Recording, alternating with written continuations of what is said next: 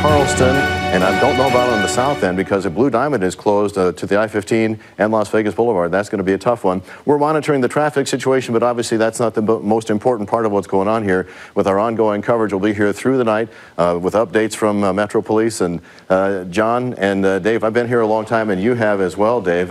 This is one of the things that people have talked about. They have feared the most happening in Las Vegas, and indeed it is happening tonight. And just real quick to point out, Nate, you mentioned some of the road closures. Metro has said earlier this evening that people had earlier wanted to try and help out. Actually, we talked about Darlene saying people were being evacuated from that area, or at least being encouraged to leave. Just steer clear of the Strip. It's 2:15 in the morning or so. Just steer clear. You know what, if you've seen traffic accidents that happen, they close down the road for several hours just for one person who's been injured in an accident. You can imagine in an active shooter situation where over 100 people have been injured and more than 20 people are shot dead. This position at the Mandalay Bay on the south end of the Strip will be sequestered off for some time. I can imagine most of the day Monday this is going to be locked down. So if you're working in that area, if you're around that area at all, if you're a tourist who can't get into your hotel, there is a place for you to go at the Thomas and Mack Center. For those of you who may work in that area, you might really want to check with your boss or your workmates to find out if you will even be at work on this Monday. We have an updated picture with the woman that Metro Police is looking for right now. That is her picture, Mary Lou Danley. She is 4'11", 111 pounds, and Metro Police says that she is the suspect's roommate. Metro is also looking for two vehicles, a Hyundai Tucson. You see the red vehicle on the bottom of your screen with Nevada license plate 114B40. Metro is also looking for a Chrysler Pacifica with Nevada license plate 19D401. Metro says those are both the suspect's cars. So they are looking for her. She is not a suspect, but she is connected to the suspect. The suspect, according to Metro Police, is dead. The tragic numbers, though, from the night remain these: 20-plus dead, 100-plus injured, included in the deceased 2 off-duty police officers who were just trying to enjoy some country music and were sadly lost tonight in this tragedy, this attack at a country music festival on the south end of the Las Vegas Strip. Police have not identified the shooter. They have taken him out. He is dead. They have not identified him. And, of course, there's certainly no revealed motive yet. That would be way too soon to find out that. However, if you do feel like you'd like to help in some way to help the folks who have been hit by this incredible, horrific act, you might think about going over to UBS or helping out with blood services. There's so many people who are now being treated at area trauma centers, one at Sunrise Hospital, the other at UMC. And they're going to need blood. They're going to need a lot of blood. So please think about including in your daily schedule for this Monday, going over and giving a pint. The area around UMC is pretty well locked down right now. We caught up with John Treach, who's actually at UMC a little bit earlier, and he described the scene. We saw it taped off, and by all accounts, UMC is controlled chaos to some extent. They have drills, they have practice for events just like this, but with this many people injured, this many people who have died tonight, one can only imagine how busy it is and how frantic it is in there right now as people try and get information on their loved ones, and doctors and medical staff try and do what they can to try and help the wounded and help the injured. The troubling aspect, I think, among many of this evening that Sheriff Joe Lombardo said is the plus. The plus after both of the numbers is it lends one to believe that this evening and this early morning may get more tragic before it gets any better. Here's another consideration for locals and tourists alike. Nearly 24 flights tonight had to have their schedules arranged. Either they were delayed or didn't get off the ground at all, or they were not allowed to land. So if you do have an outgoing flight, or perhaps you're expecting to greet a loved one at the airport today, please check the schedules at the various airlines that you're expecting before you go over there, because things have changed a little bit. Let's go back over to Nate Tannenbaum with a little bit of an update on. Yes, John and Dave, Metro Police just now tweeting. I just got off the phone with the folks at the freeway and arterial system of traffic. Those are the fast cameras. They are being tight-lipped. They are being told that there's not a lot that they are being allowed to say publicly, but that we have been told that the 15 freeway has been reopened north and south. However, the off-ramps for eastbound traffic on I-15 are closed. That is going to be from Sahara down towards Russell. So if you're trying to get off on the I-15 at Sahara to go eastbound, that won't work. If you're on the I-15 trying to get off at Flamingo to go eastbound, that won't work. If you're on the I-15 at Tropicana trying to go eastbound, that is going to be closed. And the same goes for the I-15 at Russell. You'll be able to go westbound, but you'll not be able to go eastbound. So this is a live picture for one of our traffic cameras.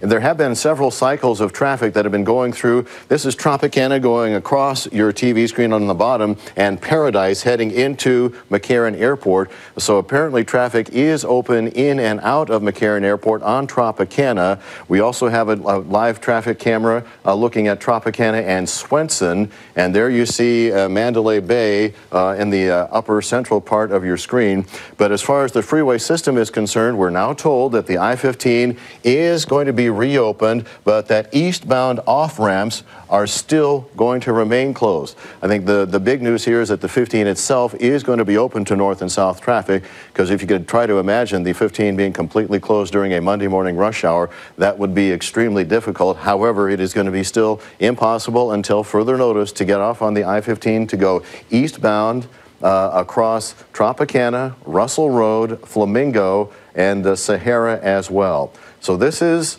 the Luxor, this is the Mandalay Bay. 604 is the official state designation for Las Vegas Boulevard, and this is the I-15.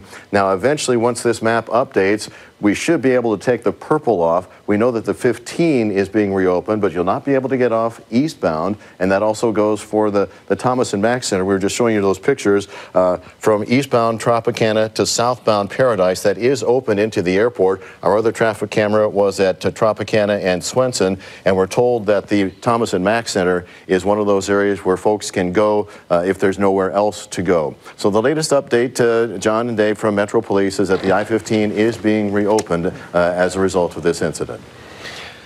All right, thanks a lot, Nate. Metro headquarters at Alta and MLK, that is where a lot of the things are being coordinated from, including the Red Cross is there to help you find your loved one. If you are here local, if you are from out of town and you know that you had a loved one attending that concert, can't find them, haven't heard from them, they will help you coordinate and find your loved one. That's at the Metro headquarters, MLK and Alta. And just to follow up on Nate's discussion of the traffic, certainly the issue of road closures pales in comparison to the enormous tragedy that's taken place this evening. But one bit of information is, of course, this is a 24-hour town. There are shift changes. People are coming to and from the hotels, and presumably the strip properties have notified workers about any sort of delays or alterations to what's going on there. Things do happen in the middle of the night in Las Vegas, just in terms of the mechanics of the valley. So not to in any way diminish what took place tonight at all, but that is something that certainly people who may be watching at home would be cognizant of if they have to go to work at 2:30 in the morning. Aside from the thousands of concert goers, there were any number of people who were living in rooms at the Mandalay Bay or at the Luxor, and who have been displaced, have not been allowed to go back to the rooms. Those people are being bused in some cases, or otherwise finding a way to the Thomas and Mack Center, where there is some sanctuary and some care being provided for them. You can head that way if you're finding out about this just now. Please go to the Thomas and Mack Center. It is eastbound on Tropicana from where you are. And I know even as I've been sitting here, and maybe Dave, you can say the same. I've been getting text messages from people, maybe you at home are as well, from other people who maybe either live elsewhere in the valley or elsewhere in the country, checking in on people to see if they're doing okay, if they're safe, if they if they were at the venue and maybe got out okay. Want to point out again that social media is involved in this. Facebook has activated its emergency notification. So if you if you need to or feel compelled to let people know that you're safe, you're okay, that is one way that you can do it if normal text messaging and phone calls are not available tonight. From this tragedy, now 2:30 in the morning on Monday, John Langler with Dave Courvoisier covering this unfolding tragedy at the south end of the Las Vegas Strip. Perhaps you went to bed at 9 or 10 and didn't know about this happening. In that case, let's just give you a real recap here right now. Route 91 Harvest Festival taking place at a lot just on the strip across from the Luxor. A lone gunman, we believe, taking pot shots in 2 separate episodes of sprayed bullets across that crowd. 20 plus people injured. 20 plus people dead. more than 100 injured, and that's the best number we've been able to get. The local ERs are crowded with people, doctors working around the clock now to try to save some lives. There's many, many critical injuries. This is an epic proportion, major story. And you know, it's not just UMC. UMC certainly is the main hospital that would handle this kind of these kind of injuries, level 1 trauma center, as we know here in Las Vegas. But Sunrise Hospital has been taking in patients. Other hospitals down in Henderson have been taking patients as well, just because of the enormity. The hospitals have to go into a certain level of activity to handle all of the injured, all of the critical injuries, all of the minor injuries from this shooting at this music concert. So it's not just UMC, it's everywhere across Las Vegas, everyone chipping in to try and help where it's necessary. Metro Police responded immediately and in force, and they got a lot of help from NHP as well as Henderson and other local police agencies. They locked down the area, sent all pedestrians south along the strip. Some of those people have found buses and are on their way to the Thomas and Mack Center. But that area is still on lockdown, and as far as we know, it's still an active shooter situation, even though the sheriff tells us that the one sole primary aggressor shooter has been neutralized, in fact killed. We do not have the name of that shooter, but we are looking for that shooter's companion tonight, and if we can get that picture up. Her name is Mary Lou Dandley. She's of Asian descent. She's about 4'11". She is a female companion of the shooter, so they've done some pretty quick investigative work to find this out. They're looking for any one of two different vehicles that she may be in. One is a Hyundai Tucson with a license plate 114B40, and the other is a Chrysler Pacifica Touring.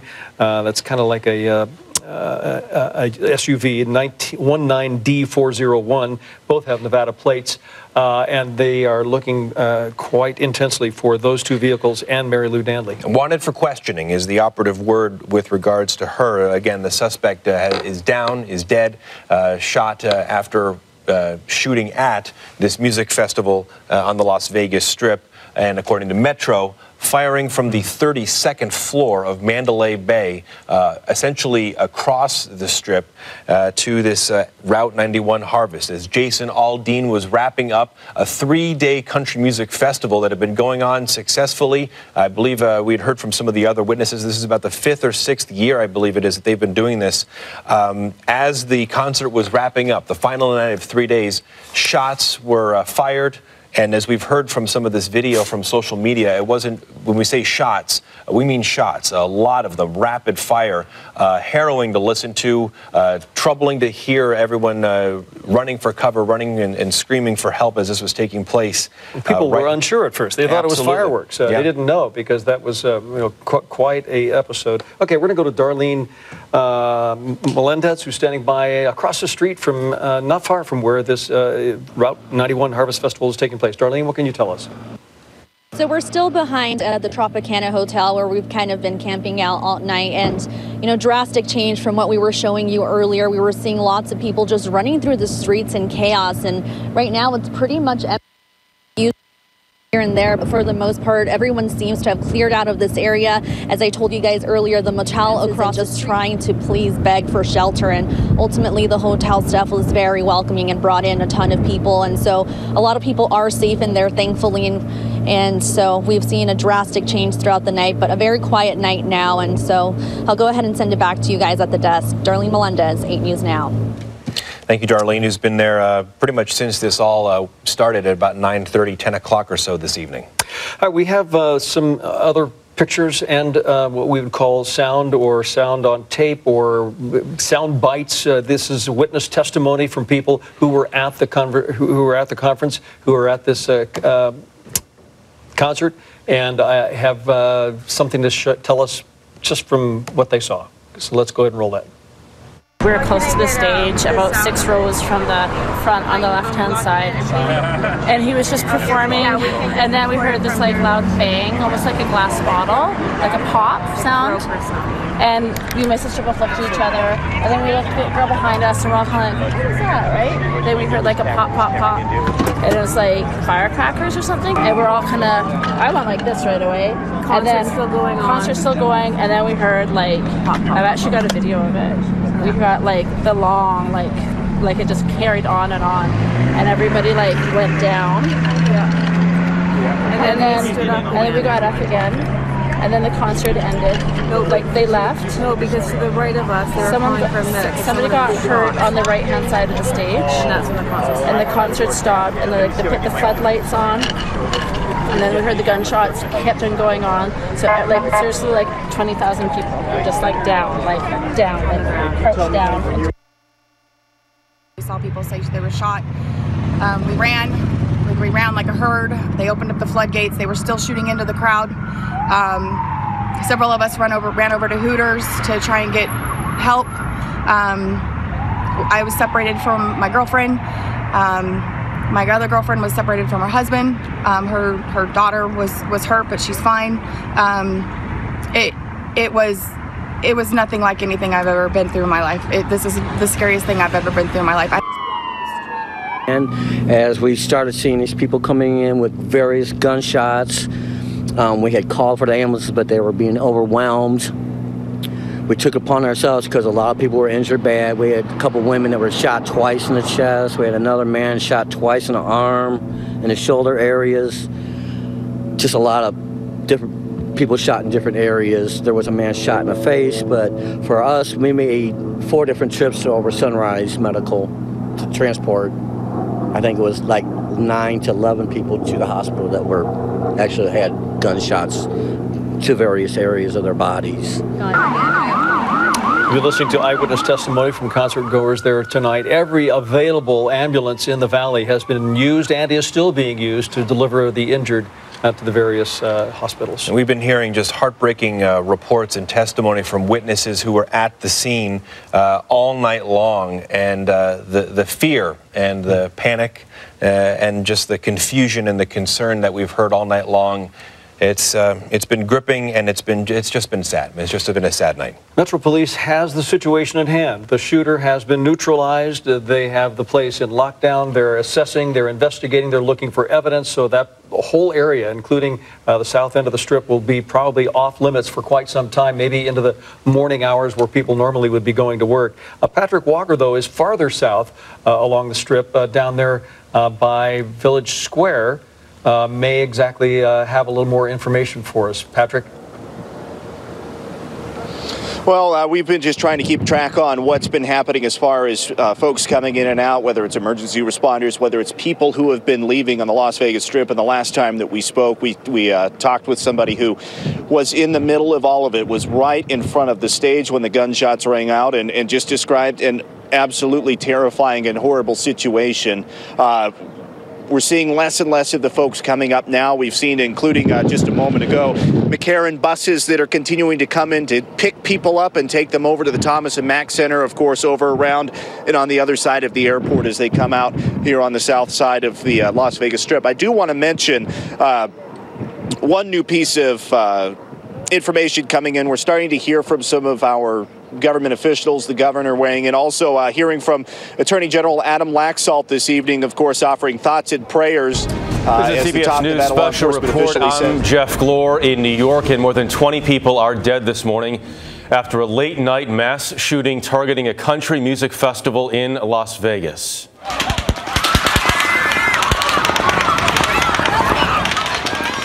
The gunfire sent thousands of spectators running when Jason Aldean was performing on stage. The sheriff in Las Vegas says off-duty police officers are among the dead. He says more than 100 other people were wounded. The gunman was shot and killed on the 32nd floor of the Mandalay Bay Resort and Casino on the other side of Las Vegas Boulevard from the concert. Police say they don't believe there are any other shooters, but they are looking for the gunman's female companion this morning. She is identified as Mary Lou Danley. You see a picture of her up on the screen right now. John Blackstone is in Las Vegas near the scene of this shooting. John, good morning. Good morning, Jeff. Well, let's set the scene here. We're at the end of the Las Vegas Strip, the Mandalay Bay Hotel. Just down here, the first major resort hotel on the Strip. Across from the Mandalay Bay, last night there was this large Route 91 music festival. Jason Aldean, country singer, had just taken the stage. He was in maybe perhaps 2 or 3 songs, witnesses say, and then they began to hear gunfire. What was happening was we understand now, from the 32nd floor of the Mandalay Bay Hotel. A gunman had broken a window and was using clearly a high-powered automatic, semi-automatic weapon to fire down into the crowd. He reloaded. Witnesses say he reloaded multiple times. They'd hear perhaps a burst of 30 shots, then a pause while he reloaded. He'd fire down into the crowd again. The scene clearly became one of chaos, people breaking down fences to get out of this area, to get clear. Eventually, police located the shooter on the 32nd floor. They say they knocked down the door. They actually used explosive to get into the room and take out the shooter. That's when finally the shooting stopped. But in this, what went on for perhaps 5 minutes, witnesses say, we now know that more than 100 people were wounded, more than 20 people were killed. The witnesses who came out of that concert told dramatic stories of lying on the ground, cowering from the shots, trying to take cover. When the shooting would stop, get up and move, try to get out of the line of fire. The shooting begin again, they'd hit the dirt and then wait for the next pause in gunfire to move again. People are now scattered across much of Las Vegas who were there together. So the Red Cross, the police department here are trying to make it possible for people to reconnect, to get together with family and friends. They've set up phone numbers and a reunification center where people can try to find out what happened to their loved ones. Clearly, with this large number of casualties and the difficulty in people contacting each other, there's a lot of worry here. Las Vegas Strip tonight. The Las Vegas Strip early this morning now is quite quiet, only police vehicles in many cases. Clearly, this was not, in the early hours, it was believed there may have been multiple gunmen here. Police say no, it was just one gunman. He has been taken up. And now we have eyewitnesses who have, people who were at the concert who told their dramatic story of how they survived. And then we saw Jason run off stage, and then people all over on the floor, the grassy area in front of the stage, were just like some were falling and some were screaming and yelling and running. And we were in this tower up on top, and it's like everyone said hit the floor. So everyone was just like literally laying on top of each other, trying to get out of the way. And the shots just kept coming, and so we were going down, and when we got down, there was a man that was shot right there. They were trying to take him out. He was all bloody and he was unconscious, and one of my friends was helping him out, and they got him out. We ran, and everybody's hiding everywhere. I mean, they're hiding under the bleachers and the stanchions and anywhere they could, and everyone's telling us to run as fast as you can. And my husband and I ran out toward our car, and there were people hiding underneath my car for cover.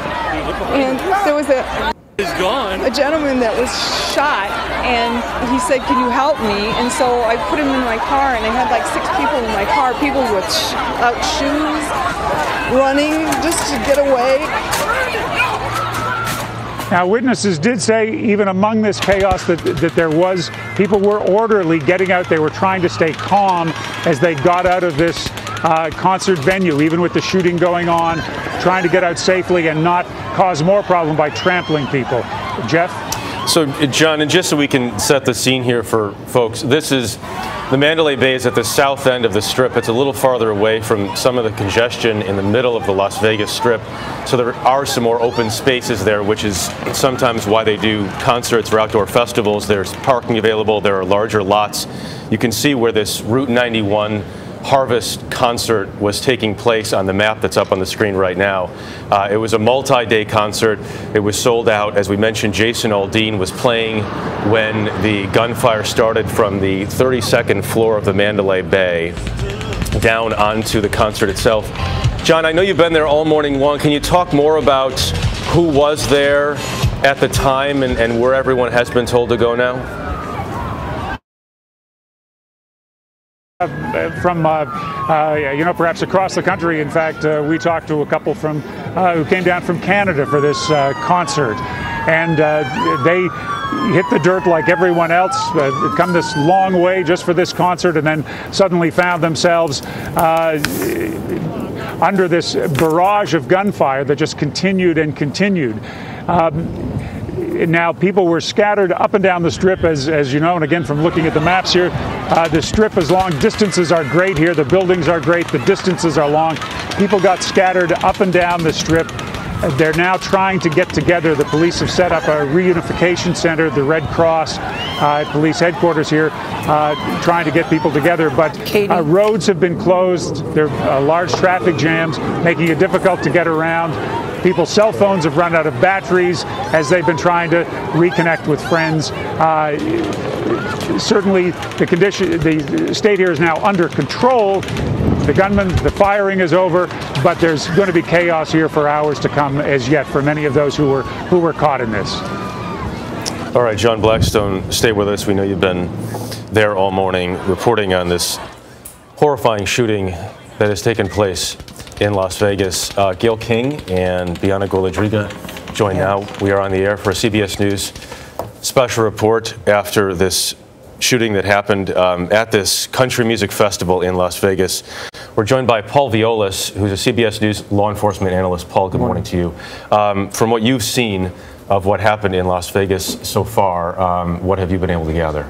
I think the interesting part here is that's going to play out is why this location and why this particular time, and why did he choose the Mandalay Bay, and why did he choose the weapon that he chose? Obviously, an automatic high-powered rifle at that particular location. So there's so many questions right now that need to play out for us to really understand why. But there is something that you can bet on. When this plays out, there's no question that we're gonna realize that he chose this for a particular reason at a particular time. And Paul, we keep hearing that he reloaded. Of course, all the information is a very fluid situation, right. But we hear that he reloaded several times. Tell us about that weapon and the ability of how many rounds it can fire in such a short amount of time. Yeah, the interesting part about the weapon that he chose is the fact that it's endless with respect to how many rounds he had. They're going to come in magazines. I'm not exactly sure what weapon he used. The weapon will dictate the size of the magazine and the amount of rounds that it would cover.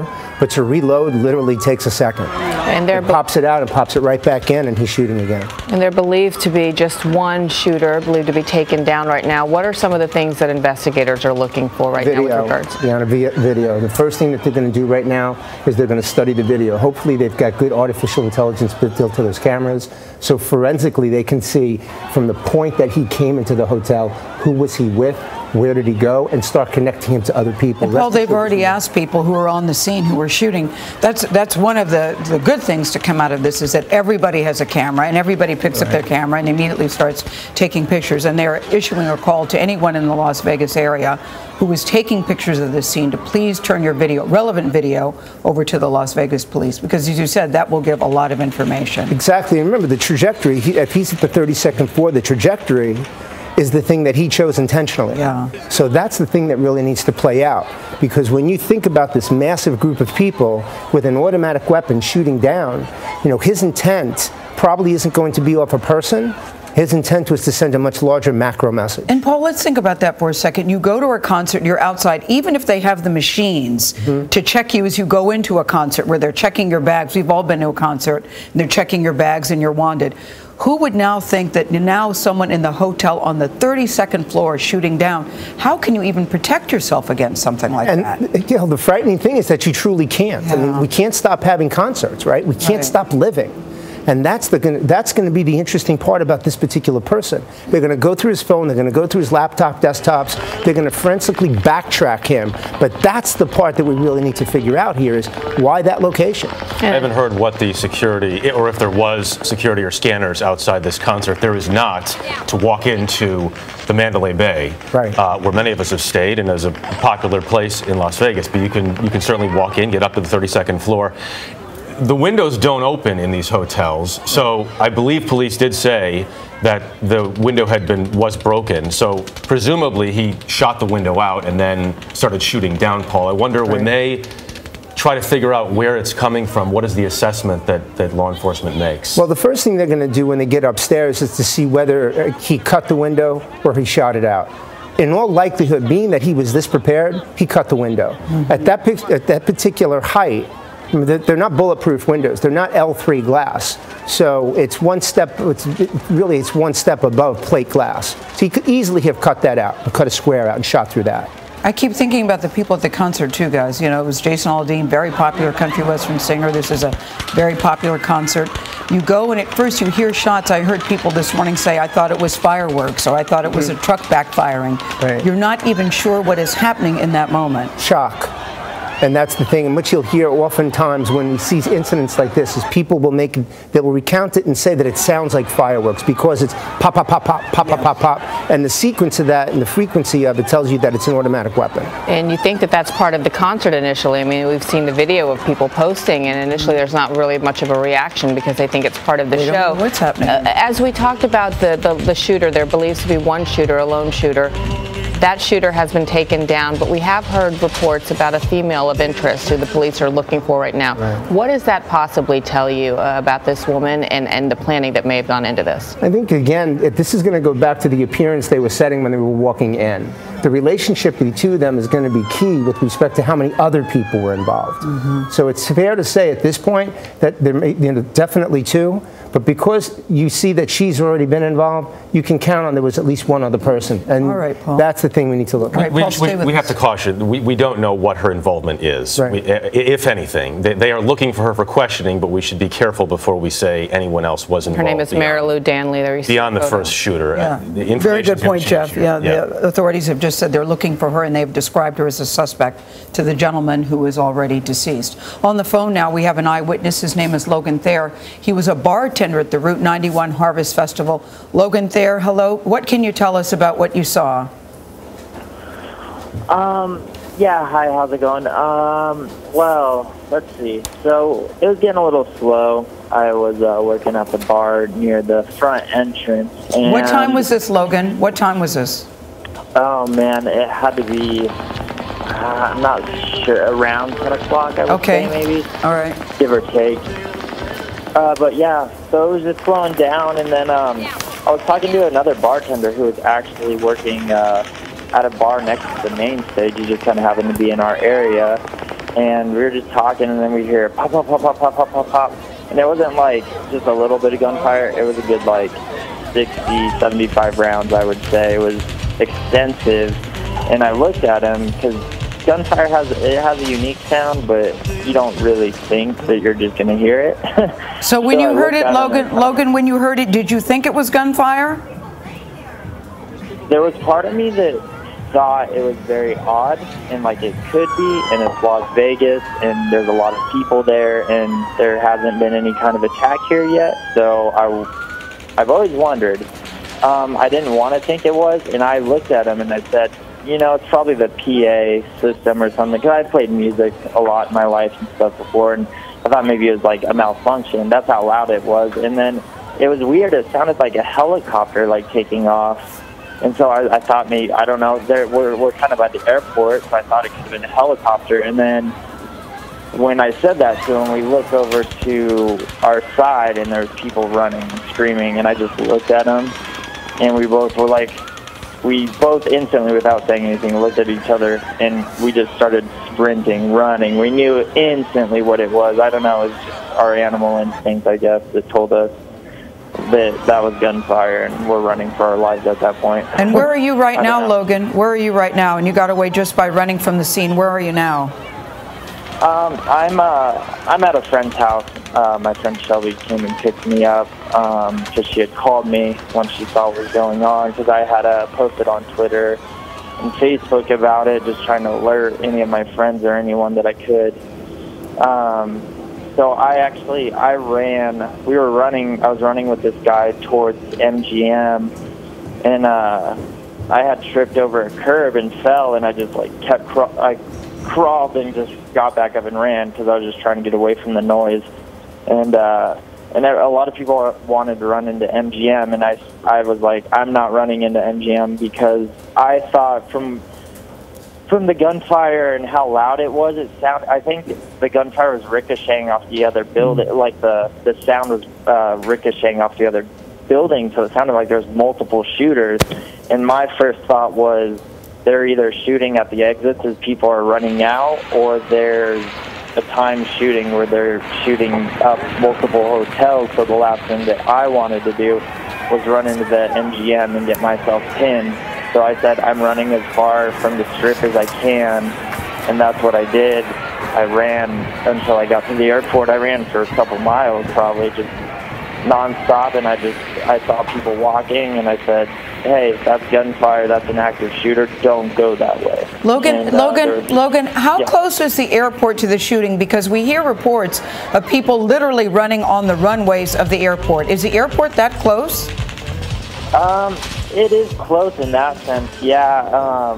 I was running along the street that runs along the airport, and I was kind of keeping to the side of the road in the shadows because it was just chaotic. There was cops everywhere. There's people rear-ending each other because they didn't know what was going on and people weren't paying attention. There was people running down the airport, yeah, like the road, and I wouldn't doubt that people ran onto the airport. No one knew where to go because the gunfire with all those big buildings, it was just, sound was everywhere, so it was hard to tell where to go. I had a friend that was at the front of the stage and she got trampled. She made it out all right. I had the other girl bartenders I was working with, they went in the trailer and I guess they hid under the bed until the police came. I had another buddy that hopped the wall and ran towards the Luxor and all the way to In-N-Out and got picked up. I had another friend that was picking people up, and he got pinned down in MGM, I guess.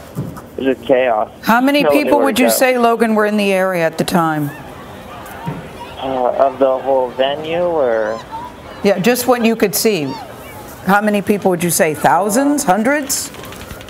I mean, I couldn't quite see the stage where I was, but where I was, there was hundreds, and then what I saw running out of there, I mean, it didn't take me long to see that people were running, so I didn't take a look back when I was running, but yeah, there was hundreds running out, and there was definitely, I'd say, thousands there. And I've seen videos on Instagram and stuff, and there was a lot of people there.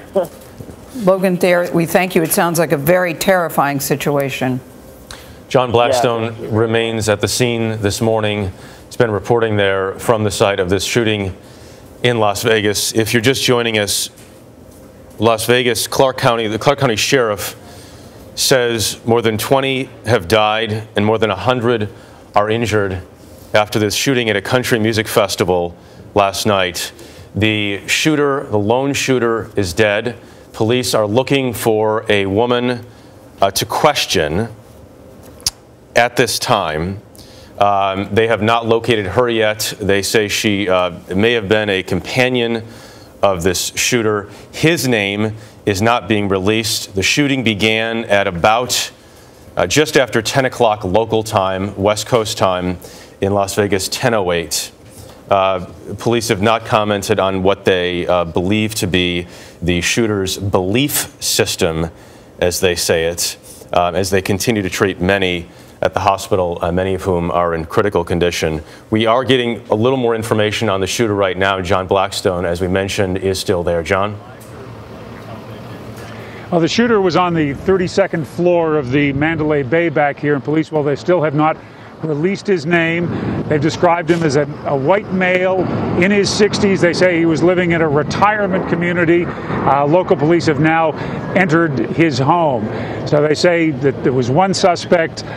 He was in the hotel here, the 32nd floor. They breached that room with explosives. He's dead.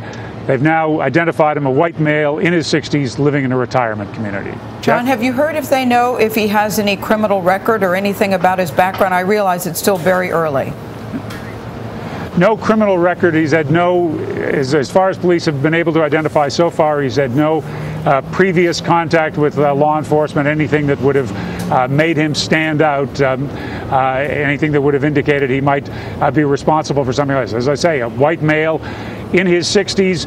Law enforcement experts would probably tell you that's not usually the profile for someone who does this, it appears. And John, any more information or details on the suspect of interest, the female who police think may be an accomplice, or at least somebody they would like to speak with regards to the shooting? They've described her only as a companion. They're looking for her. Whether or not she was involved in the shooting, or perhaps another possibility, of course, is that they feel if she was his companion that some harm has come to her. Multiple reasons perhaps why they're looking for her now. This woman's name is Mary Lou Danley. Police say she is about 4'11", about 110 pounds. But Las Vegas police have tweeted out a picture of her so folks know what she looks like. Again, they have not released the name of the shooter. We should also mention they continue to look for these two vehicles with Nevada plates. They're looking for a Hyundai Tucson and a Chrysler Pacifica. Both of these vehicles, we are told, are registered to the suspect. The license plate numbers are up on your screen right now as they try to find out exactly what happened here in the lead up to this shooting. Las Vegas police do say that at least 2 officers were shot, one of them in critical condition, a second officer with minor injuries. I believe we also heard the Clark County Sheriff say that at least a couple after the officers had died after being shot. They were attending this concert to watch the concert and not to work at it. Yeah, it's a very popular event there in Las Vegas. 3-day concert, and this was the last day. Singer Jason Aldean was performing when the shooting started. In fact, when you listen to the video and hear the video, you can hear Jason Aldean in the background singing. He just posted this message on Instagram, and he says this: "Tonight has been beyond horrific. I still don't know what to say, but wanted to let everyone know that me and my crew are safe. My thoughts and prayers go out to everyone involved tonight. It hurts my heart that this would happen to anyone who was just coming out to enjoy what should have been a fun night." That's a statement from Jason Aldean. Country music star Jake Owen was one of the festival's other headliners at the time of the shooting. It is very difficult to sort of comprehend this because you feel that you're no longer safe wherever you go. This was an outdoor festival. Jeff, as you pointed out earlier, we do not know if people had to be wanded or going through any kind of security device to get into the concert, but it's outside. They said at least 10,000 people. The shooter was apparently on the 32nd floor of the Mandalay Bay, shooting down into the crowd. We should say that police have said they believe that there is no longer a danger at this time. There was initial talk about another shooter. They believe this was the man behind this, and that for now they believe, even though it's very quiet and occupied by many police, that it is safe. So they're trying to quell what was understandably panic at the time. It is safe. In fact, the eyewitness that we talked to a couple minutes ago, Logan Thayer, who was a bartender in the area, said you thought it was multiple shooters because all the shots were ricocheting off the building, so you really couldn't tell where to run or where to go, or in the beginning where the shots were coming from. And it's the second mass shooting at a U.S. concert. Of course, everyone remembers Orlando at the Pulse nightclub from earlier this summer. We had the mass shooting at the Ariana Grande concert in London as well, just a few months later. So as you were saying, Gail, a lot of people questioning, can I even go to a concert now and be safe in these soft targets, these so-called soft targets, where even if there had been police presence as people were coming in, no one, of course, could have imagined that shots would be fired from high up above in the hotel rooms. But all of these shootings were different. The Ariana Grande concert, the shooter was outside the security perimeter. The Pulse nightclub, the shooter was inside but on the ground floor. In this case, you're talking about someone being 32 floors up in a hotel room and horrifyingly shooting down on folks. Jeff Pegues is in our Washington newsroom right now with what information he has. Jeff? Yeah, as you noted, I mean, we've followed a lot of active shootings over the last several years, and this one, just based on what we know so far, doesn't really fit the profile. The fact that this shooter was firing down on the crowd from 32 floors up from a hotel nearby, I don't know how you protect against that type of attack if you're in law enforcement, but it is something that they are looking at right now. How did this happen? What motivated this shooter to do what he did? They're obviously trying to reach out to that person of interest, Mary Lou Danley. But just looking at the chaos there and the way this unfolded, this does not fit the type of profile that investigators have been working with as they've been responding to active shooting situations over the last several years that we've seen, very high-profile ones. Obviously, you had What happened in Paris, that's the immediate incident that really comes to mind for a lot of people in law enforcement, certainly. There is no, at this point, we're not hearing any ties to ISIS or Al-Qaeda or anything like that. So investigators are still trying to figure out what motivated this shooter to did what he did. They know, according to CBS News reporting, that this was a white male suspect in his 60s. The room was in the Mandalay Bay Hotel. So you have to assume when an incident like that happens in a public place like that, there is an awful lot of surveillance video that investigators will have access to aid in their investigation. And that will certainly help them figure out, well, who was he interacting with before the shooting happened? And what about this person of interest? Was she anywhere in the area? Was there any interaction between this person of interest and the shooter? So there is potential evidence there that will certainly aid this investigation, help move it along. We've already heard from sheriff's officials there, so they have some basic information to go on.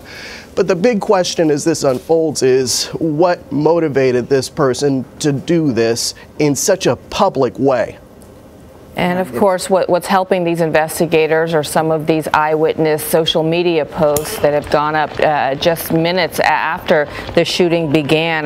Let's take a look at a post that was put up by a valet who was working at the concert. You're seeing the images that he posted. You could see it initially, the camera and the sound. Let's take a listen. We started hearing this loud sound. It sounded like a huge jackhammer. Then we started hearing glass fall down and just massive amounts of bursts of guns. I mean, we didn't know what it was. And then we started seeing more glass come down, more glass, shotgun rounds, mid floor of the property, the hotel, and it just came down, and we didn't know what was going on. It was just very traumatic. It was so surreal because on the casino floor, people were just still gambling and doing their thing, people waiting at one of the restaurants to get to the top floor, and I'm like, guys, get out of here, there's an active shooter, this is insane. CBS News national security analyst Fran Townsend joins us now at the table. She was Homeland Security and Counterterrorism Advisor to President George W. Bush. Fran, good morning. Good morning. Thanks for joining us so early. You know, the police already seem to have a lot of information about this particular suspect, and they say that he doesn't fit the profile. White male in his 60s, living at a retirement community, and apparently had no previous criminal record. What does this say to you? What are they looking at now with this information? Well, it does explain why they feel it's so important to talk to the woman they've identified as his companion. Was she with him at the hotel? Was she not? Is she safe? Has he harmed her? There's a lot of questions, but she's key to understanding what may have been his motive and what caused this man to snap. Yeah, her picture's on the screen. Mary Lou Danley, she's described as an Asian woman, 5'11", who weighs 110 pounds, who they described as a companion/roommate. But again, we don't know anything about her connection to this crime. Jeff mentioned this does not fit the profile of a typical mass shooting or lone shooter, which it doesn't. Correct. However, the congressional baseball shooting in June that just happened, you saw at Norah O'Donnell's interview with Steve Scalise last night on 60 Minutes. James Hodgkinson, the lone shooter behind that, was 66 years old, a white male in his 60s. Right. They say in this particular case, the deceased, the shooter, is a white man in his 60s. As you see up on the screen right now, the latest that Clark County sheriffs are saying, Fran, is more than 20 people dead and more than 100 hurt. From their perspective right now, what are they looking to do at that scene to investigate? Well, so, you know, it's interesting because, one, there would have been a lot more dead and injured if this had perhaps happened somewhere else. The Las Vegas SWAT team is very experienced. They work with the hotel security staff, and Mandalay Bay backs into the convention center, and so they practice there. They practice with hotel security. Their ability to identify the source of where the gunfire was coming from and allow them to focus in on that room and get to the gunman is really what saved lives. And so what they'll look look at now is all the forensic evidence, the shell casings, the room, what other things were in the room, what did he have with him, how long had he been there. They'll look at sort of the area in the concert where people were shot, and they'll try to reconstruct the exact sort of chronology of the gunfire and where he was firing at. What does this tell you about his method, though, Fran? You know, Ariana Grande, that was an explosion at her concert. Right. In Bataclan in Paris, that was a shooting. The Orlando Pulse nightclub was also a shooting. But here is somebody on the 32nd floor with a high automatic weapon, literally just spraying the crowd. Have you ever heard of a case like that? I haven't, but, you know, I think there's a lot that's not typical about this. You know, it's also very interesting. You mentioned that he had no prior contact with law enforcement.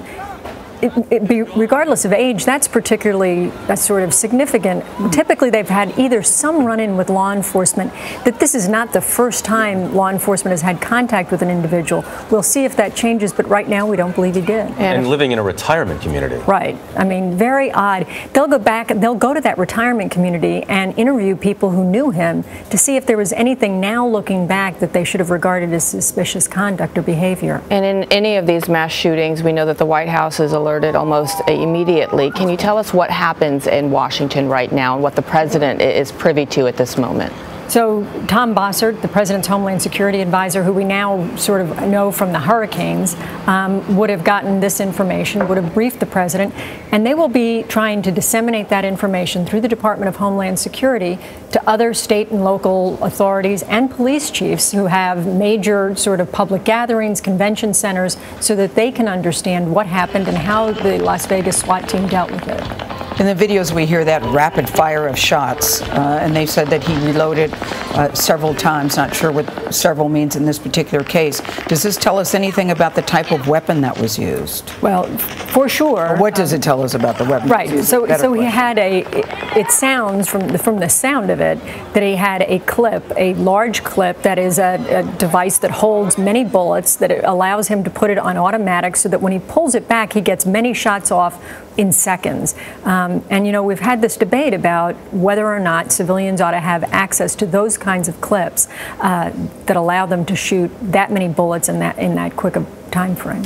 And the reloading is fairly easy. That's right. Unfortunately. That's right, because it's a clip, right? You drop the clip out of the gun and you replace it with another one that holds many bullets. We hear the term soft target when describing these shootings, specifically at concerts, in public stadiums, what have you. Can you describe what a soft target is and how difficult that is for law enforcement to really cover and protect those who are there? So it's easiest if I tell you what a hard target is, right? A hard target is your airport where you go through screening and you know for sure and you've got control of the entire physical area once someone has been screened. This is not that sort of a situation. Any sort of large open public area where there's a parade or a concert is a soft target because law enforcement doesn't control the entire perimeter and everybody who gets in and out of it. For that reason, it's very difficult to protect. And again, I have to say, Las Vegas SWAT did an extraordinary job here at minimizing the loss of life and injury. Why do you say that? When you look at the time frame, what makes you say that? Well, they clearly understood the physical area, right? They understood how to get into the Mandalay Bay. They were able to identify the source of fire. We don't know how much more ammunition the gunman had, but had the Las Vegas SWAT not been able to identify, get in there, and neutralize the target, he would have continued shooting till he ran out of ammunition. And you said that Las Vegas in particular is trained for this type of thing. Why? Well, they practice very closely with the large hotels and they're familiar with doing sort of these breaches. We heard the Las Vegas SWAT breached the gunman's hotel room. They practice those scenarios frequently with all of the hotels, and because, especially the Mandalay Bay, because it backs into the convention center. And in fact, this week, today, they're starting what's called G2E, which is the large gaming conference. I spoke at it last year, and that's a big event attracting lots of people. This had been a highly publicized event, and as we'd mentioned, big country music names were there, a 3-day concert. What kind of preparations go into an event like this? Are the hotels included as far as security, the surrounding hotels? Sure, and by the way, the hotels are sort of housing visitors who are were coming for the event. So the hotels are all aware of these major public events. It is coordinated with them, and there would have been lots of publicity. So by the way, not only would concert goers have known it was going to be there, but the gunman also would have known this was going to be a target of opportunity if he was planning it. Well, what is it how does the SWAT team assess where they believe the gunfire might be coming from and then figure out where to move in? It's one of the things that, I was just listening to what Fran said, was most impressive about Las Vegas PD, and you can tell that they have clearly rehearsed this at that particular location. They have blueprints. So when they're training, they have actual blueprints of that particular facility, that particular location. From the trajectory down, they noticed immediately where this was coming from, and they knew exactly how to respond. So again, this really speaks to their preparedness and the manner in which they responded and their response time in and of itself. Well, can you tell us anything about Nevada gun laws? Because you touched on it, Fran. It makes no sense. The debate will begin again about why civilians would have access and own a weapon of this high caliber. What can you tell us about gun laws there? I really, I really don't know what the gun laws are in Las Vegas, to tell you the truth. What I do know is that when you speak to the manner of which we should be openly allowing people to have automatic weapons, it really speaks to the question, or begs the question, why? Can anybody now just get an automatic weapon anywhere in this country? Not anywhere, but it's not difficult to. I mean, when you think about it, especially down south, there are gun shows, that they sell these openly. So, and they're buying them on the spot. There's gun shops off the strip in Las Vegas. I mean, right. When you drive down, you see them. So this could have been a legally owned weapon. Sure. Yes. Entirely possible. Yes. Paul, what else? Fran was talking about this too, and I think that's may end up being one of the remarkable things, that despite the horrifying damage that he was able to do, that they're able to isolate exactly where the rounds are coming from. When they're figuring out where to go and then how to breach that room, what goes into all that, and how many are involved, and who is involved in that? Containment speaks to the intel of where the shooter is, the trajectory of where he's shooting from, and then the response time of how quickly they can get up there. Now, again, this kind of goes back to something Fran said earlier, and what I was just mentioning is the training that went into this was evident. There's no way they could have contained this and mitigated this shooter as quickly, as expeditiously as they did, absent that. As they're going to come up to the breach, they've already rehearsed how they're going to get up to that floor, the manner in which they're going to get there, and how they're going to come into that room. They have a blueprint of the room. So they understand breaching that room, where the possible turns inside that room may be, and how to get in there quickly without exposing themselves, being officer safety being paramount. In following mass shootings of this scope, of course, there's always concern about copycats. What are investigators and law enforcement across the country, where they know that there's going to be an upcoming event, what are they focused on right now in preventing a similar sort of scenario playing out? Fran? So that's exactly why I was saying earlier, the Department of Homeland Security will be disseminating everything that they've learned as quickly as they can to state and local authorities. And in places like here in New York City, you bet the police commissioner is looking at, do we have large public gatherings? Where are they? What are the security arrangements for them? And how can we increase it and mitigate the possibility of a copycat? Especially in cities where you have tall skyscrapers surrounding. Right. And something that Gail was mentioning earlier, when you think about this, I mean, it's a concert. We can't stop having concerts. But it wasn't the fact that he was penetrating the concert perimeter. That's what's so frightening to me. Right. Now, what are we going to say now? Are we going to have a conversation about, we're going to have the conversation about firearms. Are we going to have a conversation about hotels? Are we going to start wanding people when they walk into hotels? And the answer is no. That speaks to the planning. When they break this man down forensically, that speaks to the planning of why he chose that hotel, why he chose that floor, because he knew path of least resistance. You talk about soft targets, it's the ultimate soft target. Well, people come into hotels with suitcases. Although I'll tell you, in Europe and in India after the Mumbai attack, they do screen. Yeah. When I go into a hotel in Europe, they screen you at a hotel. They do. Yeah. They screen your luggage. In Africa, there's many hotels. As a guest. I mean, not many, but there are hotels around the world now where you walk through a scanner to go in. Absolutely. So we may, in fact, get to the point where you're going through screening at a hotel just as you do at an airport. And that's really the question. Are we ready for that? Are we in this country ready to give that up? You know, it's always interesting to me when something like this happens. They said, you can't be afraid, you have to continue to live your life, you know, it's very safe. I don't know how we could not be afraid when we hear a story like this, that you're at a concert outside and somebody is standing on the 32nd floor shooting down. You don't even know where to run or where to go. Right. How are you not, Paul, supposed to be afraid when something like this happens? Yeah, you know what? That's a really great question. How are you not supposed to be? Right. There's no silver bullet here, right, because there are certain things we can't stop. There are certain things, if we're willing to, that's going to be the biggest conversation. Are we willing to go to a hotel and walk through metal detectors while we walk in? All right, Paul. That's going to be the question. We're just given the name of the shooter in this case. Law enforcement sources now tell CBS News the suspect is identified as 64-year-old Stephen Paddock. He was a local resident in the Las Vegas area. As police have said, he was living in a retirement community. No criminal record. No criminal record. Somehow made his way up to the 32nd floor of the Mandalay Bay Hotel and began shooting down onto a multi-day country music festival that had been going on.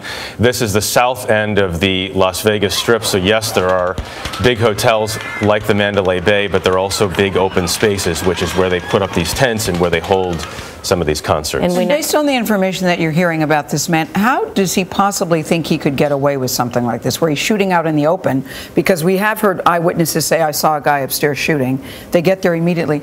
How does he possibly think that this is going to be a positive outcome for him? Does it sound like someone who's prepared to die, I guess is the better question I'm trying to ask. It does. I mean, he can't, frankly, have thought he was going to survive this, given the circumstances of it.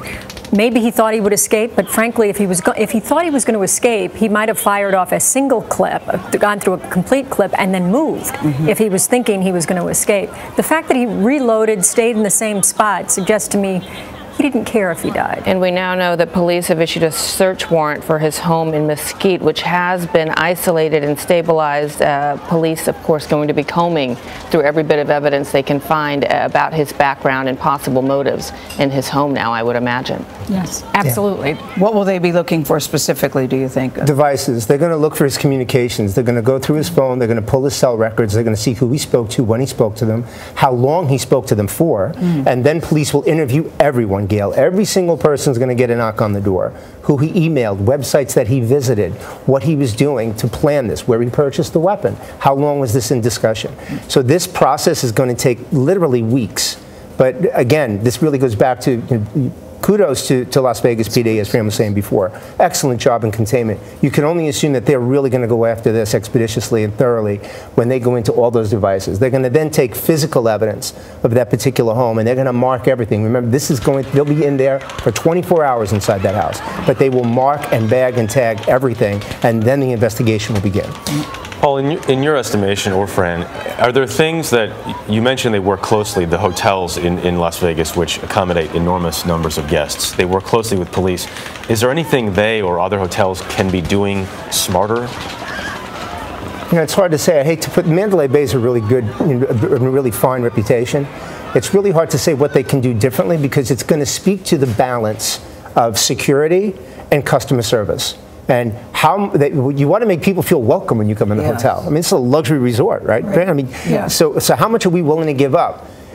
The fact that someone came in with a firearm would mean the only thing that they could do differently and is actually put metal detectors and wand people when they come into the hotel. So here's the problem at this particular location with doing that. I mentioned that I had been there last year for this convention, the G2E, the gaming convention, and I stayed at the Mandalay Bay. It is connected to a mall. And so this is not a typical hotel where you go in the front entrance and you can then also provide security at back and employee entrances. This is connected to a mall. There are multiple entrances to the mall. There are multiple entrances to the convention center that the Mandalay Bay backs up into, and then there's the Mandalay Bay itself.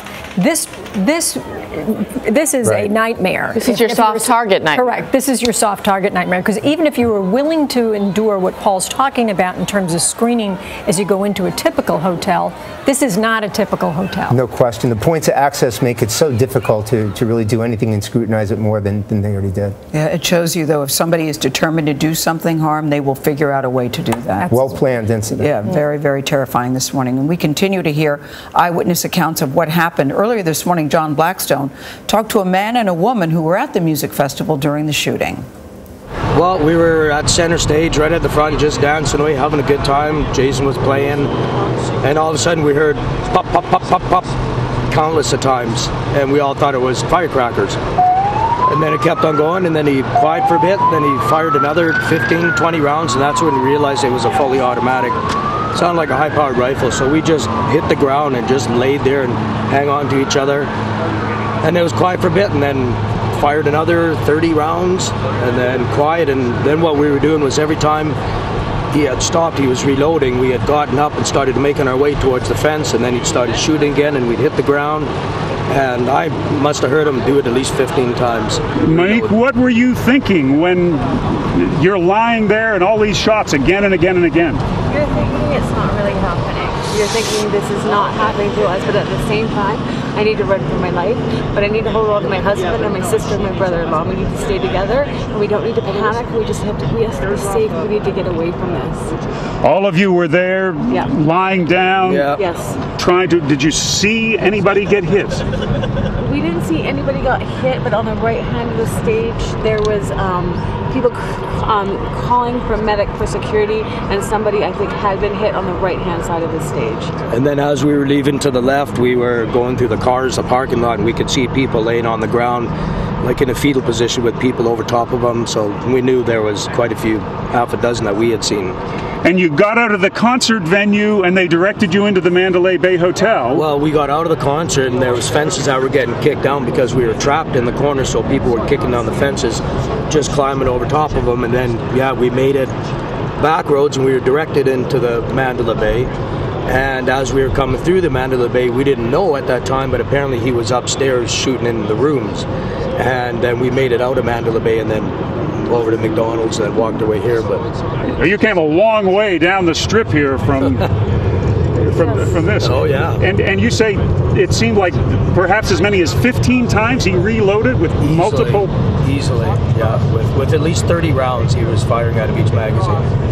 It was about 4 to 5 minutes of gunshot that we, because my sister has video also, so it's about 4 to 5 minutes of us running and hearing gunshot and crouching and hiding behind cars and just trying to get as far away as we could. And so you'd run when the shooting would stop. You'd run, and then as soon as you heard bullets again, you'd hit the dirt. We weren't really running. We were just, everybody was all nice and calm. There was a few people trying to run, and we stopped them and just calmly shuffled our way because it went right down into a gooseneck and just started bottling up there. So everybody just calmly kept going, and then we made it out. And then we ran. Once we got into on the streets, then we started to run, and then we took the back way here. But you're saying as people were exiting with all these bullets going, people were calm? It was remarkable. So everyone's trying to get out there as fast as they can, but it's still like, stay calm, don't panic, don't push, don't trample. It was actually surreal to see that happen and to hear that happen, that everyone was still looking out for everyone at the same time trying to escape. Clearly many more people could have been hurt just getting out of there. Absolutely. Oh yeah. Absolutely. When you got out, tell me, what sort of relief was it when you got out? You're finally out here, well away from where that. I don't know if it's hit me yet. What's happened? I didn't really find it a relief. It was still very nervous coming all the way from there to here. Just right, because we didn't know if they found him or got him, so we don't know if he's out here coming at us. So it was nerve-wracking making our way to here. Do you think it was just one shooter, given that there was reloading and reloading, just one? Sounded like that to me because, like I say, there wasn't, you could hear it was constant pop, pop, pop, pop, pop, pop. It wasn't pop, pop, pop, pop, pop, pop, which would have been like two guns shooting. It was just pop, pop, pop, pop, pop, and then loaded, quiet for 15 seconds, 10 seconds, and then pop, pop, pop, pop, pop, pop, pop, pop, pop, pop, pop again. All right, those were eyewitnesses who were on the scene. We were waiting now a press conference from Las Vegas Police Department. They had one at 4:30 this morning and said they would update us as soon as they had additional information. Paul Violas is joining us at the table, a law enforcement expert, and Fran Townsend, who is a security consultant here for CBS this morning. They have a lot of information, you all, so far this morning to go on. What do you think is the most important thing that they're focusing on now at this moment, Paul? His pedigree. They really need to drill down on the why at this point, not the how, because they already have that. They really need to drill down on the why. And they're going to look at him from, as we mentioned earlier, and they're going to start using every device that he has, phone, computers, etc., because that's going to speak to the why. Why did he choose this location? Why did he choose this particular time? How did he select the Mandalay Bay? How did he select the floor that he shot from? But the big question is what motivated him. When they start to look through his computer, they're going to look at the websites that he visited and the emails that he sent. It's going to speak to who he is associated with, but more than mens rea in this case, or the intent, is really the thing they're going to need to drill down on right now. They're also going to be looking at, they want to confirm that he acted alone. They've said that so far, that there's no evidence that there's anybody else involved. One of the reasons you're looking at his computers and his communications devices, you want to be sure that's right, that this incident is really over. Second, you want to find out, are there others who were involved in supporting or inspiring him? How did he get the guns? When did he get the guns? Did he get them legally or illegally? Because you'll look to see if there are others you're going to prosecute here. And what we know in this country, it's easy to get a gun like that, that you could buy it. And we don't know if someone else was involved. We do know that they're looking for his roommate / accomplice. Her name, she's been identified as Mary Lou Danley, 4'11", an Asian woman, 110 pounds. And they are looking for her. You know, as high as this death toll is, this is now considered one of the highest mass casualty shootings in this country. 20 people dead. That death toll is expected to climb, 100 others injured, some of them in critical condition. Fran, you're saying this could have been a whole lot worse, and you're giving big kudos to Las Vegas police. Las Vegas police, and especially their SWAT team, they practice this, right? They do exercises in the hotels. They go over sort of what is their SOP, what is their standard operating procedure to breach a room, to get into the hotel. They work with hotel security. They look at the blueprints. This is a well-rehearsed incident, and what that means, Gail, is they're able to execute it more quickly. Once they were able to identify the source of the gunfire, they were able to move very quickly and safely to be able to put an end to the incident. And Paul, you were saying the type of weapon that was used, it's at night because this happened at 10:08 Las Vegas time. There would have been fire coming from the weapon. Correct. They're going to able to see it. When the shots are fired, especially at that particular point at time, you're going to see light emitted from the firearm as it's coming down. So when you look up, it's not going to be that difficult to see exactly where it's coming from. We don't know at this point what type of weapon it was. It was clearly an automatic weapon, right. And clearly able to distribute rounds at a frightening pace. And police have not said how many times he was able to reload, but based on what witnesses are saying, he was able to release quite a bit of ammunition. Paul, what other questions are you asking of people who knew this man? Again, his name is Stephen Paddock, 64 years old, lived in nearby Mesquite, Nevada, at a retirement community. When you're talking to family, friends, what are you trying to find out? Change. First thing you're going to look for is change in any particular person. What kind of person he was. From a behavioral side, they're going to break down really his pedigree. Was he a good communicator? Was he a loner? Was he dependent on something? Was there a catalyst in his life right now that sparked this? Did he have some type of disdain towards this particular location? What motivated him? But the biggest thing right now is going to be change. Did anything happen in his life? Did he lose a life? Did he lose a job? Did he lose a wife? Did something happen that promulgated this incident? Because he had no criminal record, Paul. Isn't it highly unusual for someone that this would be your first contact with law enforcement officers? Actually, Gail, the interesting part about this is that if you look at it, I'm not saying that this is at all, I'm not even insinuating it, but if you look at the behavioral profile of a workplace violence shooter, they typically have never been arrested before and have no criminal record. So it's interesting when with respect to what catalyst actually occurred in this man's life in order for him to plan this so well and so meticulously. All right. Thank you very much. Please stay right where you are. Okay. This is a CBS News special report. We have continuing coverage of the mass shooting at a concert in Las Vegas, and we are learning more about exactly what happened and the alleged shooter.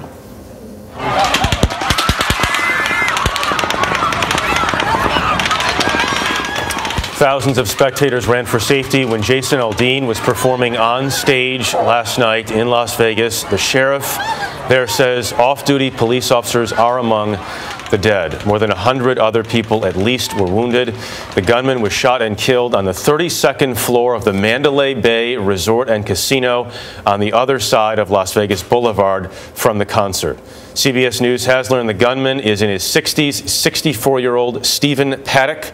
He lived in a retirement community in the Mesquite retirement community. A search warrant has been issued for his house. Police say they don't believe there are any other shooters, but are looking for the gunman's female companion. She is identified as Mary Lou Danley. John Blackstone is in Las Vegas near the scene of the shooting. John, what do we know now?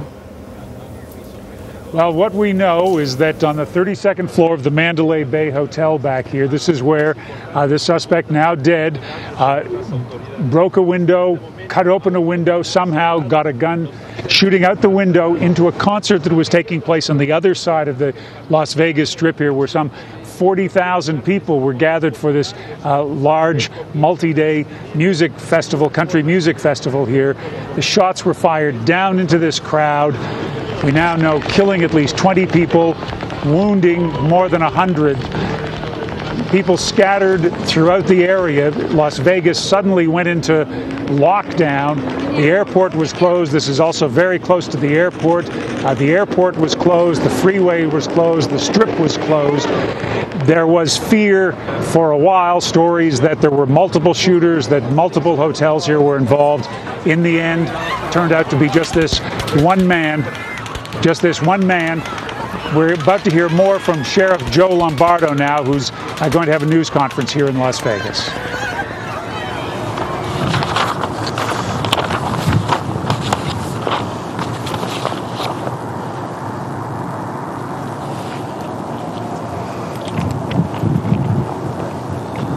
Is he ready? Where's he at? Everybody ready? Yeah, we're live. Yes, we're ready.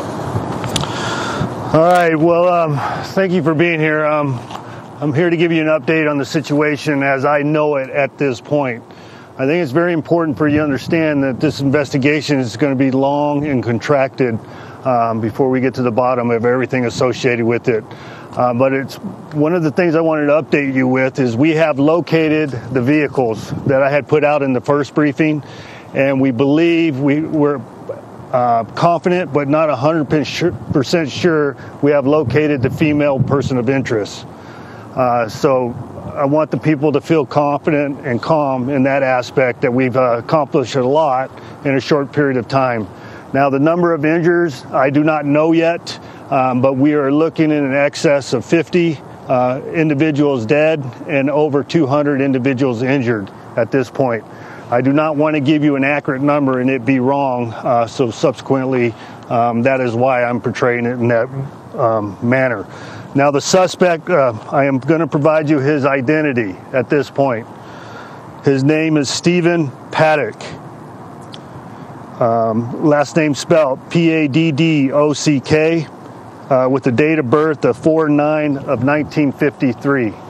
As far as his history and background, we haven't completed that part of the investigation yet, but we located numerous firearms within the room that he occupied, and that's, like I stated earlier, it's going to be a long and tedious investigation. Now, we're bringing in all the resources of the FBI to assist us in this investigation, in particular to their victim witness advocates and their CSI folks to help us process the scene and ensure that we're getting all the evidence that we can possibly obtain. Now, furthermore, I want to provide you the phone number that I said I would provide in the first briefing. That number for family and friends to get an update on loved ones is 1-866-535-5654. One more time, 1-866-535-5654. Obviously, this is a tragic incident and one that we have never experienced in this valley. So what we're going to try to do is the best we can to get our first responders back on their feet and responding and conducting a proper investigation and ensure that we have the safety of this community at heart. My condolences go out to the loved ones that lost their lives and their families, and we will do the best we can to make it as easy as possible for you to get information as we know it. I think it's important for you to see the FBI, County Fire, and Commissioner Sisolak behind me.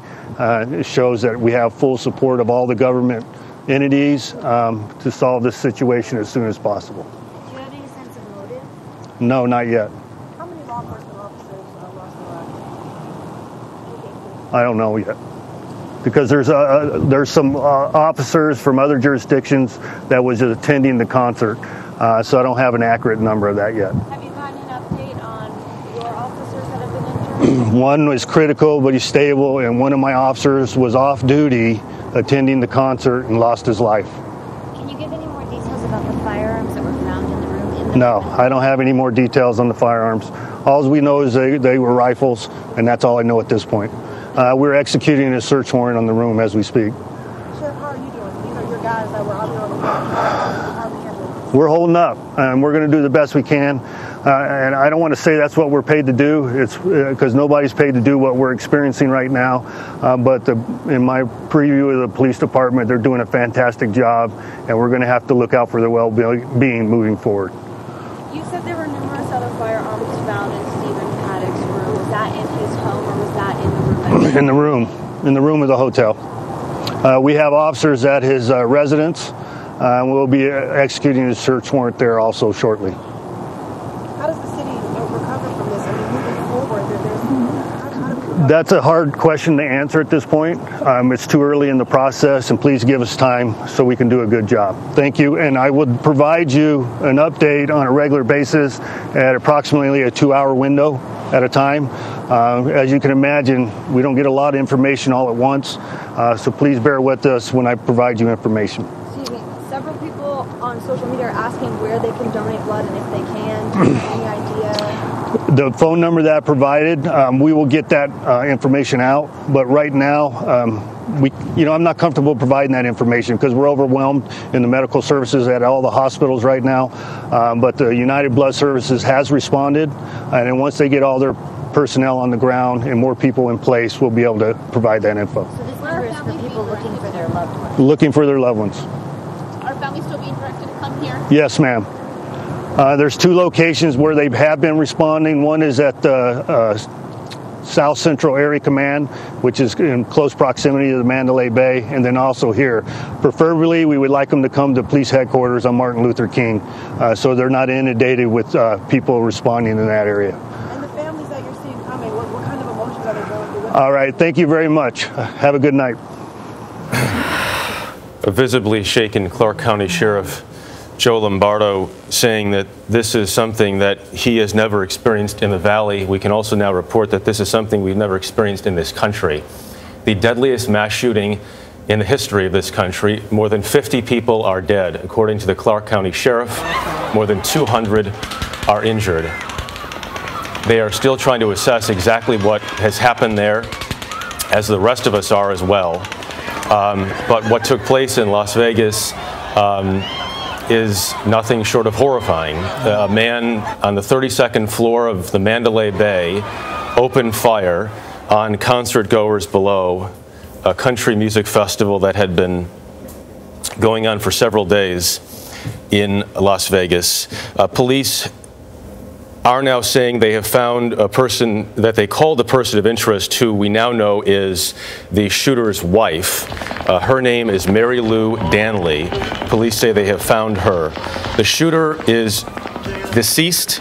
His name is Stephen Paddock. He was 64 years old. He was living in a retirement community just outside Las Vegas. And as the sheriff just said, he had numerous firearms in this room at the Mandalay Bay before police breached that room and killed him. Country music star Jake Owen was one of the festival's headliners. He joins us on the phone. And Jake, listen, we are all shaken with the latest news that we just heard from the sheriff. 50 individuals, 50 individuals dead, 200 injured. I want to get to the how and what you saw, but first I want to know how you're processing this. You were there. How are you processing this? Based on the latest information that we've just heard, it's very, very upsetting. I'm just absolutely blown away. I mean, I'm sitting here inside a bus 100 feet from the stage that I was standing on when this started happening. I'm watching the news now saying that there's more than 50 people deceased and 200 injured, and I ran out. We were in the middle of it. I mean, when the shots started being fired and you could hear it ricocheting off the top of the roof, of the stage, we started just running in any direction we could because you didn't know where it was coming from. You know, if someone was on the ground, you didn't know where it was coming from. And at one point, I was kind of sitting on the ground behind a car with about 20 other people crouched down behind the car, and just the fear in everyone's eyes, but yet the feeling of everyone looking for someone to make sure they were okay was, it was just I've just never experienced anything like this before. And obviously, like they just said, it's the largest mass shooting in our country's history. I never thought it'd be something that, you know, would be at a country music concert, something that we do day in, day out, every weekend. And there's families out there, there's kids on their parents' shoulders. And that's not what America's supposed to be like. You know? What did you think was happening, Jake, when you first heard the shots? Number one, did you know they were shots? Well, ironically enough, when I walked up on the stage earlier enough, they were pretty, the security was pretty tight because Jason uses pyrotechnics, and I think the fire marshal didn't want a lot of people backstage or side stage due to the fire that would come off those pyrotechnics. So when I was standing up there talking to my buddy Luke Combs, who was also an artist on the show, all of a sudden you heard these pops start, and I thought it was perhaps the pyrotechnics, and then I realized once it started, it literally sounded like a full-on automatic Uzi or machine gun that was coming. That's when you knew that it was not the pyrotechnics and it was someone shooting an automatic rifle. Jake, you mentioned Jason's name. Of course, that's Jason Aldean, who was performing at the time of the shooting. He was taken away, as the rest of his band was, to safety. We're thankful that you and your band are okay as well. Can you talk about what, if any, safety preparations or drills that you go through before these type of concerts? You're on the road every week. Is there any sort of preparation? Obviously, nothing can prepare us for something of this scale, but are there safety protocols that you and your band undergo? You know, we don't. I can honestly say, you know, we try to do our best when we go to these shows, and when we're playing arenas, you know, the security staff gets together and has a briefing on how they can do things. But at the end of the day, I think we all, as American citizens, wake up every day and we have this luxury of living in this country where we're free and we're safe. We feel safe thanks to those men and women, you know, that are fighting for our freedom. So I don't think we ever truly expect something like this to happen. You know, I looked out there tonight and I saw these kids on their, like I said, on their parents' shoulders, and those are the kind of memories that they're trying to create. You know, and I think it's our duty as the entertainers out here in the world and to stand up for this sort of thing, and that they can't keep us down. You know, we're not going to live in fear and not continue to do this, because I think part of us being entertainers is what brings happiness to people. Jake, Jason released a tweet this morning expressing his condolences. Have you talked to him since this incident?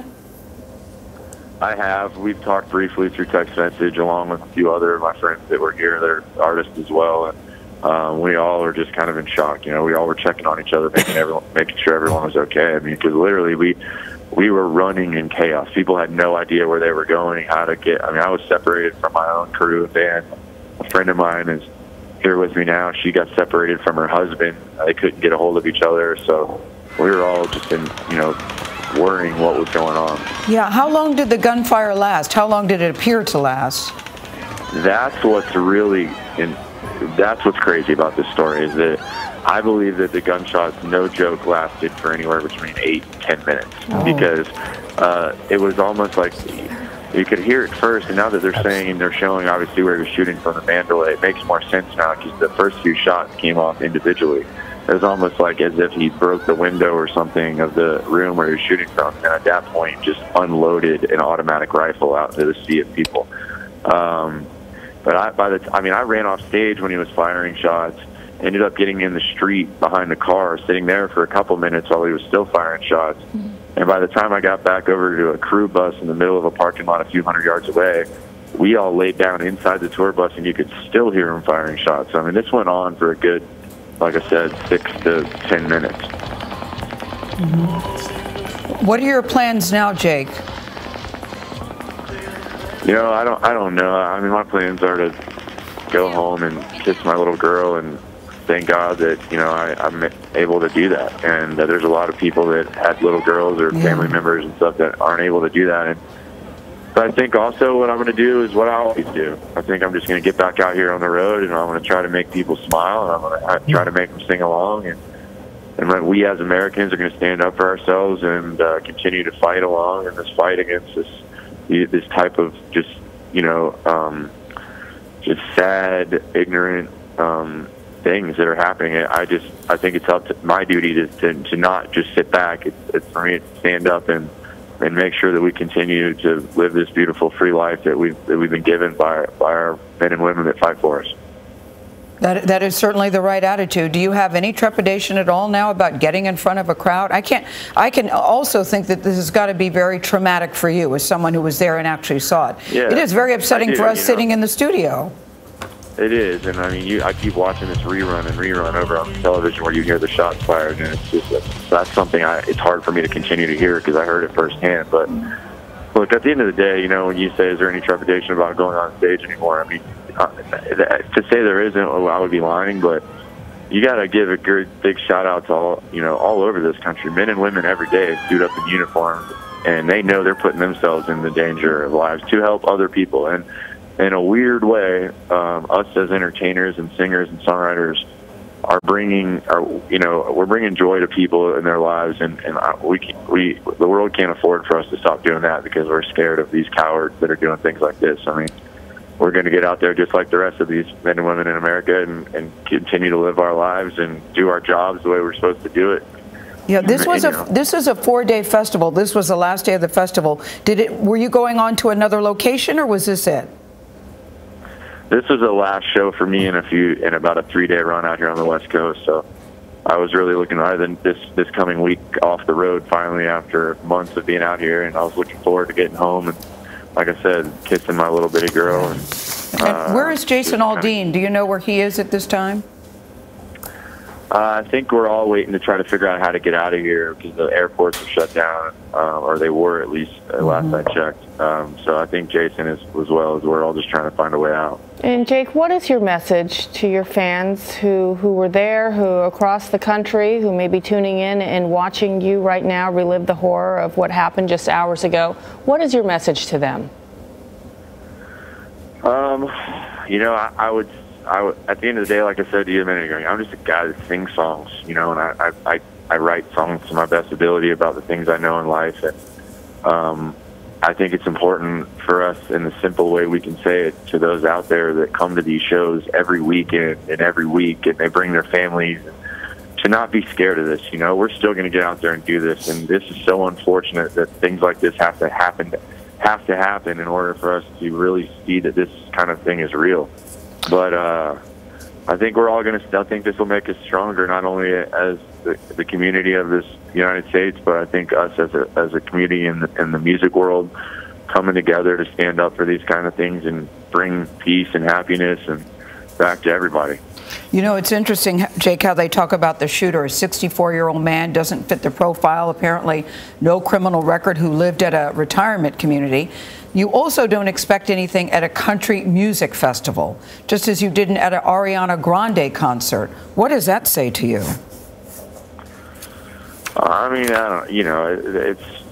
it's unfortunate things like this happen. I'm a Floridian, and when the nightclub had the shooting last year, that was devastating to me. The kinds of people, innocent lives that were taken, and these kind of things are happening day in and day out. And one of these happens, and then there's another news story about the next day on something happens. And I think as American citizens, all we can do is continue to just be strong and come together. I think everything that you're seeing now too on the news, this is a time in our lives where we all need to come together and be the best we can be for this country, because that's what's most important for all of us, our families, our livelihoods. This is it for us. And it's very well said, Jake Owen. We really appreciate you taking the time. We're all really glad that you can go home and kiss your little girl. Yeah, and it's important, as Jake noted, to really highlight the first responders who run towards the bullets in the scene of the crime to try to save as many lives as possible. Jake, thank you. Justice and Homeland Security correspondent Jeff Pegues is in Washington following the investigation. So we do have a name. We know that he has been taken down and that a search warrant has been issued for his home in Mesquite, Nevada. Well, and that's really good information for investigators to work with. Whenever you have a crime scene like this, as large as this one, to have that type of information to go on is certainly helpful this early on in a case like this. 50 dead, more than 200 injured, and that number of dead could rise remarkably. So the number of fatalities and injured is staggering. And as CBS has reported, the deadliest shooting now in U.S. history.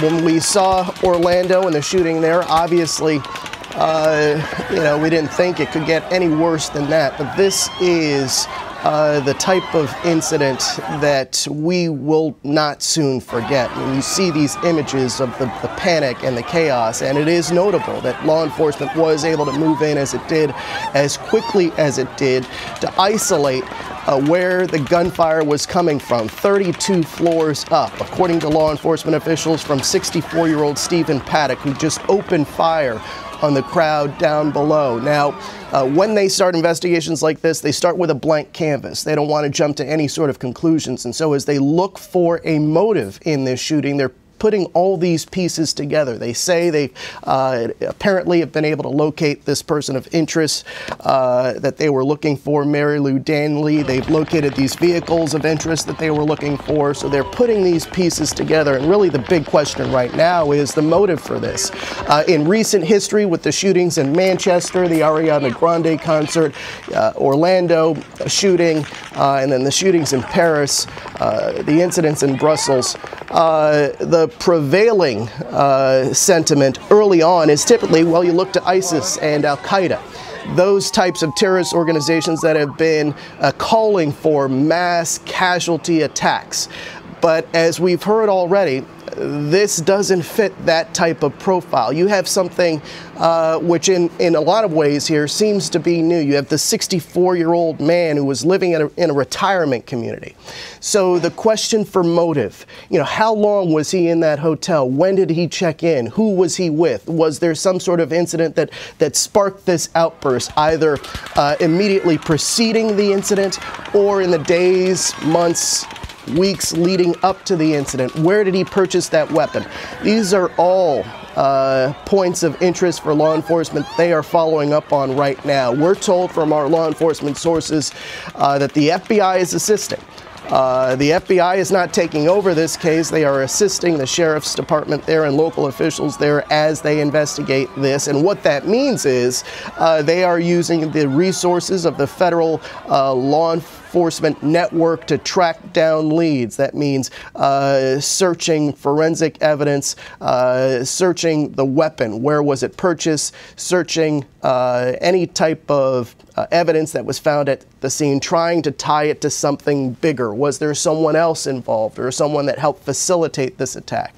And so with the assistance of the FBI and the ATF and other federal agencies, local officials there in Las Vegas will get the help that they need to quickly follow up on leads in this case. As we've already heard from the sheriff's office, they have investigators at the suspect's home, which is about an hour and a half from where this shooting occurred, and they are waiting to go in to look for more information there. And as we've reported on CBS, look through electronic devices, computers, cell phones, which, as we've seen over the last 10, 15 years, can leave behind a valuable trail of information. You can see who a person has been calling. You can see who they've been emailing.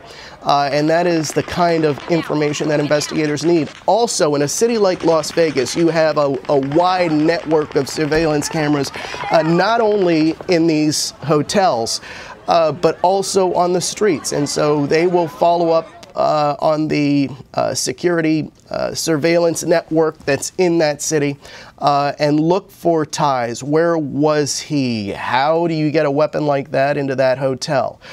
So these are all very important questions that investigators are looking into as the death toll here is rising, it seems. The number of injured is rising. Police are still trying to get a handle on that. But you can see in these images here, this cell phone video, and where people are looking, how they're reacting. This is also going to be important as this investigation unfolds. All right, Jeff, you've raised a lot of questions and a lot of answers to come for sure. But the good news is, if you can say there is good news, authorities have a lot of information to work with in a very short period of time. Jeff, we thank you. We'll be back with you a little bit later on. Eyewitness Courtney Roby was working at the music festival. She joins us now on the phone. Courtney, exactly where were you? What were you doing? And what did you see? Good morning. Well, we were just stage left of Jason Aldean. We were just hanging out. My coworker and I were talking to some friends we had met, just enjoying the music when there were a couple of loud pops.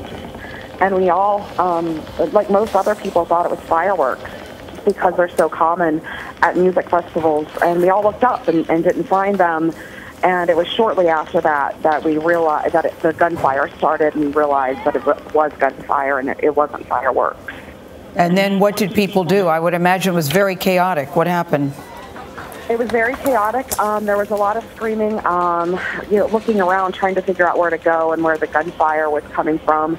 It really sounded like it was on the street on the other side of the fence from us. So we ran to, there were some bleachers with seating. We ran and got underneath of the bleachers and just got as low as we could underneath the bleachers. We had Jake Owens on, the country music star who had performed just before Jason Aldean. And Courtney, what stood out to us was that he said it must have been 8 to 10 minutes of nonstop shooting. From a timing perspective, does that sound about right to you? My guess earlier was probably about 15. I would say 10 to 15 minutes. There would be gunfire, and then it would stop. And then when it would start again, it sounded like it was coming from a different direction. It sounded like there were multiple, and you couldn't tell if they were on the street and something was happening on the street, or if somehow they were inside the festival. It was very hard to tell. I know. So, Courtney, the way you describe it, and other eyewitnesses have said that, bullets seem to be coming from different locations, multiple locations from multiple people. So how did you even know where to run? What was your thought process during that time? Well, I didn't know where to run. I had very few options. I wasn't going to run out into the middle of the venue because that was just a wide open space. And what we had available near us were those bleachers, and there was some black netting around the bottom. So I felt like it was concealed enough that we may be able to hide under there if the gunman was in the venue. And there were, some boxes underneath that people were kind of hunkering behind, and everyone was just down on the ground underneath those bleachers. But you could hear out in the field of the venue, there was a lot of screaming, there was a lot of chaos, and people running. Well, have all your friends and coworkers been accounted for?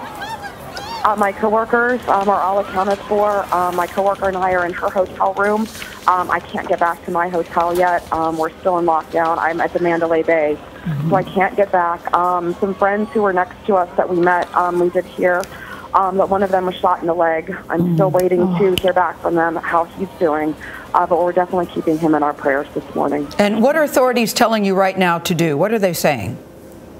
Hotel security came by a couple of hours ago, knocking on the door, making sure we weren't injured, and told us to stay put in our rooms. All right, until further notice. We thank you very much, Courtney, for joining us this morning. Glad you're okay. It's a very, very upsetting morning. Thank you so much. This is a CBS News special report continuing coverage of the attack in Las Vegas, and we will bring you up with the latest. What we know so far, we've heard that 50 people have been killed, 200 others have been injured, some of them in critical condition. This is now being called the deadliest mass shooting in American history. But the good news is, if you can call it good news, the suspect in this case is dead. They have his identity, and they have his, what we're being told is his wife, Jeff, in custody, the person of interest, who they had issued a warning, who they had issued a bulletin for this morning. She's described as his wife? Correct. They say Mary Lou Danley is his wife. They have found her. Again, the shooter lives about 90 minutes outside Las Vegas, 64-year-old Stephen Paddock. They were looking for Mary Lou Danley for a couple hours to find out whether she was all right, B, whether she had any information about this. And they say they have located her now, but have not said anything beyond that. And they have the 2 cars in custody, too. From 4:30 this morning, when they first issued this bulletin for Mary Lou Danley and the 2 cars, within a 2.5-hour period, they have located her and located the cars that they were looking for. And gotten a lot of video from folks who were recording the concert on their phones, and they've asked people if they have recordings that may be salient to turn them into police so they can gather as much information as possible. We know that what police did there on the scene, once the rounds really began, is that they had to isolate what room they were coming from. They eventually found that on the 32nd floor of the Mandalay Bay, breached that room, and then killed 64-year-old Stephen Paddock. And we heard they found a lot of firepower in that room when they entered the room where Stephen Paddock was, 64 years old, as Jeff mentioned, with no criminal record, who lived at a retirement community, which is certainly not the normal profile you expect for something like this. Heartbreaking and very busy morning for local officials there. Sheriff Joseph Lombardo saying nobody is paid to do what we are experiencing right now as a community. And of course, our thoughts and prayers are with that community right now. Much more on this breaking news story on CBS This Morning. Coverage will continue throughout the day on your local news on this CBS station, and of course on our 24-hour streaming network, CBSN, at cbsnews.com. This has been a CBS News Special Report. I'm Gail King with Jeff Gore and Bianca Goladriga, CBS News, New York.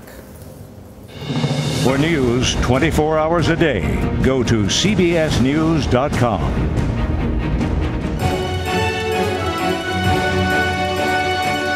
Good morning, everyone. We are covering breaking news out of Las Vegas. At least 50 people are dead and more than 200 are injured after a late-night mass shooting at a country music concert in Las Vegas. It is the deadliest mass shooting in American history. We're going to take you to local coverage, our CBS affiliate in Las Vegas.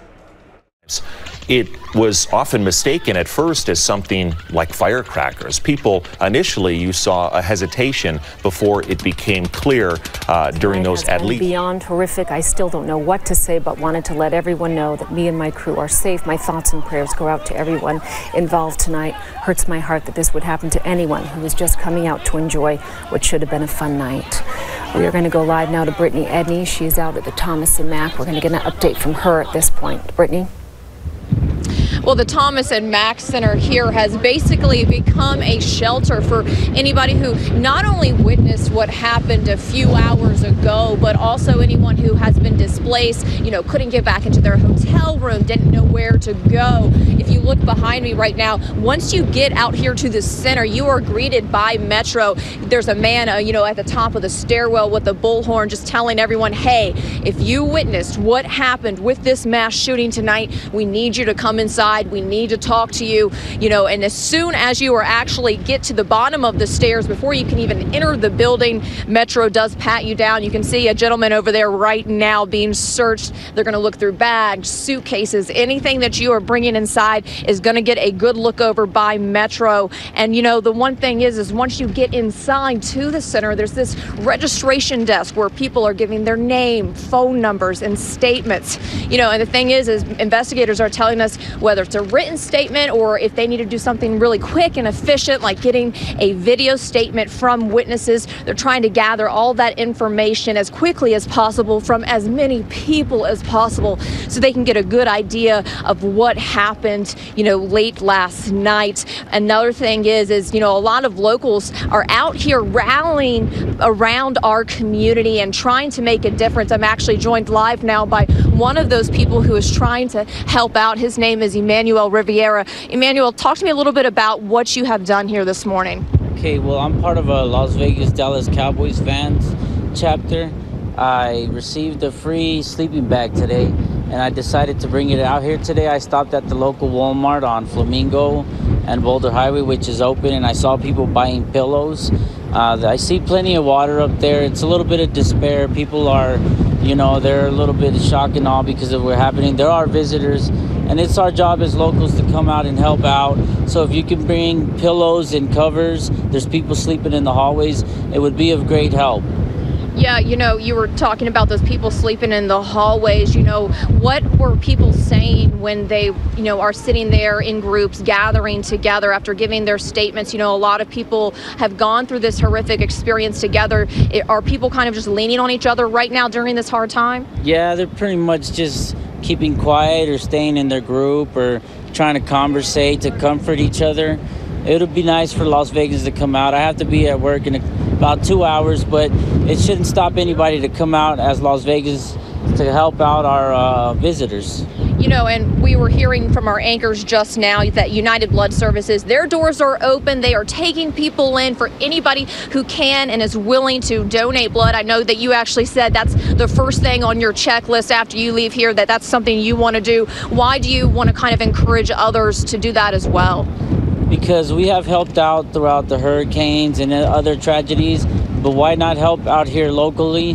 Their offices will be open today, so I encourage all of our Las Vegas locals to help out as the numbers are growing at the hospitals today. All right, Emmanuel, thank you so much for speaking with us and for really just trying to come and support everyone who has gone through this. We really appreciate it. Another thing that I want to mention, along with people like Emmanuel here who are bringing supplies like water, snacks, you know, anything that they can to come and support everyone who is at this shelter this morning, is we're seeing a lot of drivers, whether it's Uber or Lyft, those ride service drivers, well, they have turned the apps off and they are actually giving free rides. They're out here just trying to help people, you know, once they leave the center, if they need to go back to an area hotel or they need to go back home, they're trying to do their part as well and make sure that everyone can kind of get home safely. So again, a lot of love pouring out here at the Thomas and Mack Center this morning. Reporting live, Brittany Edney, 8 News Now. Thank you, Brittany. And as we see there with the interview with Emmanuel, whenever there is a tragedy, you see it all the time across the country, across the world, people step up and step in. We know Las Vegas is a big-hearted community, and we'll see that today, throughout the week, and beyond. We'll see it for months to come. Yes, we will. Thank you, Brittany, for that update there. We do appreciate that. And as is what happens with many tragedies, as you were seeing around the world, those Uber drivers, they go in to help facilitate, take people where they need to be without any cost. They apparently do want people, if they can, to come down and assist with whatever they can as well. So that is a coordinated effort there. Looking at video here again from the concert. You can see the confusion at first, as so many didn't know. How could you know what exactly is going on? And then the realization set in. We're told that there were 2 sets of shots. One witness described them as 30 to 40 seconds in length. And that reaction documented on so many social media videos that were being posted, tweeted, Instagrammed. And it is horrifying as you see those people doing what we do at concerts, having a wonderful time with family and friends, kicking back with some country music, in this case a set by country music star Jason Aldean, and then those shots fired from the 32nd floor of Mandalay Bay. Just horrific. Let's listen in now. We have some sound from concert goers from overnight. Here at the concert, first of all, describe what happened when you first heard gunshots. My friends and my husband and I were watching the concert. Jason Aldean had just come on stage, and everybody's excited and yelling and screaming, and we saw something that looked like fireworks. It sounded like fireworks over the side, and it was like really weird, and it was like, why are they doing the fireworks? And it popped a couple of times, and people kind of looked over, and you could see smoke or something. It was toward Mandalay Bay side,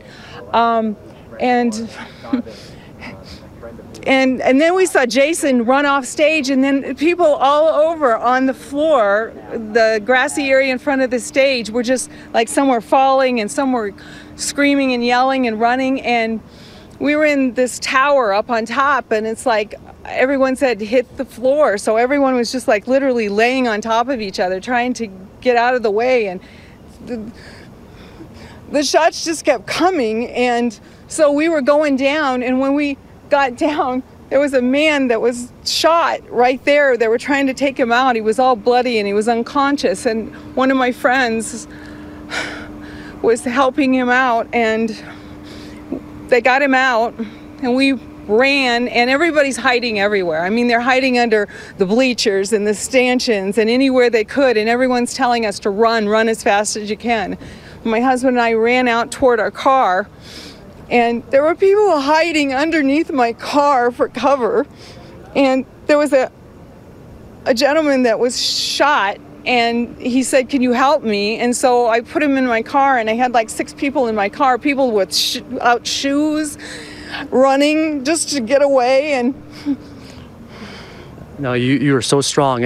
And Christine, we talked about before you came on camera about how you just tried to scramble and help people as best as you could. Could you talk about you had your vehicle and you knew you had to get them help? We had a gal that was with this couple that the guy had been shot in the back, or in the backside, and I thought he was going to be okay, but he was bleeding, and so he wasn't as serious to shove him into the ambulance that was right there. So I took him in my car, and she said, "Can I drive?" Because she worked for Metro, and we got to the hospital so quick you wouldn't believe it. But but anyway, she drove, and I went to Sunrise Hospital. Right.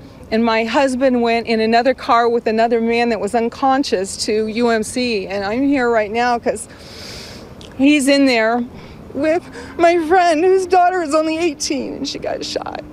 And that is absolutely tragic, and we appreciate your bravery. I'm just trying to get in the hospital. And that is a struggle. So when you came here, you were trying to get into the people who you knew. What were you told, and why? Oh, what was I told here? An officer said that they're just taking precaution. So, you know, I mean, there are crazy people out there. They shot into a crowd of 30,000 people in a concert. It's insane.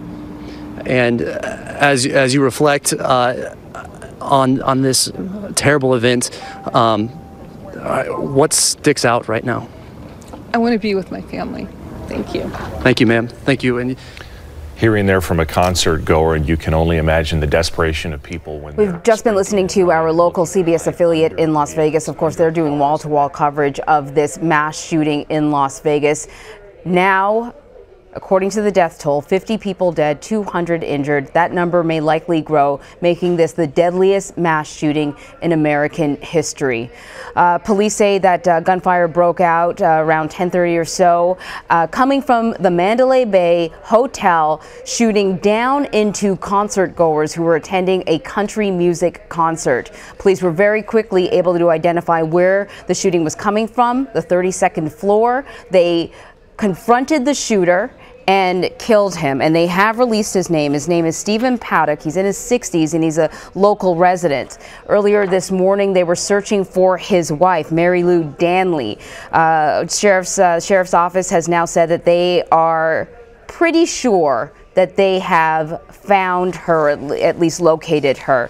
So we don't know the details on that. They were also looking for 2 vehicles of interest, and we haven't received an update on that.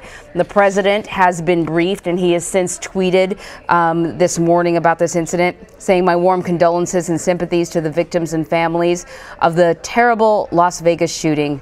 God bless you." And it is indeed terrible. As you can imagine, in terms of law enforcement, it is all hands on deck. And the FBI is assisting in this investigation. So let us bring in CBS News Justice reporter Paula Reed. She joins us now from Washington. So Paula, what role would the FBI be taking here? At this point, they are assisting local officials. They are fully engaged with them, and they are mostly providing them resources. For example, the ATF has sent agents from its Las Vegas and San Francisco offices to the scene of this attack to help with the investigation. Now, we know that the FBI could potentially take over this investigation at some point, but that won't happen until they know more about the motive. At this point, local law enforcement officials say they do not have any idea why this attack was committed, but if there is any sort of indication that is any way linked to a larger national security motive, then potentially the FBI could take over. But at this point, the suspect is deceased. He is not believed to have worked with anyone else, though officials are right now trying to interview any of his associates.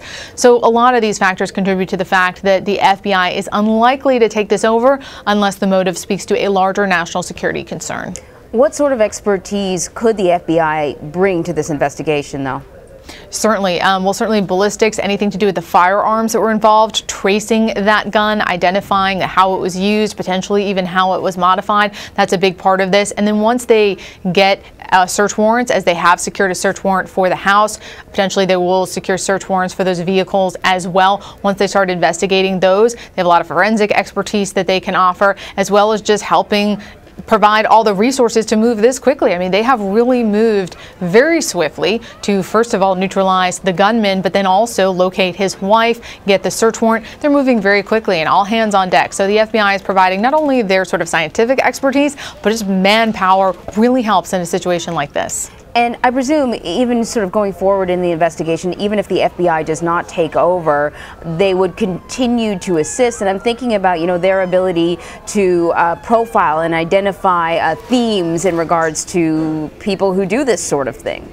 Absolutely. I think now, obviously, the focus is motive. So they're going to be looking at anything that this gunman was doing over the past several days, weeks, months, any website that he visited, anyone he talked with. They're going to be searching his home. They're going to be searching his car, trying to put together any links to understand why, if there even was a coherent reason, that this attack was committed. But so far, sources tell me that the signs of this attack show us that this was methodical. This was clearly planned out. So perhaps there was some larger motive. This was not a spur of the moment thing. This was clearly something that took a lot of planning. So the FBI will hopefully be able to help those local law enforcement officials try to understand what the motive was. But because this was a local resident, this was someone that some sources say was known to police, it is more likely that they will let the local officials take the lead on this investigation unless it becomes some sort of larger national security concern. And I don't know if you talked to your sources at all about this suspect and about who he might be and how likely or unlikely it is. We have a man in his 60s living in a retirement community. I don't think that would be the sort of person you would think of.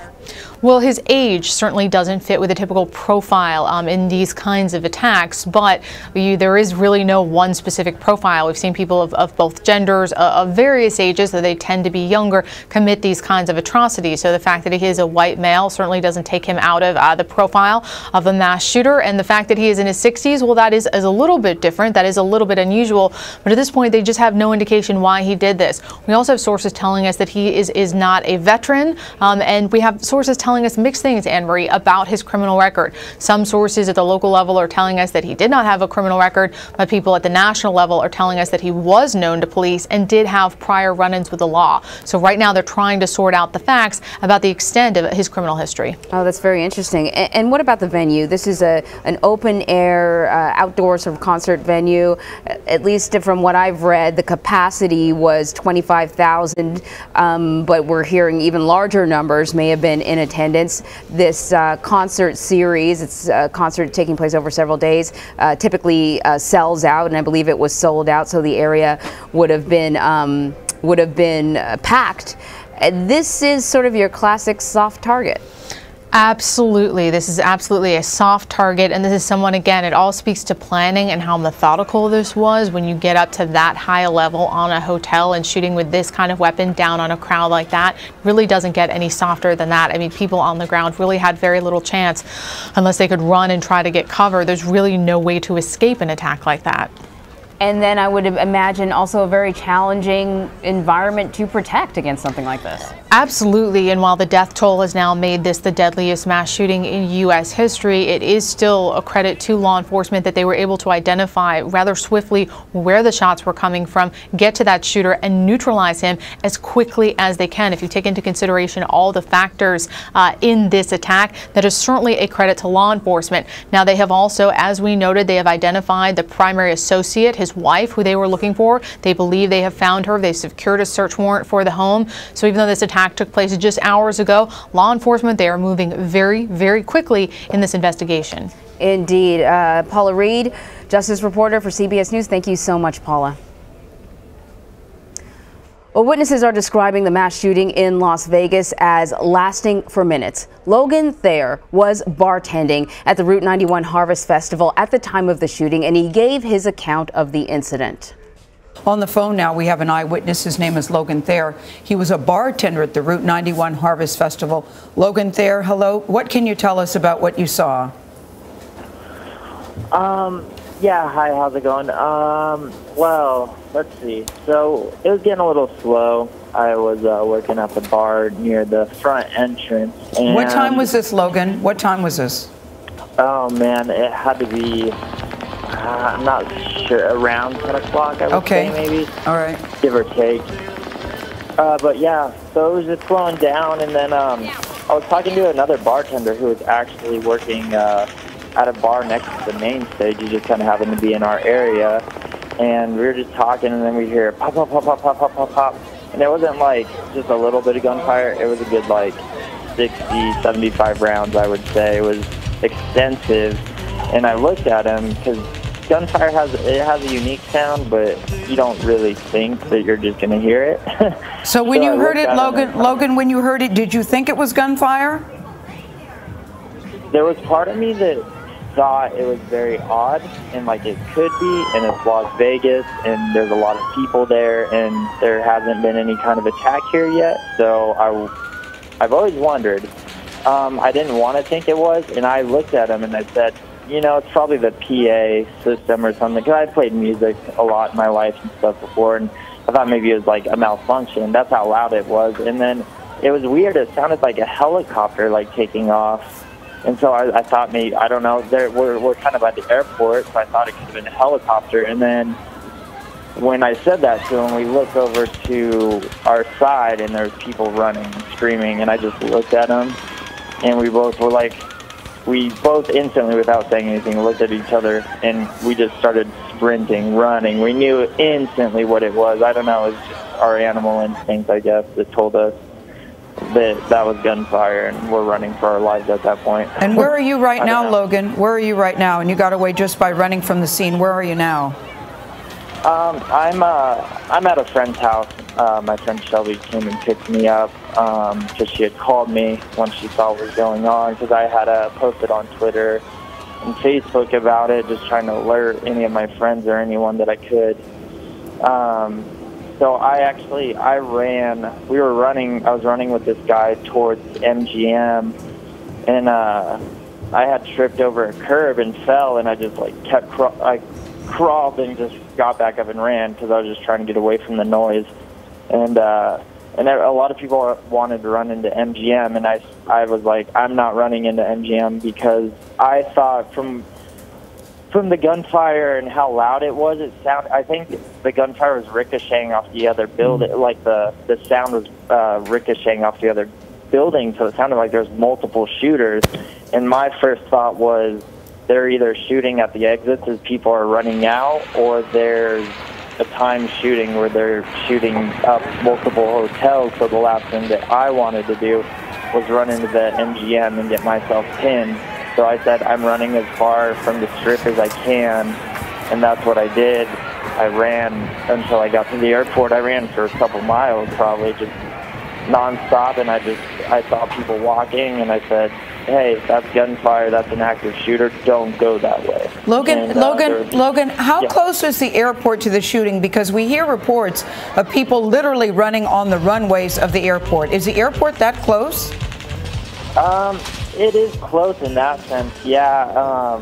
I was running along the street that runs along the airport, and I was kind of keeping to the side of the road in the shadows, because it was just chaotic. There was cops everywhere. There's people rear-ending each other because they didn't know what was going on, and people weren't paying attention. There was people running down the airport, like the road, and I wouldn't doubt that people ran onto the airport. No one knew where to go because the gunfire with all those big buildings, it was just, sound was everywhere, so it was hard to tell where to go. I had a friend that was at the front of the stage, and she got trampled. She made it out all right. I had the other girl bartenders I was working with, they went in the trailer, and I guess they hid under the bed until the police came. I had another buddy that hopped the wall and ran towards the Luxor and all the way to In-N-Out and got picked up. I had another friend that was picking people up, and he got pinned down in MGM, I guess.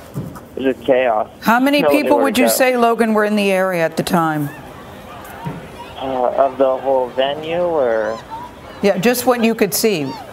How many people would you say? Thousands? Hundreds? I mean, I couldn't quite see the stage where I was, but where I was, there was hundreds, and then what I saw running out of there, I mean, it didn't take me long to see that people were running, so I didn't take a look back when I was running, but yeah, there was hundreds running out, and there was definitely, I'd say, thousands there. And I've seen videos on Instagram and stuff, and there was a lot of people there. Logan Thayer, we thank you. It sounds like a very terrifying situation. It is indeed a terrifying situation. Good morning, everyone. I'm Vladimir Duthier. And I'm Anne-Marie Green. We're continuing to follow the very latest out of Las Vegas, where police say the suspect is 64-year-old Stephen Paddock.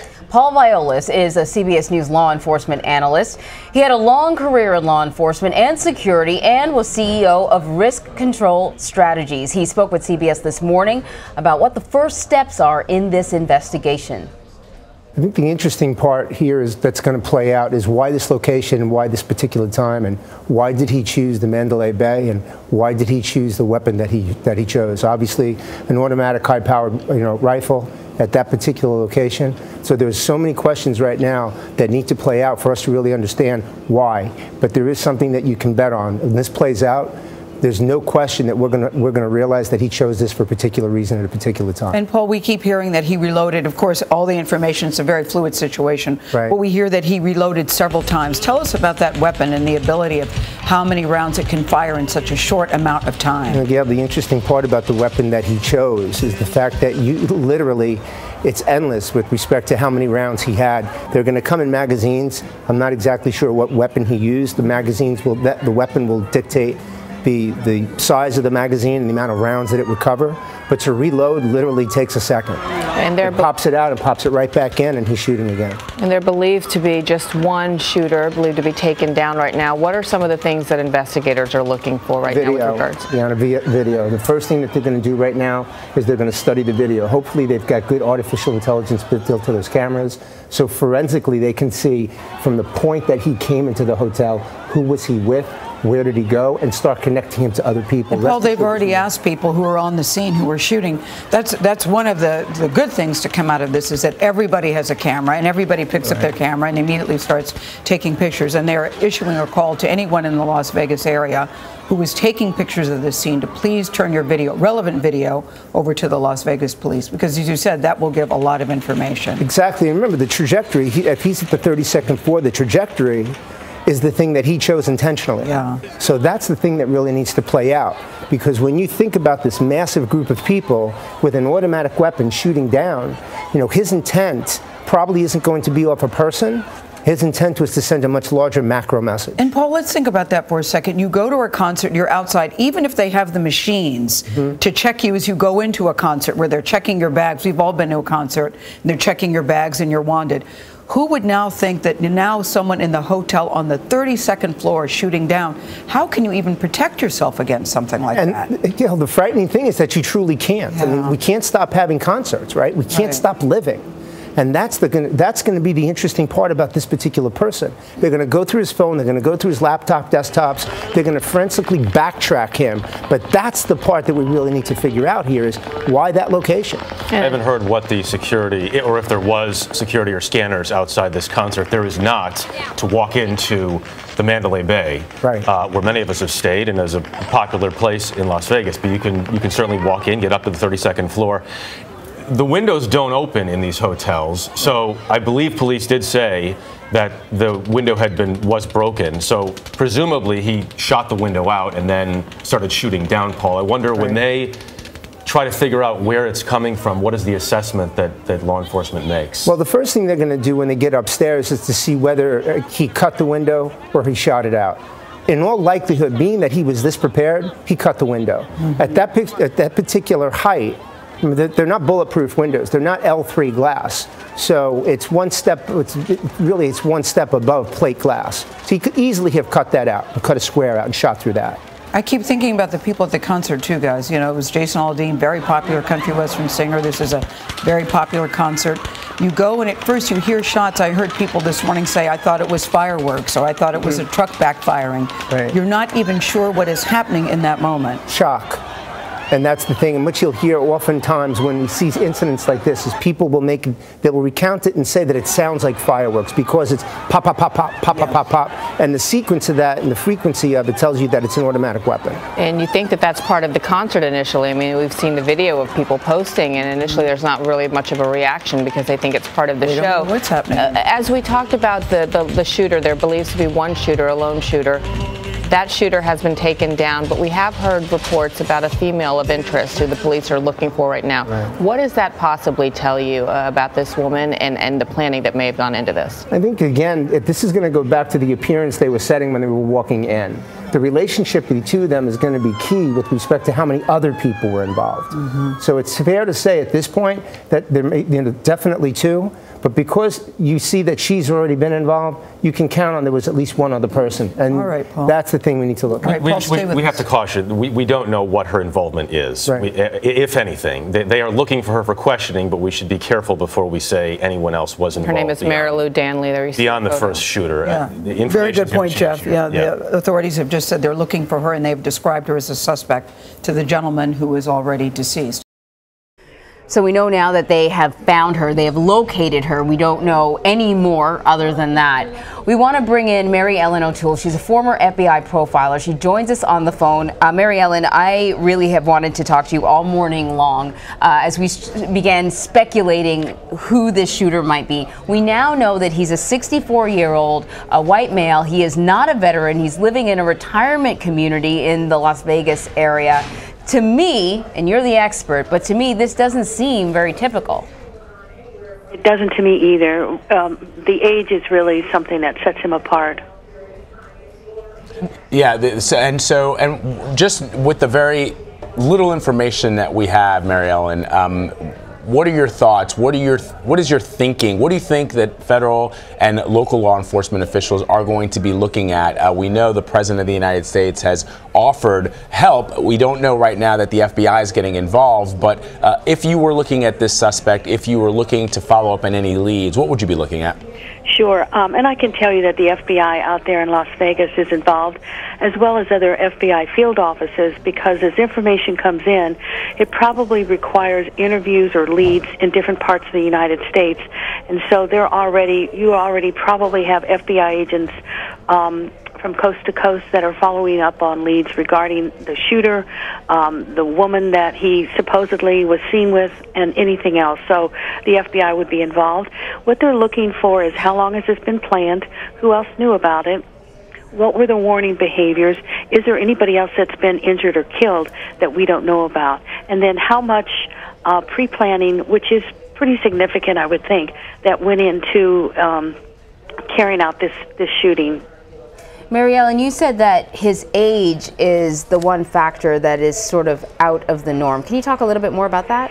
Sure. Most of the shooters, when you go back, you look at them, are between the ages of, it's really in their 20s, late teens to late 20s.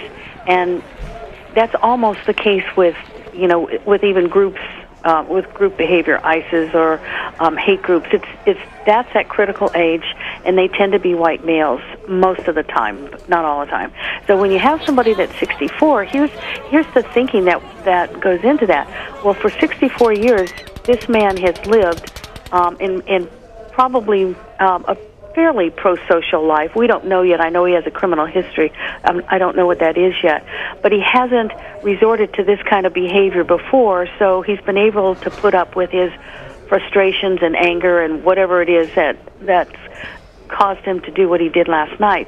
So when it gets to be that he's 64, their risk of acting out violently like this really goes down significantly, because maturity and age, and he's just, he's lived a life where he's had to sort of conform to the laws. So. Right. Yeah, so I should say that when we spoke to Paula Reed earlier today, she said that there was some conflicting information about his criminal record, that local law enforcement said that he didn't have a criminal record, but federally it seemed that law enforcement was familiar with him, and you're right, they haven't given us much detail in terms of what that familiarity may be. Right, and that will come up. But the one thing we do know is that he was living in a retirement community, so to speak. So he wasn't in prison, and so whatever his criminal record is, he was out now. So it may have been serious, but probably not as serious, as one would expect. And again, if he's lived for 64 years being even fairly pro-social, to act out at this point in life is really interesting, and that's what sets him apart, I think, is his age. But then you go back to things like, what was his intention? Well, with the weapon he chose, the location, the strategy around it, his intention was to kill as many people as possible. So when people say, well, what's the motive, that's what he intended to do, is what he's just done. Absolutely, and what you're saying, Mary Ellen, makes me wonder about security precautions. In other words, we saw what happened this year in Manchester in the United Kingdom, and we know, I just went to a concert last week and I was scanned, my girlfriend was scanned with metal detectors. We had to put all our phones in a bin and they looked in our bags, but this individual probably knew that those security measures were in place, and so they went up to an elevated position where essentially the concert goers were sitting ducks. I mean, when somebody's firing at you from a 32nd story building and you're on the ground, there's almost nowhere to run. And so it sort of begs the question, is there anything that we as a country, law enforcement, can suggest to people attending these kinds of venues and concerts, what to do, how to be prepared for something like this? I don't know what there could be. If you're somebody that's attending a concert like this, you can't be in charge of what somebody else is doing 32 floors above you. And that's exactly what this man did. I mean, he was almost at a perch, like a hunter who hides in the tree and goes after his game. And that's what he was doing. He was hunting human beings. And in that sense, it's similar to the Charles Whitman case down in Texas, in that sense, because he was coming from on top, shooting down below. The only thing that I can say, and we've been saying this really for many years, is that these cases don't happen in a vacuum. There are warning signs, red flag behaviors, and 25 years ago, that training was given to law enforcement, what to look for. That is not effective anymore. It does not work. Now we're saying it's the family members, it's people around him who have to understand what those warning signs are, and then, more importantly, call law enforcement. These things just don't happen. He did not wake up yesterday. Yeah, I wanted to talk to her about that. Right, because I mean, and that's presumably why his wife is going to be so critical to this investigation, because they're certainly going to be looking for any details, any signs of what may have happened. And Mary Ellen, you mentioned the Charles Whitman, the tragedy in Texas, Charles Whitman, and as you point out, I think at first people just thought, well, he went crazy, but then when you look back at his history, you found that there were a lot of telling signs about that particular individual, and this was something that was destined, perhaps not destined, but that he was just waiting to go off. Well, and I actually worked on the Whitman case up till recently, and talked with the officers, talked to family members. You're exactly right. Whitman put on a show of confidence. There's nothing going on with me, up to and including the morning of the shooting, when he pulled his all of his weapons up to the top of the Texas Tower. So it's very interesting how cool, calm, and collected the shooters can be, even hours, even a few moments before the shooting, so that they're not stopped. So if they give off this idea that I'm about to do this to a stranger, that stranger is probably more likely to call authorities than maybe even friends or family, because obviously they love him. So, but that's what's going to be key when they speak to this woman that supposedly knows him. So then, what did you know? What did you see? What did he do? Because they need to understand the scope of his preparation and who else may have known. So help us understand, what are some of the typical red flags? Sure, talking about it beforehand. Now, his age may mean that he wasn't on social media the way somebody who's 20 would have been on there, but leakage has been determined to be one of the strongest red flag behaviors, and leakage means that they tell somebody ahead of time, directly or indirectly, what they're about to do.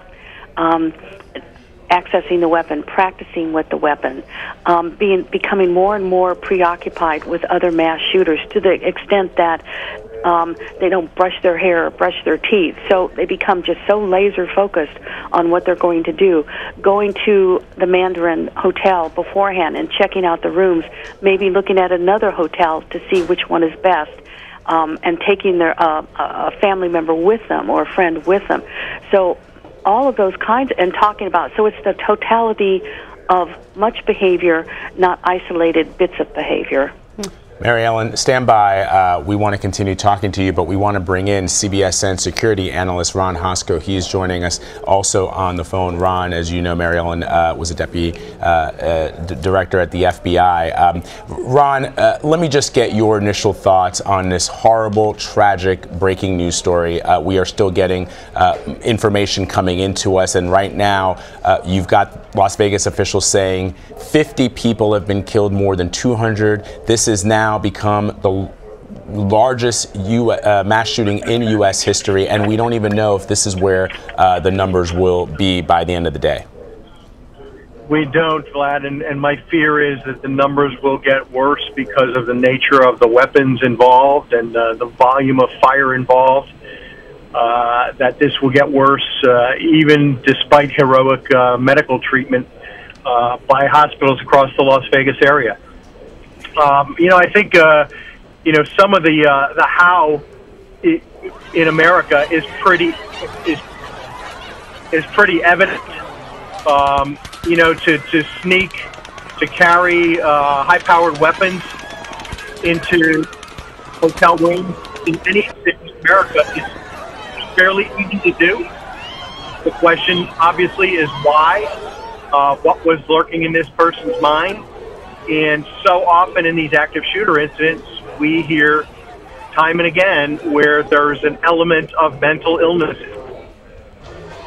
Here, did this person have the right presence of mind to acquire these weapons and determine how he was going to use them, despite being mentally ill?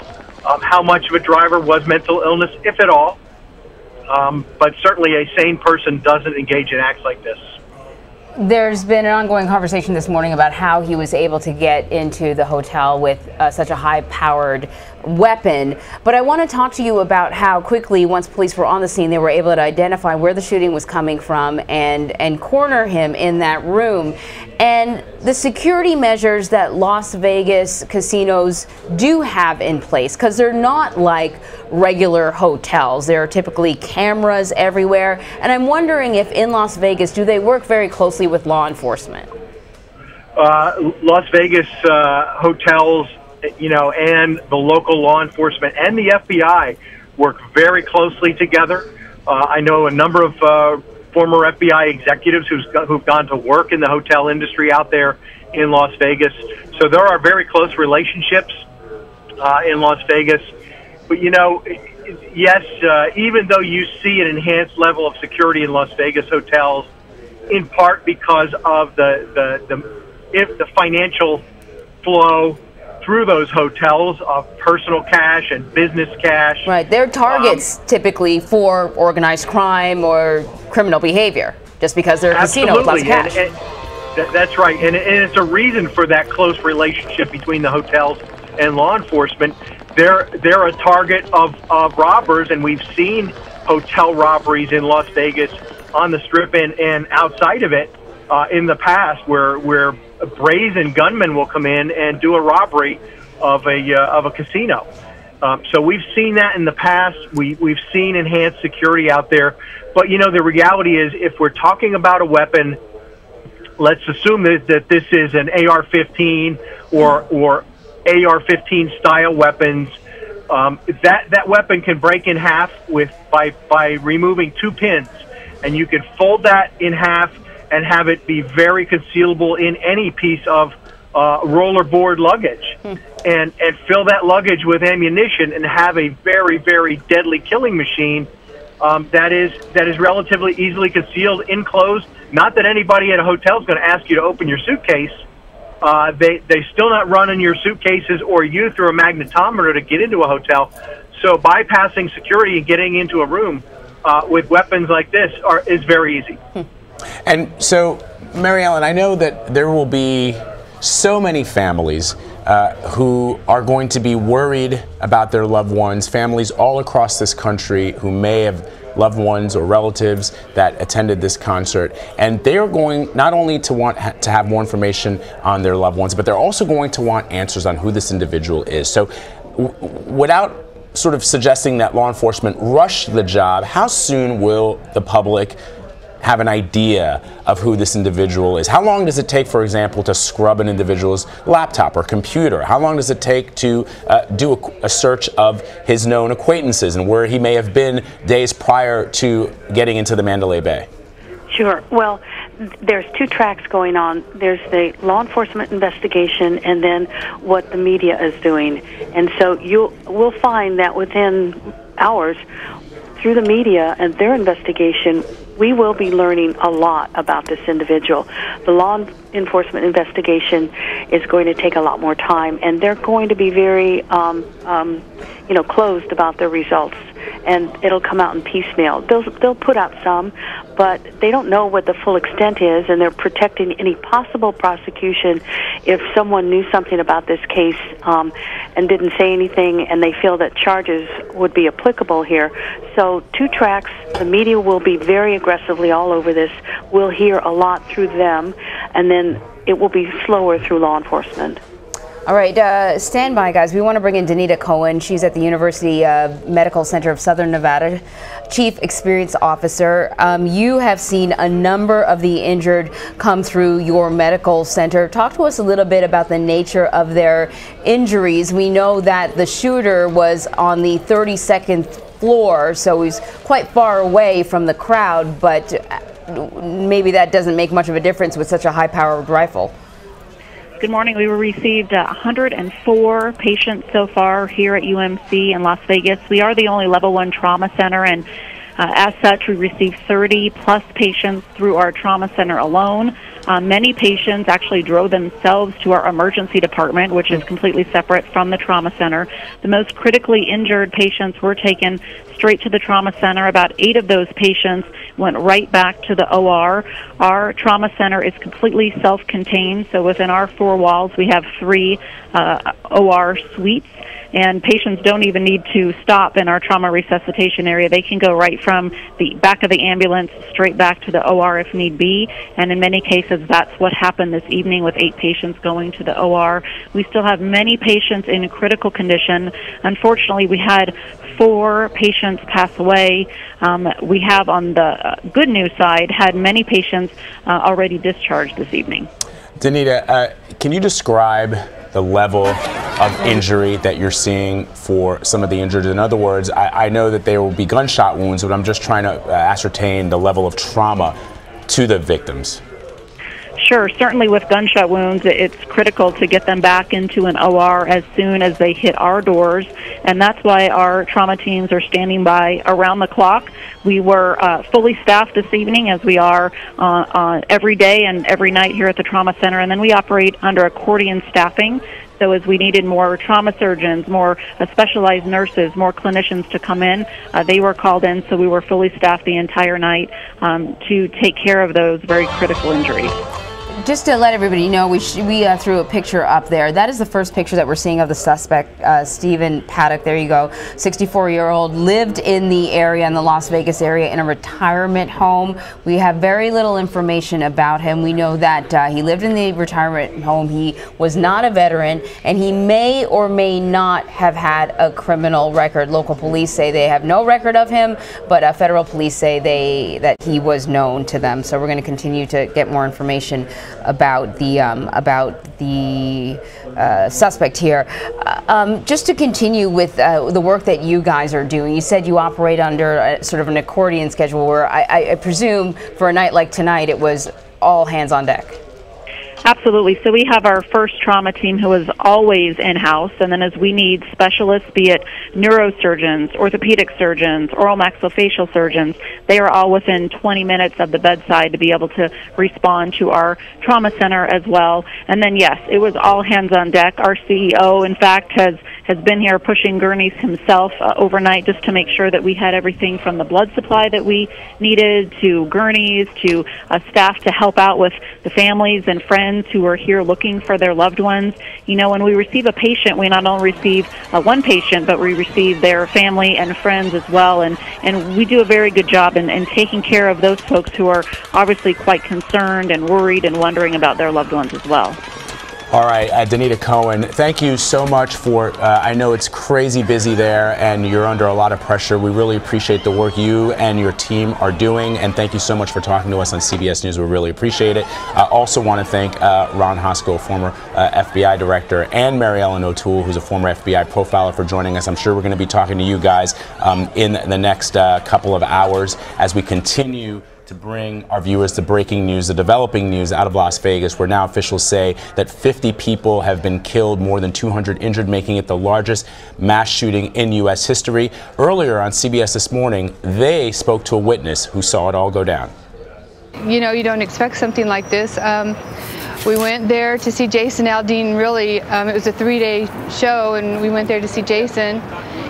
He's my favorite singer, and we got there, and we were standing like maybe halfway up, and just waiting for him to come on stage. He came on, and about 20 to 10, and we were just listening to him. He sang about 5 songs, and all of a sudden we just heard like 3 or 4 little pop, pop, pop, and everybody kind of looked around and said, "Oh, it's just firecrackers."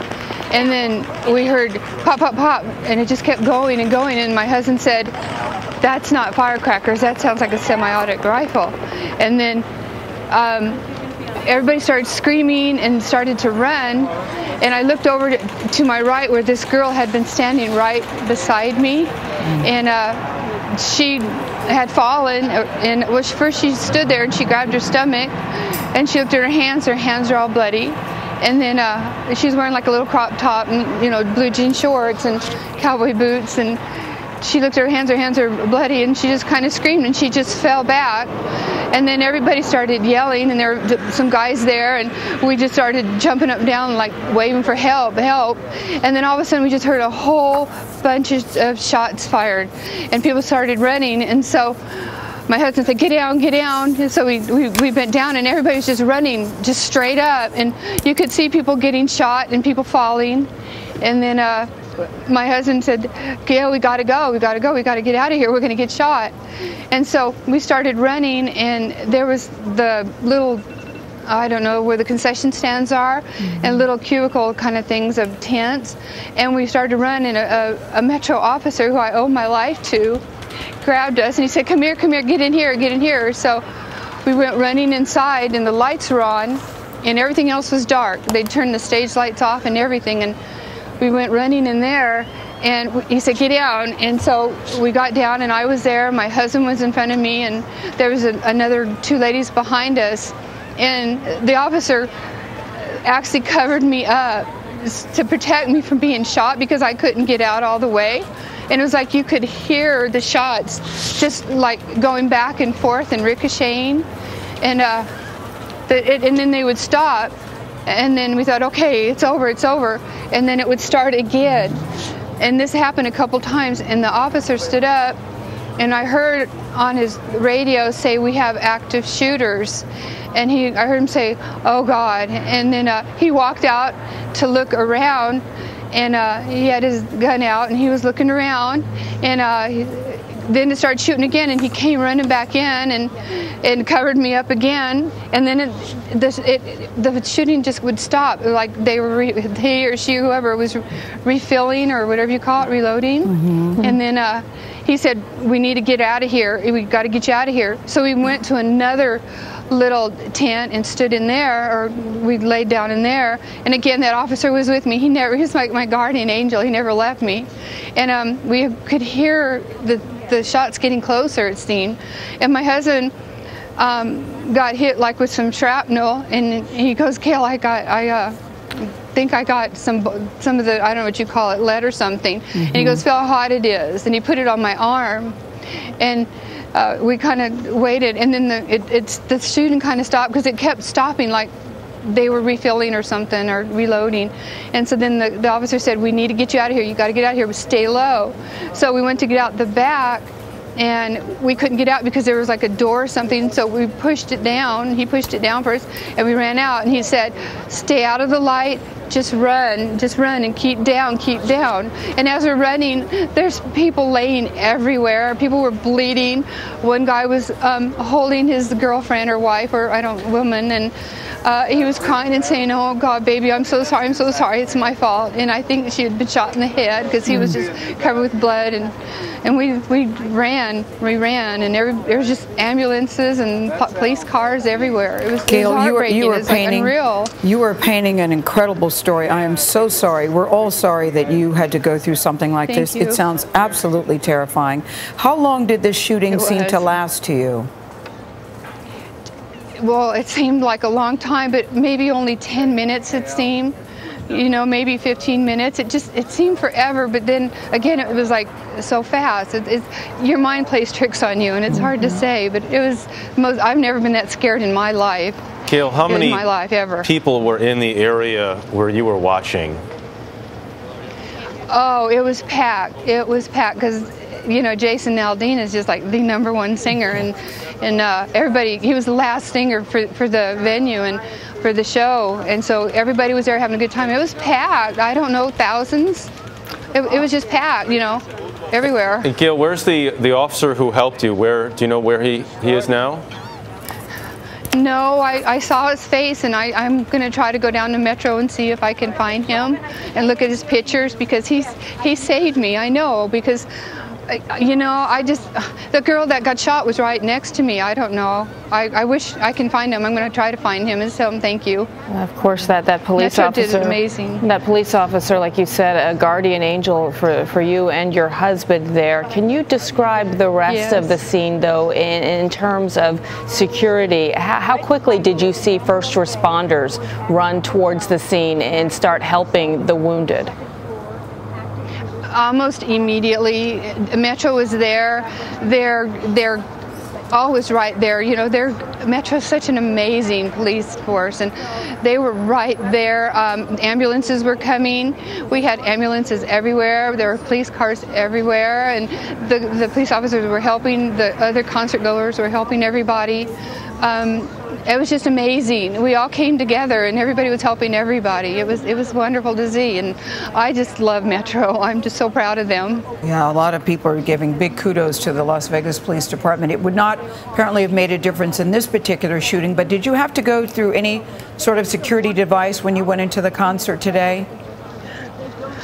No, well, yeah, when you walk through, they look at your, you know, I didn't have anything because I don't carry anything. I have my chapstick, but no, they'll look at your backpacks and stuff, but it's secure. It's very secure. And my husband saw the shots from Mandalay Bay. They were like a little bit above halfway, a little bit higher up, and he could actually see like lights flashing, like, and then they said that he saw this, where the shooter was.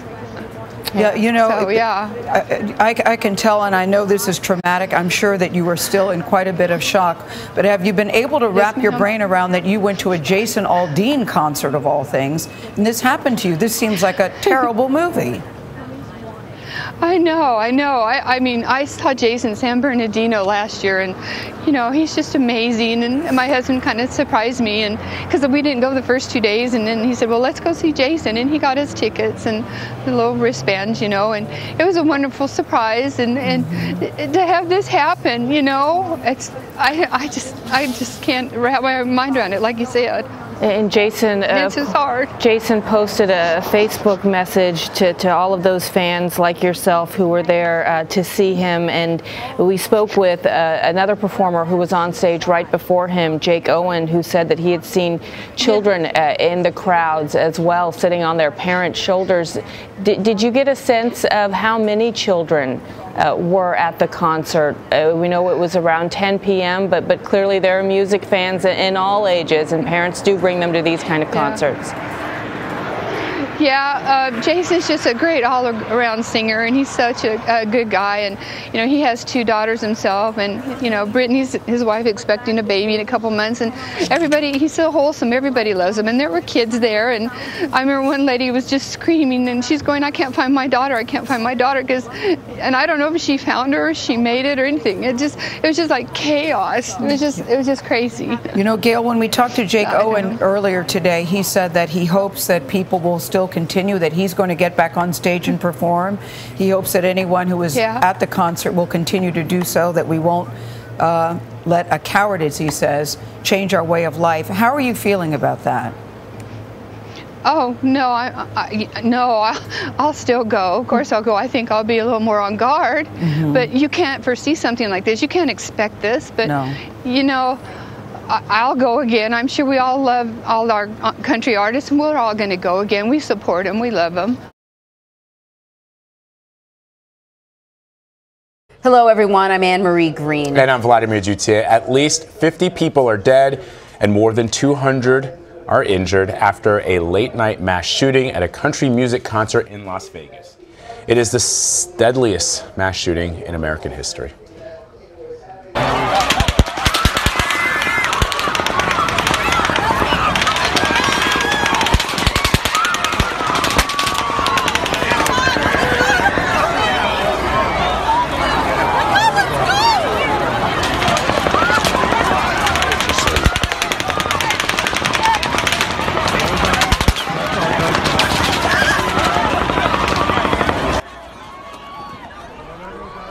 Hundreds of shots rained down on thousands of concert goers while Jason Aldean was performing on stage. The sheriff in Las Vegas says at least one off-duty police officer is among the dead. The shooter is also dead, taken down inside the Mandalay Bay Hotel on the other side of Las Vegas Boulevard from where the concert was being held. CBS News has learned the gunman is 64-year-old Stephen Paddock. This is the first picture we have seen of him. He lives in a retirement community in Nevada. A search warrant has been issued for his home. And police have now located the shooter's wife. She's identified as Mary Lou Danley. Here's what Clark County Sheriff Joseph Lombardo had to say a little earlier. We're holding up, and we're going to do the best we can. And I don't want to say that's what we're paid to do. It's because nobody's paid to do what we're experiencing right now. But in my preview of the police department, they're doing a fantastic job. And President Trump took to Twitter this morning, writing, quote, "My warmest condolences and sympathies to the victims and families of the terrible Las Vegas shooting. God bless you." Well, our Las Vegas affiliate KLAS has been covering this story and is on the scene, so let's listen to their latest developments. It's still not possible to get east or west on Tropicana across Las Vegas Boulevard. In other words, if you're trying to cross the Strip of Trop, forget about it. You may be able to go north on Swenson and work your way through. Just got off the phone with the folks at the freeway and arterial system of traffic, the fast cameras and the traffic signals that we report throughout the day and throughout the year, that there may be some travel allowed east and westbound on Flamingo across Las Vegas Boulevard, but Las Vegas Boulevard itself remains closed. Here's a live picture from the Stratosphere Tower looking down at Las Vegas Boulevard. Here is Paradise, which is going to get more and more crowded as Las Vegas Boulevard remains closed. On the freeways, the lanes are open. However, as we get a little bit closer, here is where the incident took place. This is the I-15, and in traffic talk, Las Vegas Boulevard is officially known as Nevada State Highway 604. The Luxor, the Mandalay Bay, and the Harvest Festival, the Route 91 Country Music Festival that took place across Las Vegas Boulevard from the Luxor. In that open space there, the shooting reportedly from Mandalay Bay across Las Vegas.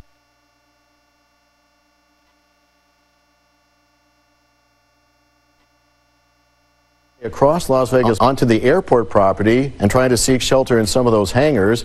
We have live reports from the Thomas and Mack Center where busloads of people have been taken. Keep an eye on Las Vegas Boulevard possibly being reopened but still restricted between Russell Road and at least Flamingo. The I-15 has been reopened. Your best route for east-west travel across town is going to continue to be Desert Inn. We know it is open over the I-15 and under Las Vegas Boulevard. We'll have updates throughout the morning. In the meantime, you want to get ready for your day in weather. And Sherry's here with that. All right. Thank you so much, Nate. You've been doing a terrific job. You've been here since midnight. I know you're getting weary, and what a horrible way to start off our Monday, everybody. But a lot of us have to go to work and get the kids to school, so it has been a windy change in the overnight hours just to get you going out there. You've probably heard those winds bumping around. It's going to be a cooler Monday for us. We had a warm weekend in those low 90s, but today will be different. We're down to 69, and that's only because the winds are blowing, but they're out of the north behind a cold front that moved through last night. Very dry air, and these gusty winds have already been over 30 miles an hour for the Las Vegas Valley. Temperatures in the 60s, low 70s right now, but we are looking at this much cooler air that will move through and chill us down. So no more highs in the 90s this week. In fact, we'll be looking at temperatures dropping into the upper 70s for highs today.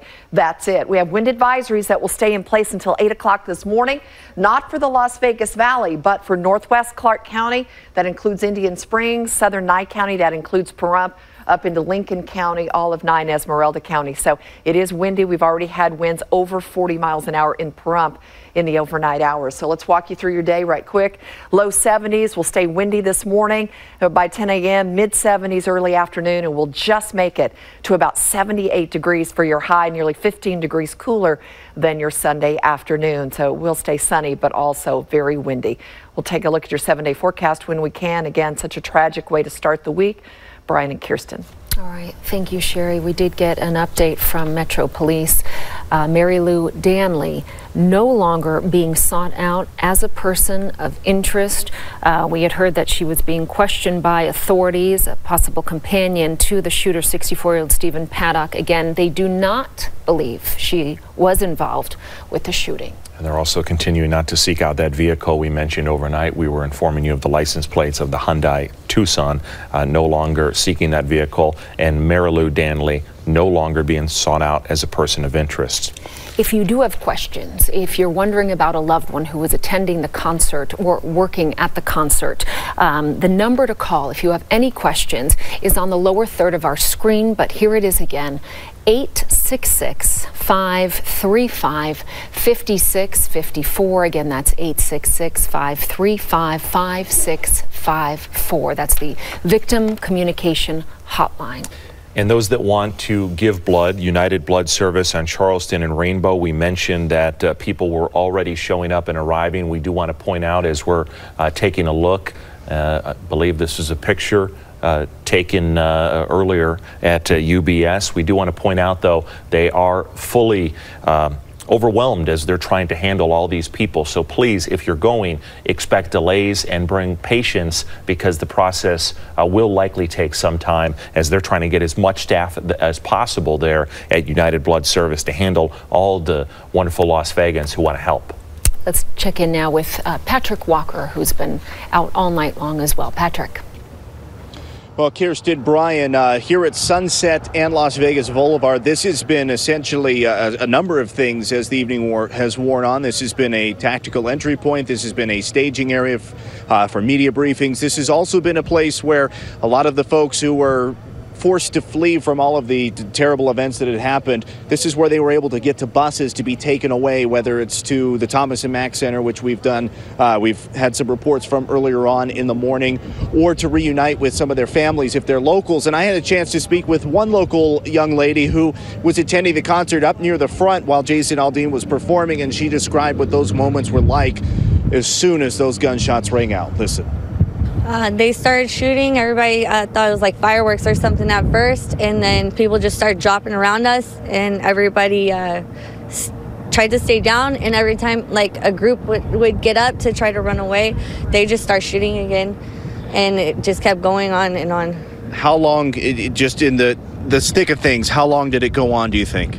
Well, because I was in the front, and we went from not just the front, we went to the side and then back towards the staff parking lot, and the shooters followed us towards the back parking lot. I know because I was there, and it was like right there, you know, and so after the back parking lot, they started following everyone to the airport. It was like they hurdled us. It was like, that's why I'm saying there's more than the bullets were following you. It felt like it wasn't. I felt like it was. They were getting closer, and people were going, "There's someone shooting right there," and then they would run, and then someone would go, "There's people," and like literally you would hear them. So there was definitely an active shooter on the ground. Now I want to show folks, if I may, you're a little cut up. It looks like dirty. I'm not cut up. I have a nick on my leg. I basically got a lot of people that probably have passed away's blood on me, and there was a lot of dead bodies. A lot of people were just piling on top of whoever, even if they're bleeding or not, just to stay down. So I know I have a lot of people's blood on me right now. I overheard you speaking with some other folks, and you said that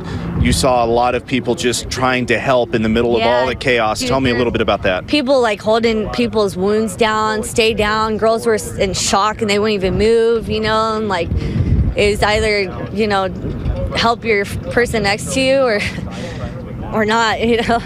You're from the Las Vegas area, correct? Yeah. Tell me a little bit about what did you, in your wildest, you know, back of your mind, ever think anything like this could happen? I've been thinking this is going to happen for a long time. It's something like this. This is Vegas.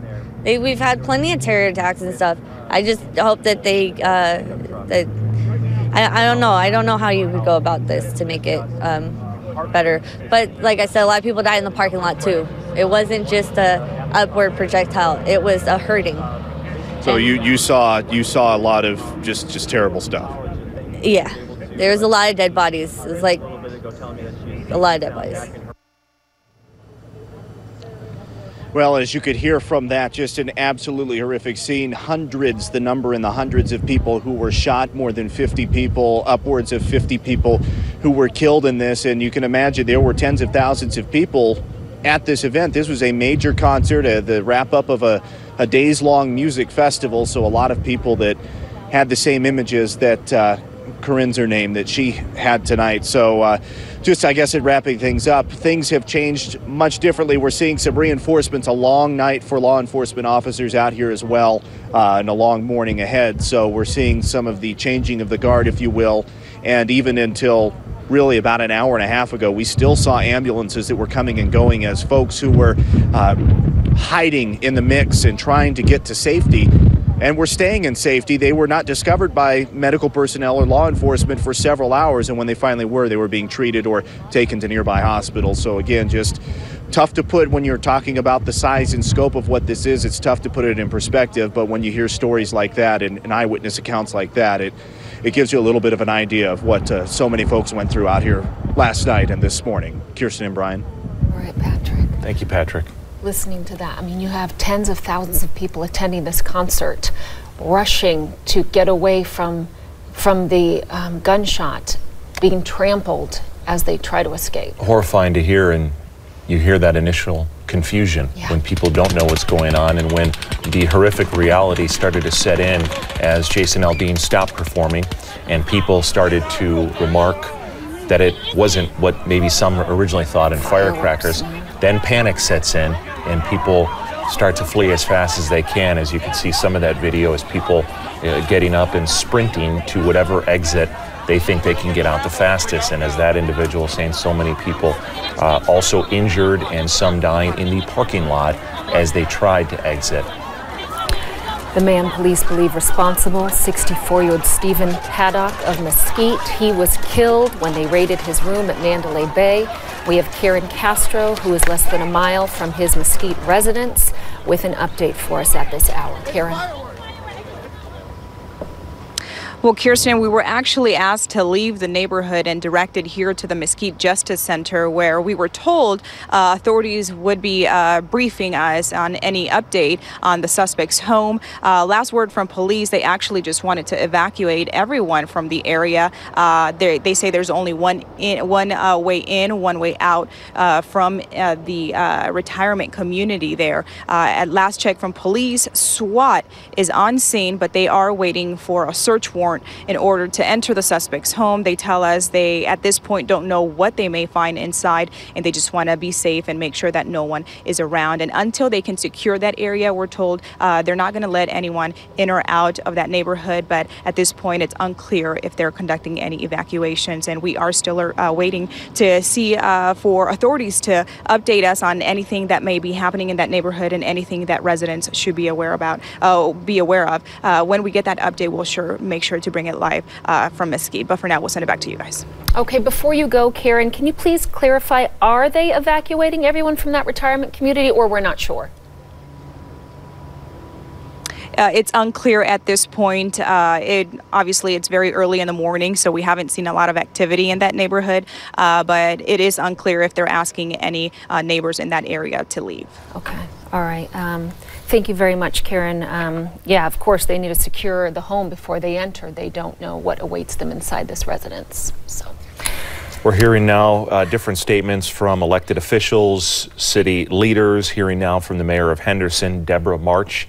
The mayor of Henderson and the council have released a statement in part, quote, "Our hearts are broken by the tragedy on the Las Vegas Strip, and our thoughts and prayers are with the victims and their families." And that's from the mayor and Henderson City Council. The Clark County School District is open. We spoke with a member of the school district earlier who told us the last time they chose to cancel school was in 2008, weather related. She said, they need consistency in times like this. Our kids need consistency. They need to know that they go to school and school is a safe place. They need to know that the doctors are doing everything they possibly can at the area hospitals.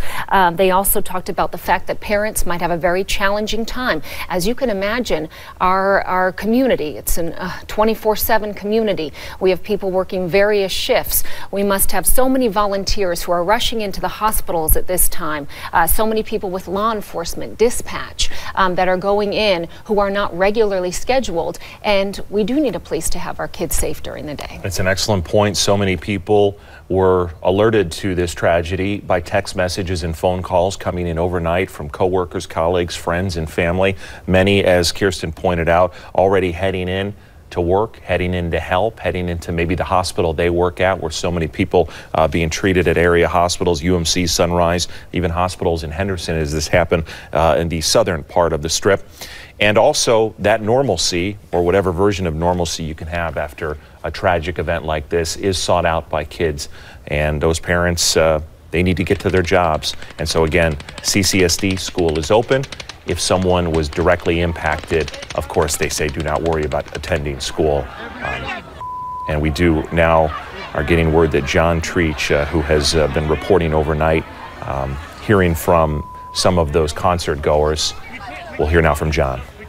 Here at the concert, first of all, describe what happened when you first heard gunshots. My friends and my husband and I were watching the concert. Jason Aldean had just come on stage, and everybody's excited and yelling and screaming, and we saw something that looked like fireworks. It sounded like fireworks over the side, and it was like really weird, and it was like, why are they doing the fireworks? And it popped a couple of times, and people kind of looked over, and you could see smoke or something. It was toward Mandalay Bay side,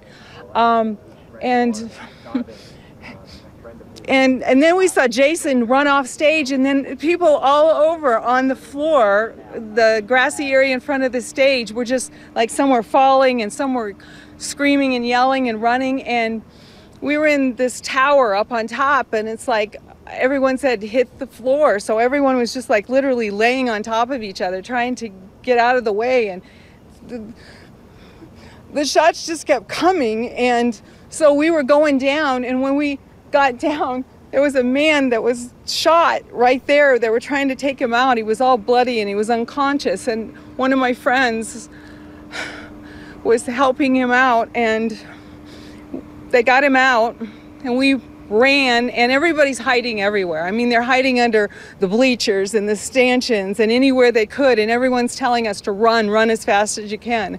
My husband and I ran out toward our car, and there were people hiding underneath my car for cover. And there was a gentleman that was shot, and he said, "Can you help me?" And so I put him in my car, and I had like 6 people in my car, people with out shoes, running just to get away. And No, you are so strong. And Christine, we talked about before you came on camera about how you just tried to scramble and help people as best as you could. Could you talk about you had your vehicle and you knew you had to get them help? We had a gal that was with this couple that the guy had been shot in the back or in the backside, and I thought he was going to be okay, but he was bleeding, and so he wasn't as serious to shove him into the ambulance that was right there. So I took him in my car, and she said, "Can I drive?" Because she worked for Metro, and we got to the hospital so quick you wouldn't believe it. But but anyway, she drove, and I went to Sunrise Hospital. Right. And my husband went in another car with another man that was unconscious to UMC, and I'm here right now because he's in there with my friend whose daughter is only 18 and she got shot. And that is absolutely tragic, and we appreciate your bravery. I'm just trying to get in the hospital. And that is a struggle. So when you came here, you were trying to get into the people who you knew. What were you told and why? Oh, what was I told here? An officer said that they're just taking precaution. So, you know, I mean, there are crazy people out there. They shot into a crowd of 30,000 people in a concert. It's insane. And as you reflect on this terrible event, what sticks out right now? I want to be with my family. Thank you. Thank you, ma'am. Thank you. And that's what many of you will be saying today. I know Clark County School District says, of course, school is open, but there will be a lot of absences as parents decide not to attend work and to keep their kids home safe.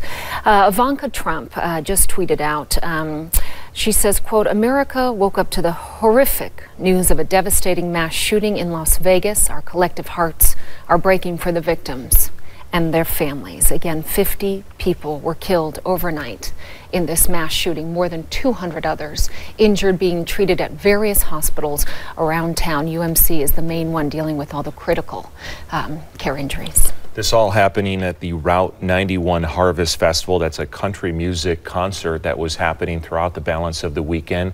Jason Aldean was performing last night at 9:30 p.m. when shots were fired from what we now know is the 32nd floor of Mandalay Bay. We're actually seeing video of that exact moment when he's performing. And you can hear those shots fired.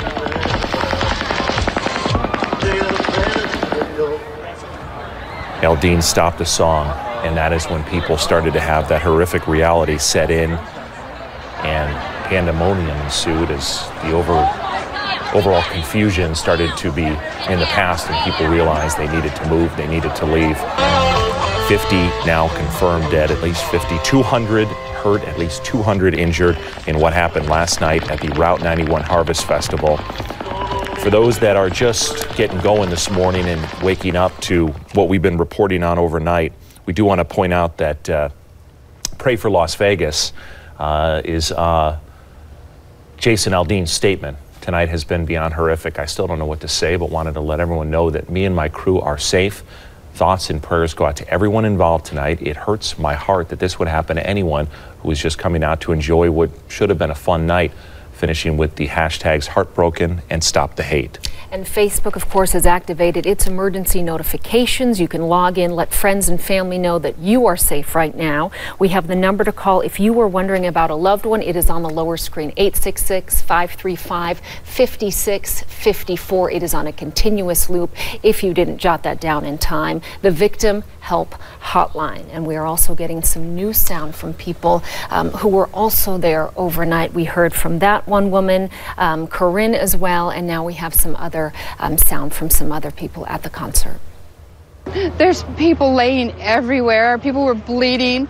One guy was holding his girlfriend or wife or woman, and he was crying and saying, "Oh God, baby, I'm so sorry, it's my fault." And I think she had been shot in the head because he was just covered with blood, and we ran, and there was just ambulance. That individual describing that scene that so many concert goers have told CBS News and told 8 News Now about, and that is how that concert shifted. All right, we want to pause there from our affiliate in Las Vegas, KLAS, and bring in Pat Milton.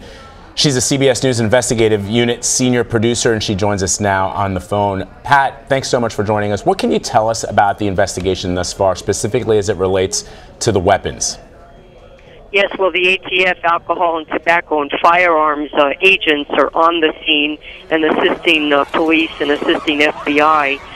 What their job is to trace the firearms and the ammunition that this man used. And so the suspect in this case, Stephen Paddock, do we know much about him and how he would have access to such a high-powered weapon? Well, they're trying to just determine just that. They're trying to see where he purchased the weapons, or whether they were stolen, if they were bought illegally or legally, whether they were modified. They're trying to determine, where he bought the ammunition, and it sounds like he had a tremendous amount of ammunition with him. And Pat, have we been able to get any information at all on the suspect's wife? We know that police and officials have said that they've located her, Mary Lou Danley. What more do we know? Well, we know that they've located her, and we can only presume that they are talking to her, seeing what she knew, if she knew anything. They're also just trying to develop a profile on this man. Where was he in the last few days? Where was he in the last hours before he unleashed this fire power on these people, on these victims? They're searching through social media. They're looking at his internet. We know that they are executing a search warrant at his home in Mesquite, which is about an hour and a half from the actual site. Talking a little bit about the search of his home, I imagine when you know that you have a suspect that was armed so well at the hotel room, there must be concerns about any sort of firearms or other things that may be in that home. Oh, that's exactly right. I'm sure that before they enter the home, they're making sure that it's not booby-trapped. They're making sure that, when first responders get there, that there's nothing that would explode and damage them and kill them. And Pat, I know many Americans, when they hear the breaking news alert, the breaking news update that there's been some kind of a shooting, initially people think this could be terrorism related. What are you hearing about that? Well, the law enforcement people that we have talked to are saying that preliminarily, of course, it's fluid. They're not seeing any nexus to international terrorism. But, of course, with this high number of people that have been mowed down, there has to be some kind of domestic terrorism, whether he was connected to some kind of organization. We don't know. Whether he was just acting on his own and wanting to do this, it's still an act of domestic terrorism because of the numbers that were killed. But investigators we've talked to saying that it's still fluid, they're still investigating. Preliminarily, they're seeing no nexus to international terrorism. I'm glad you point that out, Pat, because that is something that sometimes gets lost in the translation, that this individual appears to be a U.S. citizen, but this is still considered by many to be an act of domestic terrorism, and it's important that we make that point. Pat Milton, senior producer for our CBS News Investigative Unit. As always, Pat, thank you very much. Thank you. Well, the shooting happened during country music star Jason Aldean's concert. Singer and songwriter Jake Owen was one of the festival's headliners. He spoke about his experience during the shooting on CBS This Morning. I'm just absolutely blown away. I mean, I'm sitting here inside a bus 100 feet from the stage that I was standing on when this started happening. I'm watching the news now saying that there's more than 50 people deceased and 200 injured, and I ran out. We were in the middle of it. I mean, when the shots started being fired and you could hear it ricocheting off the top of the roof of the stage, we started just running in any direction we could, because you didn't know where it was coming from. If someone was on the ground, you didn't know where it was coming from. And at one point, I was kind of sitting on the ground behind a car with about 20 other people crouched down behind the car, and just the fear in everyone's eyes, but yet the feeling of everyone looking for someone to make sure they were okay was, I've just never experienced anything like this before. And obviously, like they just said, it's the largest mass shooting in our country's history. I never thought it'd be something that would be at a country music concert, something that we do day in, day out, every weekend. And there's families out there, there's kids on their parents' shoulders, and that's not what America's supposed to be like. You know? What did you think was happening, Jake, when you first heard the shots? Number one, did you know they were shots? Well, ironically enough, when I walked up on the stage earlier enough, they were pretty, the security was pretty tight because Jason uses pyrotechnics, and I think the fire marshal didn't want a lot of people backstage or side stage due to the fire that would come off those pyrotechnics. So when I was standing up there talking to my buddy Luke Combs, who's also an artist on the show, all of a sudden you heard these pops start, and I thought it was perhaps the pyrotechnics, and then I realized once it started, it literally sounded like a full-on automatic Uzi or machine gun that was coming. That's when you knew that it was not the pyrotechnics and it was someone shooting an automatic rifle. Jake, you mentioned Jason's name. Of course, that's Jason Aldean, who was performing at the time of the shooting. He was taken away, as the rest of his band was, to safety. We're thankful that you and your band are okay as well. Can you talk about what, if any, safety preparations or drills that you go through before these type of concerts? You're on the road every week. Is there any sort of preparation? Obviously, nothing can prepare us for something of this scale, but are there safety protocols that you and your band undergo? You know, we don't. I can honestly say, you know, we try to do our best when we go to these shows, and when we're playing arenas, you know, the security staff gets together and has a briefing on how they can do things. But at the end of the day, I think we all, as American citizens, wake up every day and we have this luxury of living in this country where we're free and we're safe. We feel safe thanks to those men and women, you know, that are fighting for our freedom. So I don't think we ever truly expect something like this to happen. You know, I looked out there tonight and I saw these kids on their, like I said, on their parents' shoulders, and those aren't the kind of memories that they're trying to create. You know, and I think it's our duty as the entertainers out here in the world and to stand up for this sort of thing and know that they can't keep us down. You know, we're not going to live in fear and not continue to do this, because I think part of us being entertainers is what brings happiness to people. Jake, Jason released a tweet this morning expressing his condolences. Have you talked to him since this incident? I have. We've talked briefly through text message, along with a few other of my friends that were here. They're artists as well, and we all are just kind of in shock. You know, we all were checking on each other, making sure everyone was okay. I mean, because literally we were running in chaos. People had no idea where they were going, how to get. I mean, I was separated from my own crew and band. A friend of mine is here with me now. She got separated from her husband. They couldn't get a hold of each other, so we were all just in, you know, worrying what was going on. Yeah. How long did the gunfire last? How long did it appear to last? That's what's really, that's what's crazy about this story, is that I believe that the gunshots, no joke, lasted for anywhere between 8 and 10 minutes, because it was almost like you could hear it first, and now that they're showing obviously where he was shooting from the Mandalay, it makes more sense now, because the first few shots came off individually. It was almost like as if he broke the window or something of the room where he was shooting from, and at that point just unloaded an automatic rifle out into the sea of people. But I ran off stage when he was firing shots, ended up getting in the street behind the car, sitting there for a couple minutes while he was still firing shots. And by the time I got back over to a crew bus in the middle of a parking lot a few hundred yards away, we all laid down inside the tour bus, and you could still hear him firing shots. So, I mean, this went on for a good, like I said, 6 to 10 minutes. What are your plans now, Jake? You know, I don't know. I mean, my plans are to go home and kiss my little girl, and thank God that, you know, I'm able to do that. And there's a lot of people that had little girls or family members and stuff that aren't able to do that.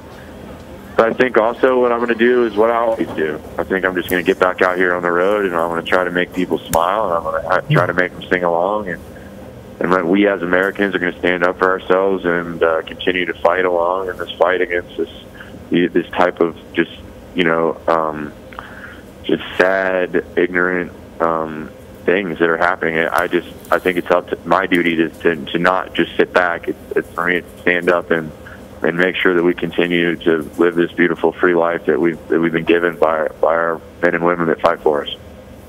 That is certainly the right attitude. Do you have any trepidation at all now about getting in front of a crowd? I can also think that this has got to be very traumatic for you as someone who was there and actually saw it. Yeah, it is very upsetting for us sitting in the studio.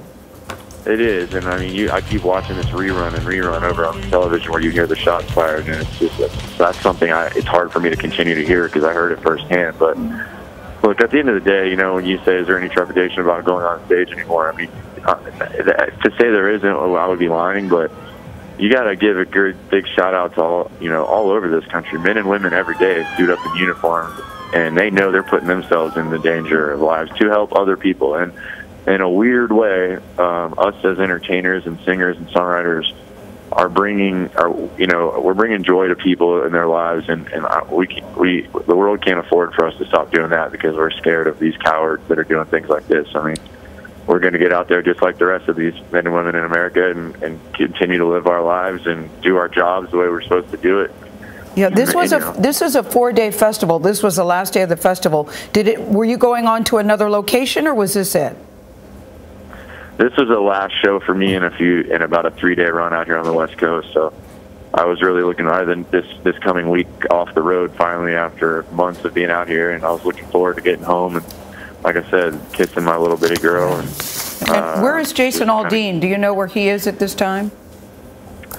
I think we're all waiting to try to figure out how to get out of here because the airports are shut down, or they were at least last I checked. So I think Jason is as well as we're all just trying to find a way out. And Jake, what is your message to your fans who were there, who across the country, who may be tuning in and watching you right now relive the horror of what happened just hours ago? What is your message to them?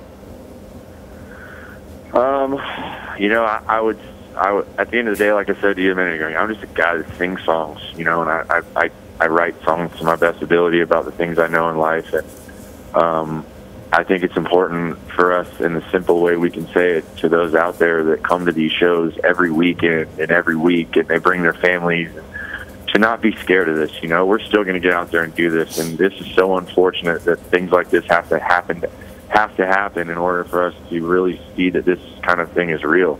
But I think we're all going to. I think this will make us stronger, not only as the community of this United States, but I think us as a community in the music world coming together to stand up for these kind of things and bring peace and happiness and back to everybody. You know, it's interesting, Jake, how they talk about the shooter. A 64-year-old man, doesn't fit the profile, apparently no criminal record, who lived at a retirement community. You also don't expect anything at a country music festival, just as you didn't at an Ariana Grande concert. What does that say to you? I mean, I don't, it's unfortunate things like this happen. You know, I'm a Floridian, and when the nightclub had the shooting last year, that was devastating to me. You know, the kinds of people, innocent lives that were taken, and these kind of things are happening day in and day out. And one of these happens, and then, you know, there's another news story about the next day on something happens. And I think as American citizens, all we can do is continue to just be strong and come together. I think everything that you're seeing now too on the news, this is a time in our lives where we all need to come together and be the best we can be for this country, because that's what's most important for all of us, our families, our livelihoods. This is it for us. All right, that was Jake Owen, who was performing at this open-air concert, this festival that had been taking place for several days. And then on the final day, the final evening, the horror, the tragedy, we now know that Las Vegas officials are saying at least 50 people have been killed in this attack, at least 200 have been injured, and 400 people have been taken to area hospitals. Right, and we know among those killed were 2 off-duty police officers, as well as police officers on duty, not killed but injured in the gunfire. There were about 22,000 people at this concert, so you can imagine the number of people who could have been hit by a bullet. And something, you know, it's for people to understand, this individual was in a 32nd story building, looking down at people that were just enjoying a night out, enjoying some good music, and he was essentially able to pick them off. And I note the quote that Mary Ellen O'Toole, the former FBI profiler who was on our air earlier, said he was hunting human beings. He was hunting human beings who were sitting ducks, who had no idea where this gunfire was coming from when they heard it. And in fact, initially didn't realize it was gunfire. Who would think that? It was rapid fire, and at least from some witness accounts, there was rapid fire, a brief pause, maybe 45 seconds, and then more rapid fire. So there's a possibility that he reloaded his weapon. From the sounds of it, it looks like some sort of semi-automatic or automatic weapon. We're still waiting to get details on that. And I just want to point out to our viewers that former Congresswoman Gabrielle Giffords, who, as you know, Anne-Marie, was injured in shooting as well, has been tweeting over the last couple of minutes, and it just goes to the point that you were just making. One of her tweets, Congressman Giffords says, in just a matter of minutes, one man can kill at least 50 people, another 200 were injured. This is a grave tragedy for our nation. Heartbroken by the scene, our nation is waking up to this morning. No person should endure the horror Las Vegas experienced last night. This is now the worst mass shooting in U.S. history. Prior to this, it was the Pulse nightclub. Yes. And this has surpassed it, and the numbers really are likely to change. And as Pat Milton, our senior producer in the investigative unit, pointed out, this may not be international terrorism, but any time you seek to kill, maim, injure that many people in a setting like this, there's no other word. It is domestic terrorism. Well, CBS News senior national security analyst Fran Townsend and CBS News law enforcement analyst Paul Violas joined CBS this morning with the latest on the investigation. Kudos to Las Vegas PD in their containment and the expeditious manner in which they've responded to this. But when the sheriff's speaking about that, it's safe to say for him to come out and say that there's 50 and the amount of injured, unfortunately, that number is probably going to go up. This is now being called the deadliest mass shooting in American history. What will they now be looking for, Paul? Perimeter. They're going to have to. They're establishing an inner perimeter and an outer perimeter for where the concert was. There's 2 crime scene scale. And then you also have the crime scene where the shooter was on the 32nd floor of the Mandalay Bay. They're going to have to look at, and they're going to use the casings that were dropped, and they're going to see the weapons that he used, and hopefully they're going to find more physical evidence in that particular location that's going to give them a further information as to what their next steps are and who they need to interview. Let's talk about that, Fran. He's on the 32nd floor. I mean, this seems to be something we haven't seen before in this country. We had talked to an eyewitness that said your bags were checked as you went into the arena. It was an outdoor festival. But somebody on the 32nd floor that just sprays and was there for a long period of time. That's right. Look, we've heard from eyewitness reports that the shooting went on anywhere from 8 to 15 minutes. That sounds like an incredibly long period of time if you're in that plaza, right, and you're hearing the shots. But the fact that the Las Vegas Police Department and SWAT team could identify the source of the fire, get up to that room, breach that room, and take out the shooter in that period of time is really incredible. It's a credit to them. The Las Vegas Sheriff's Office works very closely with the hotels in Las Vegas. The chief security officers meet on a regular basis. They perform exercises with the local sheriff's department, and all those things were to the benefit in resolving this. And as horrific as the numbers are, and I agree with Paul, they're likely to rise, it would have been much worse if the Las Vegas law enforcement had not responded as quickly. And you're giving a lot of credit to them, who knew exactly what to do, because you said they train in this. That's right, and they practice just these sorts of scenarios so that they know. They've looked at the blueprints of the hotels, and they've worked through so they know exactly what they're doing when they enter that room to take this guy out. And Fran, the White House Chief of Staff John Kelly was the one who alerted the president of the shooting. The president tweeting, "My warmest condolences and sympathies to the victims and families of the terrible Las Vegas shooting. God bless you." No word yet on whether this will officially turn into a federal investigation, but do you expect that to happen? Certainly that the feds will support it, right? So things like the ATF, alcohol, tobacco, and firearms, is essential to understanding the history of each of the weapons. We know that it was an automatic weapon that the shooter used. We also know from the Clark County Sheriff that they found other weapons in the room. You're going to want to know the entire history of those weapons. When did he purchase them? From where? And that will be an important piece. And so the feds will help that. It depends on, we know that there's a search warrant at his Mesquite retirement home, the shooters. They will go through all of his electronics. They will go through physical evidence. They will try to understand what the motive is. We don't know that yet, but many of the clues to that will exist in the physical evidence, as well as an interview of the wife or companion that they now have identified and spoken to. This is the woman, Mary Lou Danley, who is his wife, Stephen Paddock's wife, who they were looking for all morning long. They sent out, Las Vegas police tweeted out a picture of her saying they were wanted to speak with her. We do not know where she is now or what condition she is in, but we do know that police have said they have located her, which is the primary person they were trying to reach after this shooting happened, to figure out what happened. Our Las Vegas affiliate, KLAS, has been covering the story and is on the scene. Let's listen to their latest developments. Down. But the main thing we probably should tell you is you don't need to come down here because it is so well surrounded at this point. They really are asking anyone who is concerned that they may have a loved one here at UMC to call the phone number that Kristen and Brian, you've been talking about all evening, and that's 866-534-5654. That is your hotline number to find out more information that is available on people that have been injured. And the information is being collected from the various hospitals all around the valley, not just UMC. So that's really your best number to go to. That's what we can report to you for now. Back to you in the studio. Thank you, Kim. And Kim, I do want to repeat that number if you're reaching for a pen at home, 866-535-5654. We are, Kirsten, efforting to find out exactly what strip workers should do. Are they to report?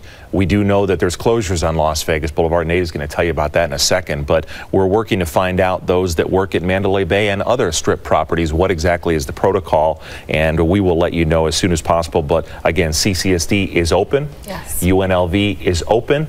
And again, CCSD mentioning if someone was directly impacted by this tragedy last night, obviously no need to attend school, but for the general student population, UNLV and CCSD is open. They want to provide consistency in times of tragedy like this. We're going to talk a little bit more coming up on how do you talk to your kids based on some articles we've been researching about something like this and the age appropriate, focusing on the positive, on the emergency workers who are helping out and that nature. But first, let's go to Nate and find out what the situation is with the roads. Brian and Kirsten, we're seeing a process play out here that we thought we would never see. We know that there are active shooter drills that take place, but here we are seeing the unfolding of what they do when something like this actually happens, as it did last night. The first thing that law enforcement did was completely close the I-15 all the way from Blue Diamond up towards Charleston. That lasted for several hours. The freeway has since been reopened. There are still some closures as far as access to go eastbound off of some of those freeway exits. Also, one of the immediate responses was to restrict activity at McCarran Airport. Here we are with a live picture. This is on Tropicana east and west across the bottom of your screen. Paradise going into McCarran Airport is open. Westbound on Tropicana, trying to get towards the Strip, that's going to be a bottleneck because at last report, you still could not go east or westbound on Tropicana across Las Vegas Boulevard. So you may have to go north on Koval. You may have to go north on Swenson. We understand that Flamingo is open east and west across Las Vegas Boulevard. Now a live picture from the Stratosphere Tower looking down at Las Vegas Boulevard. Does not look like there's a lot of traffic, if any, because of the closure. Paradise is going to continue to be very busy as a result of being one of the nearest north-south access routes. The freeway system is open. The report of a crash, this is not on the freeway, it's on Frank Sinatra Drive, which is also being extremely crowded by the folks trying to get in and out. There is a crash reported southbound on the 95 around Tropicana, but we wanted to zoom in and give you the exact location of the worst mass shooting in United States history, right here in our town. Now, when you see purple, that is a complete closure. So that is Russell Road, east and west of the I-15, Las Vegas Boulevard closed. This is the Luxor, this is Mandalay Bay, and of course the lot across the street from Las Vegas Boulevard, the open space where the Route 91 Harvest Music Festival was concluding last night. The shooting from Mandalay Bay, Metro Police tell us, across Las Vegas Boulevard into that crowded area. Some folks seeking shelter in the airplane hangars and the airport property immediately adjacent, and again very crowded in and out of the Thomas and Mack, where busloads of people were taken who had no place to go after the incident. So westbound traffic on Tropicana trying to get to Las Vegas Boulevard is going to be a tough one because it is not accessible. We're recommending that you go north on Swenson, or if you get stuck here, you can go further towards Koval, but that's going to be quite crowded as well. Now to the restrictions on the I-15. It is open north and southbound, but you're not allowed to go eastbound off the 15 at Russell, at Tropicana, at Flamingo and at Sahara. At last report, Las Vegas Boulevard was closed from Russell Road up to Tropicana. It would appear, according to this map, that it may still be open, but we'll continue to keep you posted. We do know that your best east-west access across Las Vegas is going to be Desert Inn. It may be more crowded because of the situation down on Tropicana, but it is, as you know, going over the I-15 and underneath Las Vegas Boulevard. The worst mass shooting in United States history, affecting traffic and affecting all of us here at 8 News Now and throughout our entire community. But we do know that the day goes on, that it's windy out there, and Sherry's got our weather update. All right, thank you so much, Nate. Yes, it's a really sad Monday morning, but a lot of folks are having to get up and get on with your day, get the kids ready for school, and you get yourself ready for work. You've no doubt listened and heard the winds in the overnight hours. We've had some changes.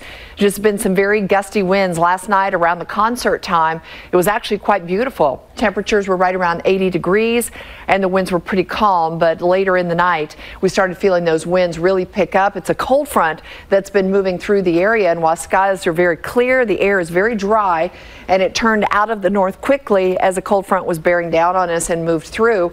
16% humidity, that's it, and winds that have been over 30 to 35 miles an hour in the Las Vegas Valley. We're not under a wind advisory, but the winds are still gusty, and as that sun comes up here now within the next hour, I expect the winds may pick up even a little bit stronger, and then they'll subside through the day. Temps mainly in the 60s around the Las Vegas Valley. On the Strip at 68 degrees. Look at the mountain, kind of cool at 40 degrees. Pahrump under a wind advisory until 8 o'clock this morning, as well as Indian Springs up in northwest Clark County. Red Rock 65. Mesquite checking in at 65 degrees this morning.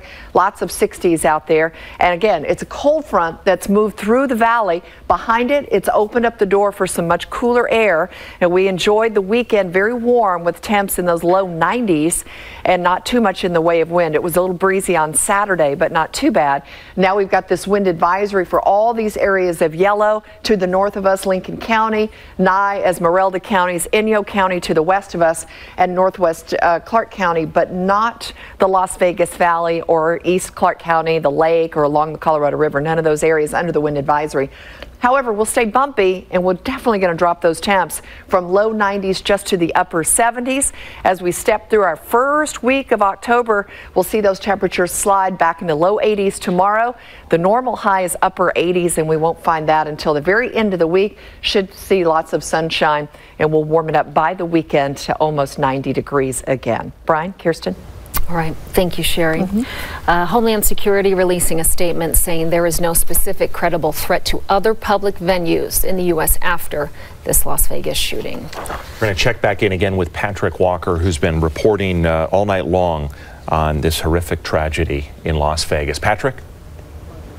Yeah, Brian and Kirsten, we have heard a lot of different stories, of course, of eyewitnesses who saw everything that happened. We are at Las Vegas Boulevard in Sunset, so we are on the south end of this closure where they have blocked off folks, and we have seen people leaving after hours of waiting, finally getting a chance to get out of here, perhaps go to the Thomas and Mack Center to seek some sort of refuge throughout the evening and get out of the elements and get out of this situation they've unfortunately had to find themselves into. But one of the people that we spoke with this evening was at work, hard at work, as a valet attendant over at Mandalay Bay, and he says he heard the gunshots ring out right above his head, and at that point it was time to get himself and his crew out of there. Here's some of that interview. I work at Mandalay Bay as valet. We started hearing this loud sound. It sounded like a huge jackhammer. Then we started hearing glass fall down and just massive amounts of bursts of guns. I mean, we didn't know what it was. And then we started seeing more glass come down, more glass, shotgun rounds. All right, we want to break into our coverage from our affiliate KLAS and go to Las Vegas, where the police are giving the third update on the deadliest mass shooting in American history. Let's listen. At the Route 91 Harvest Festival, located adjacent to the Mandalay Bay Resort. We were receiving information that there was an active shooter that was firing rounds from the 32nd floor, and that individuals that were attending the festival, the number is estimated to be 22,000, were being struck by those rounds. Currently, the Clark County Fire Department is estimating the injuries to be well over 400, and the deaths associated with this event to be over 50. I can't give you an exact number yet because we're still investigating some of the areas involving the event where the concert was taking place, and we're still exiting individuals that were hidden, and it's just a matter of a process. So it's going to take quite a while for us to completely get through the evacuation phase, and then eventually we will have an assessment on the injuries associated with that. Now our suspect was identified as Stephen Craig Paddock, 64 years old, a white male from Mesquite, Nevada. We have no investigative information or background associated with this individual that is derogatory. The only thing we can tell is he received a citation several years ago, and that citation was handled as a matter of normal practice in the court system. Some important things that I need to get out.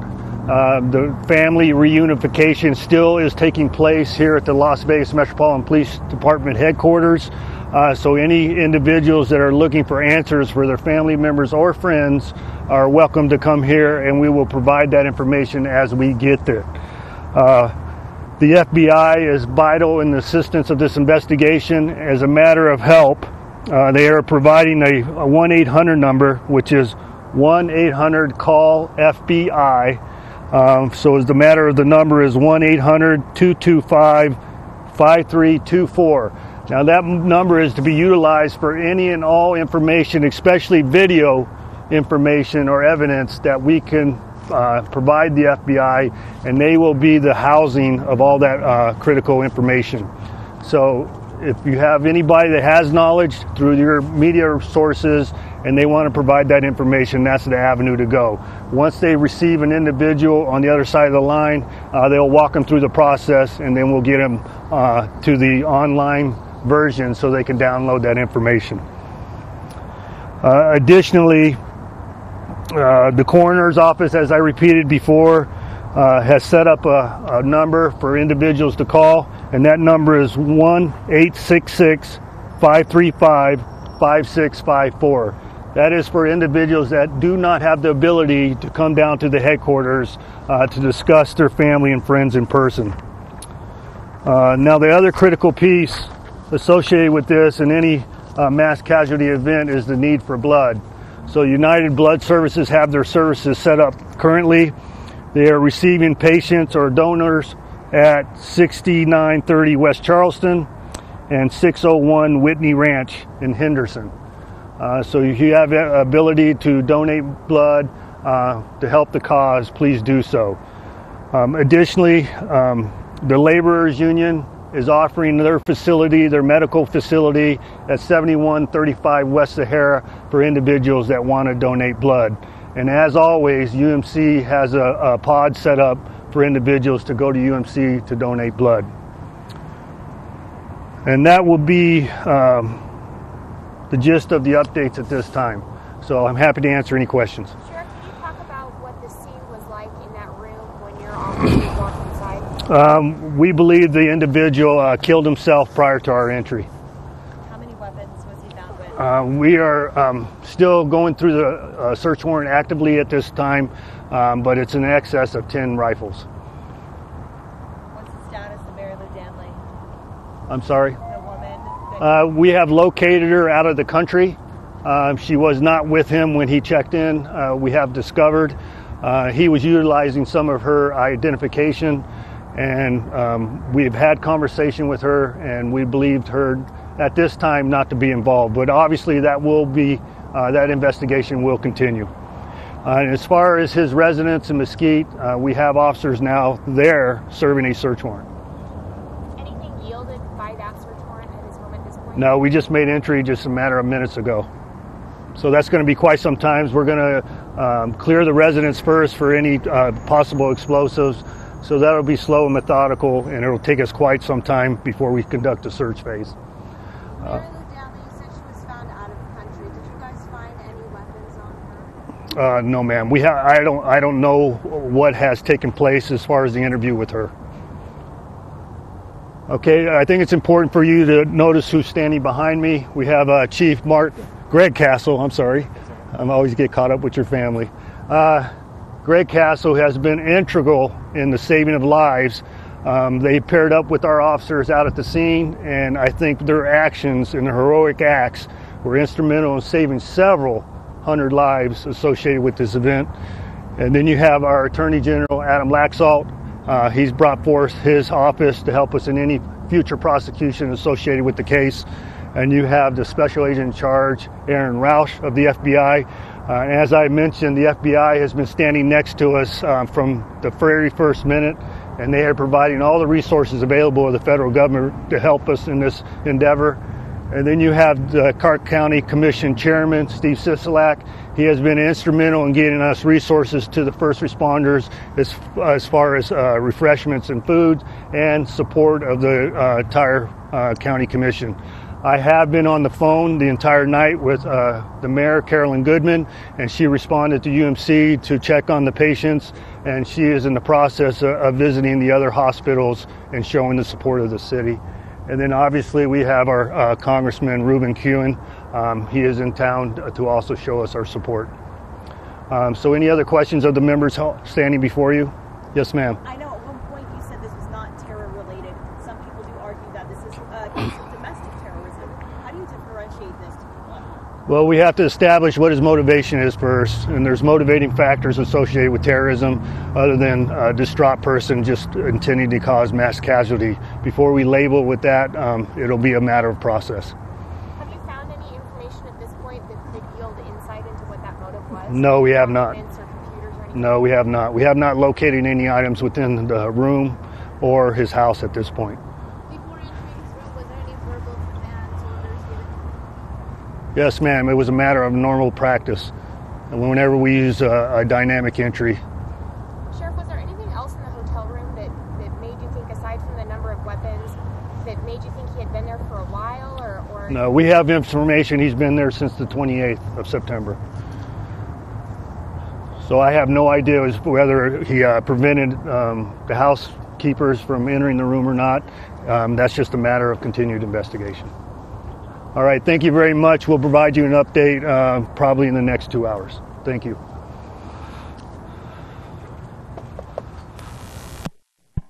All right, so we're getting some new information now about this mass shooting in Las Vegas. Once again, 400 people injured, 400 plus people injured, 50 plus people dead. The sheriff there not really wanting to give hard numbers because, as you can imagine, when a shooting breaks out in an area where there were 22,000 people, the numbers of those injured, the numbers of those killed, that's definitely bound to go up. We had heard earlier that police were searching for the shooter's companion, and they said that they had located her. We got a little more information. There she is, Mary Lou Danley, that she was located outside of the country. We're also hearing that the suspect, Stephen Craig Paddock, was using her ID. Yeah, so here is what we know. Right now, officials are saying 50 people have been killed. That number could go up. This is right now the deadliest mass shooting in American history. The suspect identified as Stephen Paddock. He is a white male from Mesquite, Nevada, 64 years old. He opened fire on a crowd of more than 22,000 concertgoers from his hotel room on the 32nd floor of the Mandalay Bay Hotel. This happened Sunday evening at approximately 10 p.m. local time. I want to bring in CBSN security analyst Ron Hosko. He's a former assistant director of the FBI, and he is joining us now. Ron, you've been listening to the updates all throughout the morning. What more are you gleaning from what we're learning from local law enforcement officials? Well, that this killer had this quantity of rifles, which we just learned, at least 10 weapons in the room. You know, certainly weapons that are individually capable of doing tremendous harm. Here, you know, and I know the references have been to a sniper, him acting as a sniper.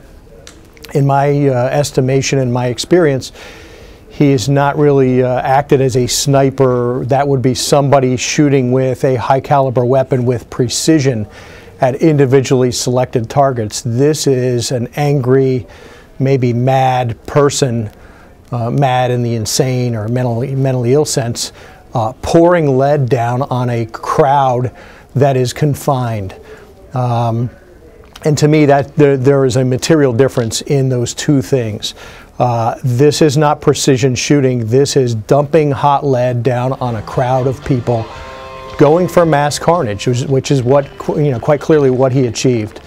And the other thing that I think is notable right now is that not only the duration of the shooting and the quantity of rounds that he had fired, but the relative speed with which the Las Vegas authorities came together with a tactical team to conduct an explosive breach that presumably they've practiced many, many times in the past, that they were able to assemble that team, get to the right location, and use an explosive to breach, open the room and stop this carnage with the speed that they did is not easy to do.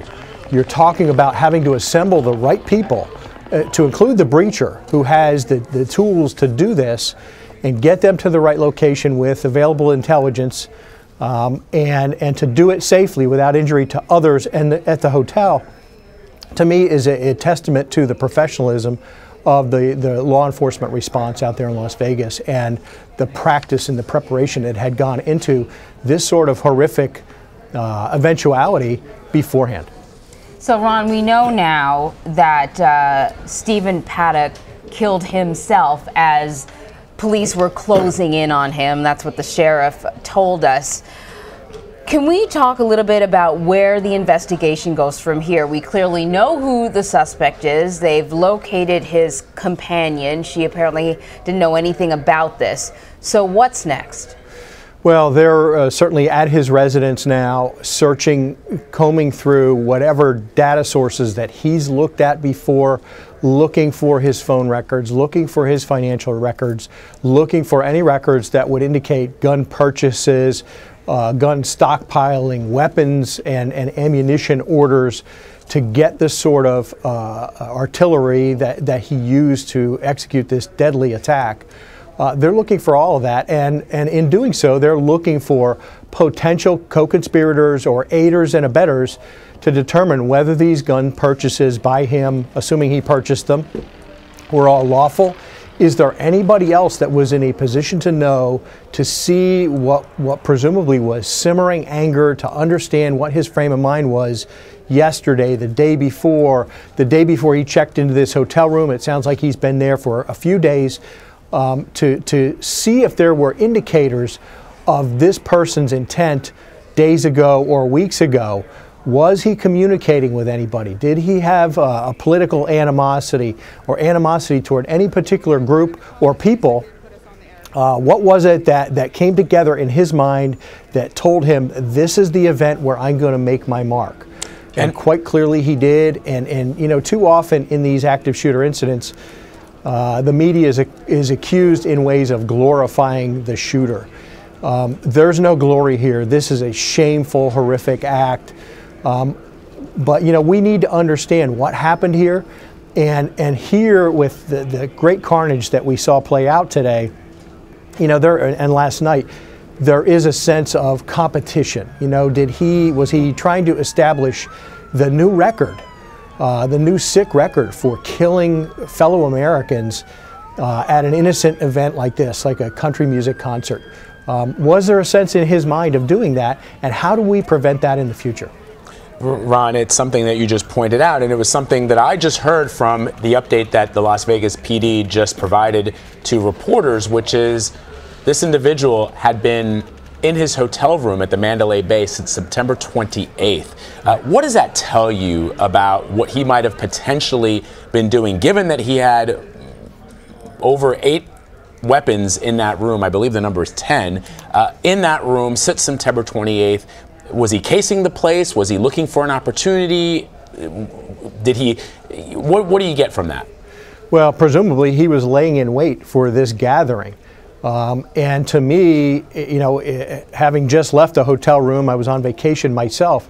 If I don't want, you know, room service or housekeeping discovering what's going on in my room, I'm answering the door and sending them away. You know, in that, if that's the case here, that alone might have raised the alarm within the hotel. If he is constantly sending housekeeping away or hanging the tag on his door, you know, what systems does the hotel have in place to say, you know, this is unusual, that we have a guest who is not coming out of the hotel and not allowing housekeeping in?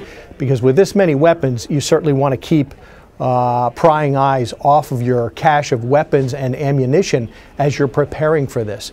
So I think there's much to be learned about what was going on in that hotel. You know, the difficult part here is in protecting an event like this in America. You know, no level of protection short of that given to the President of the United States would a law enforcement agency be going into individual rooms, identifying people within those rooms, putting people on rooftops of nearby buildings. There are very few events in America that demand and get that sort of security. This isn't one of them. And so we're in a free and open society. You do have the ability to carry out this sort of attack from a distance, you know, a relatively short distance with a high-powered weapon. And so I would be looking for what are those other indicators that we should have, that somebody should have detected, perhaps should have acted upon, and, you know, raised the alert level a little bit. But it certainly looks like for a couple of days, this guy's been laying in wait, thinking about his plan, whether he was going in and out, bringing individual weapons in, bringing individual loads of ammunition in, or magazines. It will yet to be determined, but the FBI and the local law enforcement out there will be looking at every bit of security video, looking at his coming and going from not just this venue, but from across Las Vegas. That's a really interesting point. You know, we were talking, Vlad and I, about how would he have been able to enter the hotel with all this firepower, but if he was there over a couple of days, he might have just sort of brought things in bit by bit. You know, you talk about some of the other indicators, or what people might call red flags. We know he had a companion. That's what police called her, some other people calling her his wife, but a companion out of the country, but he had been using her ID. What are some of the red flags? What are some of the things that you look for when someone may be planning something like this? Well, as you know, you're looking for something that is contextually inappropriate, right? It's inappropriate at the time. And so somebody, an individual traveling by himself, maybe bringing in large boxes, travel cases presumably with weapons and ammunition. You know, is he smart enough to defeat that by breaking individual weapons down? As I mentioned earlier, you know, an AR-15, or what most people think of as an M16, the civilian version, can be broken down very easily. There are two takedown pins. You can take the front and the back of the weapon apart and fold them up to a size about this big or smaller if you're inclined to. And so it's very easy to put that in a piece of carry-on luggage that you would typically store inside an aircraft.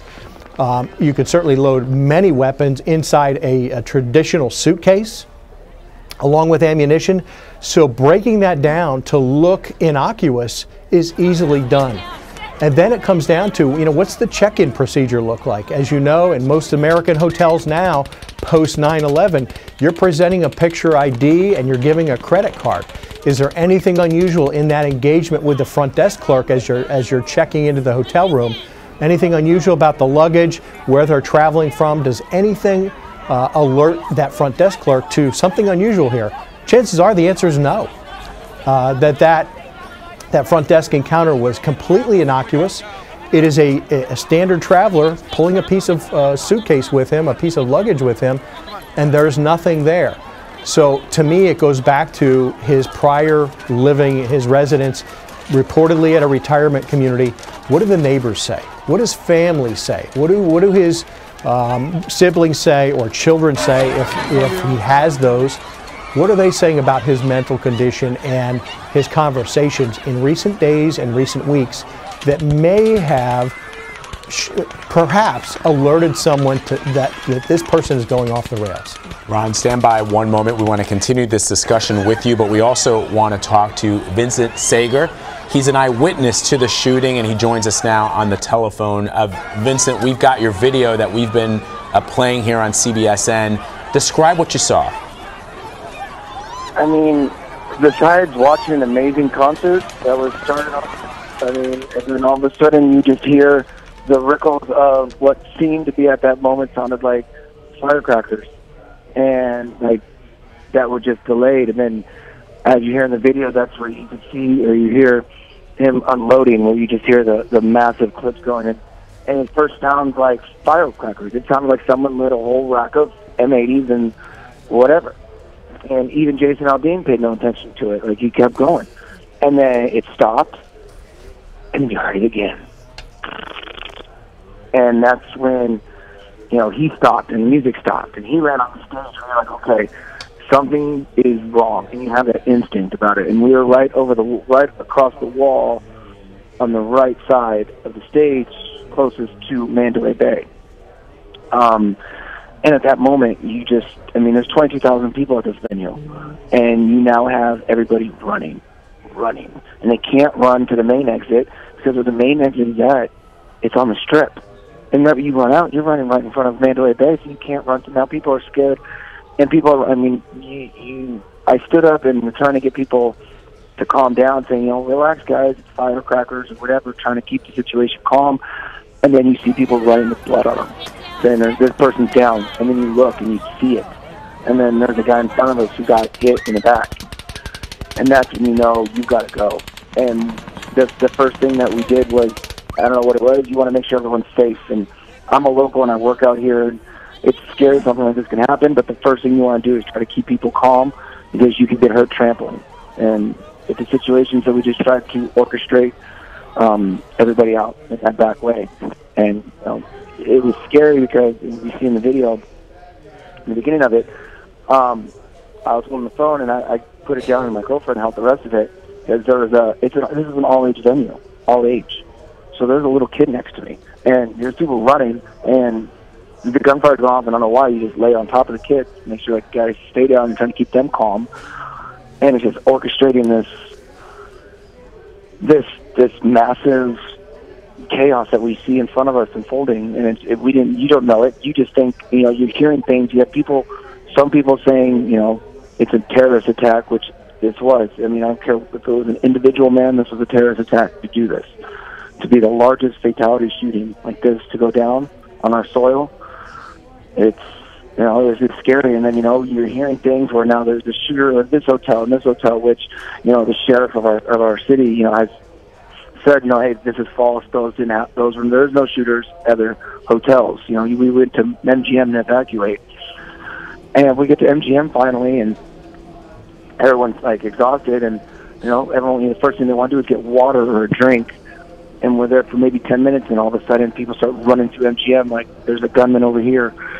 And so you don't know what to believe, and you don't want to, you know, I work in hotels, and I don't want to be barricaded in some back room with 180 other people where we're sitting targets. So it's just kind of like a fight or flight, and we just started moving. Like I took my lady and 2 other people I didn't know with me, and I said, just follow me, guys. And, you know, I got them to safety. I put them in, I had another friend who I work with, who's the host of the city, and he called me, and the whole Strip was on lockdown, but like I know how to get in and out of these hotels in the back way. So I said, guys, follow me, and let's get out of here. And I didn't want to bring too many people. I couldn't, so I brought who I can to safety on that end. And you know, we got off the Strip, and I took them to a friend's house, you know, and I let them stay and hang out there, and until, you know, it was safe for them to get Uber back to the Strip.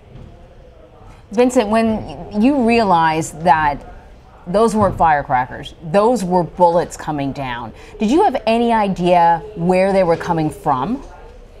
Yeah, at that point, I knew they were coming from Mandalay Bay. Like, I knew where they were coming from. I just didn't know exactly where. You couldn't really tell, like, hey, it's coming, there it is. Like, you just know. Like, I knew.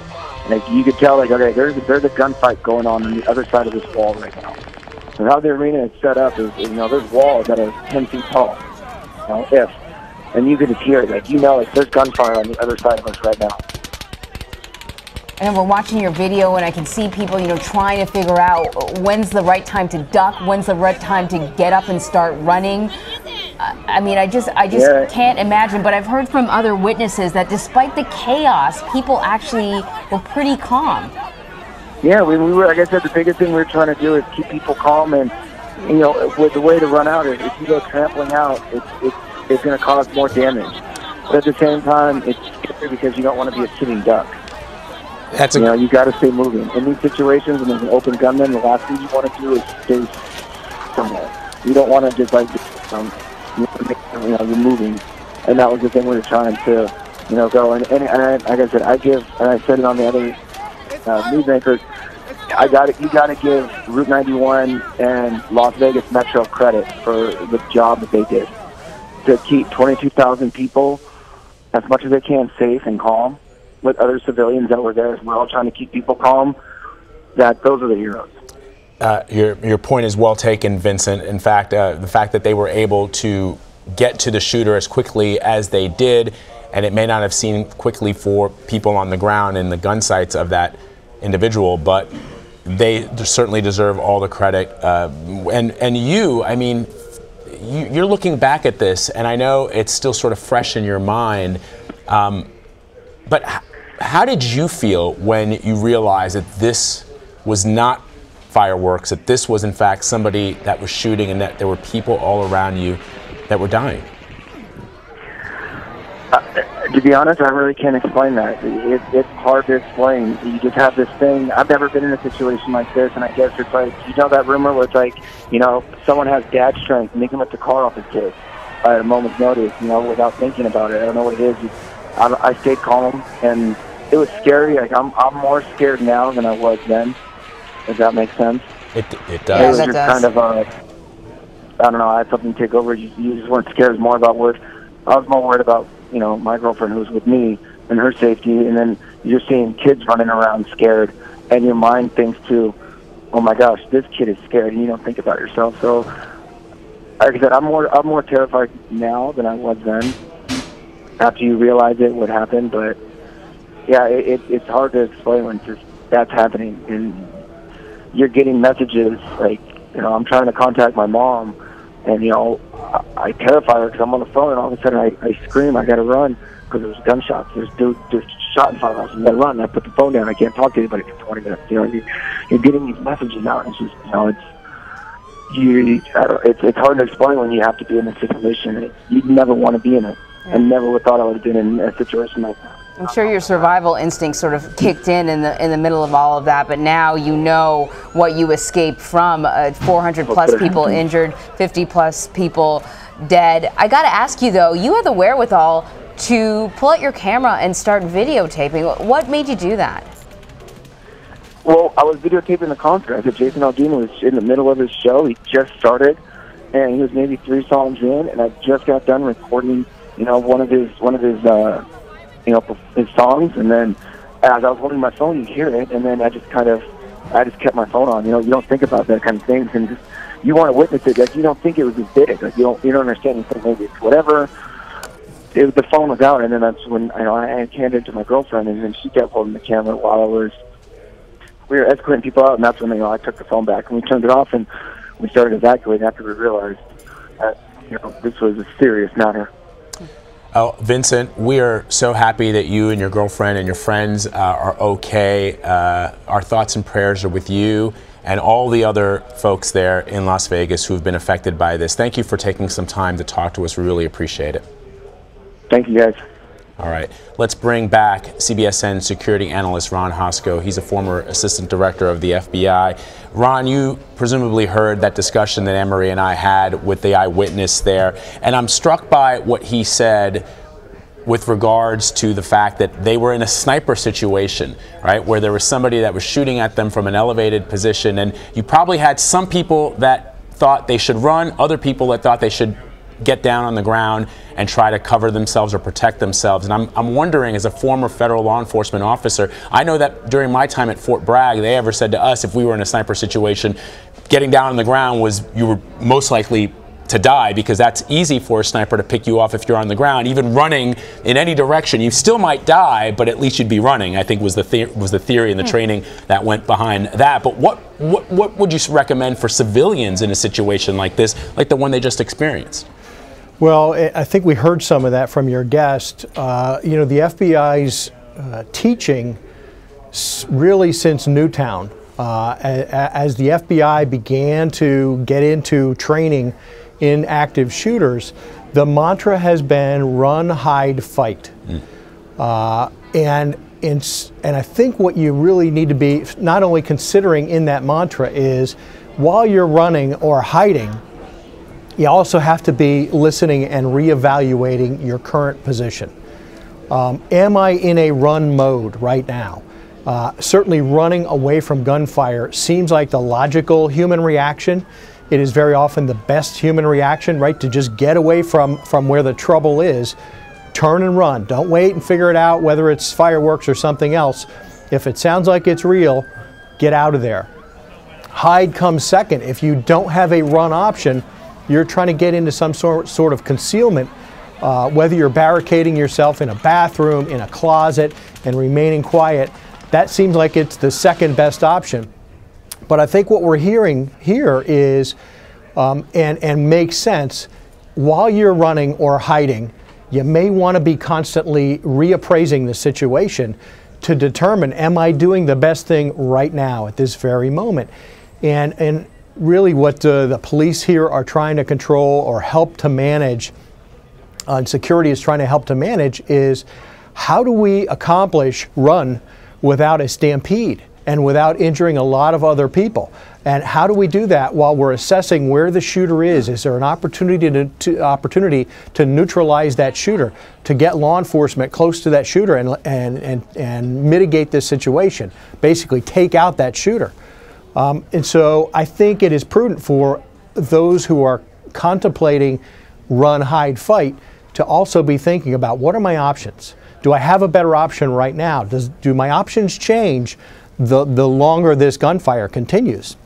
Here, quite clearly, the gunfire continued for moments or minutes, and if it's in the same position, and as the crowd starts to realize, hey, this is a shooter from an elevated position, 32 floors up from across the street, maybe my best option is to move to some sort of harder cover than just running and hiding under a table, because if this is high-powered rifle rounds, it's going to go right through most tables. It's going to go through a lot of surfaces, a lot of hard surfaces. So do I run to another position of cover where I can't be seen, where I can be concealed?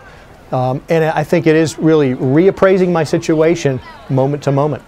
And Ron, so this really opens up an interesting discussion, and I want to hold on to you for a little bit if we can to talk about this, because there is now legislation before Congress that they may roll back restrictions on silencers, gun silencers. They may also roll back restrictions on carrying firearms from states where the gun control, for lack of a better word, is a little bit more lax than it might be in a state like New York, for example, and being able to bring those firearms into the state. Here's the question, not whether or not you believe in the merits of the legislation, but given that gun silencers in a situation like what just happened in Las Vegas would make it almost next to impossible for law enforcement to be able to ascertain the direction or where that gunfire is coming from, does this legislation like this make the job of law enforcement more difficult? And does it make it more difficult in the case of the eyewitness we spoke to, Vincent, who said at least he was able to tell that the gunfire was coming from the Mandalay? That gives him an incentive to run the other way.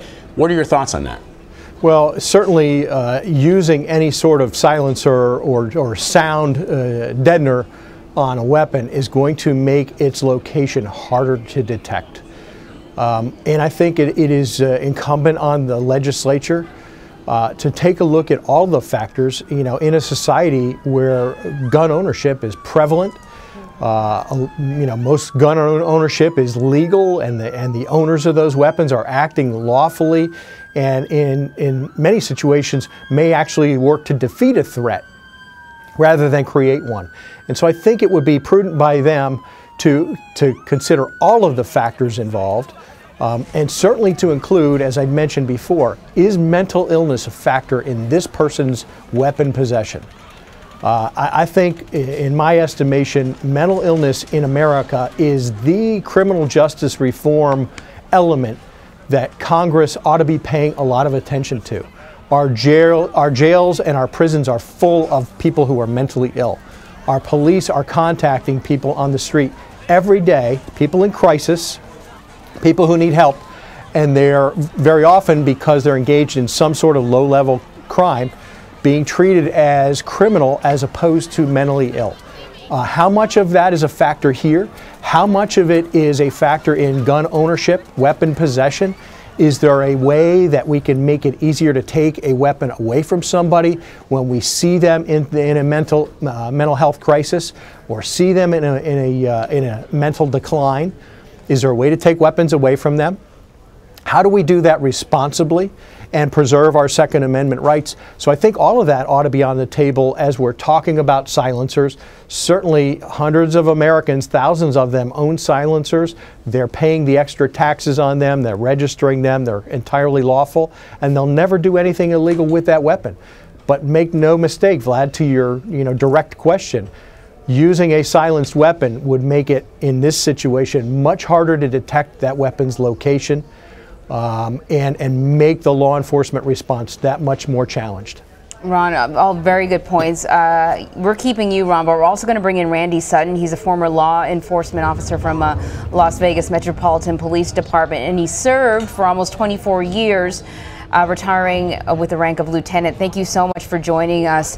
We were talking a little bit about what exactly the gun laws are in Nevada, but also in Las Vegas.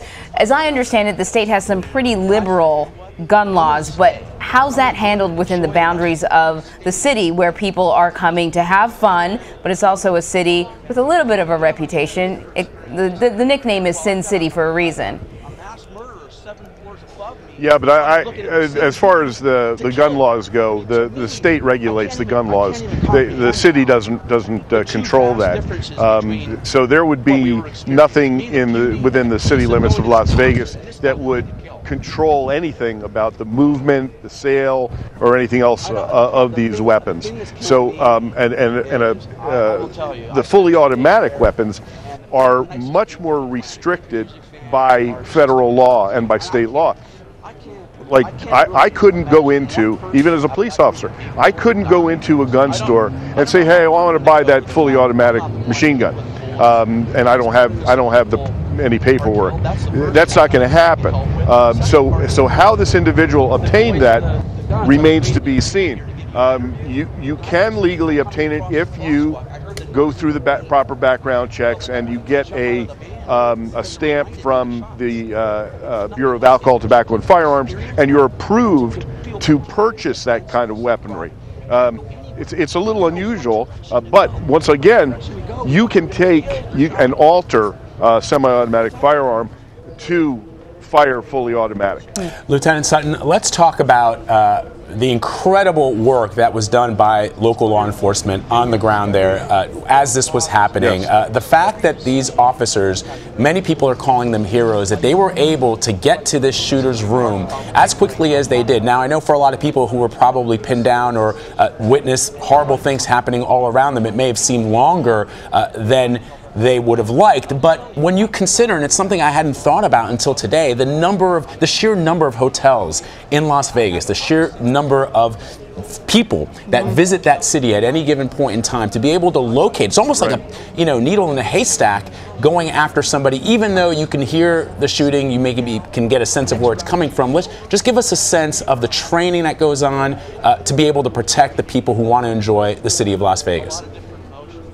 Well, this is part of how important it is for law enforcement to work with hotel security, because the way this individual was identified as being in that room so quickly, they had an idea of where he was from the gunfire, because there was so much smoke, there was so much muzzle flash that was observable. But as you said, you see it up on the 32nd floor. How do you find out which room it is?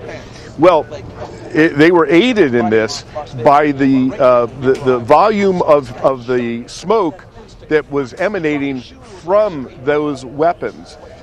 Is set off the smoke detector in that room. So that's how security was able to direct law enforcement to where that room actually was.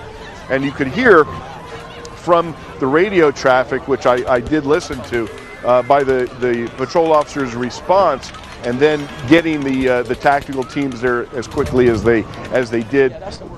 Top-notch police work, absolutely. Bravery, absolutely. And the fact of the matter is that the suspect, rather than engaging in law enforcement when they made entry, he killed himself instead of engaging in law enforcement. Oh, that is fascinating, because we wondered, I mean, I'm not sure how many rooms are in Mandalay Bay, but these hotels are massive. Massive. Ron, I know you're standing by. Listen, we had talked about when something like this happens, your mind often goes to terrorism. Is this terrorism? Is this not terrorism? Is this an act of domestic terrorism? But how do you define that? What is domestic terrorism? Well, I think it is engaging in certain acts, typically of violent crime, to influence politics, to achieve political ends. And here was a crowd of tens of thousands of people terrorized by this incident. Absolutely, they were. But the question still remains: what was his objective? What were his goals here? What really motivated him? Was he trying to change something in America? Was this a sick commentary on gun ownership by the mentally ill? Was it some sort of other attack? And that's what the Las Vegas authorities and the FBI are trying to figure out right now. Was there a political inspiration behind this? Or was this simply an unhinged madman, another one in America, with access to a weapon who was running off the rails, who wanted to carry out a deadly scheme? And I think we're going to need a few hours, perhaps a few days, to fully know that, to fully understand what his ultimate purpose was. Terrorism, it terrorizes, right? And certainly America is terrorized by what just happened in Las Vegas late last night. But I think to really, have an effective decision, have an effective understanding, we need to give law enforcement a little bit of opportunity to know what this is. I'll tell you, in my time as assistant director in the FBI, we did go from an era where, everything was terrorism until proven otherwise. And progressively, we saw it was proven otherwise in these active shooter incidents where almost always it was mental illness or it was some other driver that pushed the active shooter to do what they did. And very seldom was it terrorism. Now, we saw that change with San Bernardino, and we saw it change again with Orlando. But the default was initially, 5 years ago, terrorism until proven otherwise. It progressively was proven otherwise, and it more often than not fell into our lap on the criminal side of the house to understand, to assess, to pursue leads, to help local law enforcement resolve the case. And now we've seen again in America with San Bernardino and Orlando, it certainly isn't exclusive. Ron, one of the things that I've been noticing on my social media feed, on Twitter specifically, is I've got some people saying to me that the United States needs to enact stricter gun control measures across all states. And I've got other people saying, look, that doesn't necessarily work. We need to protect individuals' rights to be able to defend themselves, defend their homes, their property, their loved ones. People are pointing to what they've seen in Europe, which is very, very strict gun control. And then others still will say to me, well, look what happened in Nice, look what happened in Paris back in 2015. As a law enforcement officer, when you look at the way other countries have tried to regulate firearms and firearm sales to individuals, do you see, just objectively speaking, that there are pluses and minuses to what they're doing? In other words, in France, it's very difficult to get a weapon, but people who are terrorists and who have nefarious intentions are able to procure them just because anything's available to anybody if you have enough money and you have the right contacts. But is there anything that we can learn here in the United States from what other countries are doing without infringing on the Second Amendment? Well, I mean, there's the starting point and I think the Supreme Court continues to look at this and to wrestle with it. Here in Washington, D.C., just a few years ago, there was a case decided by the Supreme Court called the Heller decision that kind of establishes that right to weapons ownership and possession in your own house. And so as we continue to understand the boundaries of the Second Amendment through the eyes of the Supreme Court, I think that's the starting point. We know we have millions of weapons being lawfully used by Americans for sporting purposes, for hunting, for target practice, and certainly for millions just for home defense because they feel more secure having that weapon in their house. Certainly there are those who are going to debate whether that weapon makes you more secure or less. If somebody breaks in, your training on it, your willingness to use it. I think these are all legitimate questions. I do go back to, as part of my starting point, mental health. Is there a way we can better manage weapon ownership, legitimate lawful possession for those who are in mental illness crisis, who are in a state of decline? How do we identify that? Is there a process that we should have a conversation about taking back weapons? We know we've had that debate about those on a terrorist watch list. Should they be allowed to possess weapons if they're merely watch listed by a law enforcement organization, but there's no probable cause, there's no other driver, they haven't been arrested? I think all that's up for debate, and it certainly will be in the coming days. We will have this debate again. I think the debate will be firmer and more informed if we find out more about this shooter, if we find out more about this person.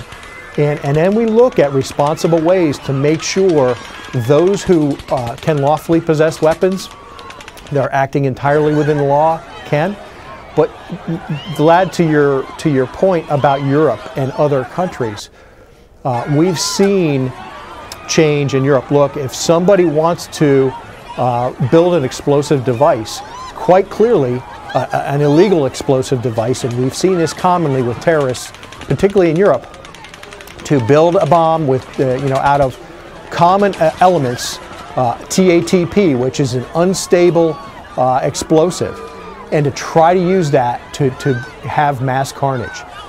We've seen that again and again in Europe. That's an illegal substance, right? To build an illegal explosive device, an improvised explosive device, is illegal. We've seen that. We've seen trucks. How do we regulate trucks driving at a high rate of speed, pulling up onto the sidewalk and killing a lot of people? We've also seen knife attacks.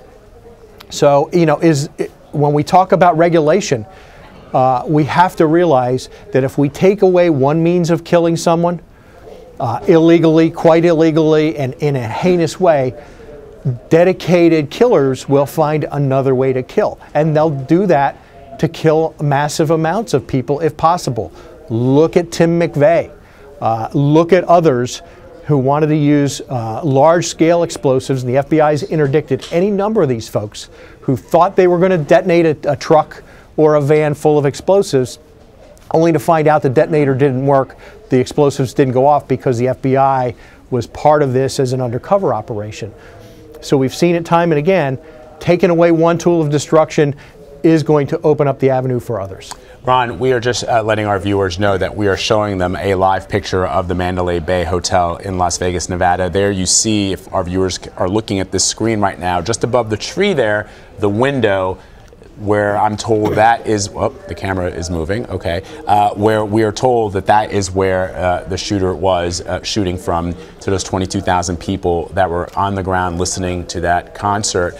We also know that the President of the United States, who has tweeted, he tweeted earlier, very early this morning, offering his condolences to the victims, will make a statement at 10:30 a.m. That is local time, Eastern time here on the East Coast. So we'll obviously carry that live for our viewers on CBS News and CBSN. So, Ron, the question, I guess, as we look ahead, as we try to understand why this individual decided to do this, why he carried out this attack. Clearly, presumably, everybody in law enforcement will be talking to family members. We understand that his companion is out of the country. They haven't indicated where she is, but that she is out of the country. We also understand that he has a brother in Orlando, Florida. The early reporting from our Peter King, a CBS News radio reporter, is that he was completely unaware of this. But generally, there are telltale signs. Sorry, we do have Peter on the phone, actually. So, Ron, stand by. I want to go to Peter King, who's joining us on the telephone. Peter's a CBS News correspondent. Peter, what are you learning about this individual's brother? Well, Vlad, we just talked with Eric Paddock, and as you can imagine, he was shocked. He came out and spoke to a handful of reporters outside his home here in East Orlando a few moments ago.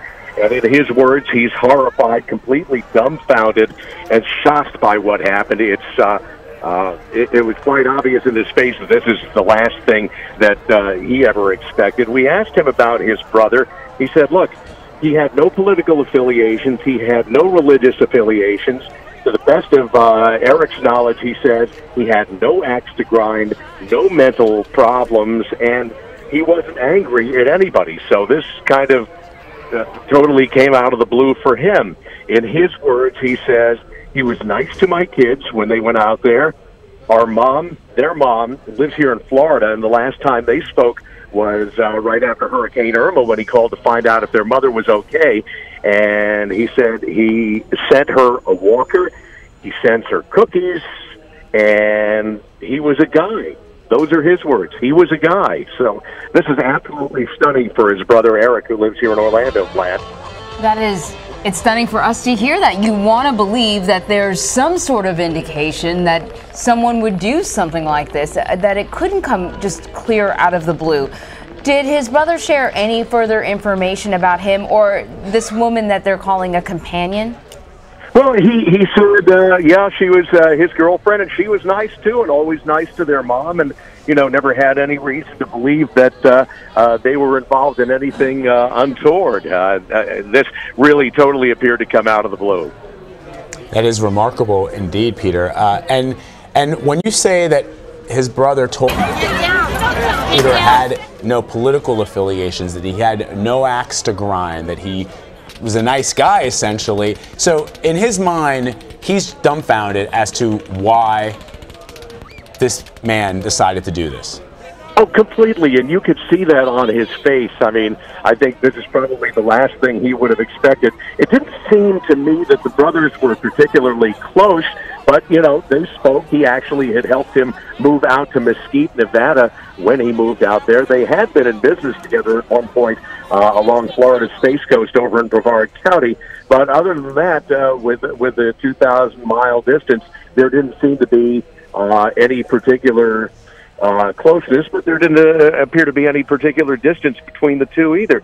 And one of the things that he did mention was that his own kids, Eric's kids, had gone out to Vegas, and that his brother was particularly nice to them and helpful to them.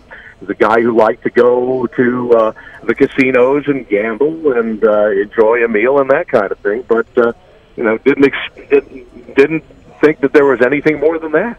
Peter, did he mention whether or not his brother liked guns? Yes, he said he had guns, and he said all of them, to the best of his knowledge, were legal. He said he may have had one long gun that he was aware of, but he was, if I'm remembering correctly, and I'd have to go back to the tape, obviously, but I think he may have mentioned that he was a hunter at one point. But yeah, I mean, he had guns, but he said they were legal. Peter King, thank you so much for calling in to us. It really is just a fascinating profile in a family member, and we thank you for your reporting. Vlad, thank you. Anne-Marie, thank you, too. All right, our Las Vegas affiliate KLAS has been covering this story on the scene and has the very latest. Let's listen in. A white male from Mesquite, Nevada. We have no investigative information or background associated with this individual that is derogatory. The only thing we can tell is he received a citation several years ago, and that citation was handled as a matter of normal practice in the court system. Some important things that I need to get out. The family reunification still is taking place here at the Las Vegas Metropolitan Police Department headquarters. So any individuals that are looking for answers for their family members or friends are welcome to come here, and we will provide that information as we get there. The FBI is vital in the assistance of this investigation. As a matter of help, they are providing a 1-800 number, which is 1-800-CALL-FBI. So as the matter of the number is 1-800-225-5324. Now that number is to be utilized for any and all information, especially video information or evidence that we can provide the FBI, and they will be the housing of all that critical information. So if you have anybody that has knowledge through your media sources and they want to provide that information, that's the avenue to go. And we hear in there from the sheriff. Again, another update is expected from Sheriff Lombardo, and we will bring it to you as soon as that happens. And of course, we do have, let's listen in to another soundbite from the sheriff as well.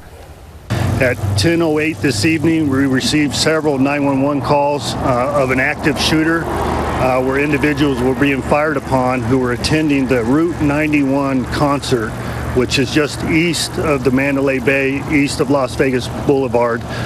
This individual was firing rounds from the 32nd floor of the Mandalay Bay.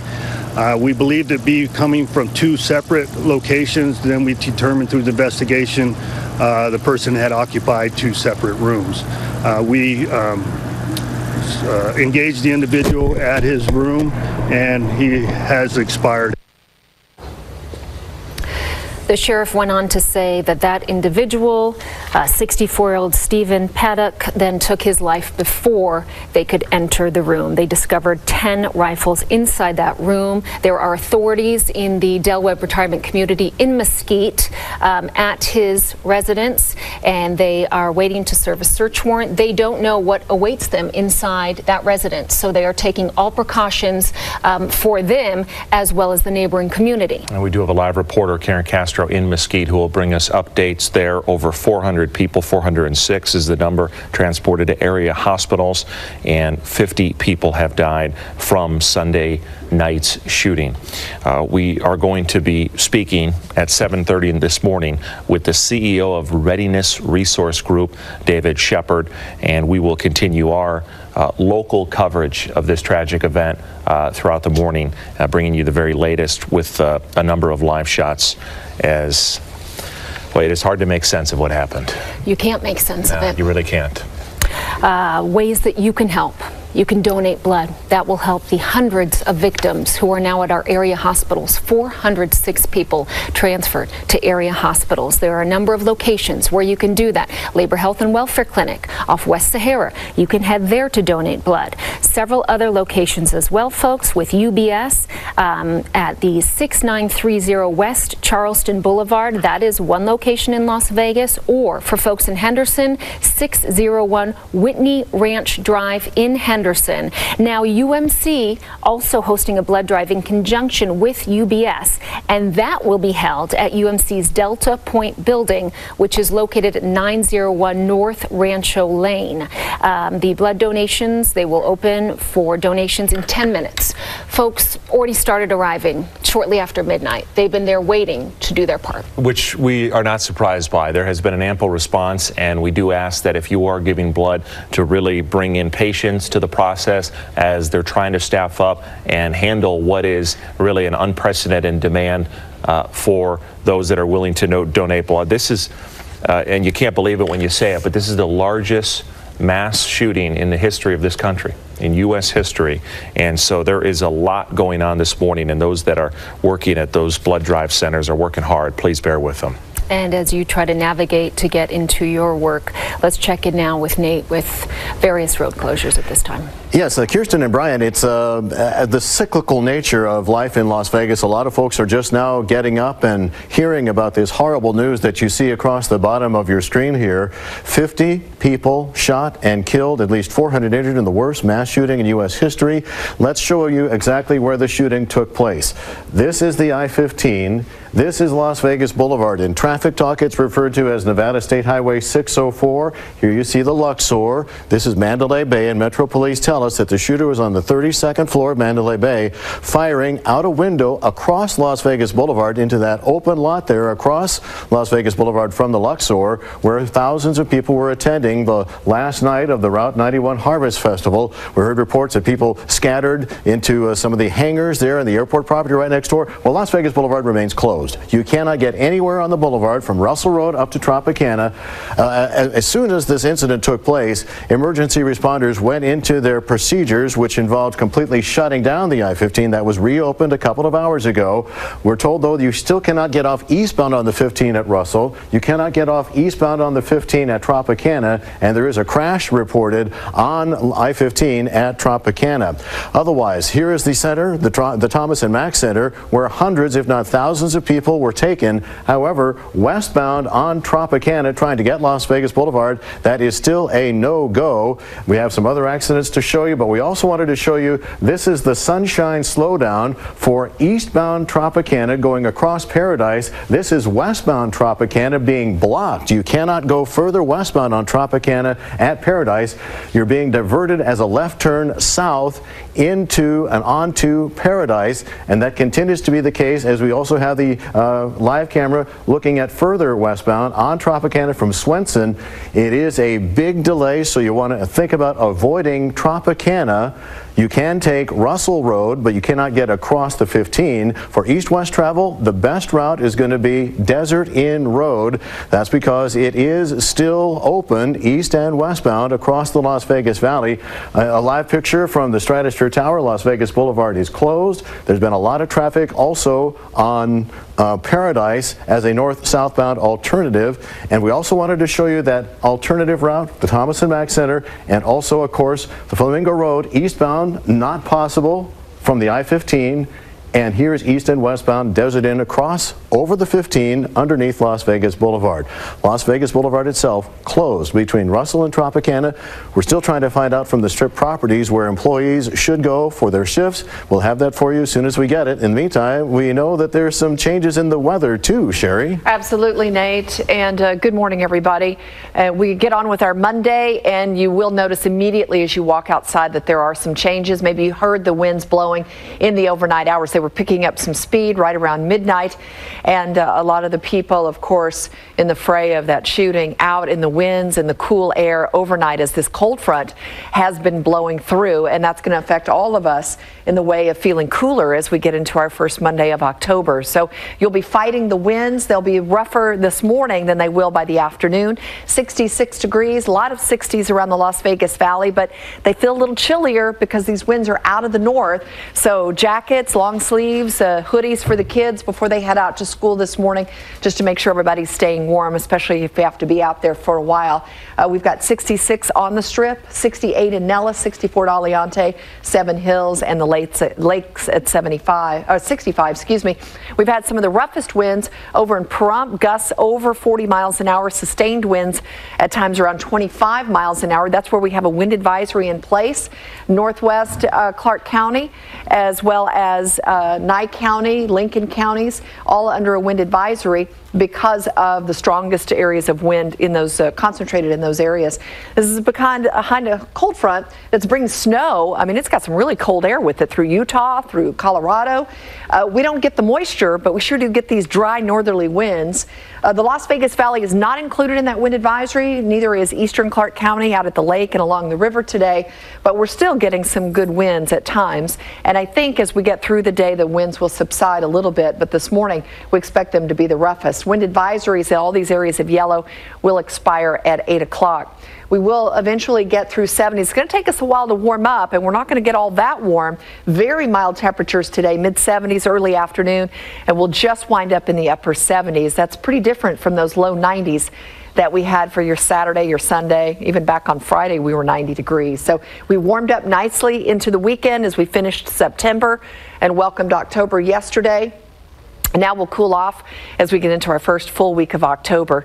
82 tomorrow, just barely mid-80s by the middle of the week, and finally kind of back to normal by the end of the week, and a little extra warm by the weekend, up near 90 again. So really a very mild first week of October. Brian, Kirsten? Thanks, Sherry. President Trump will be speaking, just announced by the White House via the Associated Press at 7:30 this morning. We will, of course, bring the president's comments to you.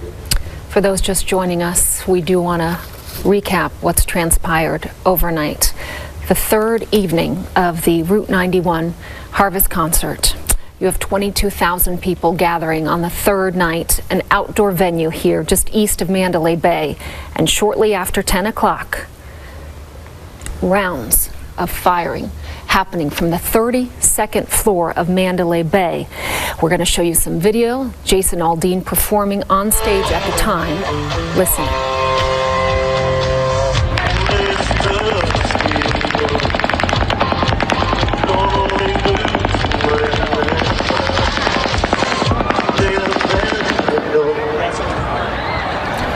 Sounded like fireworks, then people realizing this is a serious situation.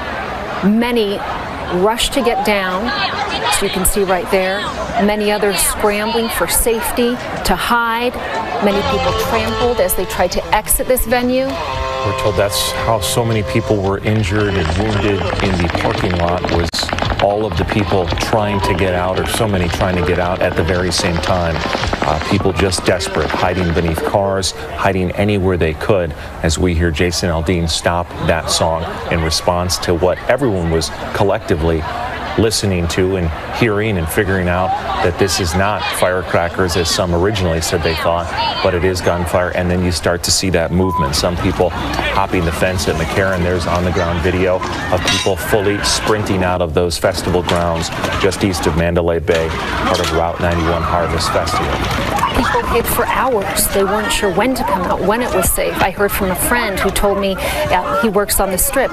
He said he was out till 3 o'clock in the morning. They hid in the Caesars Airport hangar. They hid in the desert before that. They said some were shot and injured. She says her husband came home covered in dirt but safe, and her heart goes out to all those who are now being treated at area hospitals. That video shows the absolute desperation and panic of those people as they're doing anything they possibly can to survive, sprinting out of the concert grounds. Again, 22,000 people were attending night 3 of this festival. The shots started at 10:08 p.m. At least 10 rifles were found in the shooter's hotel room at Mandalay Bay on the 32nd floor. We're going to listen in now to a phone interview we obtained overnight. We've heard from a number of people who were in attendance at this concert, and we're going to bring you that phone right now. Because we were sitting ducks, and you could hear the bullets coming closer, and then it'd get quiet, and they would like reload. There's a girl, a guy, me, my husband Mike, and the Metro cop, and he was laying on top of me for 3 feet. So I went and get shot, and it was so scary. So many heroes. That individual, clearly emotional. Right after that happened, that phone conversation took place at 8 News Now last night, describing that police officer shielding her from bullets. So many heroes to give credit to. 406 people transported, however, to area hospitals. 50 people have died overnight. Among the dead, a Metro officer who was off duty at the time. His name is being withheld for now. There were also 2 on-duty officers injured, one of whom upgraded from critical to stable condition, and the other sustained non-life-threatening injuries. Still a very active investigation. The FBI asking anyone who has video or pictures to please contact them and let them know that number to call, 1-800-CALL-FBI. We're going to go back live to Brittany Edney reporting from Thomas and Mack. Brittany?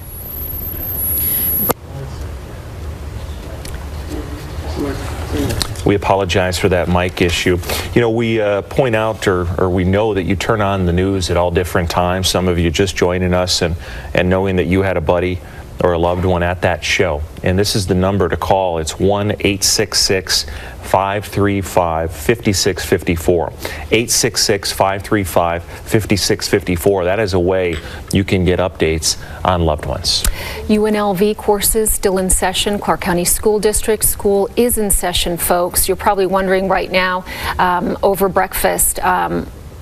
You might be watching the TV in the other room having us in because you don't want them to see these images or know these details, and you've got to go with your gut instinct on that. Many psychologists and counselors suggest the following. Preschool age kids, avoid the subject. Shield them from the news. Elementary school age kids, they say children aged 6 to 11 are often comforted by the facts. Keep it positive. Talk about the heroic efforts. Talk about our wonderful officers, our wonderful doctors, nurses, everybody helping out. All those volunteers going to donate blood. Do not go into details. Middle school age children we didn't cover before, but they said ask them if they've heard about the attacks. This could be from later today after they get home from school. Don't worry that you need to be able to answer all their questions. Just help them feel safe. And again, focus on the positive. That's a good point. They say with some of those older children, they actually need to talk about it. And with those younger kids, it is about keeping it positive. These are the acts of one evil individual, and there's thousands of heroes last night. Doctors, nurses, hospital workers, first responders, fire, police. It is incredible the amount people step up. Maybe you want to step up by donating blood. This is one location, Labor Health and Welfare Clinic. It's on 7135 West Sahara. Also UBS over at Charleston and Rainbow. There's the address.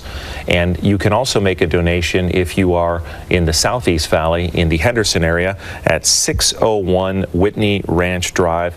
And that is in Henderson. And we've been asking all morning, though, that you do go with the expectation it will take some time and to please bring patience. We are going to effort Brittany Edney, who is live out at the Thomas and Mack. Brittany. Kirsten and Brian, you really bring up a great point. You know, you can't let one man's action define our community here. And from everything that we have seen today, everyone at this Thomas and Mack Center, they have really just rallied together. There's been just an outpouring of support and love and people donating their time and, you know, making donations, just trying to come out here and really just give love to everyone who has been impacted by this tragedy. You know, the Thomas and Mack Center here has a lot of people staying here that are either witnesses, victims, you know, maybe they've been displaced from one of the hotels and they can't get back in and they're just trying to kind of figure out what their next step is. But again, we're seeing a lot of people try to do the best they can to lend a helping hand. And joining me now live is Jenny Waddleton. She is with some of the ride sharing services, and, you know, her and some of her friends are actually pitching in and trying to help a lot of people here today. Jenny, talk to me a little bit about what you guys are doing. Well, we've had some drivers out since the event last night, so I do know for a fact that several of our drivers had put some of the injured in the backs of their cars, shuttled them to safety. At this point, some of the folks that are over there, we're offering free rides through Uber and Lyft. This is not an Uber and Lyft sponsored event, but we think it's the least that we can do for the community at this point. We realize that most of the people have been displaced, that they're not from town, that they're visiting us from other places, so they have no vehicles to get back and forth. What has been some of the reaction that you guys are receiving from people after, you know, you're taking them to destinations, you know, that you're giving of your time and trying to show support right now? I personally have not taken anyone yet. I did do a drive-by over by UMC to see if people needed any help over there. As of this point, there's not. I'm on Facebook. I belong to United Rideshare Drivers Association here in Las Vegas, so it's a group of Uber and Lyft drivers who are trying to communicate, letting each other know where we are and where the staging area are. We're offering to take people to donate blood if they need to get back to their hotels, if they need to get to the airport, if they've been displaced specifically by this incident. Yeah, Jenny, you know, all this morning we've been talking about just the need for blood donations. You know, United Blood Services has been open on West Charleston. They're taking people. And, you know, what do you want to say to anyone who's out there saying, you know what, I'd like to go and donate blood, but maybe I can't get there? What do you want to say to them? The line may be long, but it'll absolutely be worth it. Although there is blood there, it has to be replenished in case, God forbid, something. We're specifically, I'm sure they're looking for type O. They're looking for the types that are not the most common ones. So if you're looking to do something to volunteer, come down here, offer a ride. You don't have to be a Lyft or Uber driver. You can just come down here with your car and offer somebody some assistance. All right, Jenny, thank you so much for joining us. And again, you know, out here at the Thomas and Mack Center, we have just seen an outpouring of support from people. If you can actually see behind me, all of those water cases stacked up. That's just a small amount that has been brought in today by people from our community. Literally, every time that stack is built up, people will go, take them upstairs, take it inside, give, these donations to people, and then more SUVs will start pulling up and the unloading begins. So it's just been this cycle of people bringing different supplies, food, blankets, sleeping bags, just these small little momentums where they're just kind of trying to provide a little bit of comfort to those who are inside right now going through just horrific, emotional and mental pain right now. Earlier this morning when we walked into the Thomas and Mack Center, there's just really no way to describe what it's like when you walk down that hallway. There are people just lining the walls, making makeshift beds from blankets, a jacket. Maybe they're just sitting against the wall with their head, up against it, eyes closed, as they kind of try to wait out this process, get a little bit of shut-eye as they kind of digest everything that happened. So it's really a tough thing to see, but when you see the people go in there with the donations and just kind of provide a few moments of just support and positivity, I know it's really meaning out here. Everyone who's coming and donating, a lot of people are even saying it's got to be an hour, but the sleep isn't important. This is our city, this is our community, and we are going to be here and reach out and get everyone through this. Really has been the key word today. We're going to continue to follow all the developments here at the Thomas and Mack Center, and we'll bring you more information and more stories out of here for the rest of the day. Reporting live, Brittany Edney, 8 News Now. Thanks, Brittany. Yeah, so many people are reaching out on social media, sharing their comments. I do want to remind you, the I Am Safe in Las Vegas Facebook tab, if you can let people know. I know so many of you receiving texts and emails from your friends that are across the country asking how you're doing. Just seeing a viewer tweet came in about an hour ago. Brian, my daughter, was working at Harrah's Casino floor, heard the shots right outside. She's still locked down at the casino. We're hearing those kinds of stories from so many people. In fact, I do want to remind you, Las Vegas Boulevard does have that closure, and so many of our viewers work up and down the Strip. We want to continue to remind them. That's right. But before we go to Nate, we're going to check back in with Nia Wong, who has another update for us. Nia. Brian and Kirsten, the death toll still stands at more than 50 people dead. Well over 400 people were taken to local hospitals. We spoke to Congressman Ruben Kihuen just a couple of minutes ago. He went visiting some of these victims, and he described a scene of seeing beds and hallways overflowing with people. So many people were shot. I believe that police have said at least 22,000 concert goers were at across from the Mandalay Bay at the time of this shooting. And here's what one witness has to describe from what she saw that night. And as we started seeing these people coming in with various gunshots, we had called for the ambulances, but they were being overwhelmed. We took it upon ourselves because a lot of people were injured bad. We had a couple women that were shot twice in the chest. We had another man shot twice in the arm and the shoulder areas. Just a lot of different people shot in different areas. There was a man shot in the face, but for us, we made 4 different trips to over Sunrise Medical to transport. I think it was like 9 to 11 people to the hospital that were actually had gunshots to various areas of their bodies.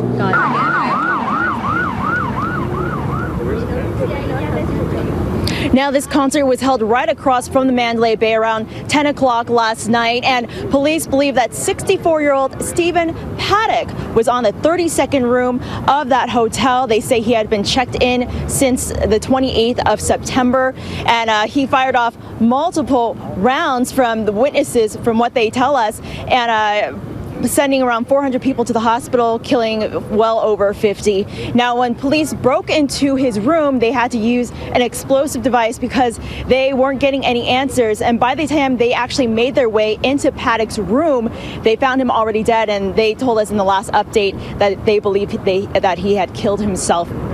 Now, there was a card found with Paddock belonging to someone they believe was his roommate, Mary Lou Danley. They actually found her and contacted her out of country. At this point, they don't believe she had anything to do with this shooting. However, this is still under investigation. And as I said, more than 400 people sent to the hospitals, more than 50 dead. But however, that toll could rise because police did tell us that some people were hiding. They are still investigating surrounding areas of that concert, checking to see if there are any more injured or possibly dead. Now, they say they're going to give us another update within the next hour or two. We are going to be on standby at Metro headquarters waiting for this update. And as soon as we hear from them, we will let you know. Reporting live from Metro headquarters, Nia Wong, 8 News Now. All right. Thank you, Nia. Important to note he had no criminal background. The shooter, 64-year-old Stephen Paddock of Mesquite, one citation that was taken care of, but no criminal background. And Karen Castro is in Mesquite. We understand we have her ready, standing by. We're going to circle back to that. We do want to remind you, if you're just turning on the television, it was 22,000 concert goers at the Outdoor Country Music Festival, the Route 91 Harvest Festival. The shooting started at 10:08 p.m. from the 32nd floor of Mandalay Bay. Metro Police and we're going to pull away from KLAS coverage right now and bring you over to Florida. That is where the brother of the suspect is speaking. Let's listen in. I mean, there's absolutely no. Did he have We don't kids? understand. Did he have, you know, was there... Once again, this is all simple public record stuff. If you could, once again, your message to these people and these families. There's not even anything I can say. I mean,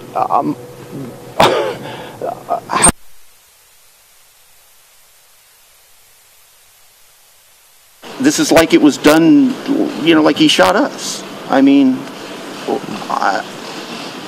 if he'd have killed my kids, I couldn't be more dumbfounded. I mean, it doesn't.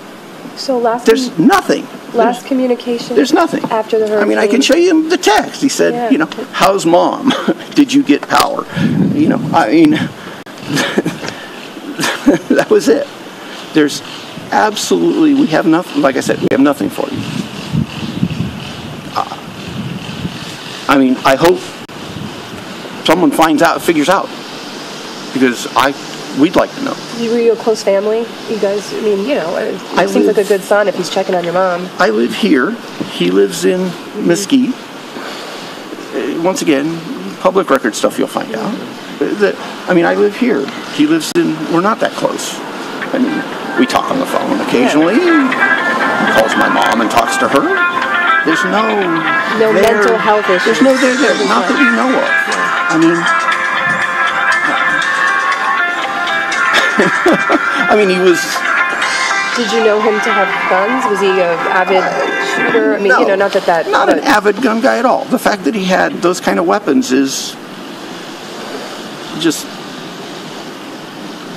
Where the hell did he get automatic weapons? He's not. He has no military background or anything like that. I mean, when you find out about him, like I said, he's just he's a guy who lived in a house in Mesquite and drove down and gambled in Las Vegas. He did stuff, ate burritos. And, I mean, Yeah. Was the woman that they were looking for his girlfriend? Yes. Yeah, Mary Lou. I mean, that's why I was on the phone with the cops. It's because What do you know about we were her? worried that he might have hurt her too. Police are actually describing her as his wife. I don't. Well, they might have got married, but I don't think they're married. He's just his girlfriend.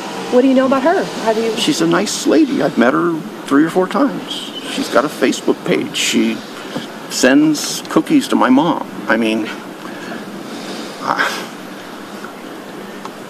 do they have kids? Does he have kids? No. Does she? No, he doesn't have any children or anything.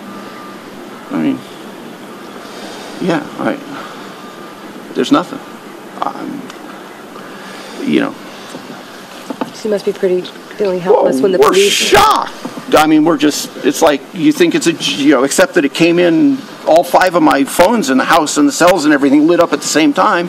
You know, I'd have thought it was one of my friends joking. Mm-hmm. What?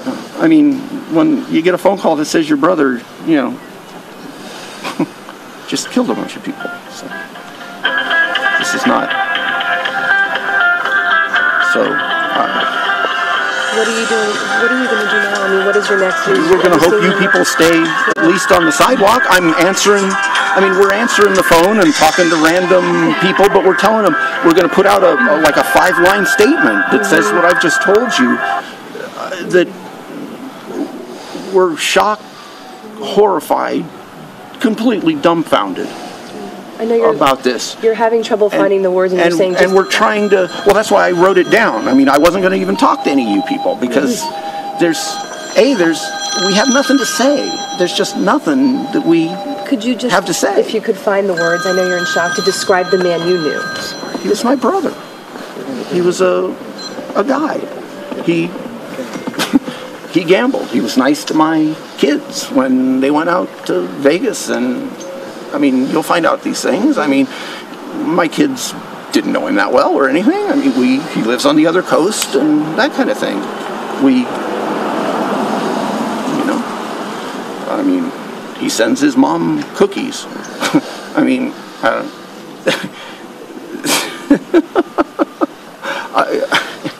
I don't know what else. There's nothing else to say. Did you have any indication that he was angry about anything, angry at anybody? Absolutely nothing. There's no reason for me not to say this. This is what I would love to be able to give you guys, to give some reason to this. Was he particularly, hyped up about politics or anything?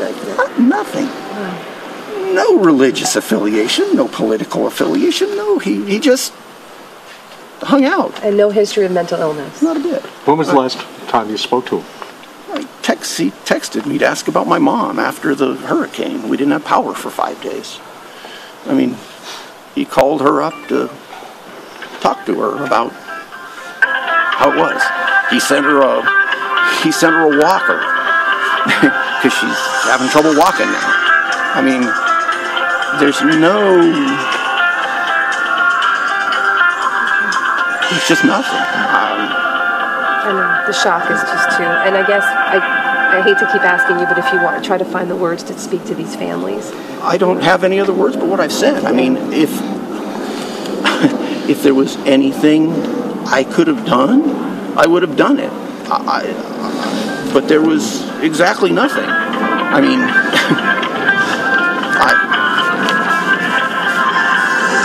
we have absolutely no clue why this happened. Have you seen your mom then? Or What's her reaction? She's totally dumbstruck. May we ask how old she is? She's 90 years old. Okay? So, and please, when you find out where she lives,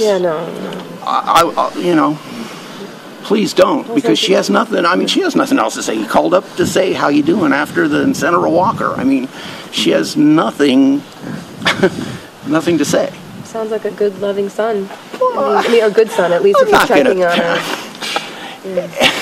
He was a guy. Yeah. Okay, I'm not going to make him mushy or anything. Sure. But come on. I mean, he called his mom up and he sent her a walker, and his girlfriend sent her cookies, and he, I mean, but there's nothing, Like I said, I mean, there's no political, there's no religious, there's no any of that stuff. So, how long have you lived in Vegas? Do you remember? No. Okay. A long time. Yeah. I mean, once again, it's in public record. It's a long time. It's Eric, right? Yeah. And I want to make sure, because I heard on your voicemail, audio, radio, I heard on your voicemail you pronounce your last name Paddock, not Paddock.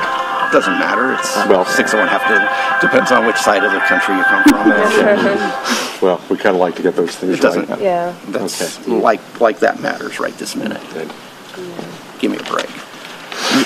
And your brother, he's retired, is that correct, or not? I mean, he didn't have active employment, I guess. He lived over here for some period, right? He lived in Central Florida?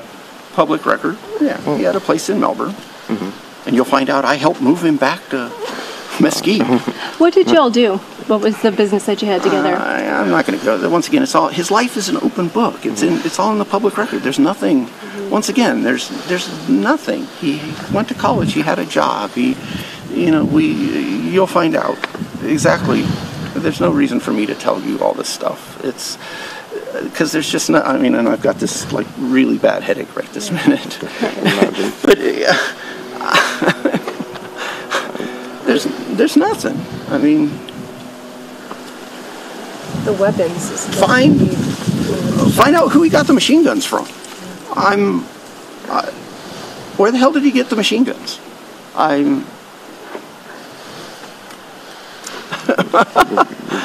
mean, you'll find out, he had a couple of guns, but they were all handgun legal. I mean, he might have had one long gun, but he had them in a safe, and he had no machine guns. I moved his house. I mean, there were no machine guns. So you helped him move back to Vegas? When was that? However long he moved back, whenever he bought the house in Mesquite. I mean, it's a couple of years. Let's let the man breathe. Thank you. Well, Thank you, Eric. I mean, this is, once again, I would love to help you guys somehow. You know what you know. We have nothing. I mean, we've had the family, and once again, I'd love if you. I mean, talk to me. If there's anything the family can give you, I will give it to you. I have what reason do I have to? He's dead. I mean, and there's no. This just gets worse for us at this point. I would just ask that please don't don't attack my mom. Oh my God, no. I mean, it goes without saying. I just quickly the woman that Central Florida Community Arts. You gotta hit it. Go see his girlfriend. Go see the shows. His girlfriend, no history of mental illness there that you're aware of. Not a bit. No. Just a nice short person. I mean, they met. They met there. Or do you know anything about that? Well, they must have met there. Yeah. I mean, I think she worked at a hotel or something. You think she worked at one of the hotels? At the Mandalay Bay, or one of the hotels? I don't even know for sure. Yeah. I mean, once again, it's not even. I don't even remember. They've been together for a couple of years. I think she worked at one of the hotels, maybe, probably. I mean, that seemed to be the chatter. I'm sorry, I walked up a little late. How did you first found out about it this morning? We got all of our phones lit up from the Las Vegas PD. We've been working with the Las Vegas PD all morning, trying to make sense of this. I mean, anything we can do to help or understand, or we wanted to help calm the situation down as much as possible. That there's as far as we know, if once again we're just another piece of input, but he has no affiliation with anything as far as we know. People will be hanging on your every word. Well, I know, but there's nothing. That's what this was. I mean, I used to fix things for a living. I mean, my job was to find the answers, and this is like, what? I mean, this is asteroid fell out of the sky. There's just nothing. Thank you. Thank you, sir. Take care of yourself. God bless you. Very sorry. I know how hard this is under normal circumstances, and this is so far from normal. Take good care of yourself. Yeah, well, we are. I'm going to run over in a couple of minutes, but I'll sneak through the hotel. She's going to be. To reach you. She's going to be freaked out. Everybody on the planet's got my cell phone. It's not like I'm hiding. My phone number's been my phone number for 25 years. I've lived here for 25 years. So that is the brother of Stephen Paddock, the suspect in the Las Vegas shooting. And as you can see and hear, he is positively dumbfounded by the revelations that his brother's responsible for the worst mass shooting in American history. You're looking at the podium there at the White House. The president is expected to speak shortly. We're told at 10:30-ish. He'll have a statement about this shooting in Las Vegas. I want to bring in Ron Hosko now. Ron Hosko, CBSN security analyst. Ron, I don't know if you could hear the brother of the suspect there. He seemed just absolutely flabbergasted. Now, it certainly appeared as if they did not have a particularly extra close relationship. They lived on two different sides of the country. But he kind of described his brother as just a regular guy. Nothing particularly exceptional about him, one way or the other. You know, it's interesting, Anne Marie. He certainly did seem dumbfounded about how this could have happened with his brother's involvement. You know, and we do tend to hear that on the news sometimes when a violent incident occurs and the neighbors are saying he seemed like a quiet, good guy. But we don't hear it or sense it after an event on this scale. So there's a disconnect here. How the killer was living his life was presumably unknown, whether there's a dark space or the brother's concealing. The brother didn't seem like he was, you know, deliberately trying to conceal mental illness or ticking bomb. So whether, you know, that time and distance between this brother living in Florida and the killer living in Las Vegas or outside Las Vegas, you know, not everything may be known. The dark places of his life may not be known. You know, what the drivers were, but he certainly seemed like he was, you know, dumbfounded by what had occurred. Yeah, it's certainly become somewhat of a cliche after a horrendous incident like this. When you talk to neighbors, family, friends, you hear he was a quiet guy, he kept to himself, he seemed like a nice guy. Inevitably, though, Ron, when law enforcement begin to dig deeper into this, do you expect they'll find red flags, markers that indicated he was on this road? Yeah, I do. Typically, we're all giving off indicators of what interests us, what our focus is, what we tend to pay attention to. And very often that's on our mobile device or that's on a home computer. It's who we're talking to. But very often in today's society, and certainly this killer being 64 years old, is within that part of our society that is on the internet, that is looking for things, they're engaging people. They're not afraid of a computer like some, you know, a generation older would be.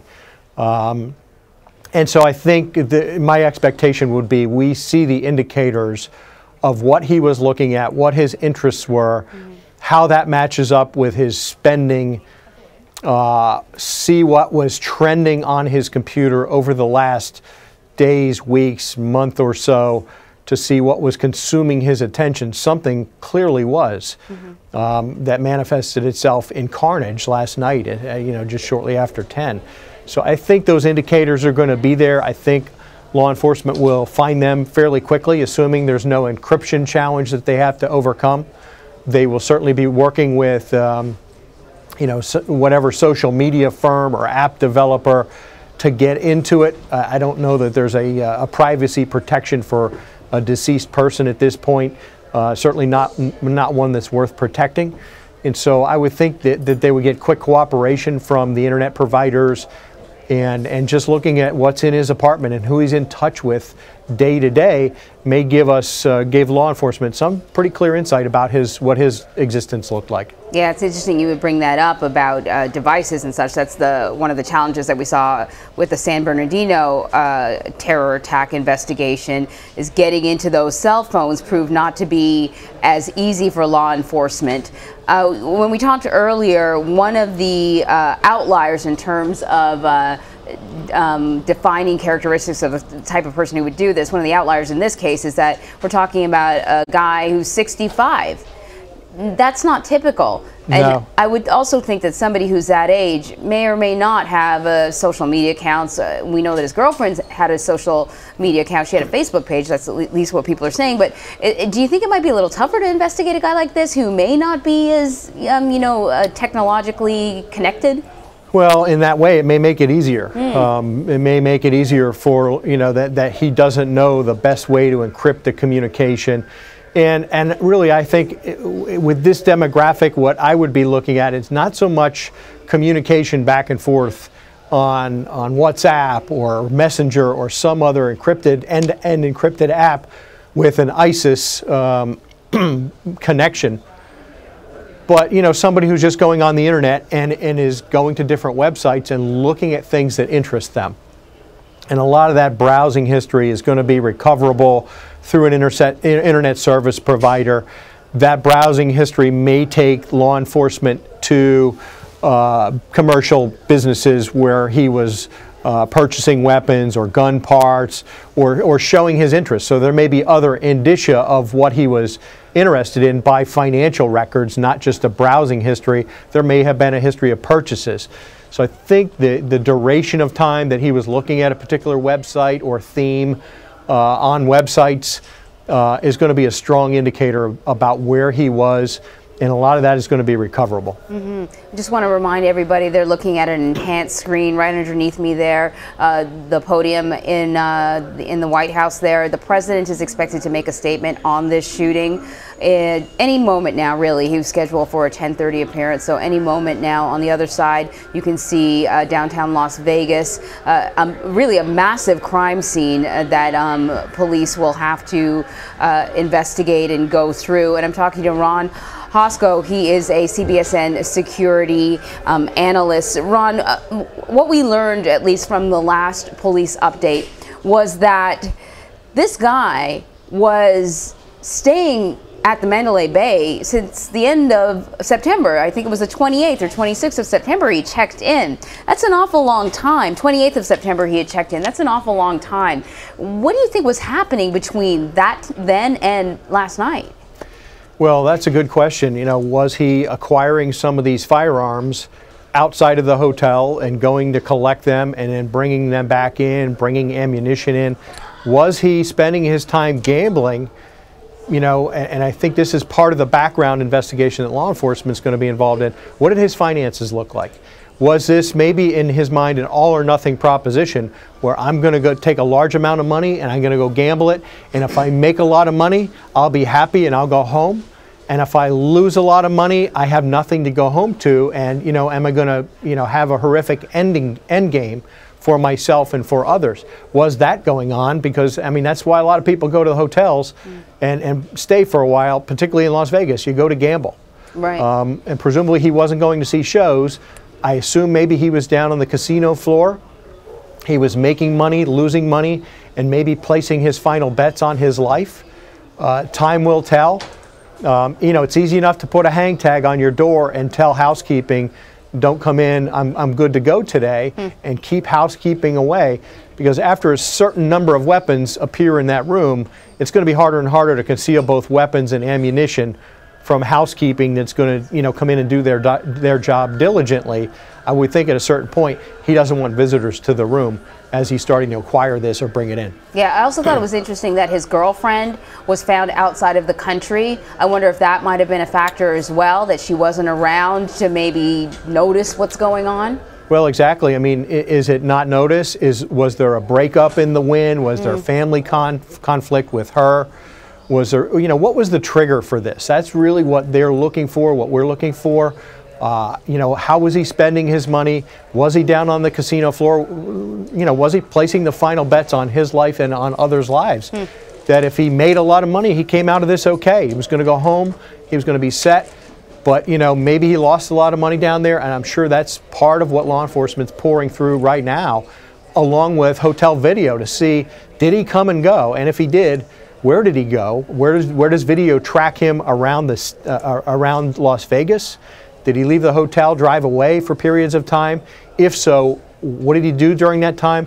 This is the job of law enforcement, to fill in all those gaps and to do it very quickly, because these hot lights of the media want to know. The country wants to know. Yeah. The President of the United States wants to know. What were his drivers?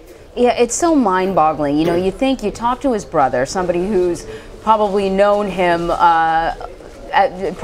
for as long as anyone, and you expect to get some insight, and there's none. You know, police say that they spoke to his girlfriend, who had nothing to do with this and was surprised that this unfolded. I think what makes these incidents all the more disturbing, aside from the loss of life and injury, is that we want to believe that if someone was capable of doing something like this, we would see them coming a mile away. They would look and sound different than the rest of us. And that's not necessarily the case, obviously. No, it's not. And I know you and I have talked about this in the past with terror incidents, and trying to understand the human psyche and what makes us all different and how we all tick in a slightly different way, and what our triggers are.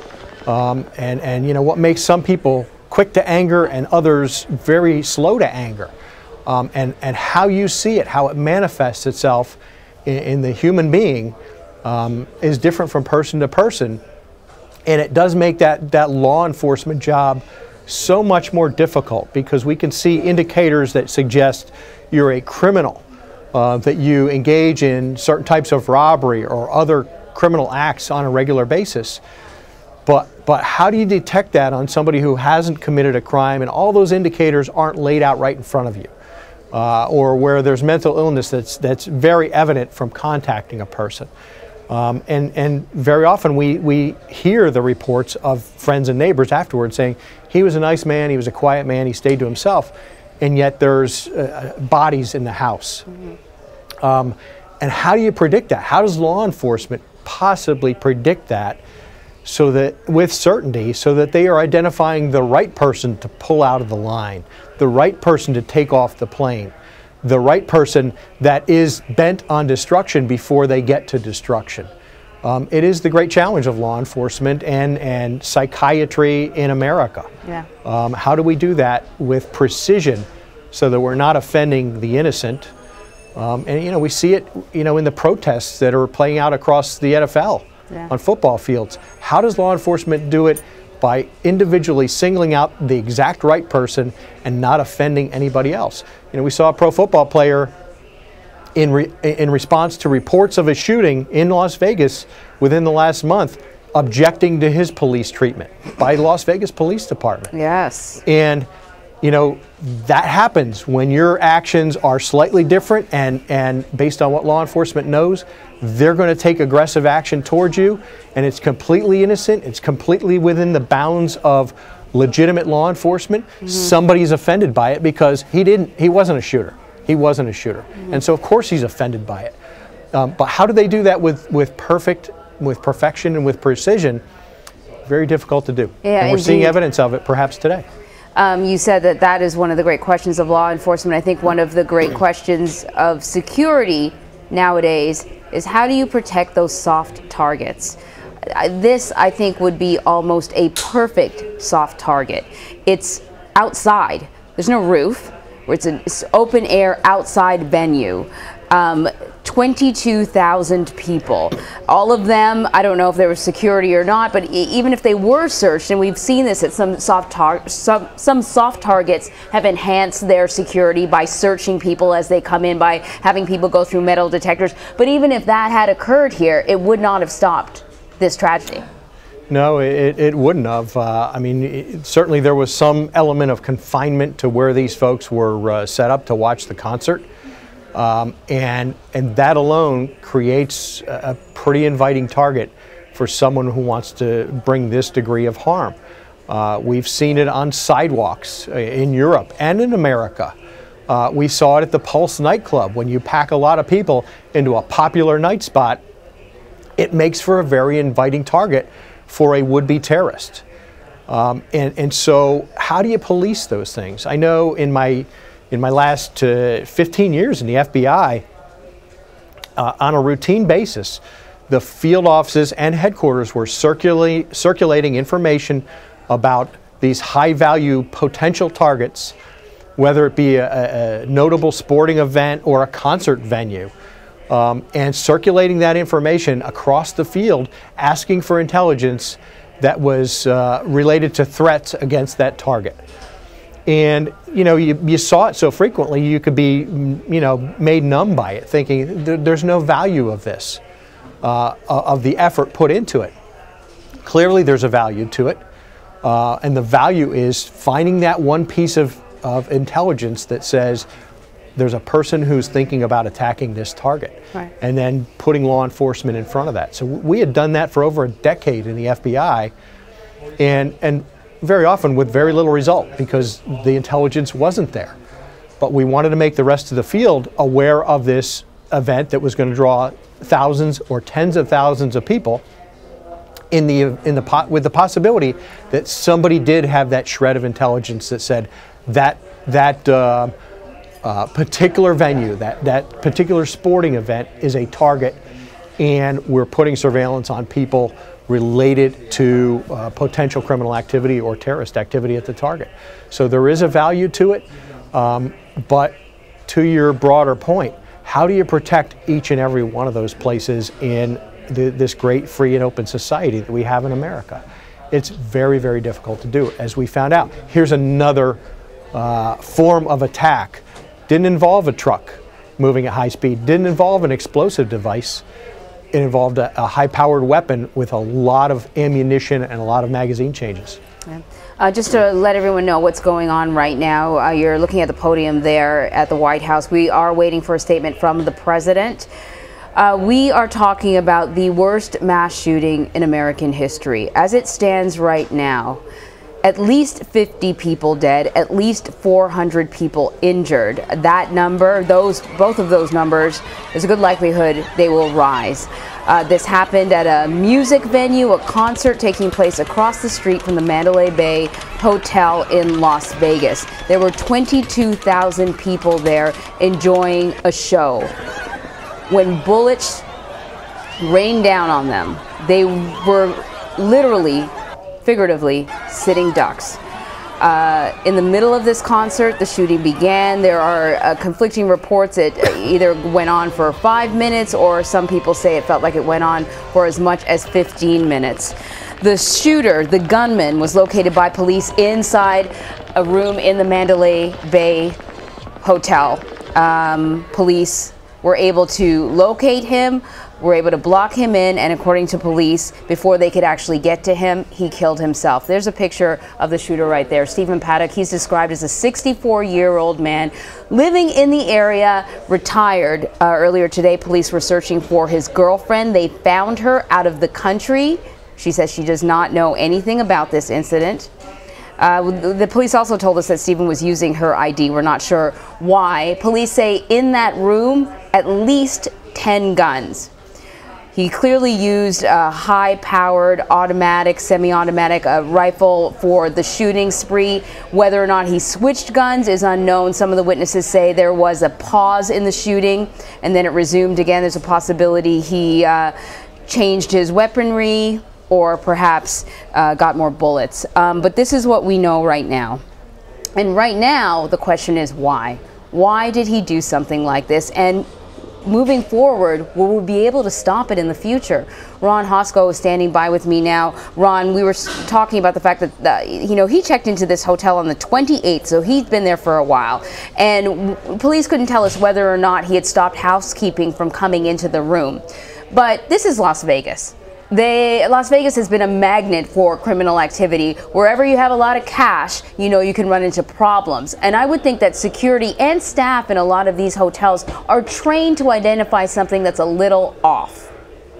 Yeah, I would think that, among hotels across the country, if anywhere, Las Vegas would be giving their staff, whether it's housekeeping, certainly security, some tips and clues, some indicators as to, hey, if you see this, notify security, do this, follow this protocol, certainly in Las Vegas.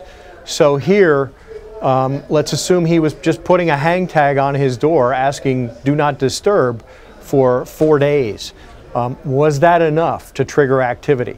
Or was he storing some of the weapons and ammunition in a car parked in their garage for a period of time when he was comfortable letting housekeeping come into the room? Okay, Ron, we're going to cut into you. The president is about to speak. We have a special report.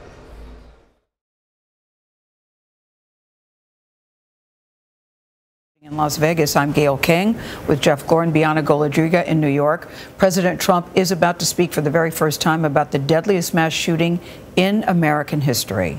You were looking at a live picture from the White House. The president will respond to the deaths of at least 50 people overnight when a gunman opened fire, terrorizing the crowd at an outdoor country music festival. The suspect, 64-year-old Stephen Paddock, was found dead by police in his hotel room. They're trying to figure out why he did it. Margaret Brennan is at the White House. Margaret, good morning. Good morning. Well, President Trump is expected to make his first public remarks to really frame what is unfolding in Las Vegas. He has been careful in his statements thus far, issuing just a single tweet up to this point, extending his condolences, but not really saying how this attack is being characterized by him and those advising him here in the White House, really emphasizing the local response at this point to what is the deadliest mass shooting in U.S. history. So we'll be parsing the president's words carefully here to see if he is indicating any other assessments of any links or political motivations of the shooter. Now, in that room that you are seeing, it is closed to much of the press, only a small press presence there. Our Major Garrett will be in there with the president as he makes his remarks, and we'll bring them to you. What we know so far is that Chief of Staff John Kelly has really been the point of contact for the president, giving him the first word of what happened in Las Vegas overnight. Tom Bossert, who is also handling hurricane relief efforts here at the federal level, is the Homeland Security advisor and is also monitoring, we are told, very carefully what is happening, but the emphasis being that they will provide assistance, but let this be at the local level at this point. From throughout the administration, we have heard words of support, prayers being offered, whether it's from the Vice President Mike Pence or Ivanka Trump, the president's daughter and special advisor. But already the conversation is moving towards what's next. President Trump's language and his personal views on gun control have evolved over the years. Back in 2000, he said he was for control of automatic weapons. Since that time, he has changed some of those views publicly, made remarks that indicate that he is actually, and called himself, a very good friend of the NRA, National Rifle Association, which supported him in his candidacy. So will he talk about the type of weapons the shooter had access to? Will he talk about what could be some of the contributing factors, or will he remain, as we expect, to stay focused on the first responders and on the fatalities because of the sheer number of victims in this attack? The president has been outspoken in his views and prescriptions on international terrorism, but we haven't seen him weather this kind of mass shooting as a domestic act, which is what it appears to be at this point. So this is really going to be his first chance to explain to the American people what he's thinking. We've been asking the White House, how long will he speak for? Who is helping to script these remarks? Is he taking a personal role in writing some of these words himself? Because this will be such a momentous moment in this young presidency. And you now see President Trump walking out right now.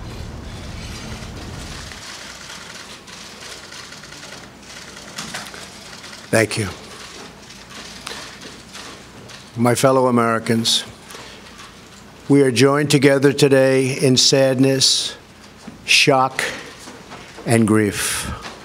Last night, a gunman opened fire on a large crowd at a country music concert in Las Vegas, Nevada.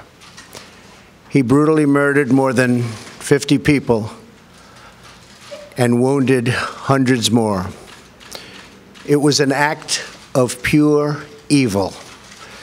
The FBI and the Department of Homeland Security are working closely with local authorities to assist with the investigation, and they will provide updates as to the investigation and how it develops. I want to thank the Las Vegas Metropolitan Police Department and all of the first responders for their courageous efforts and for helping to save the lives of so many. The speed with which they acted is miraculous and prevented further loss of life. To have found the shooter so quickly after the first shots were fired is something for which we will always be thankful and grateful. It shows what true professionalism is all about. Hundreds of our fellow citizens are now mourning the sudden loss of a loved one, a parent, a child, a brother or sister. We cannot fathom their pain. We cannot imagine their loss. To the families of the victims, we are praying for you, and we are here for you. And we ask God to help see you through this very dark period. Scripture teaches us the Lord is close to the brokenhearted and saves those who are crushed in spirit. We seek comfort in those words, for we know that God lives in the hearts of those who grieve. To the wounded who are now recovering in hospitals, we are praying for your full and speedy recovery and pledge to you our support from this day forward. In memory of the fallen, I have directed that our great flag be flown at half-staff. I will be visiting Las Vegas on Wednesday to meet with law enforcement, first responders, and the families of the victims. In moments of tragedy and horror, America comes together as one, and it always has. We call upon the bonds that unite us, our faith, our family, and our shared values. We call upon the bonds of citizenship, the ties of community, and the comfort of our common humanity.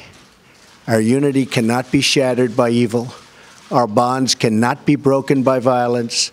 And though we feel such great anger at the senseless murder of our fellow citizens, it is our love that defines us today and always will, forever. In times such as these, I know we are searching for some kind of meaning in the chaos, some kind of light in the darkness. The answers do not come easy. But we can take solace knowing that even the darkest space can be brightened by a single light, and even the most terrible despair can be illuminated by a single ray of hope. Melania and I are praying for every American who has been hurt, wounded, or lost the ones they love so dearly in this terrible, terrible attack.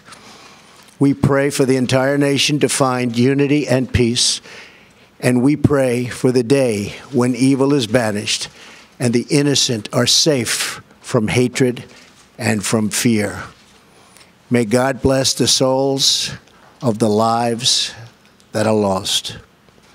May God give us the grace of healing, and may God provide the grieving families with strength to carry on. Thank you. God bless America. Thank you. President Trump there delivering his first remarks following the deadliest shooting in U.S. history. He called for the nation to pray to find unity and peace.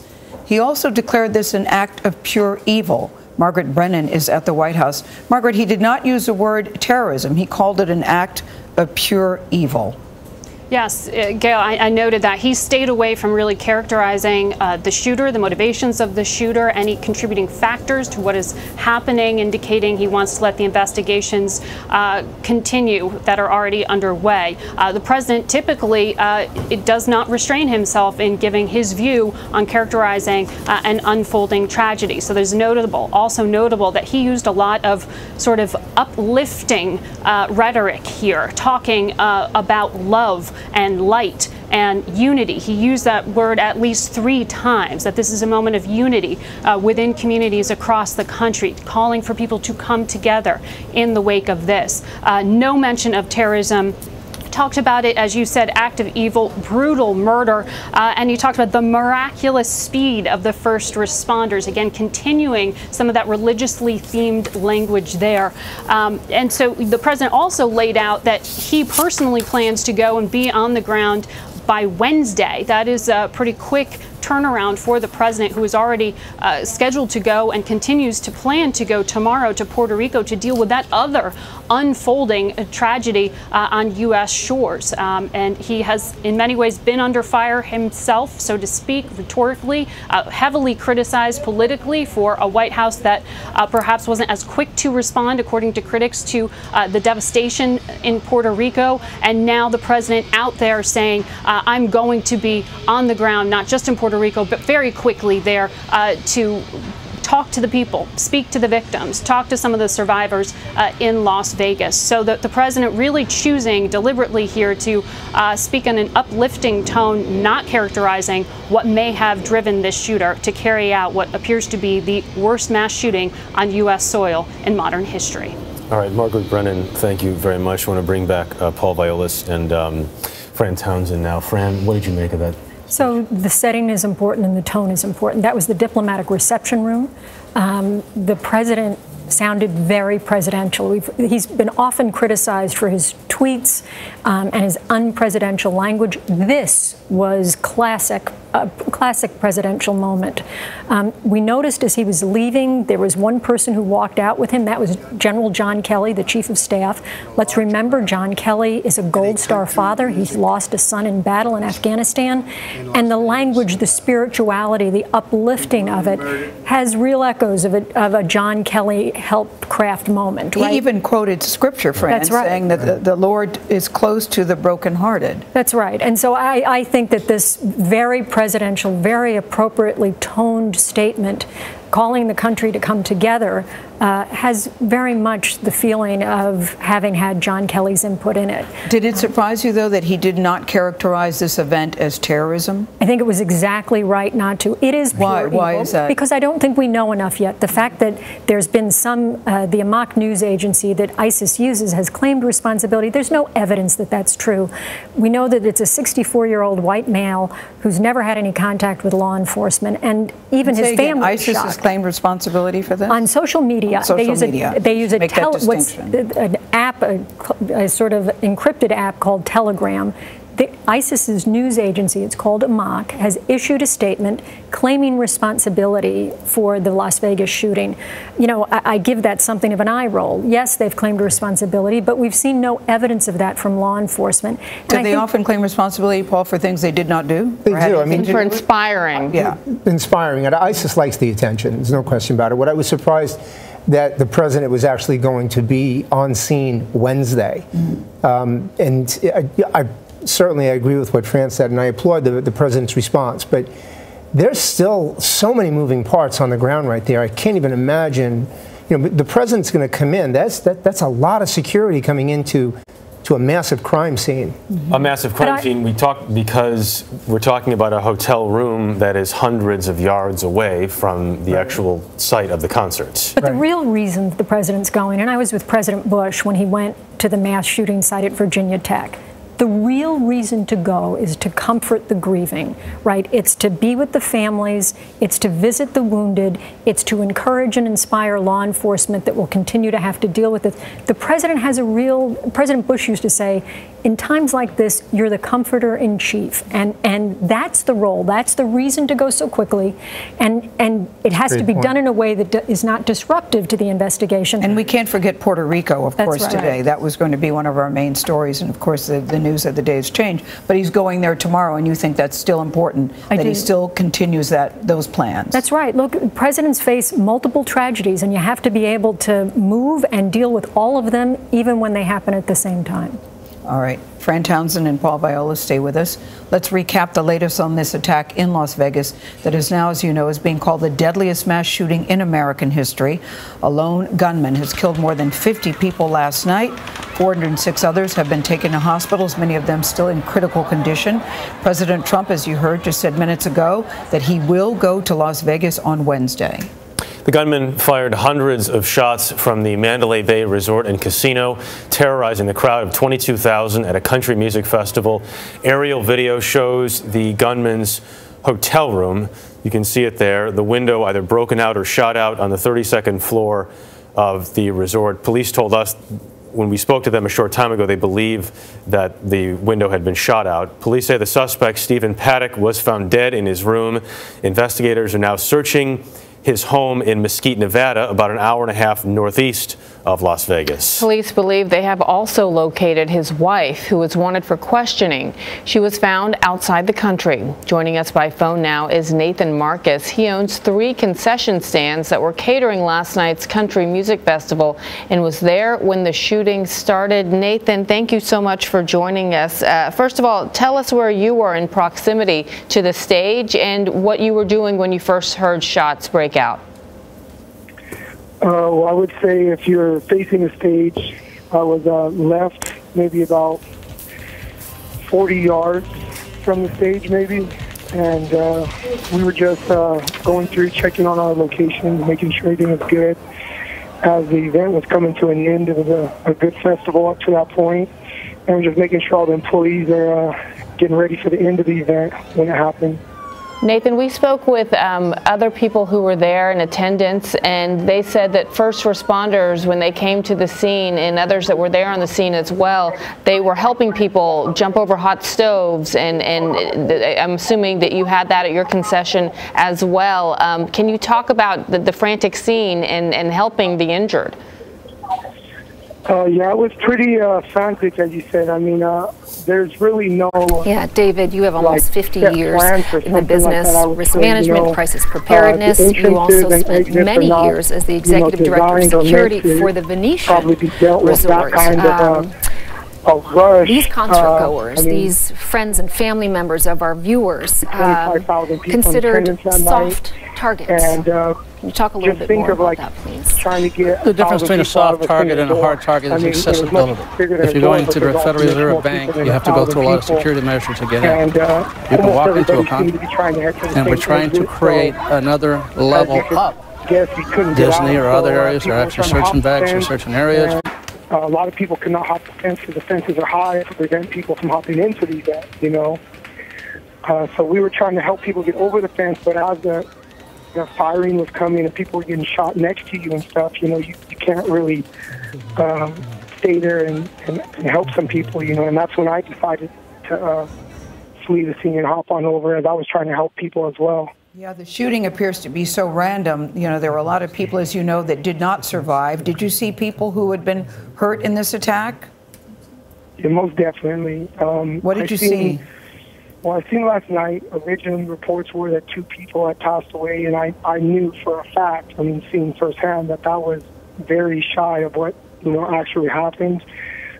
Still at 50, I feel 50 is quite low. I hope that's a more accurate number, but I feel that is still probably low from what we're going to see. I wonder if that's 50 that made it to the hospital and not counting maybe who's at the scene still. Yeah, unfortunately, you might be right with that number. We're all worried about what the final number may be. When did you realize that this was shooting? We heard people say it sounded like a helicopter, it sounded like fireworks, it sounded like a truck backfiring. When did you realize we have a major, serious situation here? Well, like I said initially, I mean, if you think back, you know, if I think back on it, it definitely sounded like, you know, gunshots from the beginning, but I would say you don't think about those things, so you kind of don't even acknowledge it. Like, we were in there working, and I'm checking out one of my locations, and as you hear it, you know, you're not really acknowledging it because it's very loud. You know, you're at a concert with 30,000 people. There's all kinds of noises, and I would say after the first initial break, it sounded like at least 50 shots rang continuously to start. Mm-hmm. And then there was a break, and then that's like kind of when the stage went dark, kind of. Maybe there was another round, I want to say, before actually the stage went dark. But the second round was not steady like the first round was. There was kind of some breaks, and I think that's when everybody, it hit them what was going on, because you could tell after that there was like breaks, and it wasn't just a solid string of fire. Mm-hmm. Nathan, we have a picture of you that you sent us. Tell us what's going on in this picture. I don't know what... It's a picture of pants. Are those your pants? Oh, yes. That's a gentleman that was shot directly to my right. And some, I guess you would say, some spray from him had got on me. And I mean, it was a bad scene. You know, a lot of people fleeing. Some people, you know, there was elderly people, there was children. It was, you know, all ages were there probably. And I feel for the families and stuff. Initially, I didn't want to speak about it, but I felt like the families that are still trying to piece things together, they should know more of like what was happening on the ground of what really happened. How old are you, Nathan, and how are you talking about families piecing it together? How are you piecing it together as someone who survived? First, tell us, how old are you? Just turned 30 about a week ago. And, I mean, for me, I'm all right with it. I never had to deal with anything like this, obviously, as I think it's kind of unprecedented. But, you know, being a business owner, you have to deal with a lot of different struggles and objects and hurdles, and you kind of just have to weather, you know, storms. So that's kind of like how I'm dealing with it. I think maybe after a couple of days, I'll sit down and think about it. I had, you know, over 40 employees there I was worried about. And, you know, we couldn't get in contact with all of them. I didn't know where they were. I have lifelong friends that are managers of mine I was worried about as well. Did all your employees make it? As far as we know, I've been in contact with, I want to say, almost every single one of them. And the ones that haven't, I've heard news that they did. So I'm very fortunate to say that I think that all of our employees made it out safe. Nathan, what is the police presence at events like this on the south end of the Strip there, in this area where the festival took place? What's the typical police presence before something like this happens? Like before it happened, or, yeah, or after it happened? Before. Well, I would say for the event, they're definitely staffed accordingly. I mean, like you said, you can't prepare for something like this. This is, as I mentioned, kind of unprecedented time we're in right now. So I don't think there's no way you can plan for this. But they have hundreds of security on staff. You know, I'm sure they probably do it per cap, like per amount of people. But there's definitely hundreds of security, as well as police officers, and they have undercover police officers and stuff to try to keep the peace, which typically at these events you don't see any problems for the most part. But, I mean, for something like this, obviously they were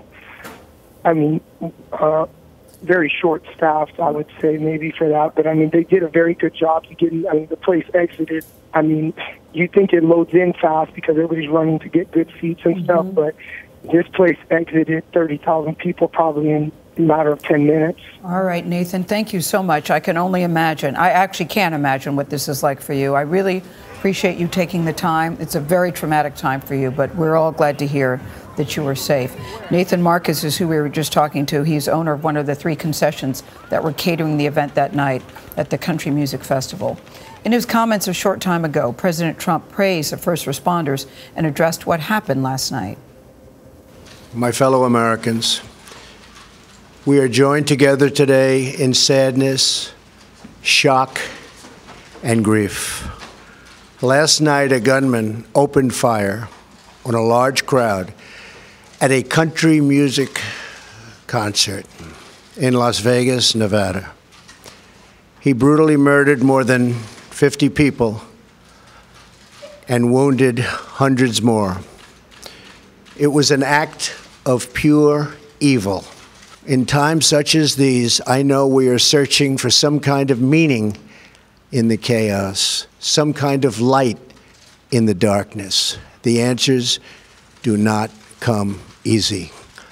But we can take solace knowing that even the darkest space can be brightened by a single light, and even the most terrible despair can be illuminated by a single ray of hope.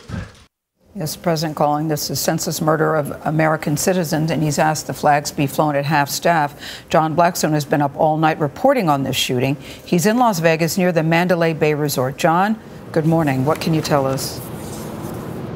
Good morning. Well, we now know, police tell us, that Paddock spent 3 days from September 28th on the 32nd floor, the room in the 32nd floor of the Mandalay Bay Hotel back here. That's the period during which this big 3-day music festival was taking place just across the road on the other side of the Strip. Last night was the big final night. The headliner, Jason Aldean, had performed a few songs when, through a broken window in the hotel from the 32nd floor, Paddock began shooting down into this crowd. Some 22,000 people were down there listening to the concert when the shooting started. Many of the concert goers there have told us, as you've heard, that they thought it was fireworks, perhaps, part of the show at first. Then, in one case, one of the concert goers told me she saw a person get wounded right beside her, a woman get wounded in the stomach and fall over.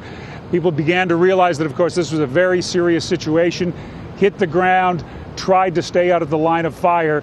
They describe it coming in waves, small break between the waves, perhaps, of gunfire as the gunman reloaded his weapon. Police identified the room on the 32nd floor. SWAT team went in, used explosives to blow down the door. The gunman is dead. Police now say it appears that he turned a weapon on himself, killed himself at some point as the SWAT team perhaps was coming in. But what's been left here for Las Vegas today, as the sun comes up this morning after a very terrible night, is the fact that 50 people are dead, at least 50 people are dead, and the indication is that with the large number in the hospital, more than 400 in the hospital, that number of dead could well rise. Jeff? All right, John Blackstone, and the question remains, why this concert, why this venue, something the police are still looking into and have not said at this point exactly why, as they try to gather all this information, both from the hotel room in Las Vegas and also Stephen Paddock's home in Mesquite. Hospitals in the Las Vegas area are stretched to the limit this morning, treating all those who are wounded. Carter Evans is outside University Medical Center in Southern Nevada, one of the hospitals caring for the wounded. It's about 5 miles from that shooting scene. We just spoke with someone from the hospital a short time ago. She gave us an update. They treated more than 100 people, and 12 at that time remained in critical condition. Carter, good morning. Yes, and unfortunately, 4 people who they treated here have died. Imagine what this was like last night when the smoke cleared and they started bringing patients in. In all, about 400 people were transported to area hospitals, but the hospital behind me, University Medical Center, is the only level 1 trauma center in the state, so they got some of the most severe cases here. As Jeff said, 12 people still in critical condition. They had 104 patients here last night. This was not the worst of it, though. Other hospitals nearby also getting a number of patients, numbering in the 100. They had to go to a triage here and basically decide which patients had the best chance of survival and go for those first. It was a difficult situation at hospitals, and you can only imagine what it was like in the operating rooms as these patients were starting to come in. Even hours after the shooting had taken place, there were reports that paramedics were still finding victims in hiding. And paramedics weren't the only ones bringing people to the hospital. It was civilians, residents, people bringing people in trucks in their own cars, the front seat of their own car. One woman I heard took a bleeding victim here. So you can imagine what that was like. And then, of course, all the trauma and all the surgeries in this hospital and others, they need blood. So they are calling for people here in the Vegas area to donate blood today. Gail? Carter Evans, we thank you very much. Dr. Robert Glatter joins us now. He's an emergency room doctor at Lenox Hill Hospital right here in New York City. CBS News senior national security analyst Fran Townsend and CBS News law enforcement analyst Paul Violas are also here. Good morning, Dr. Glatter. Thank you so much for having me. We had talked to Dr. David Agus earlier this morning. He was talking about the life and death decisions that have to be made when so many people are brought in with this kind of injury. Right. It's an ethical and moral dilemma that all physicians, all healthcare providers go through because we try to save everyone, but unfortunately that's not the case. The way this process goes is that the people who need immediate treatment, who have, for example, a collapsed lung, who can't breathe, they're treated first and they're tagged red. Others who are a little bit less severe that might be bleeding, they're a tier lower, and we call those yellow patients. At the scene, we have an elaborate system where it's basically mass casualty, where we tag these patients, we prioritize them, and we see who could be treated first.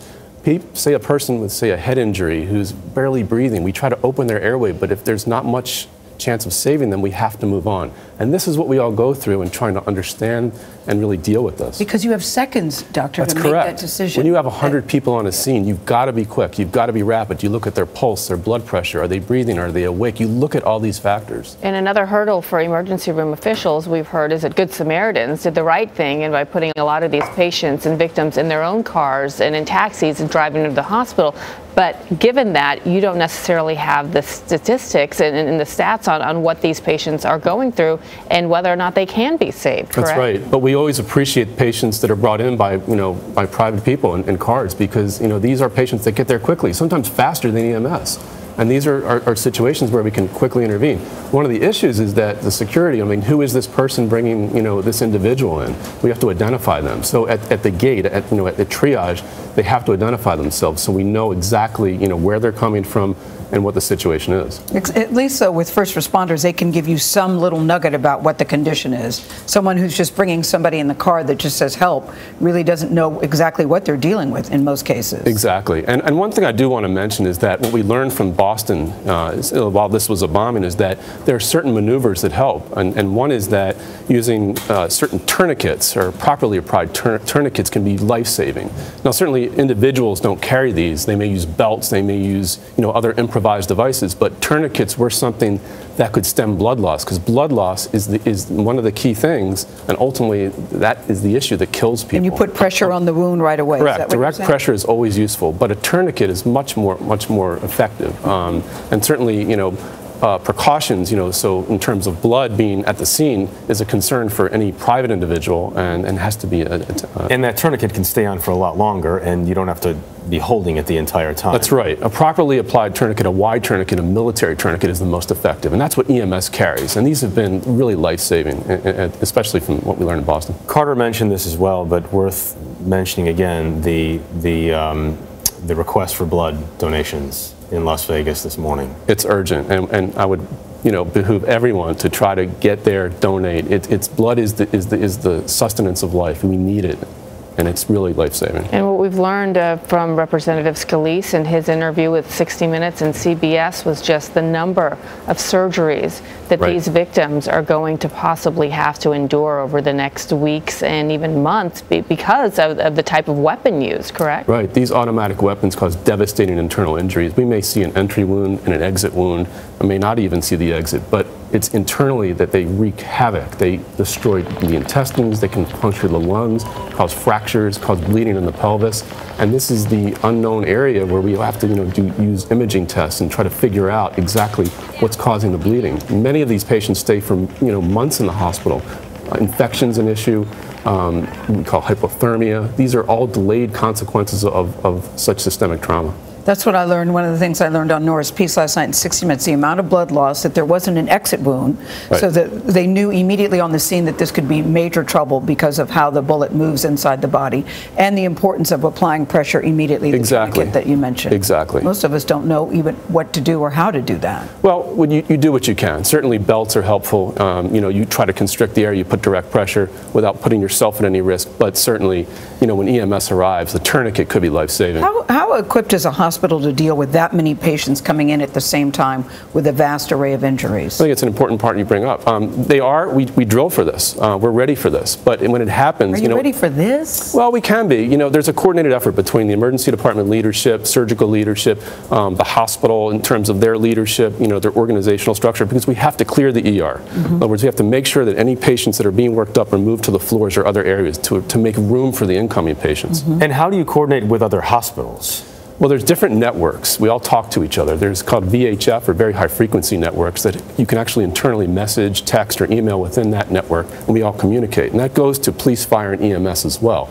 So there are multiple layers and categories of types of communication that are really imperative to this effort. And time is of the essence, and you have doctors on call, but when you have something like this take place in the middle of the night, is it that more pressing and difficult to get doctors in and wake them up? It is. It can be an issue, but I mean, there are always trauma surgeons in-house, always ready to react, always to have an elaborate network go out of communication to all, communicate and say that we're here, bring us all together, nurses, doctors, respiratory techs, everyone. It's an entire effort, and it's a community. As a doctor, what did you think when you first heard this story? When the story was first reported, it was 2 people dead. Then it jumped up to 20 people, and now it's jumped up to 50 and possibly higher. What did you think when you first heard the details that we've heard so far? I was horrified. I always look at the initial reports, and I'm always suspicious because I know it grows. Knowing that the amount of firepower this man had and what it could do, I was very, concerned that this could be an incredibly number more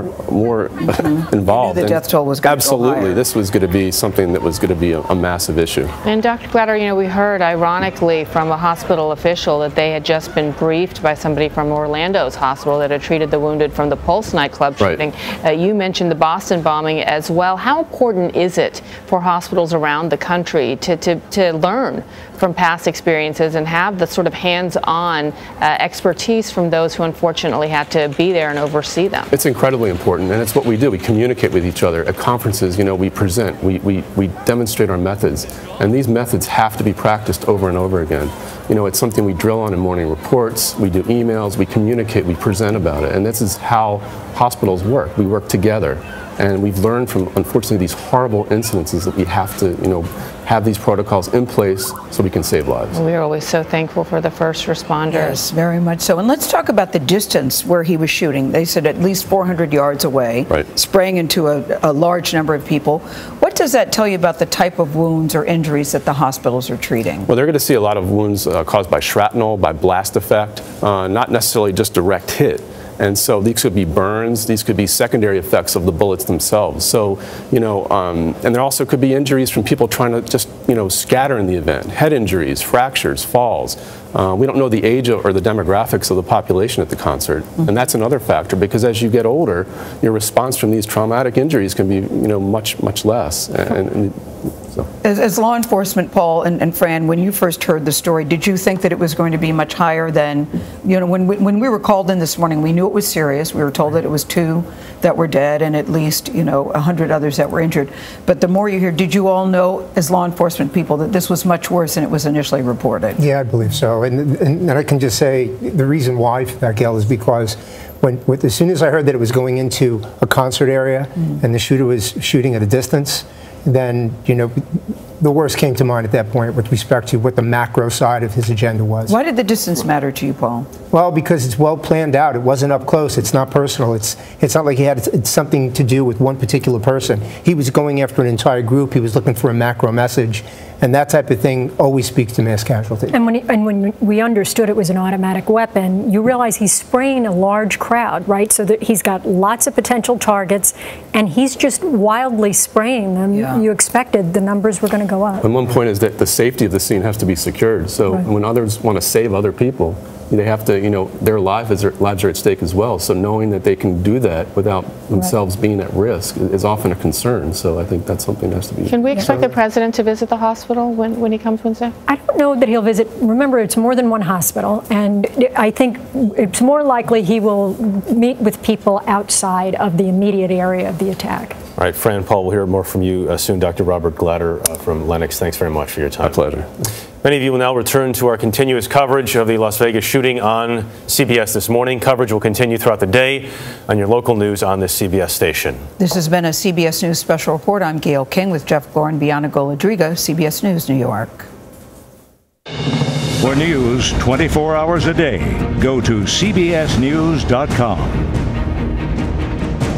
We've been listening to a CBS News special report on this mass casualty shooting in Las Vegas, the deadliest in American history. We are waiting to hear from police in Las Vegas. They're scheduling a bit of an update very soon. You can see they're that's the podium right there in Las Vegas. And so we should get the latest information. What we know, at least at this point, is at least 50 people are dead. At least 400 people were injured. I say at least because the likelihood of these numbers increasing is rather strong. There were 22,000 people at the concert venue when a gunman opened fire and began shooting indiscriminately with an automatic or semi-automatic weapon. So there were a lot of bullets fired. The suspect in this case, Stephen Craig Paddock, killed himself in a Mandalay Bay hotel room as police were closing in on him. He is 64 years old. He lives just outside of Las Vegas and he is retired. We're going to give you all the information as we get it, but for now, we're going to take a quick break. You're streaming CBSN.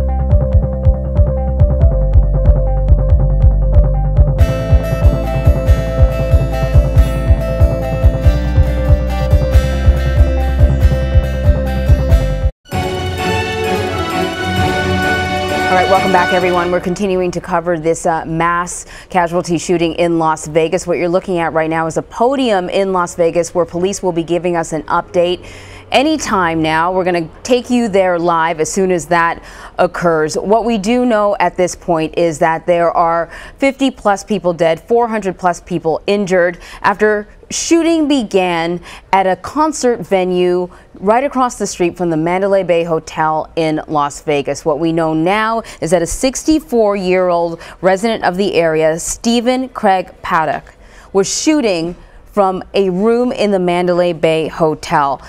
Police identified him, they closed in on him, and he shot himself.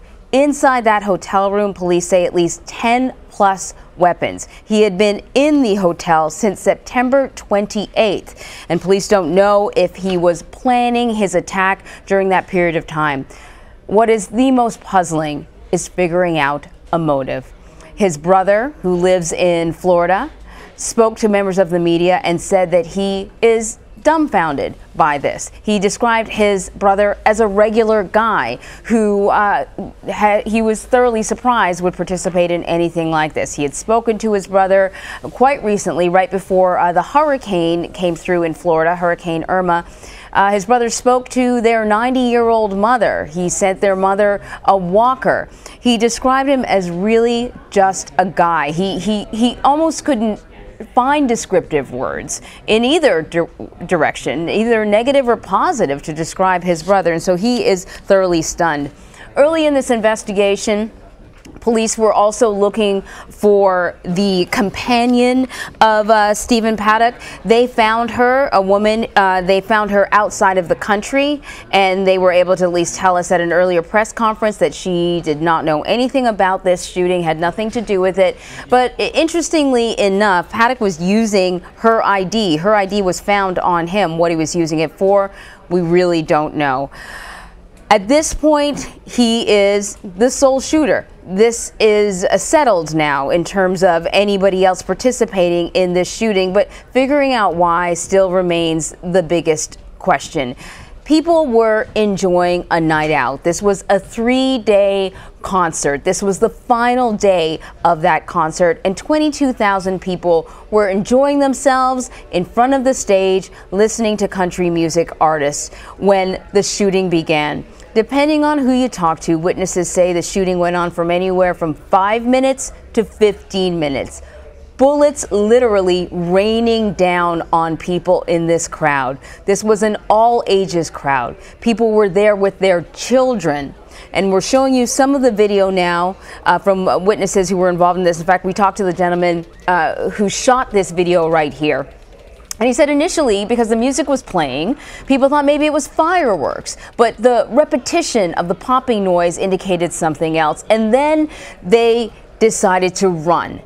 And then they decided to stop. As you can see, people dropping down and then running again. Literally people running for their lives, trying to figure out how to avoid this rain of bullets. He said that he knew right away it was coming from Mandalay Bay, but he did not know exactly where. The gunman was in a room on the 32nd floor, high enough to have a full view of this venue and to literally make these people part of a hunting game. They were sitting ducks, and he was hunting people. People began running down the street. But now, because so many people scattered, determining exactly how many people are injured, how many people are dead, is still an ongoing thing. At one point, at one point, though, there were several ambulances picking up people who were injured. It appears as if taxi cabs, Ubers, other people with vehicles pitched in and brought people to hospitals. So it's going to take some time. The other thing is, this is Vegas. People come from all over the country. They come from all over the world. There's no telling where many of these victims are from. And when it comes to notifying next of kin or even identifying people, it could take some time. Cell phones are dead, and people are just really trying to figure out what's going on all these hours later. As we are talking right now, you can see that we're waiting. We've got a shot of the podium right there, and we're hoping to hear from police the very latest information that they have. They've been actually very generous with their time. This will be, I believe, the third or fourth press update that they're giving. They've been stopping by. So we're being told that the governor, the mayor, as well as police will be speaking. We haven't heard officially from the governor or the mayor yet. We did just hear from the president, though. And President Donald Trump described this as an act of pure evil. In his statement, he talked about the need for the country to come together, to pray, to lean on their spirituality to get through this. He did not politicize the event in any way, shape, or form, and he stayed away from calling it an act of terrorism. That's something that I'm sure will be debated as the days move forward. Certainly calling this an act of domestic terrorism, I think, would not be too much of a stretch in terms of the description, but figuring out whether or not it is domestic terrorism will have a lot to do with what the cause was. What was his motivation? Was there an ideological motivation, or was he disgruntled? Was this a situation of a man dealing with mental illness? These are all questions that are still out there. What we do know is that he was a 64-year-old retiree living just outside of Las Vegas. His brother said he liked to gamble, but he didn't indicate that he had a gambling problem in any way. He had a girlfriend. That girlfriend was out of the country, is out of the country now, and police have been able to locate her and speak to her, and she apparently had absolutely nothing to do with this. Still, a lot of questions remain unanswered, and hopefully with this next press conference, we'll get a little bit more insight. We know that police have begun searching his home, or begun the endeavor of searching his home, but of course he had 10 weapons on him in the hotel room. There's no telling what he might have stored in his home. As we await the presser, here is the president, what the president had to say just moments ago, his first official statement on this tragedy. It was an act of pure evil. The FBI and the Department of Homeland Security are working closely with local authorities to assist with the investigation, and they will provide updates as to the investigation and how it develops. Hundreds of our fellow citizens are now mourning the sudden loss of a loved one, a parent, a child, a brother or sister. We cannot fathom their pain. We cannot imagine their loss. To the families of the victims, we are praying for you, and we are here for you. And we ask God to help see you through this very dark period. A very spiritually based, uplifting statement. He says that he will be visiting Las Vegas on Wednesday. He will visit with police, first responders, families of the victims. That'll happen on Wednesday. Of course, tomorrow he's already scheduled to visit Puerto Rico after that island was hit by 2 devastating hurricanes. And of course, the president received some criticism in regards to how the relief effort is unfolding. But here we have what we're covering right now, the worst mass shooting in American history. Now, before this, the worst mass shooting was at the Pulse nightclub. You may recall, June of 2016, a gunman opened fire inside the nightclub. 49 people were killed there. And the gunman, Omar Mateen, was killed by police after a shootout. This is expected to be much worse. We have 50 people dead, but this is really a preliminary number. We have 400 people plus injured, but once again, a preliminary number.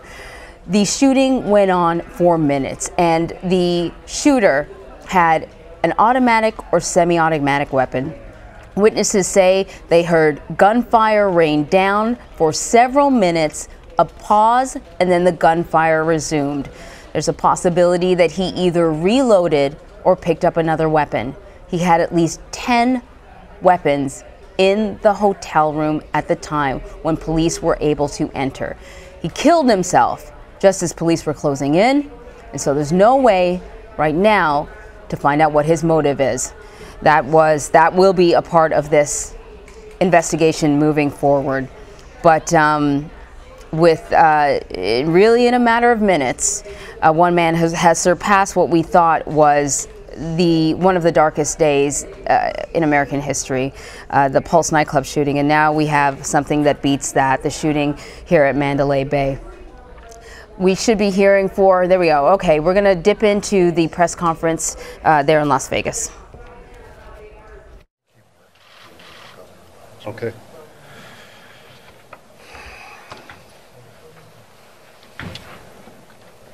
Where's Carlos? Are we ready? Ready, sir. Kevin, can you come up?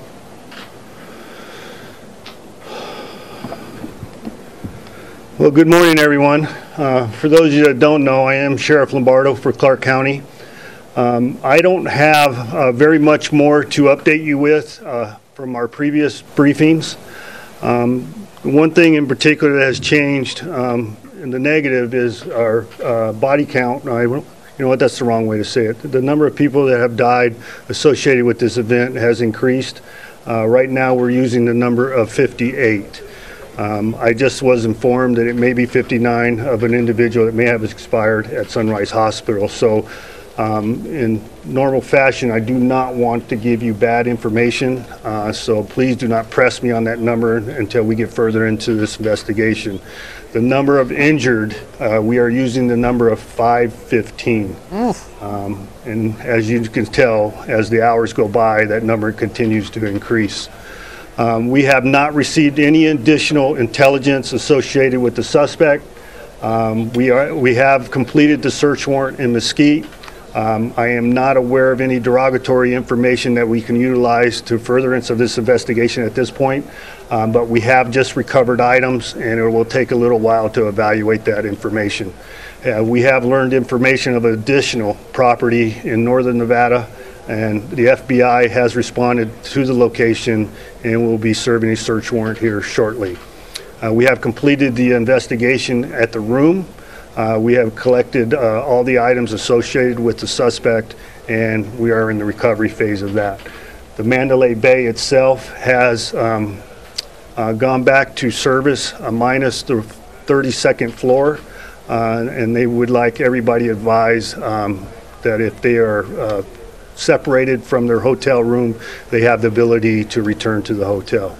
Now the location in question, the concert hall, we will be in a long process of body recovery out there and evidence recovery and evidence documentation. So you're going to have to ask the public's patience, and as we bring information forward, it's a long, laborious process to identify the victims and reunite them with the family members to advise them of their situation. So we still have the families responding to the Las Vegas Metropolitan Police Department headquarters in order to conduct a reunification of their family or friends. Eventually, in the next few hours, actually, I don't want to give you a skewed timeline, but approximately 1 p.m. we will request the family members to respond to the convention center area to utilize a larger space, and we could bring in the victim advocates to assist with the family members in the long term. Right now it's just a temporary phase associated with the reunification. Additionally, we're asking to solely utilize United Blood Service for blood donation and UMC as the only places to donate blood. We had some resource issues associated with the Laborers Medical Clinic. I applaud their effort to help us in that effort, but we have some resource issues associated with that.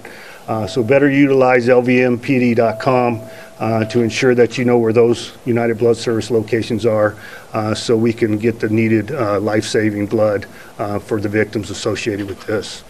At this point, as you can tell, I have several individuals to my rear that would like to make comment.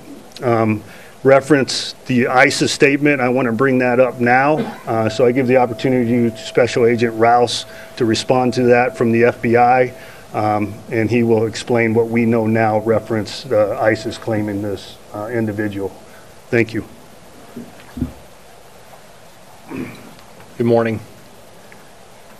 As this event unfolds, we have determined to this point no connection with an international terrorist group.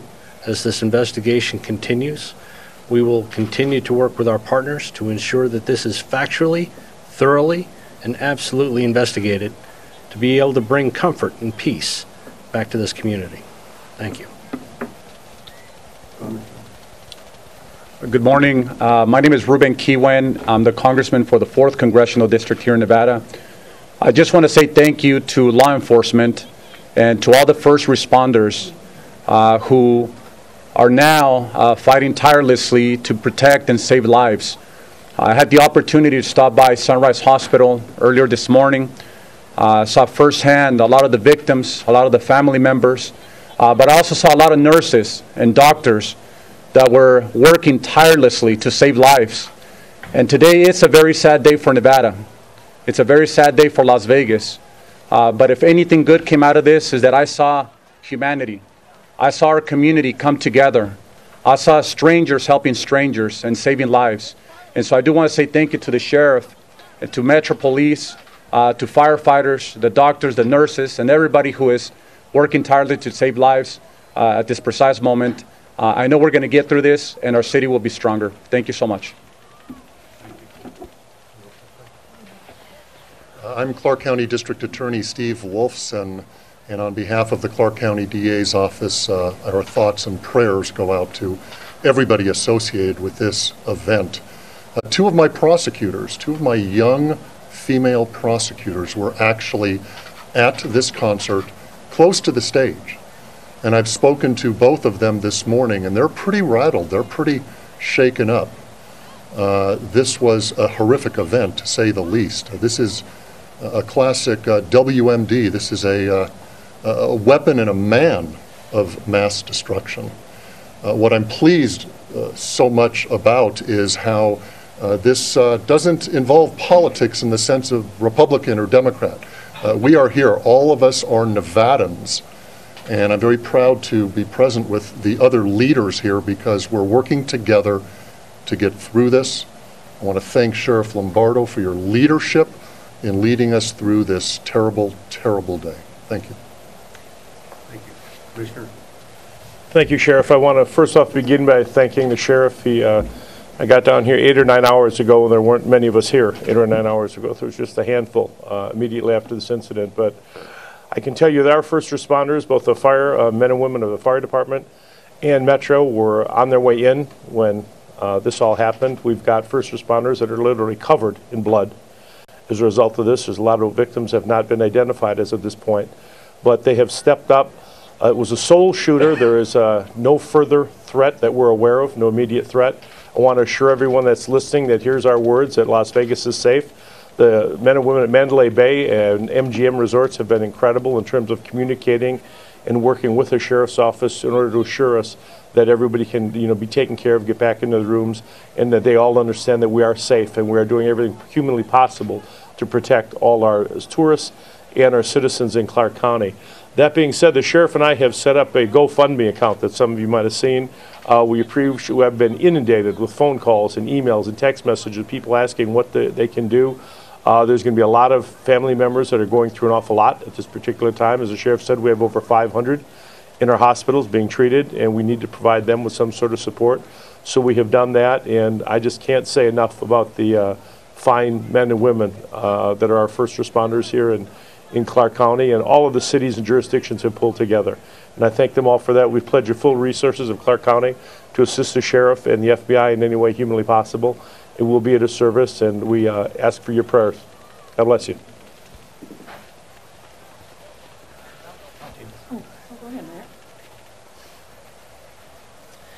I want to thank you all. I'm Mayor Carolyn Goodman of this great city, and absolutely mirror what Commissioner Sisolak had spoken to about the great response, rapid, thorough, of our first responders and law enforcement.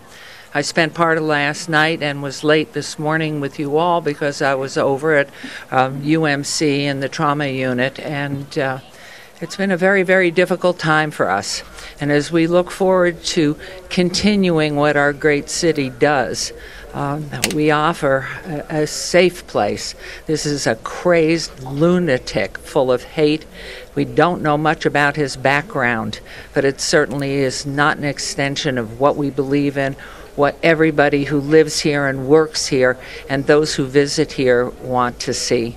This is something that was simply outrageous, uncalled for, and so many innocent people, young people, children, parents who've lost loved ones, and so many still suffering in the hospitals, gone through major surgery. We have some that were hit quite lightly with shrapnel as they were near the exits. It's been a hugely traumatic time for all of us and for our visitors who love country music, many of whom have come from the northern part of our states here and just really came here for a wonderful, safe time. We pride ourselves in our law enforcement.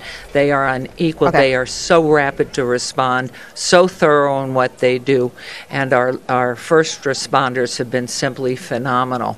It is a city and a community that has pulled together. Everybody is working so hard to make sure that we are taking care of the needs of the families and those who've lost loved ones. And it's just been a very, very traumatic time for everybody. The president gave a beautiful message, and he will be visiting us either sometime later today, tomorrow, or Wednesday. Great concern, and we just know that the entire community, I have so many mayors that have called, governors who have called me personally to express their support, help, and what we ask for is blood. That's the main thing right now, is that if our people want to do something and they are healthy, then please donate blood. We'll have plenty of banks available. Always call a hospital if you're unsure where to go. So thank you very much. And Madam Congresswoman, I'm sorry, I didn't mean to step in front of you. You always go before me, Mayor. It's a pleasure to follow you.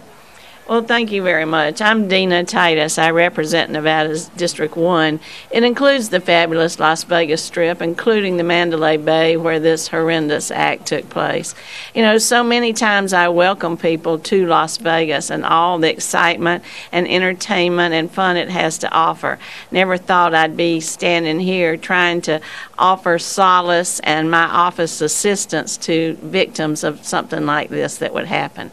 All through the night, we were briefed by law enforcement. I thank you, Sheriff, and your team for all that you did, and the first responders. Mainly, we were trying to stay out of the way because you don't want to turn a personal tragedy into a political event. Today, my office will be giving blood, as the mayor said. They appreciate your thoughts and prayers, but what they need is blood.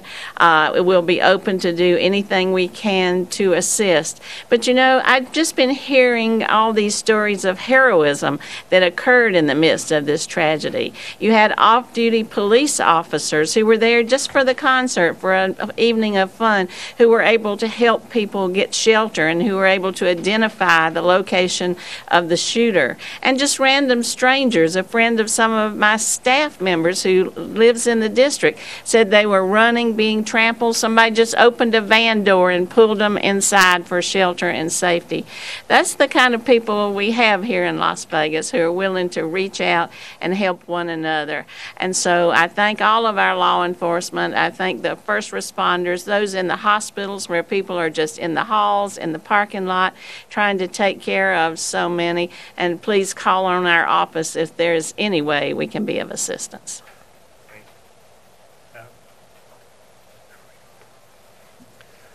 I'm Adam Laxalt, Nevada's Attorney General, and I want to echo what a lot of people have said today.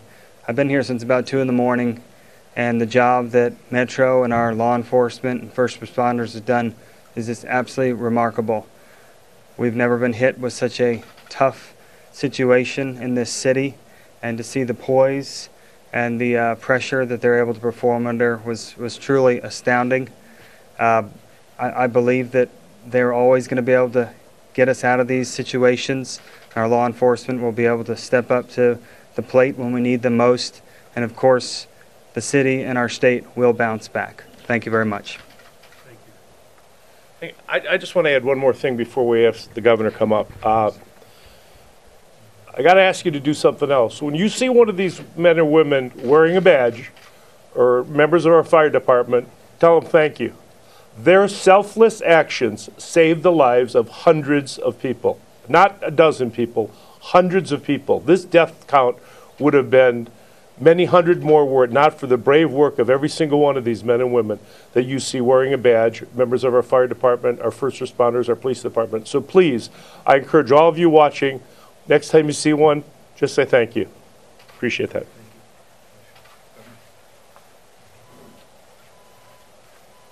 Good morning, ladies and gentlemen. I'm Governor Brian Sandoval. You know, I don't know if I have words to describe what we're going through and what these poor, unfortunate victims are going through.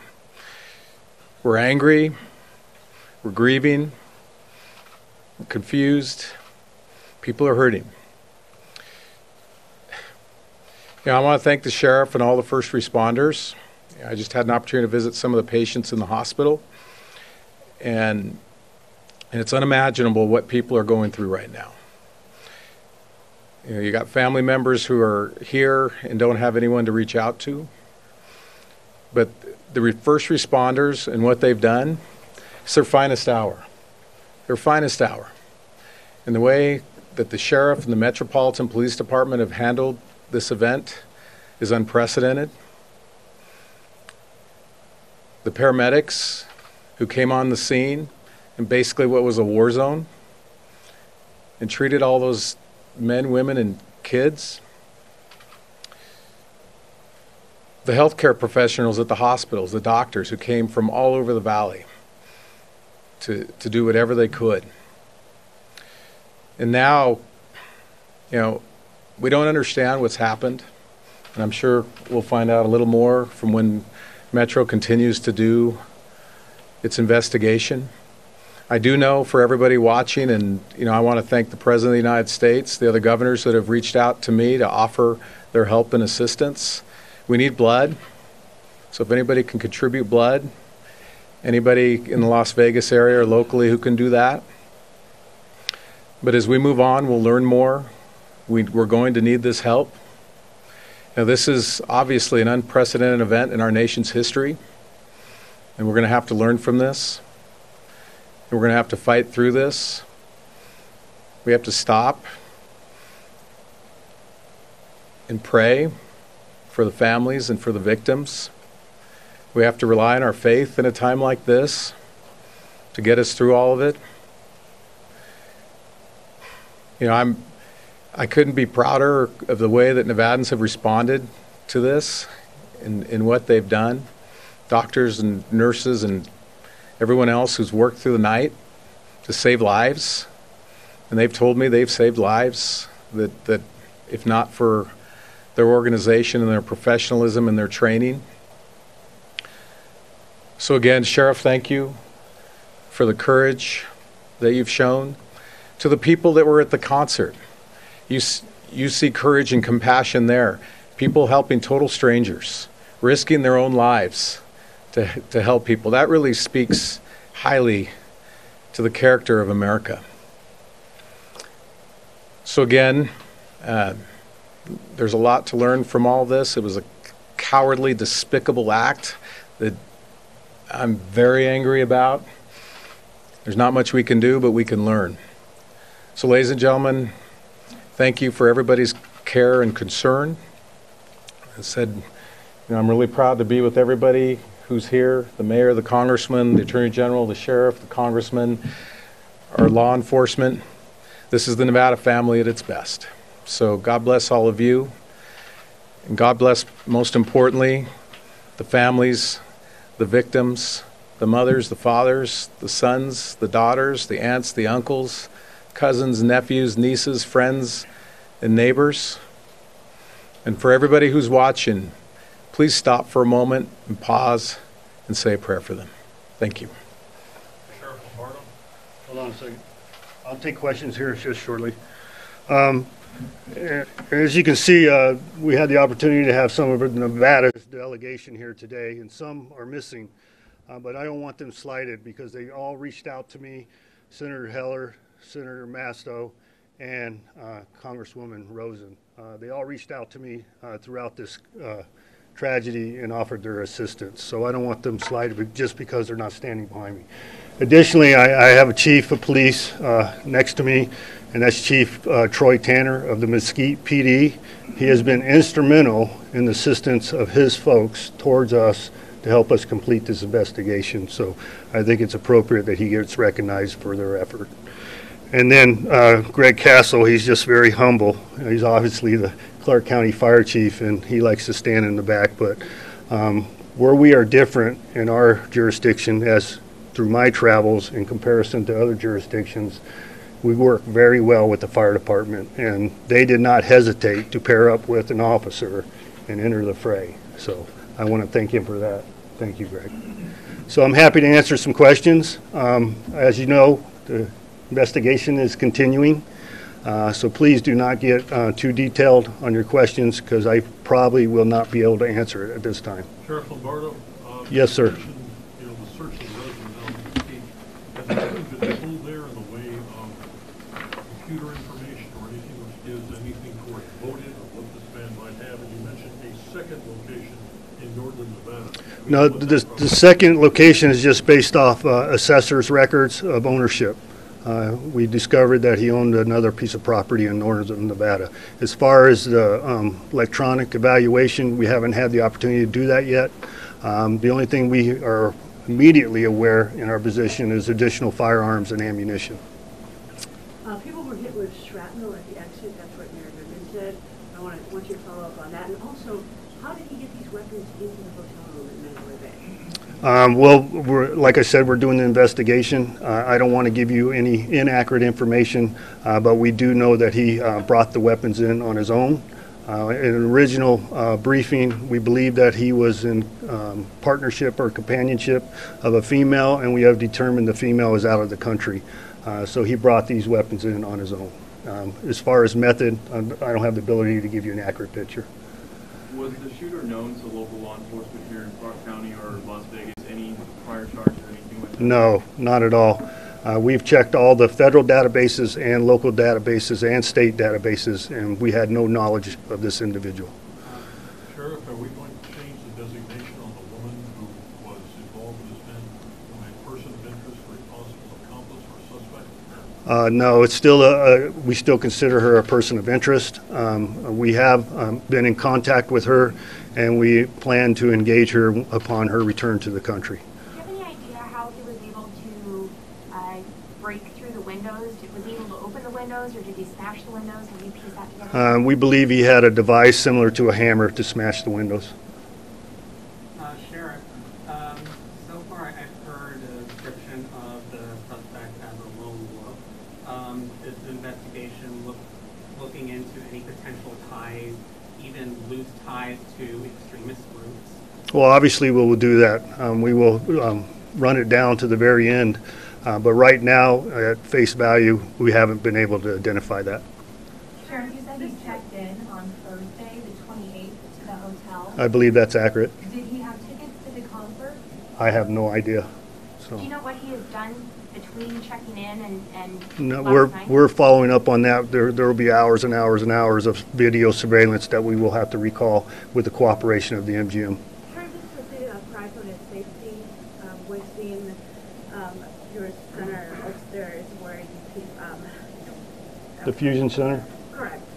There are cameras everywhere. Practically every inch of the city is covering a camera. Outdoors, indoors. How did this happen?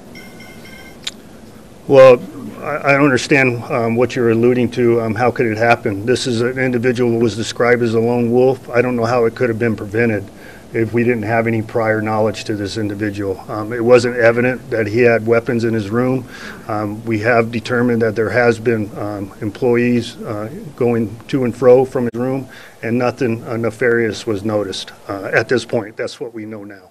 So. Sheriff, first responders were integral to stopping more deaths. Can you describe how a multi-agency effort and strike teams were able to find the suspect? Well, yeah, you're absolutely correct. So any special event that takes place in the southern Nevada region, it's required by NRS to supply police officers to ensure security. The Mandalay Bay did a great job of hiring police officers. They had sufficient staffing for the concert. And when this individual decided to fire upon the crowd, which was approximately 22,000 individuals, it's very difficult to manage that size crowd, and you have to ensure you have the proper staffing.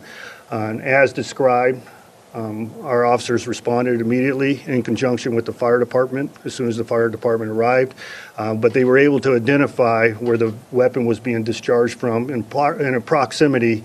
It's hard to tell what floor it is from the outside, but once they gained entry into the hotel in conjunction with security and through phone calls from patrons, they were able to call it down to a possible floor. Once they made entry onto the hallway, they immediately knew what room was in question. Sheriff, there's some dramatic reports about what exactly happened in the room when SWAT officers entered, that maybe there was so much smoke from the shells that the smoke alarms were going off. Is there any truth to any of that? I don't know. I haven't been told about any smoke alarms, but I know that he had killed himself, and exactly we'll have to go through our body-worn camera and existing video, whether we engaged him at the same approximate time or not. Sheriff, you said you didn't believe that this was connected to ISIS. Do you have any idea of what kind of motives you could be looking at? No, ma'am. I can't get into the mind of a psychopath at this point. Sheriff, on the investigation that's going on right now between at the site of the shooting, how extensive is it, and what are we talking about as far as Las Vegas Boulevard being shut down while the ballistics and the criminalists do their work out there? Well, I believe we've got most of Las Vegas Boulevard open. Directly adjacent to the Mandalay, it still remains closed. We'll ensure that we go out to the proper intersections to limit the hindrance of traffic. But we're looking at a minimum of 12 additional hours for documentation of the crime scene and the removal of the bodies. Do you know about how long he was able to shoot for, and do you happen to know if there was ever any return fire from officers on the ground in any way? No, I'm not aware of any return fire, nor am I aware of the timeline. But we did have SWAT officers discharge weapons at the room location. Is the ATF checking the weapons right now to determine if any of them were legal or illegally converted? Yes, the federal or the FBI and the ATF is helping us with that aspect. Sheriff, you mentioned whether any of the injured or deceased come from the hotel. Were they all in the concert, or were any in the hotel area? I'm not sure, because we had people that were deceased and injured outside the vicinity of the concert area, so it would be hard to determine or make that determination at this point. We're obviously going to have to talk to all those injured individuals to make that assessment. How many people who were injured were shot, and how many were injured running away? I don't know, ma'am. The people have been displaced in 5 separate hospitals, so it's going to require an extensive review of that communication with them to determine that. So, thank you very much. I appreciate everybody's time, and I appreciate everybody here to the back of me and their support of our police department. And we will keep you regularly updated. I can't give you an exact timeline at this point, but we will keep you informed as we receive information. Have a great day. Thank you. That was the latest update from the Las Vegas. Clark County Sheriff Joe Lombardo updating the death toll, which is higher now than it was before. It is now standing at 58, as well as other officials there. You're watching CBSN's live special coverage of this mass shooting, which took place in Las Vegas about 14 hours ago. Hey, everyone, I'm Stephanie Sy.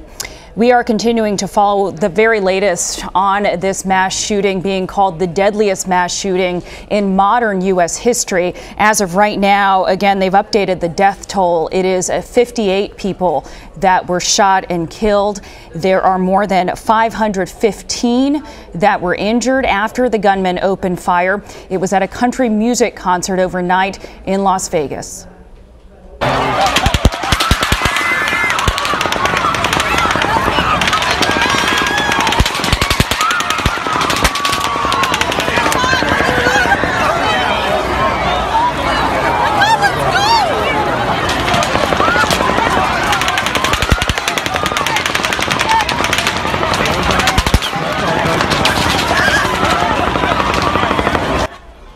rapid, unrelenting automatic gunfire and the shouts and screams of terrified people. Here is what else we know right now. You can hear that hundreds of shots rained down from the 32nd floor of the Mandalay Bay Hotel and Casino. Tens of thousands of people were at this concert. They were watching Jason Aldean. He was the headliner. He was performing on stage at the Route 91 three-day Harvest Music Festival. And the shooter, here's what we know about him. Police have identified him as 64-year-old Stephen Paddock, and he is dead. Police believe he killed himself inside the hotel. They also said he had in excess of 10 guns in his hotel room. Investigators are still trying to determine a motive at this point. Here is what the sheriff of the Las Vegas Metropolitan Police Department said earlier when he was asked if this was an act of terrorism. We have to establish what his motivation is first, and there's motivating factors associated with terrorism other than a distraught person just intending to cause mass casualty. Before we label with that, it'll be a matter of process.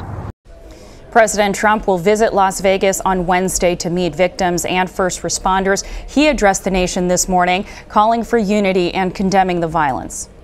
It was an act of pure evil.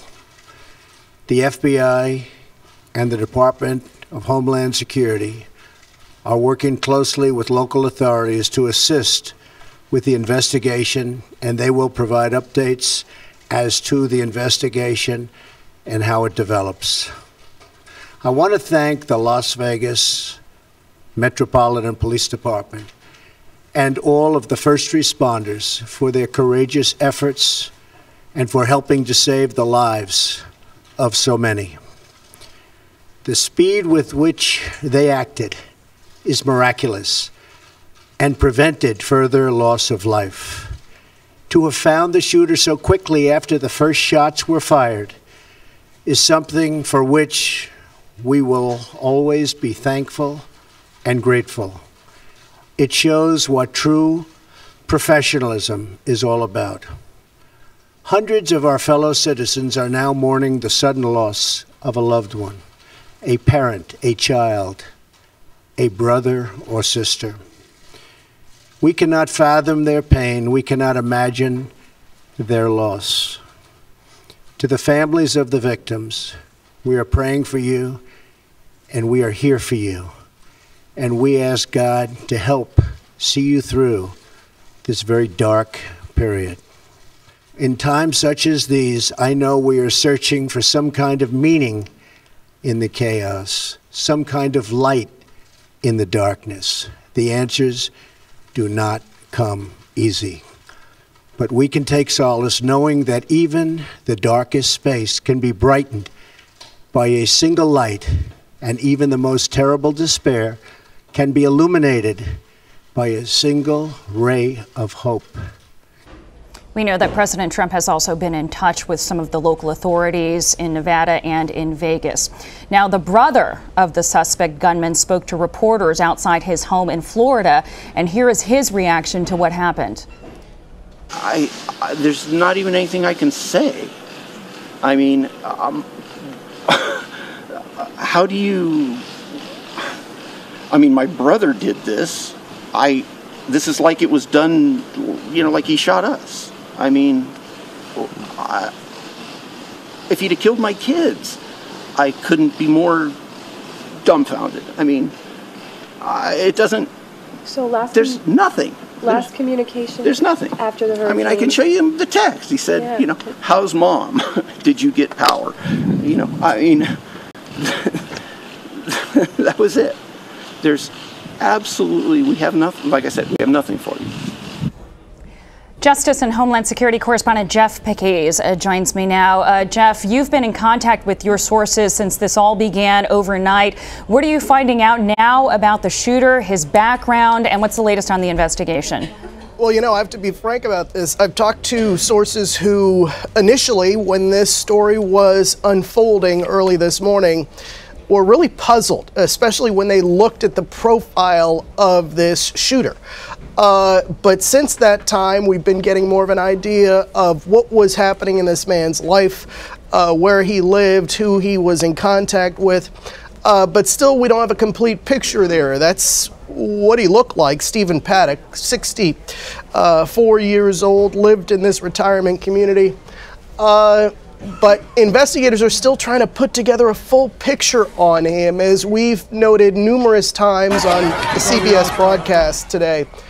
You know, he just doesn't fit the profile of what investigators have been looking at in recent years when it comes to large-scale mass casualty events. And so, in a lot of ways, and really this is what investigators do with any case that they're working on, they start from scratch. They don't prejudge what they have. They just continue to gather these pieces, and that's what we see happening now. We know this. He had a pilot's license. We know that he had planes registered. He lived in Mesquite, Texas for several years, where he managed an apartment complex there along with his ex-wife, according to CBS News reporting.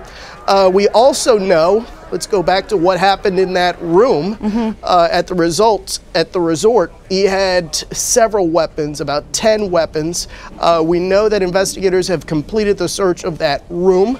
There is another property, though, that they have located that the FBI is searching. That's in northern Nevada, we're told. We still don't know if they have found anything there. But, you know, they're still trying to put together this picture of who he was. We also know that at one point he worked for a predecessor company of Lockheed Martin. That company has confirmed that. He worked there years ago between 1985 and 1988. Lockheed Martin would not get into the details of what exactly he did there, but that's just another little nugget of information. Do we know whether he was currently employed? Well, according to family members, he was recently unemployed. Okay. But, you know, again, that's something else that we're trying to nail down as well. But you're getting a sense of what was going on in the weeks and the months leading up to this shooting. He checked into the resort on the 28th. He was gambling. In the days, hours, if you will, leading up to this attack. The sheriff saying during a recent briefing that they have to go through hours and hours and hours, and those were his words, of surveillance video. And so they have that, and that's what you get. In any big city these days, you have this intricate network of surveillance cameras, and you certainly see that in Las Vegas with those high-end resorts there. They have security cameras all over the place. Sure. And so they are going through all this evidence. And then you also have local police telling people who may have been there, and again, there were 20,000 plus people there, to hand over their cell phone video or photos of the event, because all of that, once they gather that with witness statements, it's being handed over to the FBI, and then they put this in this database that will help them put together a more complete picture with information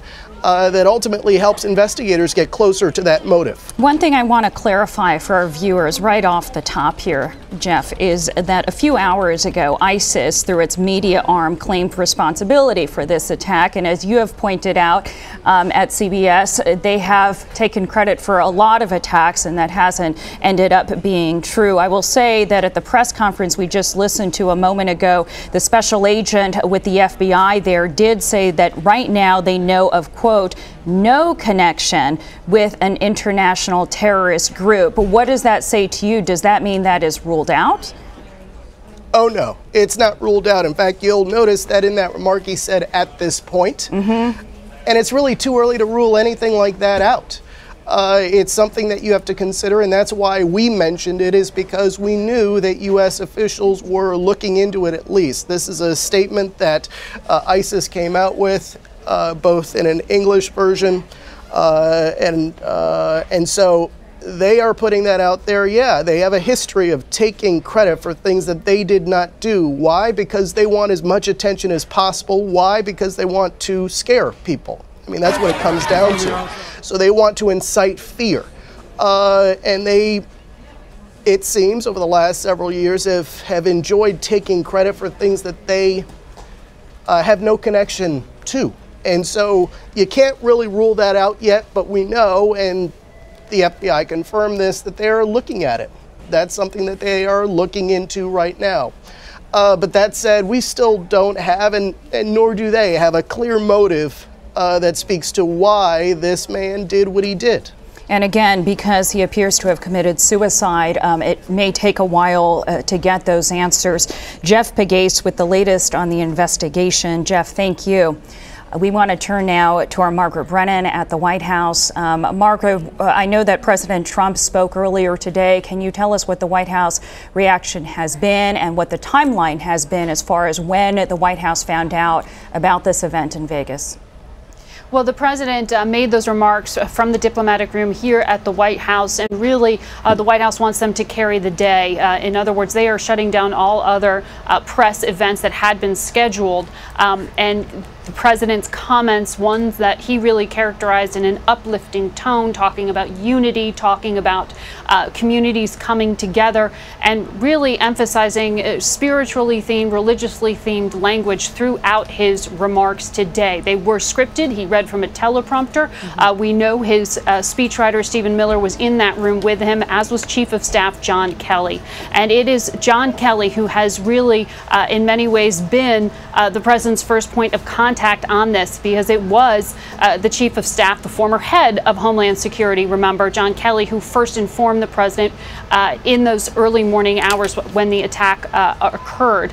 And that's interesting because it's often the president's counterterrorism and Homeland Security advisor who would have delivered that message. In this case, it was John Kelly, perhaps fittingly because of his prior role, who conveyed word. So we know the president had been up throughout the morning. We saw the lights on here in the residence when we came in when it was still dark out. And it was a communications shop that decided they would not issue any kind of comment until about 7 a.m. Eastern time. That's when you saw the first presidential tweet. And it was very carefully worded. When the president took the podium, he also chose his words carefully. He did not ascribe a motive. He did not describe the shooter. And he did not characterize this as domestic terrorism or anything other, simply framing it as a tragedy. Seems like a much more measured response than we've seen in previous attacks. And he says he's going to be going to Las Vegas now on Wednesday. How important is that visit? Well, the president often likes to be the one conveying the news and to be the one on the ground because he thinks that sends a message to the American people. He has repeatedly emphasized, remember, that tomorrow he's going to Puerto Rico. Wait, I'll be there soon, he said in his tweets. It was important for him to be on the ground in Las Vegas quickly to respond and to be there to try to be that sort of consoler in chief that America has come to expect from our leaders in recent years, because these mass tragedies, these shootings have become in some way events that White Houses know it's a matter of if not when they will happen on their watch. This is the first of this scale on President Trump's young presidency, and it is the largest mass shooting in U.S. history. So it is just a matter of time, perhaps by the time we get to Wednesday, that debate, that conversation about being prescriptive, finding a way to prevent a future tragedy will once again bubble up. But for today, the White House wants to focus on the victims and unity. And it's interesting that you heard the president say that again today, because just the past few days, over this weekend in particular, he took a lot of heat for appearing to divide people rather than unite them to respond to the tragedy in Puerto Rico, which is still something that this White House and that Homeland Security team is focused on trying to help recover from. Yeah, and of course the president is still scheduled to visit Puerto Rico and the devastation there on Tuesday. There seems to be an elephant in the room, if you will, that officials have thus far been staying away from. Of course, it's only about 11 hours since the attack, but the debate will eventually turn to gun control, and that debate is already being had on social media. The president did not mention the weaponry used, which sounded like a fully automatic weapon. Do we have a sense of how the White House plans to respond to this issue? Well, throughout the morning, you've heard White House officials emphasize that this is a state and local authority response. They are letting the people on the ground be the first responders there, though the FBI and ATF are assisting with that. One of the reasons you hear that emphasis is because it is a sensitive point, one that Homeland Security, certainly Chief of Staff John Kelly, has emphasized repeatedly, which is we don't want to overstep at the federal level. We want the locals to respond first. And perhaps that is also allowing them to stay away from characterizing things before that investigation comes to its own conclusions. That is some restraint on the president's part, because we know when it comes to attacks that appear to have ties to international terrorist groups, he has not minced words and he has been very direct. On the domestic front, this gets more complicated politically because of all the same familiar conversations we've had in the wake of every mass shooting, whether it was Sandy Hook or whether the one we'll have in the wake of Las Vegas. But what we know is that President Trump's own views on gun control have evolved, so to speak. Back in 2000, he was on the record talking about, he wanted full protection of the Second Amendment, but was open to some control of automatic weapons. Since that time, he has really portrayed himself and campaigned as a good friend of the NRA and has seemingly reined in that opinion. We'll see where he ends up in the wake of this. But for today, the White House wants the response to be on the victims. Margaret Brennan with the White House response to this deadly shooting. Margaret, thank you.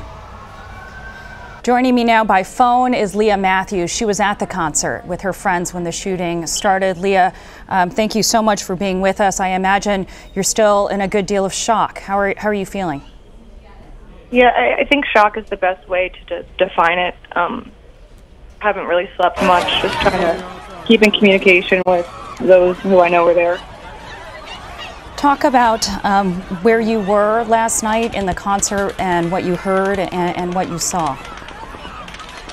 So I was, if you're looking at the stage, I was to the right of it. Jason Aldean was performing, and it felt like fireworks at first. Once that first, I guess, round of ammo was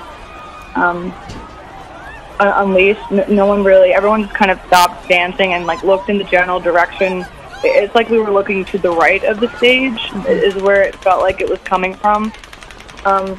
Once he pulled off stage and there was a few moments of silence, everyone was just saying fireworks, fireworks, and then I guess he was reloading and it happened again. So the second time when we heard the shots fired is when my friends and I just started grabbing one another.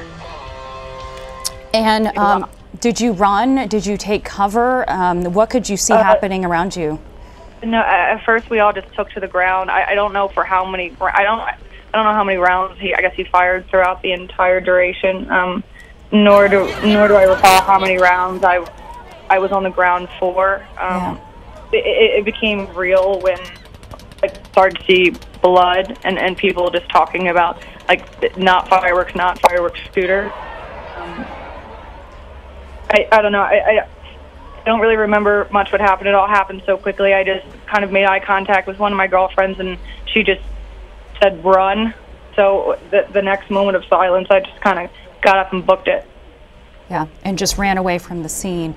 What was going through your mind as it all unfolded? I guess in the moment when I was on the ground, it was just because I didn't understand where the shooter was. I couldn't grasp the concept that he was not in the concert venue. In my mind, that he was in the concert venue and that we were kind of being herded. I didn't think that it could have been a sniper or a faraway shot.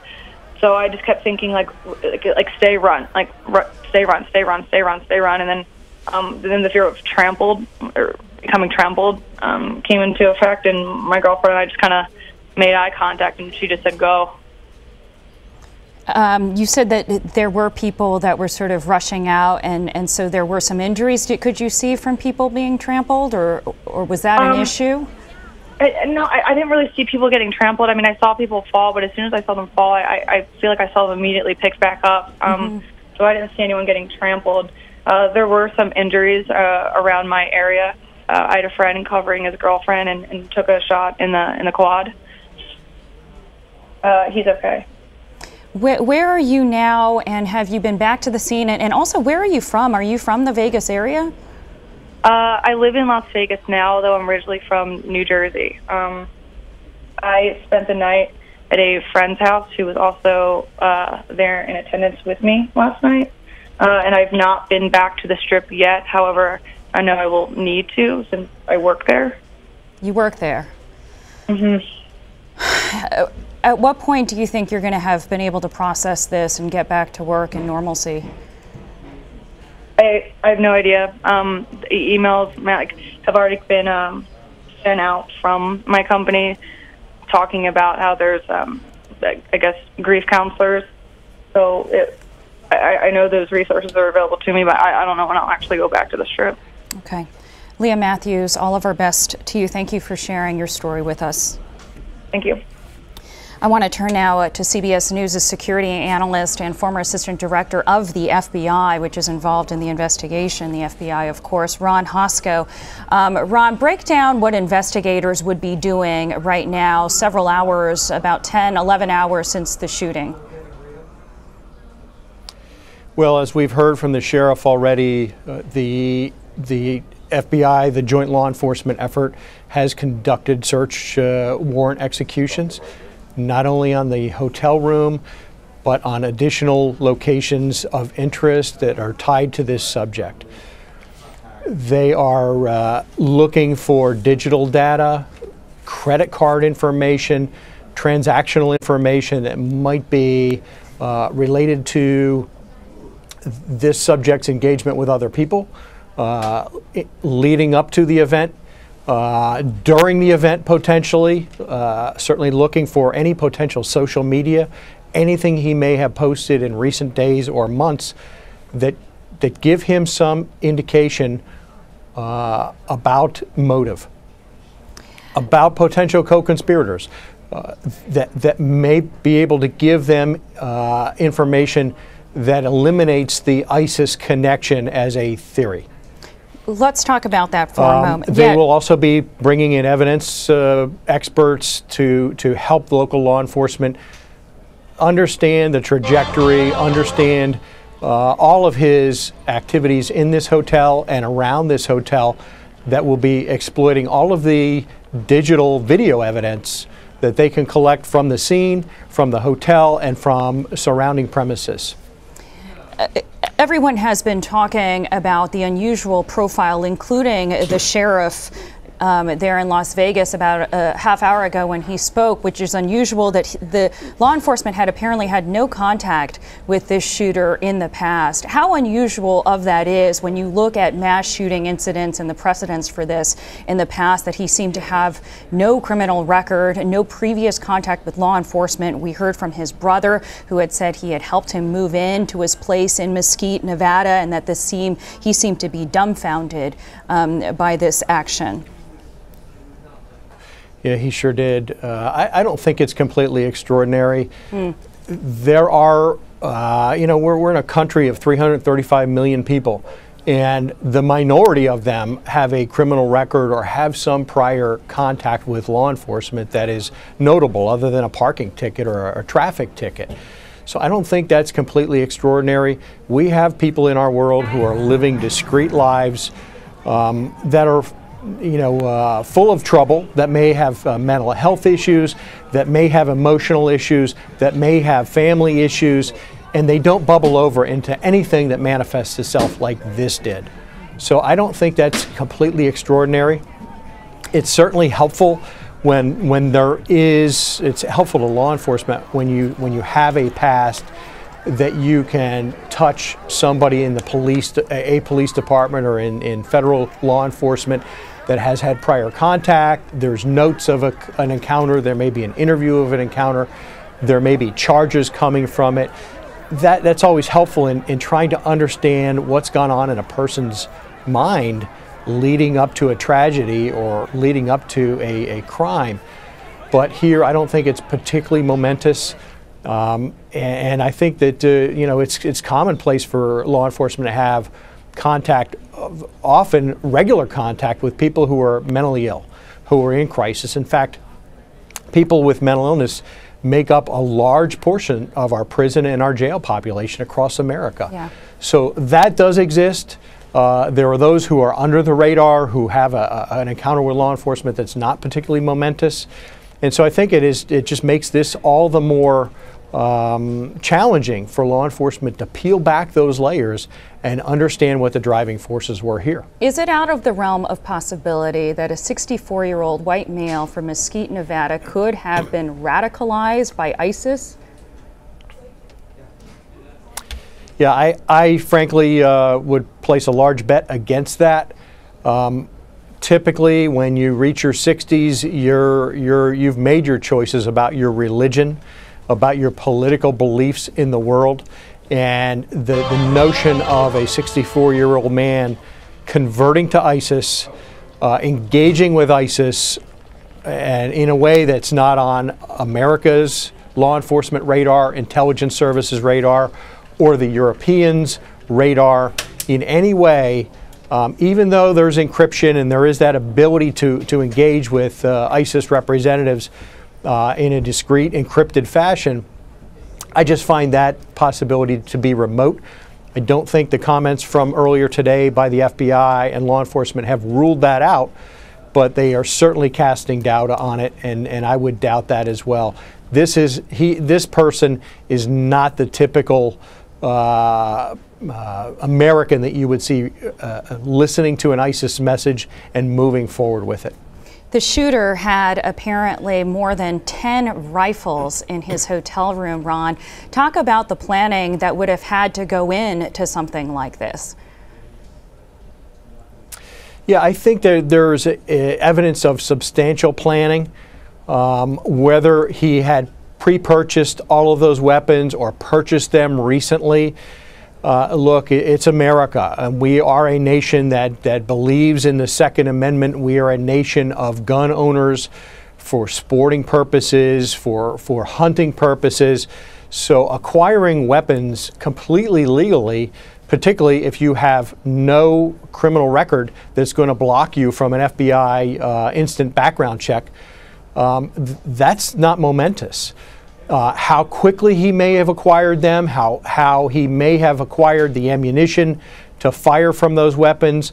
Were there any triggers in that that should have alerted law enforcement, that should have alerted a gun shop that, hey, there's something that's really questionable about this person?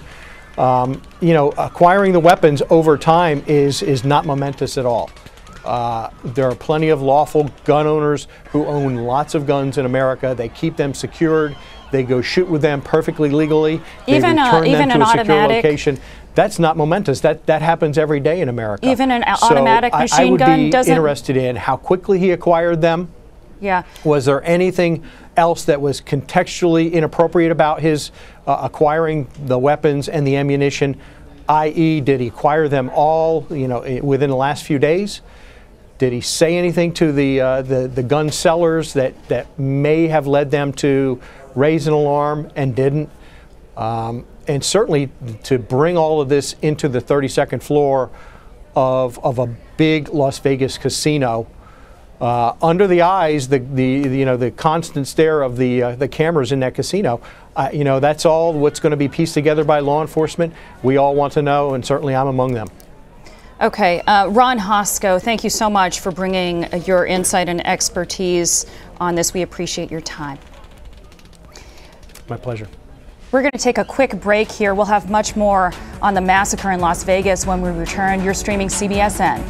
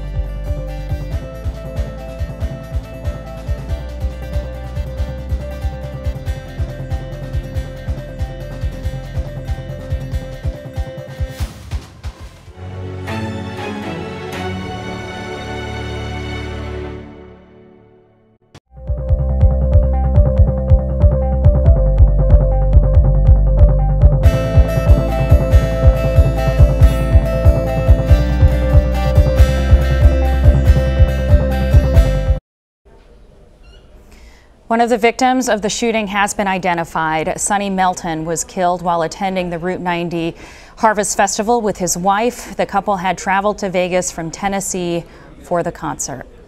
We are still following the shooting that left at least 50 innocent concert goers dead and over 400 hospitalized. Vincent Sager was at the festival. He described the frightening scene during the attack with my colleagues Vladimir Duthier and Anne-Marie Green.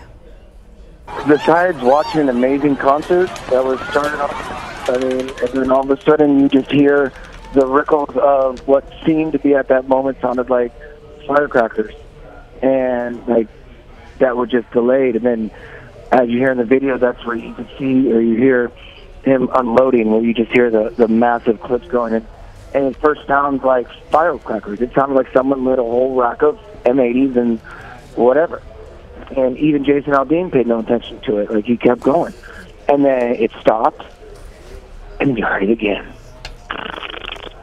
And that's when, he stopped, and the music stopped. And he ran on the stage, and we were like, okay, something is wrong. And you have that instinct about it. And we were right across the wall on the right side of the stage, closest to Mandalay Bay. And at that moment, there's 22,000 people at this venue, and you now have everybody running. And they can't run to the main exit, because where the main exit is at, it's on the Strip. And whenever you run out, you're running right in front of Mandalay Bay, so you can't run. So now people are scared, and I stood up and was trying to get people to calm down, saying, relax, guys, it's firecrackers or whatever, trying to keep the situation calm. And then you see people running with blood on them. Then this person's down, and then you look and you see it. And then there's a guy in front of us who got hit in the back. And that's when you know you've got to go. And the first thing that we did was, I don't know what it was, you want to make sure everyone's safe. And I'm a local and I work out here, and it's scary something like this can happen, but the first thing you want to do is try to keep people calm, because you could get hurt trampling. And it's a situation, so we just tried to orchestrate everybody out in that back way. And it was scary, because you see in the video, in the beginning of it, I was on the phone and I put it down, and my girlfriend helped the rest of it, because this is an all-age venue, all age.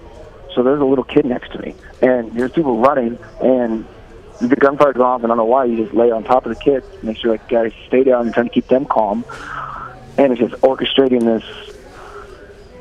this massive chaos that we see in front of us unfolding, and you don't know it. You just think, you're hearing things. You have some people saying, it's a terrorist attack, which this was. I don't care if it was an individual man, this was a terrorist attack to do this.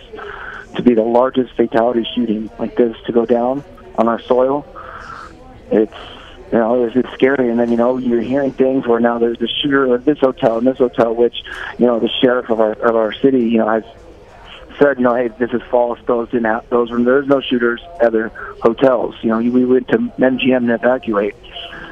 And we get to MGM finally, and everyone's like exhausted, and, everyone, the first thing they want to do is get water or a drink. And we're there for maybe 10 minutes, and all of a sudden people start running through MGM like there's a gunman over here. And so you don't know what to believe, and you don't want to, I work in hotels, and I don't want to be barricaded in some back room with 180 other people where we're sitting targets. So it's just kind of like a fight or flight, and we just started moving. Like I took my lady and 2 other people I didn't know with me, and I said, just follow me, guys. And, I got them to safety, and I put them in, I had another friend who I work with, who's the host of the city, and he called me, and the whole Strip was on lockdown, but I know how to get in and out of these hotels in the back way. So I said, guys, follow me, and let's get out of here. And I didn't want to bring too many people. I couldn't. So I brought who I can to safety on that end. And, we got off the Strip, and I took them to a friend's house, and I let them stay and hang out there until, it was safe for them to get Uber back to the Strip. Was an eyewitness to the shooting. As the investigation into the deadly Las Vegas shooting continues, we're now hearing from the brother of the suspected gunman. Eric Paddock spoke to reporters outside his home in Florida. He says he's shocked that his brother could have carried out this horrific attack. There's not even anything I can say. How do you... my brother did this. This is like it was done, like he shot us. if he'd have killed my kids, I couldn't be more dumbfounded. I mean, it doesn't. So there's nothing. Last communication. There's nothing after the hurricane. I mean, I can show you the text. He said, Yeah. you know, how's mom? Did you get power? You know, I mean, that was it. There's absolutely, we have nothing. Like I said, we have nothing for you. Want to bring in now Mark Lehman, who is a reporter for WKMG in Orlando. Mark, thanks for being with us. So you spoke with the brother there. What was his reaction to the shooting? It seems like he was just completely dumbfounded by the whole thing. Yeah, you heard of a lot of it right there. He was shocked, horrified, dumbfounded. He described it as an asteroid hitting his home. He had no idea that his brother would be capable of doing something like this. He said it was the middle of the night when he got a call from the Las Vegas Police Department. All of the phones in his home started ringing basically around the same time. And on the other end of the line were investigators telling him that his brother was behind the deadliest mass shooting now in U.S. history. Quite a shock for him and his family as they've been trying to process this entire thing all morning. He says his brother lived here in the Central Florida area for a number of years and actually moved away in 2015. He helped him move to his home in Mesquite, Nevada. And he says that his brother, he describes him as just a normal guy, has no history of mental issues.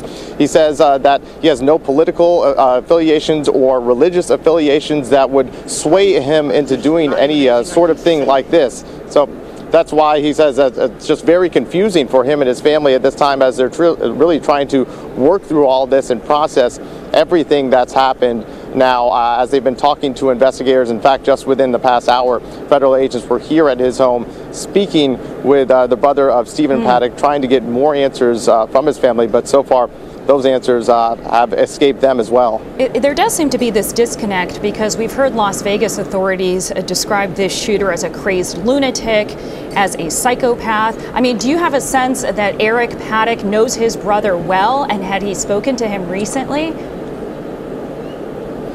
Well, he told us that they're not exactly close, but they do speak with each other. In fact, he just texted back and forth with his brother a few weeks ago when Hurricane Irma moved here through the Central Florida area. He tells us his brother was concerned for his mom, who lives nearby. She's 90 years old and was without power during the hurricane. So he definitely had some concern for his family at that time. And again, he describes his brother as just a normal guy. He says he likes to hang out. He enjoys gambling, and that's probably the biggest hobby that he has was professional gambling. But at this time, there's nothing that could have pointed him into the direction of being a gunman that would carry out such a heinous act like this. And that's why, you know, again, why his brother just says he is shocked at this time.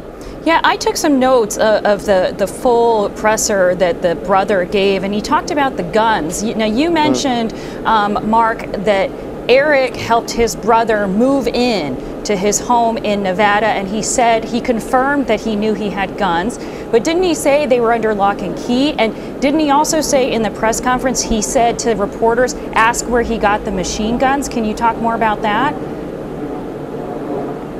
Well, he told us that he was aware that his brother did own guns, that he owned a couple of handguns, maybe a long rifle, but certainly nothing that would compare to the high-powered weapons that were used in the deadly attack overnight in Las Vegas. He has no idea where he would have got them from. When he helped him move 2 years ago, he says he was not in possession of any type of weapon like that, and certainly nowhere near the type of ammunition that someone would have to carry out such an act like that. But he says that's his main question at this time, is exactly where did he get those weapons from and where did he get all the ammunition, because as far as he knew, he didn't have any fascination with weaponry other than just owning a couple handguns and, like I mentioned, maybe possibly a long rifle as well. We're really helping to at least fill in some of the blanks here with that interview that you did with the brother, Mark Lehman. Thank you. Mark Lehman, excuse me, from our Orlando affiliate. Thanks so much, Mark.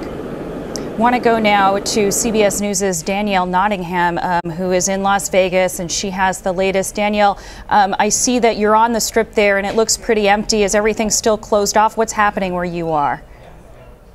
Well, Stephanie, it's still closed off to some right now. What we're seeing, a lot of the guests who were staying at the Mandalay Bay behind me, they've been walking by asking if they can still get down this road here so they can return to the hotel to gather their things. That's what they've been worried about. Of course, when everything happened last night, everyone had to evacuate. They haven't been allowed back into that hotel. So it's pretty empty, but people are trickling here every once in a while to see if they can get back there. They're anxious to get their things. They're anxious to get out of this area right now. Do we know anything more about the suspected shooter and what he was doing leading up to the shooting? Yeah, that's the big question right now. Everyone's trying to understand what happened here last night. They know that he was in his room. He checked in his room on September 28th, so they're trying to figure out what happened between then and last night. Also, police say that they've executed warrants on his home in an area near Las Vegas, and there are a couple of other properties in northern Nevada that they're going to check out and gather some evidence from.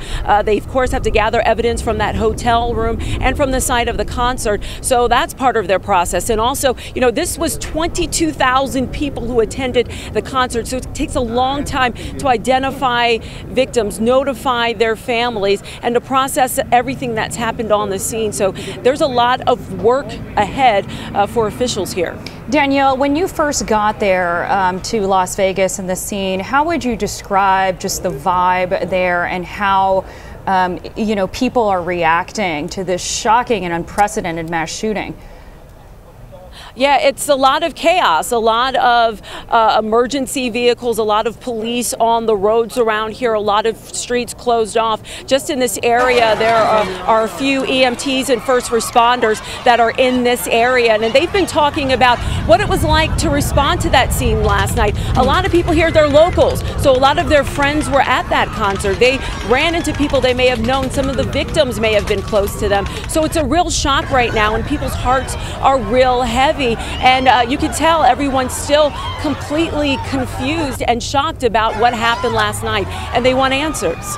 And as far as the scene there, how close are you able to get to it? Because in an earlier press conference, we heard that they were still processing the scene, and they were actually still, it would take some 12 hours or so before the crime scene would be fully processed. So what kind of activity are you seeing from your vantage point? So we're probably about a mile or so from the hotel. Around this area, across from me, you can't see it right now. There's a lot of media lined up right here, but it's the airport and it's the runway. And there were reports last night that some people trying to escape the chaos and the gunfire from the concert broke down some fencing and ran over to the airport to try to escape that. So right now, there's a lot of police vehicles, some people still trying to gather around to see if they can make their way back to the hotel. But this is a scene that spans a while because they have to cover the hotel and then where the concert took place. So it'll be a while before they completely open this area, but right now it's mainly just emergency vehicles, police, and people trying to get to the airport. Okay. Danielle Nottingham, thank you for giving us that update from the scene. You can see the Mandalay Bay Hotel behind her. It's that large gold building. Danielle, thank you. I want to bring in CBS News' justice reporter Paula Reed now. Paula, what are you hearing from your sources about the latest on the investigation? Right now, we're told there is no larger national security threat tied to this attack, and at this point, they don't see any links between this shooter and any foreign terrorist organizations, despite the fact that ISIS has tried to take credit for the attack. Now, one of the most significant developments in the investigation so far is the fact that investigators have been able to execute search warrants, both at the suspect's home and in his hotel room. That's significant because at first they were having to take their time before they could execute those warrants. There were concerns about safety for the investigators, any potential booby traps like what we saw in San Bernardino, because sometimes we see with these attacks, these attackers plan sort of a second phase or a second act at their home and can booby trap their home, their car, and in this case, a hotel room. But investigators were able to get into the house. They say they weren't really able to find anything that really speaks to motive, but they have taken some objects out of that home that they will continue to examine. They also got into the hotel room where, as they have said, they found that the shooter had at least 10 rifles. They're also taking some evidence that they will continue to examine from the hotel room. But still, Stephanie, at this point, no clear answer on what motivated this attack. Okay, Paula, will you stand by for me for a second, because I want to take our viewers to the White House moments ago where President Trump made more comments about the incident. I mean, I think it's been amazing what's been done in a very short period of time on Puerto Rico. There's never been a piece of land that we've known that was so devastated. The bridges are down, the telecommunications was non-existent, and it's in very, very bad shape. The electrical grid, as you know, was totally destroyed. But we've gotten tremendous amounts of food and water and lots of other things, supplies, generally speaking, on the island. So we're going to be going tomorrow morning, first thing, very early. We're also going to be meeting with Governor Matt of the U.S. Virgin Islands. He's going to probably, because of the difficulty in getting into the Virgin Islands, he's probably going to meet us in Puerto Rico. And then, very importantly, also on Wednesday morning, very early, we're going to be leaving for Las Vegas, where we're going to be seeing the governor, who I just spoke to, the mayor, governor of the state, the mayor of Las Vegas, who I just spoke to, the sheriff, who has done such a great job. The police department has done such a fantastic job in terms of the speed, and we all very much appreciate it. So we'll be going to Puerto Rico tomorrow, and on Wednesday we will be going to, as you know, as I just said, we'll be going to Las Vegas on a very, very sad, it's a very sad moment for me, for everybody, no matter where you are, no matter what your thought process. This is a very, very sad day. So we're going to be doing that on Wednesday, and we'll be spending the full day there and maybe longer than that. So thank you very much, everybody. Appreciate it. Thank you. President, is there a need for gun control? Thank you very much. Thank you. That was President Trump just moments ago speaking to reporters. He had been meeting with the Thai Prime Minister there in the White House, but made comments about his trip to Puerto Rico, which is still devastated and reeling from a Hurricane 4 Maria last week. And so the president will be making his first trip down to Puerto Rico more than a week after that crisis. But he also spoke about Las Vegas, and he said that he will be traveling there on Wednesday early in the morning. He'll be meeting with Governor Sandoval as well as the mayor of Las Vegas, both of whom he has spoken to today. All right, Paula, I want to bring you back in. You were in the middle of telling me where the investigation was. Tell me where it is going from here, and clearly a lot of challenges because this suspect did not have a criminal record. He really wasn't on the books. That's right. And from here, as the investigators have said, they have taken some objects both from his hotel room and from his home that they will continue to examine for evidence, anything that might possibly give them clues to the motive for this attack, and of course whether or not he worked with anyone else, if there's anyone who helped him plan, because clearly law enforcement officials say it is clear that this is an attack that would require a lot of planning. You had to be very methodical to sort of carry out this kind of attack. So at this point, investigators, they're going to look at what they've taken from the hotel room and the home, and also try to talk to any of his associates. Now, his girlfriend, a woman who's being described as a romantic associate, she was found overseas, but at this point she is not giving investigators any information. Okay, the under-sheriff in Las Vegas earlier described this as being investigated as domestic terrorism. There is debate over that term. Why or why not use that term, and what does it really mean? So there is a huge debate about that term. Anytime you have a mass casualty incident like this, a lot of people would like it labeled as domestic terrorism. Now, as a lawyer, as a justice reporter, I sort of look at the law, and that gives us a lot of guidance about why there's so much controversy here.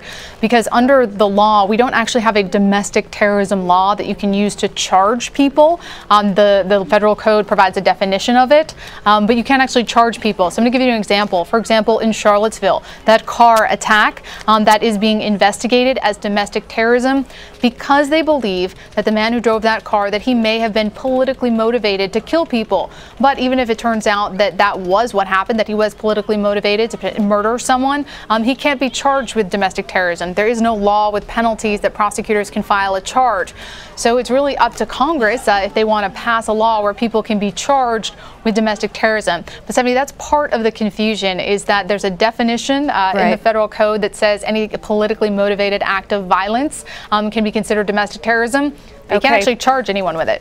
Paula Reed, we'll have to leave it there. Thank you. Of course, the suspect in this case is dead, so he wouldn't have been charged anyway. We're going to take a quick break here. You're watching CBSN. We'll have much more on what happened in Vegas, a mass massacre, 58 people dead. You are streaming CBSN.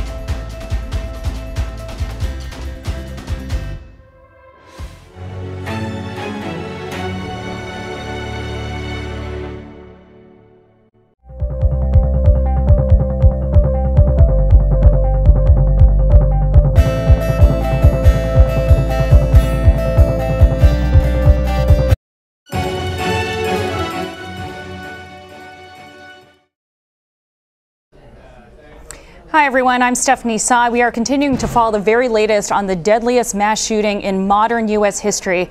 As of right now, at least 58 people are dead and more than 515 have been injured after a gunman opened fire at a country music concert overnight in Las Vegas.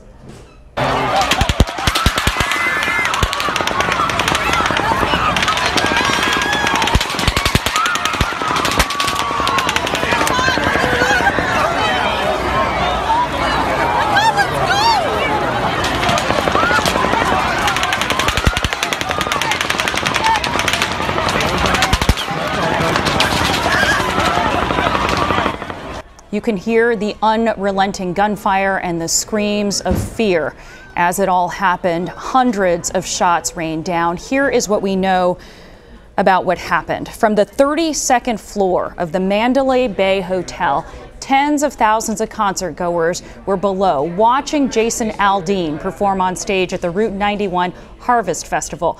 The shooter, who police identified as 64-year-old Stephen Paddock, is dead. Police believe he killed himself inside the hotel. They also say he had in excess of 10 rifles in his hotel room. Investigators are still trying to determine a motive. Here's what the sheriff, Joseph Lombardo, said earlier when asked about new details of the investigation.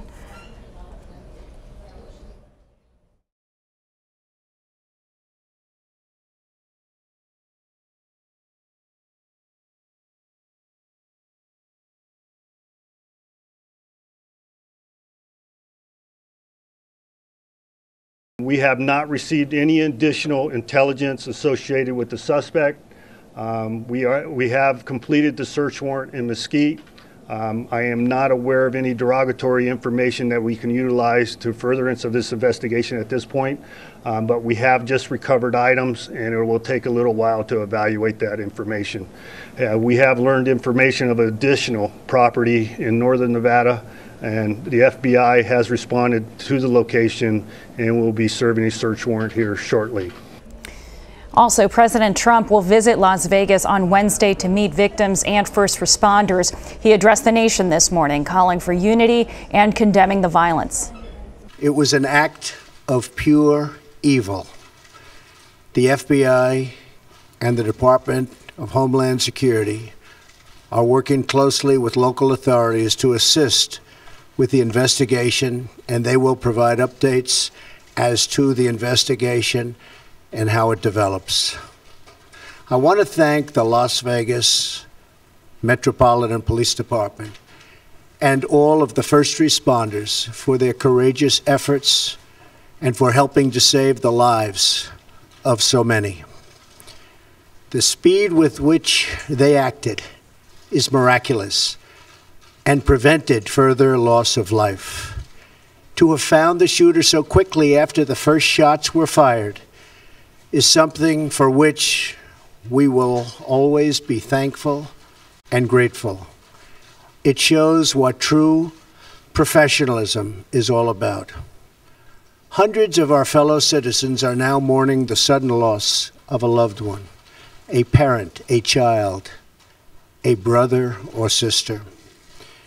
We cannot fathom their pain. We cannot imagine their loss.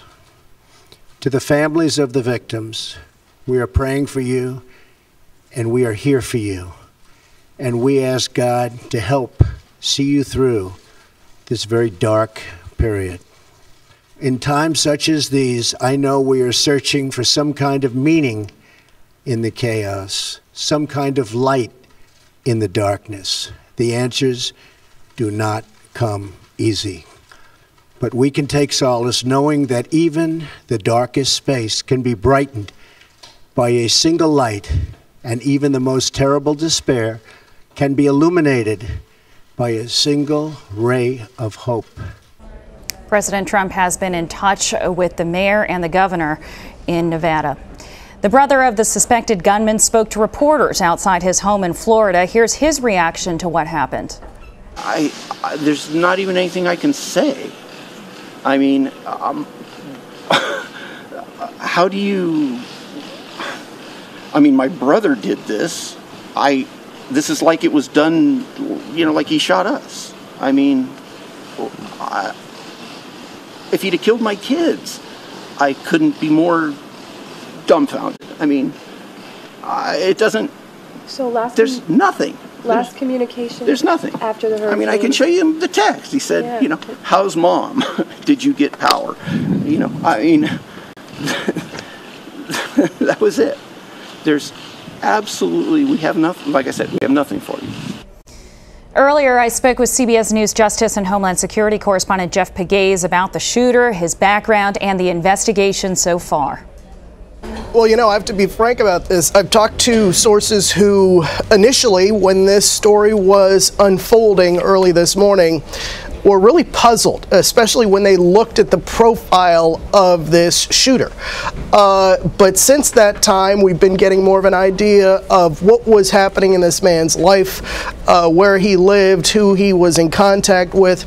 But still, we don't have a complete picture there. That's what he looked like. Stephen Paddock, 64 years old, lived in this retirement community.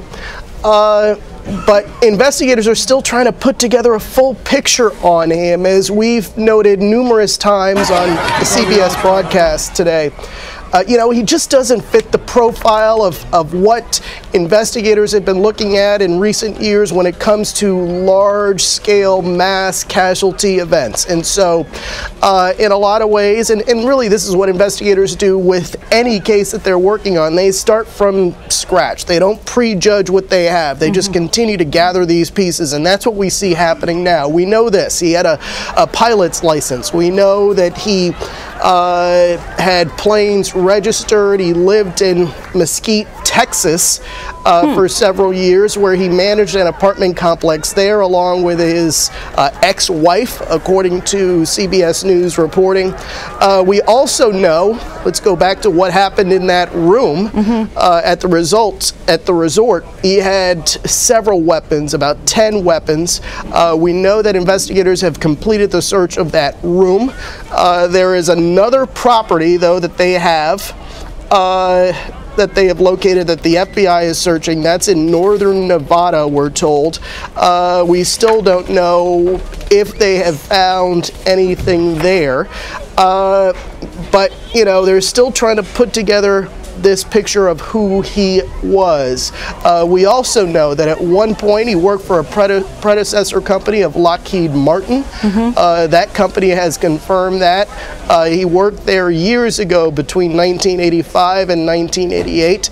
Lockheed Martin would not get into the details of what exactly he did there, but that's just another little nugget of information. Do we know whether he was currently employed? Well, according to family members, he was recently unemployed. Okay. But, you know, again, that's something else that we're trying to nail down as well. But you're getting a sense of what was going on in the weeks and the months leading up to this shooting. He checked into the resort on the 28th. He was gambling. In the days, hours, if you will, leading up to this attack. The sheriff saying during a recent briefing that they have to go through hours and hours and hours, and those were his words, of surveillance video. And so they have that, and that's what you get. In any big city these days, you have this intricate network of surveillance cameras, and you certainly see that in Las Vegas with those high-end resorts there. They have security cameras all over the place. Sure. And so they are going through all this evidence. And then you also have local police telling people who may have been there, and again, there were 20,000 plus people there, to hand over their cell phone video or photos of the event, because all of that, once they gather that with witness statements, it's being handed over to the FBI, and then they put this in this database that will help them put together a more complete picture with information that ultimately helps investigators get closer to that motive. One thing I want to clarify for our viewers right off the top here, Jeff, is that a few hours ago, ISIS, through its media arm, claimed responsibility for this attack. And as you have pointed out at CBS, they have taken credit for a lot of attacks, and that hasn't ended up being true. I will say that at the press conference we just listened to a moment ago, the special agent with the FBI there did say that right now they know of, quote, no connection with an international terrorist group. But what does that say to you? Does that mean that is ruled out? Oh, no, it's not ruled out. In fact, you'll notice that in that remark he said at this point. And it's really too early to rule anything like that out. It's something that you have to consider, and that's why we mentioned it, is because we knew that U.S. officials were looking into it at least. This is a statement that ISIS came out with, both in an English version, and so they are putting that out there. Yeah, they have a history of taking credit for things that they did not do. Why? Because they want as much attention as possible. Why? Because they want to scare people. I mean, that's what it comes down to. So they want to incite fear. And they, it seems, over the last several years have enjoyed taking credit for things that they have no connection to. And so you can't really rule that out yet, but we know, and the FBI confirmed this, that they are looking at it. That's something that they are looking into right now.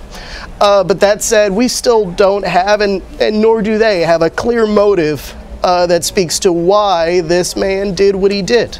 And again, because he appears to have committed suicide, it may take a while to get those answers. Jeff Pegues with the latest on the investigation. Jeff, thank you. I want to bring in Gabe DeBenedetti now, national politics reporter for Politico. Gabe, to talk about how the White House has responded to this incident. The president tweeted around 6 a.m. offering condolences. He then made remarks from the White House calling for unity. What were some of the takeaways from the president's statement? Well, one of the immediate takeaways is that we know that the president will be visiting Las Vegas on Wednesday to sort of survey the scene, talk to local law enforcement and officials. But the other thing is that he really did just try and convey sort of his shock, horror, and really awe, thoughts and prayers, obviously, as everyone is saying, towards what happened this morning and overnight, the largest of its scale. And, you know, what we've seen is the president trying to essentially show unity here. He's not interested in trying to divide anyone or to score political points here. Obviously, it's still extremely early, but what we saw was a pretty somber White House this morning. This is being described as the worst mass shooting in modern American history, and it is happening with President Trump as the head, at the helm of this country. The president, as you said, will head to Las Vegas Wednesday morning. What does he need to convey there? What does he need to do there to help maybe heal some of the divisions that will inevitably arise across the country in coming days around gun control, around some really hot button issues, around what is happening in a society in which 58 people can be gunned down in a matter of minutes by a single person? Yeah, well, it's a great question, and it's one that the White House is definitely wrestling with right now. There's no doubt that in the past that they'll be looking to what previous administrations have done in situations like this, and that includes going to visit victims, talking to families of victims, also law enforcement and local officials. But as you suggested, the gun control debate is already starting to flare up again, and this is just going to be something that Trump is going to most likely have to weigh in on in the next few days. Likely not when he is in Las Vegas, but it's undeniable that the White House is going to be having to say something about gun control in the next few days. Lawmakers across the country are reacting to this, most expressing their sympathies and condolences. But what else have they been saying and doing in the wake of this event? Yeah, well, it's a whole lot of what we usually see, which is people, as you say, conveying their, quote, thoughts and prayers. But what we are seeing from some Democrats, as we often do now, is calls for stricter gun control measures. A lot of Republicans saying it's too early for that. But even in Nevada, some of the local politics were affected. The Attorney General was going to announce his campaign for governor today, but he had to cancel that and put that off. So we're starting to see political ripple effects. Here back in Washington, we're likely to see a renewed gun control conversation. A lot of Democrats are saying, listen, this is the time, we have to do this. But they had this conversation after the Orlando shooting and after so many other shootings. It's not yet clear if this is actually going to go anywhere, and I think most people are pretty skeptical at this point. Is it surprising or notable to see the president's more measured reaction today from the podium and also via Twitter, given his very controversial reaction via Twitter when the Orlando massacre happened? Of course, President Obama was president then. Donald Trump was a candidate. So a very different role, of course, but is it surprising at all?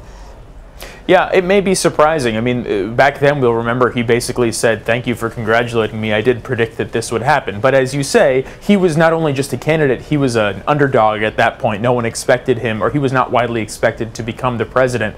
Clearly, what we saw today was a president who has accepted some of the weight and responsibility that comes with being the commander-in-chief in a moment like this. I think a lot of people were relieved that he didn't go out and say anything too divisive. What he said basically stuck to a more or less tried and true political statesman-like script. The real question is what is going to happen now in unscripted moments over the next few days, particularly as he goes to Las Vegas. And let's not forget, there's a lot of other things going on in this country. He's still under fire for his reaction to what's going on in Puerto Rico. So he is feeling a lot of pressure from people who are not his best friends, shall we say. And, you know, he is unpredictable when that tends to happen. You mentioned Puerto Rico, and of course the president will be heading there as planned tomorrow for his first trip since Hurricane Maria just ravaged that island. 3.5 million Americans there. He's been criticized for his reaction to that, but multiple domestic crises the president is facing right now. Is this a real test for his presidency? Absolutely. One thing that a lot of people have been saying since he was inaugurated earlier this year is that since he is a divisive character, since such a large portion of the country doesn't want to listen to what he has to say, and so many other people rally around him no matter what he says, there is a major question of what's going to happen when the country's in crisis, whether people will rally around him, whether people will trust what he has to say. And this is exactly that kind of moment. Obviously, this is a massive tragedy and one in which he'll need to have the American people by his side. remains to be seen whether people will rally behind him, particularly after over the weekend he went after some of the government officials in Puerto Rico, which many people saw as an extremely divisive moment. So these next few days will be extremely telling. Gabe DeBenedetti, national politics reporter for Politico. Thanks so much. Thank you. Going to go live to a press conference right now about gun violence, and there you see speaking Mark Kelly, who is the husband of Gabby Giffords, a former congressman in Arizona who herself was shot in the face and has years ago and has recovered and has since then made anti-gun violence a mission. Every year, roughly 33,000 people die from guns. Over 100,000 more are shot. This is the worst case scenario. It's haunted our dreams that we would wake up to the news of a massacre like this. Weapons of war in the hands of a determined killer with a tactical advantage. This was an ambush if there ever was one. This was domestic terrorism. Gabby and I are heartbroken. Days like today remind us and many others how quickly things can change. We are angry, but we also have a choice. We can offer thoughts and prayers and move on through life, numb to these losses. We can accept this galling reality. We can accept the wounds. We can accept that folks like Gabby will just have to pay the price for the status quo. We can accept the enormous social, moral, and economic cost imposed on this country by accepting gun violence as simply the cost of living in America. Or we can choose courage. We can decide that this problem is worthy of our greatest efforts. We can reject the idea that this is inevitable. We can distance ourselves from dogma and political point scoring. We can also reject special interests. We can demand that the leaders we elect go to work in the building behind me and the one right down the street don't have the option to say that this is just too hard. What we're hearing today at the Capitol and the White House are thoughts and prayers. Thoughts and prayers are important. We send our thoughts and prayers too, but they are not enough. Your thoughts and prayers aren't going to stop the next shooting. Only action and leadership will do that. For years, Gabby and I have been working to get the people in this building to summon the courage to take meaningful action that make our communities safer places to live. But despite the tragedies in places like Aurora, Newtown, and Orlando, despite daily shootings in communities across America, despite senseless, deadly gun-related domestic violence, despite an epidemic of preventable suicides, despite the problem of toddlers shooting toddlers and their parents, the response from Congress has been to do nothing. Absolutely nothing. Incredibly, Congress is currently working on legislation that would weaken our gun laws. Imagine how much worse last night's shooting could have been if the gunman had a silencer.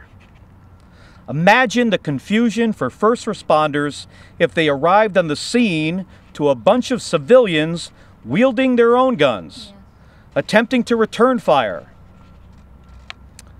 Imagine the gun lobby's version of society. Everyone armed, everyone out for themselves, everyone at risk all of the time. Folks, that's just going backwards. We do not have to live this way. Here in America, we are 25 times more likely to die from gun violence compared to people in other industrialized countries. In fact, no other country like ours comes close. This must stop. My fellow Americans, we don't have to accept this as normal. It's not normal. It's not inevitable. It's an epidemic that needs to be cured. And we need to marshal every resource and make every effort to stop people from dying. Make no mistakes. There are steps that they can take today to address the over 33,000 gun deaths that occur in our nation every single year. If we want to make our country safer, we can't just be working to defeat bad legislation like federally mandated concealed carry and the deregulation of silencers. We must be working to pass good legislation that keeps extremely deadly weapons out of the wrong hands. But in order to do that, you, must demand leadership. We need a president who recognizes that we have a gun violence problem and will work towards solutions. Americans need more than our president's prayers. We need his plans. We need a Congress that will stand up to the special interests, look at the evidence, and act to save lives. You're watching a former NASA astronaut Mark Kelly along with his wife, former Congresswoman Gabby Giffords, there on the Capitol steps, urging lawmakers to do more than just offer thoughts and prayers, but to adopt gun control laws to address the gun violence that has become all too familiar in American communities. And today hit Las Vegas, 58 people dead in what is being considered the deadliest mass shooting in modern American history. Joining me now by phone is Congressman Ruben Kihuen, who represents Nevada's 4th District that includes a part of Las Vegas, from what I understand. Congressman, thank you so much for your time. My condolences, first of all, to Las Vegas and to whoever you know that may have been affected by this attack. Can you tell me what you have been doing since this unfolded last night? Well, thank you for the condolences. And yeah, today's a very sad day for Las Vegas and for our state. Actually here,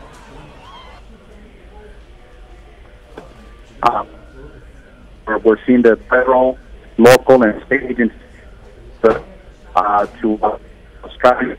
We're going to save these lives. There's over 500 people who have been wounded. 59 people now confirmed dead. And so this is very safe for our state. We're working very closely together here, every single agency, to make sure that our law enforcement, that our first responders have everything that they need. Now, I know that I've been on your Twitter feed, and so I've seen that you have visited victims at a hospital as well as talked to first responders. Can you talk a little bit more about, first of all, what the situation was like at the hospital you were at? Were they in crisis mode? Was there a sense that they had everything they needed to address the needs of these hundreds of patients that have flooded area hospitals? Yeah, so the first thing that I did as soon as I heard about the shooting was head over to the hospital to lend support any way possible. And sure enough, I showed up. There was about 190 people there who had already been admitted to the hospital. I can tell you, I saw a lot of students in that hospital. I mean, we're talking about nurses and doctors and nursing assistants and you name it. Every single person, police officers, everybody who was there at the hospital was helping to save a life.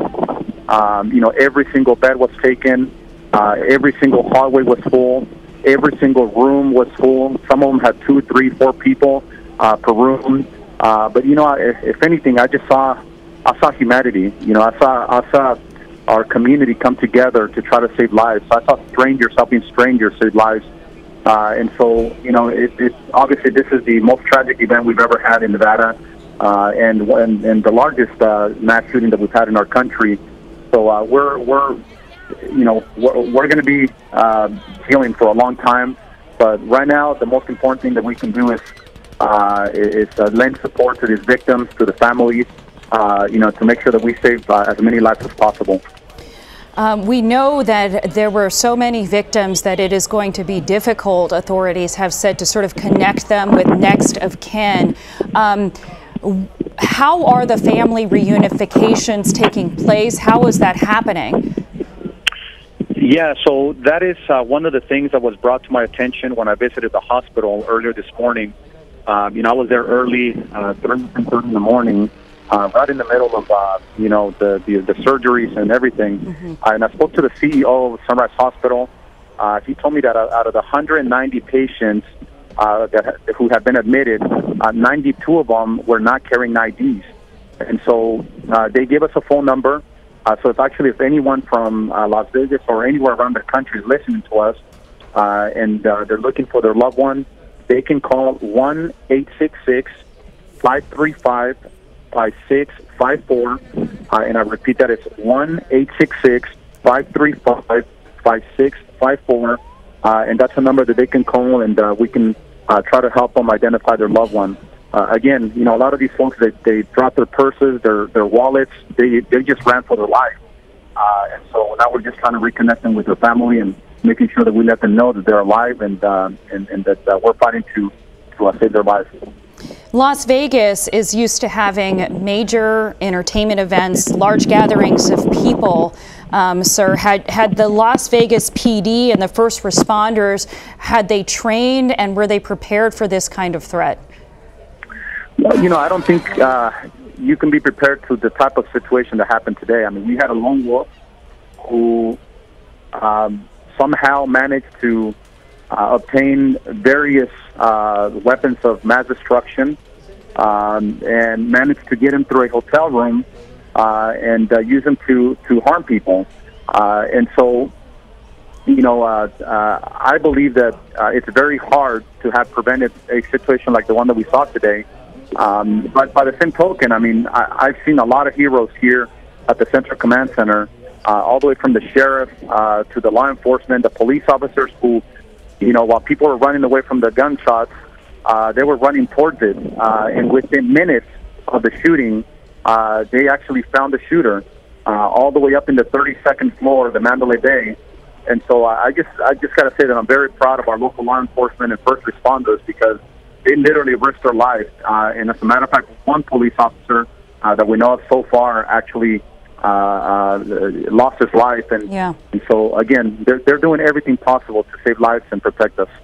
And since you are a serving member of Congress, I have to ask you this, because we were just listening to calls for greater gun control laws on the steps of the Capitol there from Gabby Giffords, who was a congresswoman who was shot in 2011 herself. Is this incident, which has affected your district, going to renew your call or make you call for more gun control legislation at the federal level when you head back to Washington? Well, look, without politicizing this too much, because I believe today is more about just saving lives, making sure that these folks who are here, the 500 plus who are injured, that they survive. But yes, without a doubt, this is a conversation that we have to not only have, but we have to take action on. There's no reason why we shouldn't be reinstating the assault weapons ban. There's no reason why we shouldn't be limiting high-capacity magazines. There's no reason why we shouldn't have a universal background check. And these are things that I fought for here in the state legislature in Nevada, and unfortunately they were defeated. So again, I believe that we're going to have the discussion, because we're seeing these mass shootings over and over and over, and I think we should put a stop to them. I mean, we have to put a hold on this gun violence. Congressman Ruben Kihn, thank you so much, sir, for your time. Thank you so much. Singer and songwriter Jake Owen was one of the headliners at the festival where this shooting took place. He spoke about his experience on CBS This Morning.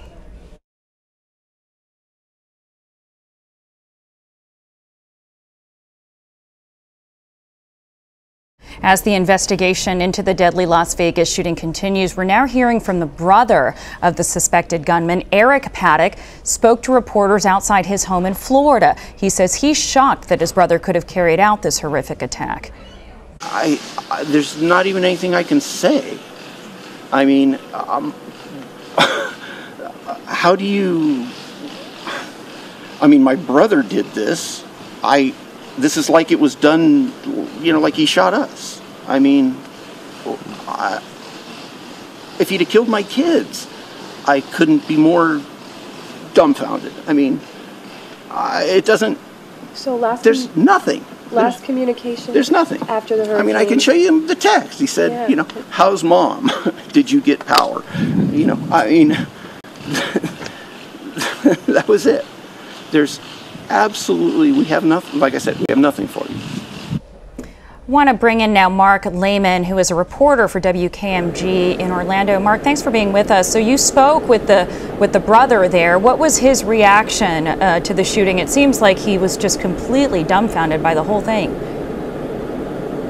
Yeah, you heard of a lot of it right there. He was shocked, horrified, dumbfounded. He described it as an asteroid hitting his home. He had no idea that his brother would be capable of doing something like this. He said it was the middle of the night when he got a call from Las Vegas Police Department. All of the phones in his home started ringing basically around the same time. And on the other end of the line were investigators telling him that his brother was behind the deadliest mass shooting now in U.S. history. Quite a shock for him and his family as they've been trying to process this entire thing all morning. He says his brother lived here in the Central Florida area for a number of years and actually moved away in 2015. He helped him move to his home in Mesquite, Nevada. And he says that his brother, he describes him as just a normal guy, has no history of mental issues. He says that he has no political affiliations or religious affiliations that would sway him into doing any sort of thing like this. So that's why he says that it's just very confusing for him and his family at this time as they're really trying to work through all this and process everything that's happened now as they've been talking to investigators. In fact, just within the past hour, federal agents were here at his home speaking with the brother of Stephen Paddock, trying to get more answers from his family, but so far those answers have escaped them as well. There does seem to be this disconnect because we've heard Las Vegas authorities describe this shooter as a crazed lunatic, as a psychopath. I mean, do you have a sense that Eric Paddock knows his brother well, and had he spoken to him recently? Well, he told us that they're not exactly. All right, I'm going to cut into that conversation to take you to this live press conference being held at one of the hospitals which has received shooting victims. Let's listen in. We always have trauma surgeons, fellowship trained residents as well, taking care of our 24/7. And then we operate on accordion. More come in. Coming in, be it surgeons, be it environmental service workers to make sure that our gurneys and our rooms were clean and that we can turn over those spaces. Whoever we needed last night, including our CEO, they were all coming in. One of our viewers says, I think my loved one or my friend is at UMC receiving treatment right now. I want to go check in on him. How can that viewer do that? Is that possible at this point? I would say to give us a call first. Please don't come down here. As you can see, Metro is still stopping traffic here, so it's just going to make traffic more congested. And we are still open for business, receiving other patients today. So we want to make sure that our egress areas are open for people who need medical help. But certainly, give us a call at the main number, 702-383-2000, and we'll answer any questions we can. Can they schedule a visitation with a patient at that point? We do have visiting hours, and it just depends on what you. Are the visiting hours affected by the amount of people in there right now, or is it the same as? No, we have patient-centered care. It's extremely important that loved ones are at the bedside of patients, so we want them to come in to be at the bedside. Let me ask. Oh, go. 104 have actually been treated and released. I don't have an exact count, but I would say I saw at least 20 or so patients leaving yesterday, last evening. So that's good news, is that so many of them were treated and released. Are you guys seeking help from other doctors right now to augment your staff? We have a great complement of trauma surgeons who are all here. They don't even need to wait for the call. They actually come in. So we're ready, and we're ready for the normal traumas that will come in throughout the day as well. Are you guys getting people from maybe out of state or from the VA? Do they have to go through a process to be ready to serve in UMC? They pick up the phone and call UMC and say that this patient needs a higher level of care, and because we provide the highest level of care, those patients are then transferred right to us. In terms of the doctors being able to practice at UMC, though, do they need to go through some steps to get? Specifically in trauma, yes, they have to be fellowship trained in trauma to be a trauma surgeon. We've been hearing that a lot of people are donating blood. Is that something that's important right now? Absolutely. We have a blood drive going on just inside these walls here. Our shelves are full right now. We're not at a dire need, but we want to be ready, right? We have the regular traumas also coming in, and we just want to make sure that we're ready. So the world has been watching this in horror, I think, and here these people come into your hospital, and it's very almost by rote. It's almost, this is what we have to do. The emotion doesn't play into it. I wouldn't necessarily say that. I think our trauma surgeons are really good at compartmentalizing, and they have to do that in order to be able to operate on a moment's notice. But absolutely, we all get emotionally involved, and we want the very best for our patients. It's just that we keep that aside while we're operating. So how did this hit your surgeons? How did this hit the staff in this hospital? I think that they're very well used to this. Is what they're trained for, so they want to be there in these times of need. They're happy and proud that they were trained and that they can be here during these times of need. I think you said something about patients being lined up on gurneys. Are we talking about, you know, maybe not necessarily one patient per room, but any space available a patient can lay and be treated? So our trauma recess area is one giant room with several gurneys in a row, and absolutely our trauma surgeons will triage a patient anywhere. They can work anywhere within that trauma recess area. Have you found a way to fit more patients into that room or into this center as a whole because of the need, because of the demand? The idea actually is to move them out of the trauma resuscitation area as quickly as possible. So to triage those patients, whether it be to the operating room or to an intensive care unit, or to discharge them if they're ready to be discharged. Anita, talk to us about how you're working closer with the other healthcare providers and hospitals in the Valley. Thank you, Kim. So as the only level 1 trauma center, we do offer the highest level of care. So as things calm down here for us, we did then open up to transfers from other hospitals.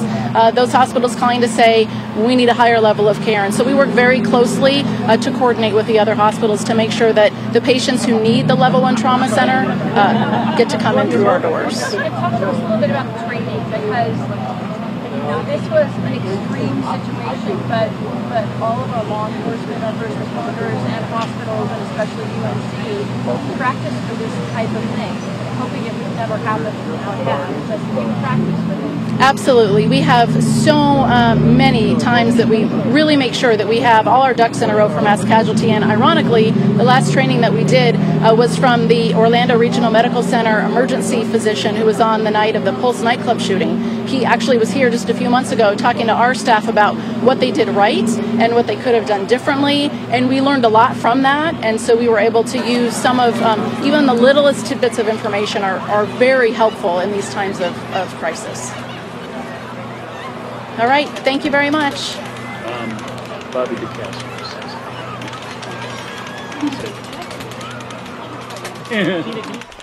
That was Anita Cohen with the University Medical Center of Southern Nevada. That is one of the hospitals in the area that treated victims from last night's shooting. She said that the youngest patients they saw there at their hospital were 16, 17 years old. UMC has the only level 1 trauma center, and she talked about how patients had undergone surgery, but she seemed pretty assured about the hospital's resources and their ability to address the needs of the victims that they did receive. About 5 hospitals in the Las Vegas area had to receive injured because there were so many people that were shot. More than 515 people injured when the shooter struck last night at about 10 p.m. local time in Las Vegas. They are still trying to identify victims. The crime scene there at the Mandalay Bay Hotel is still being processed. Earlier, I spoke with Leah Matthews, who was at the concert with friends when the shooting began. I asked her to take me through her experience. Yeah, I think shock is the best way to define it. Haven't really slept much, just trying to keep in communication with those who I know were there. Talk about where you were last night in the concert and what you heard and what you saw. So I was, if you're looking at the stage, I was to the right of it. Jason Aldean was performing, and it felt like fireworks at first. Once that first, I guess, round of ammo was unleashed. No one really, everyone just kind of stopped dancing and like looked in the general direction. It's like we were looking to the right of the stage is where it felt like it was coming from. Once he pulled off stage and there was a few moments of silence, everyone was just saying fireworks, fireworks, and then I guess he was reloading and it happened again. So the second time when we heard the shots fired is when my friends and I just started grabbing one another. And did you run? Did you take cover? What could you see happening around you? No, at first we all just took to the ground. I don't know for how many. I don't know how many rounds I guess he fired throughout the entire duration. Nor do I recall how many rounds I was on the ground for. It became real when I started to see blood and people just talking about like not fireworks shooter. I don't know. I don't really remember much what happened. It all happened so quickly. I just kind of made eye contact with one of my girlfriends, and she just said, "Run." So the next moment of silence, I just kind of got up and booked it. Yeah, and just ran away from the scene. What was going through your mind as it all unfolded? I guess in the moment when I was on the ground, it was just because I didn't understand where the shooter was. I couldn't grasp the concept that he was not in the concert venue. In my mind, that he was in the concert venue and that we were kind of being herded. I didn't think that it could have been like a sniper or a faraway shot. So I just kept thinking like stay run, stay run, stay run, stay run, stay run, and then the fear of trampled or becoming trampled came into effect, and my girlfriend and I just kind of made eye contact, and she just said go. You said that there were people that were sort of rushing out, and so there were some injuries. Could you see from people being trampled, or was that an issue? No, I didn't really see people getting trampled. I mean, I saw people fall, but as soon as I saw them fall, I feel like I saw them immediately picked back up. So I didn't see anyone getting trampled. There were some injuries around my area. I had a friend covering his girlfriend and took a shot in the quad. He's okay. Where are you now, and have you been back to the scene? And also, where are you from? Are you from the Vegas area?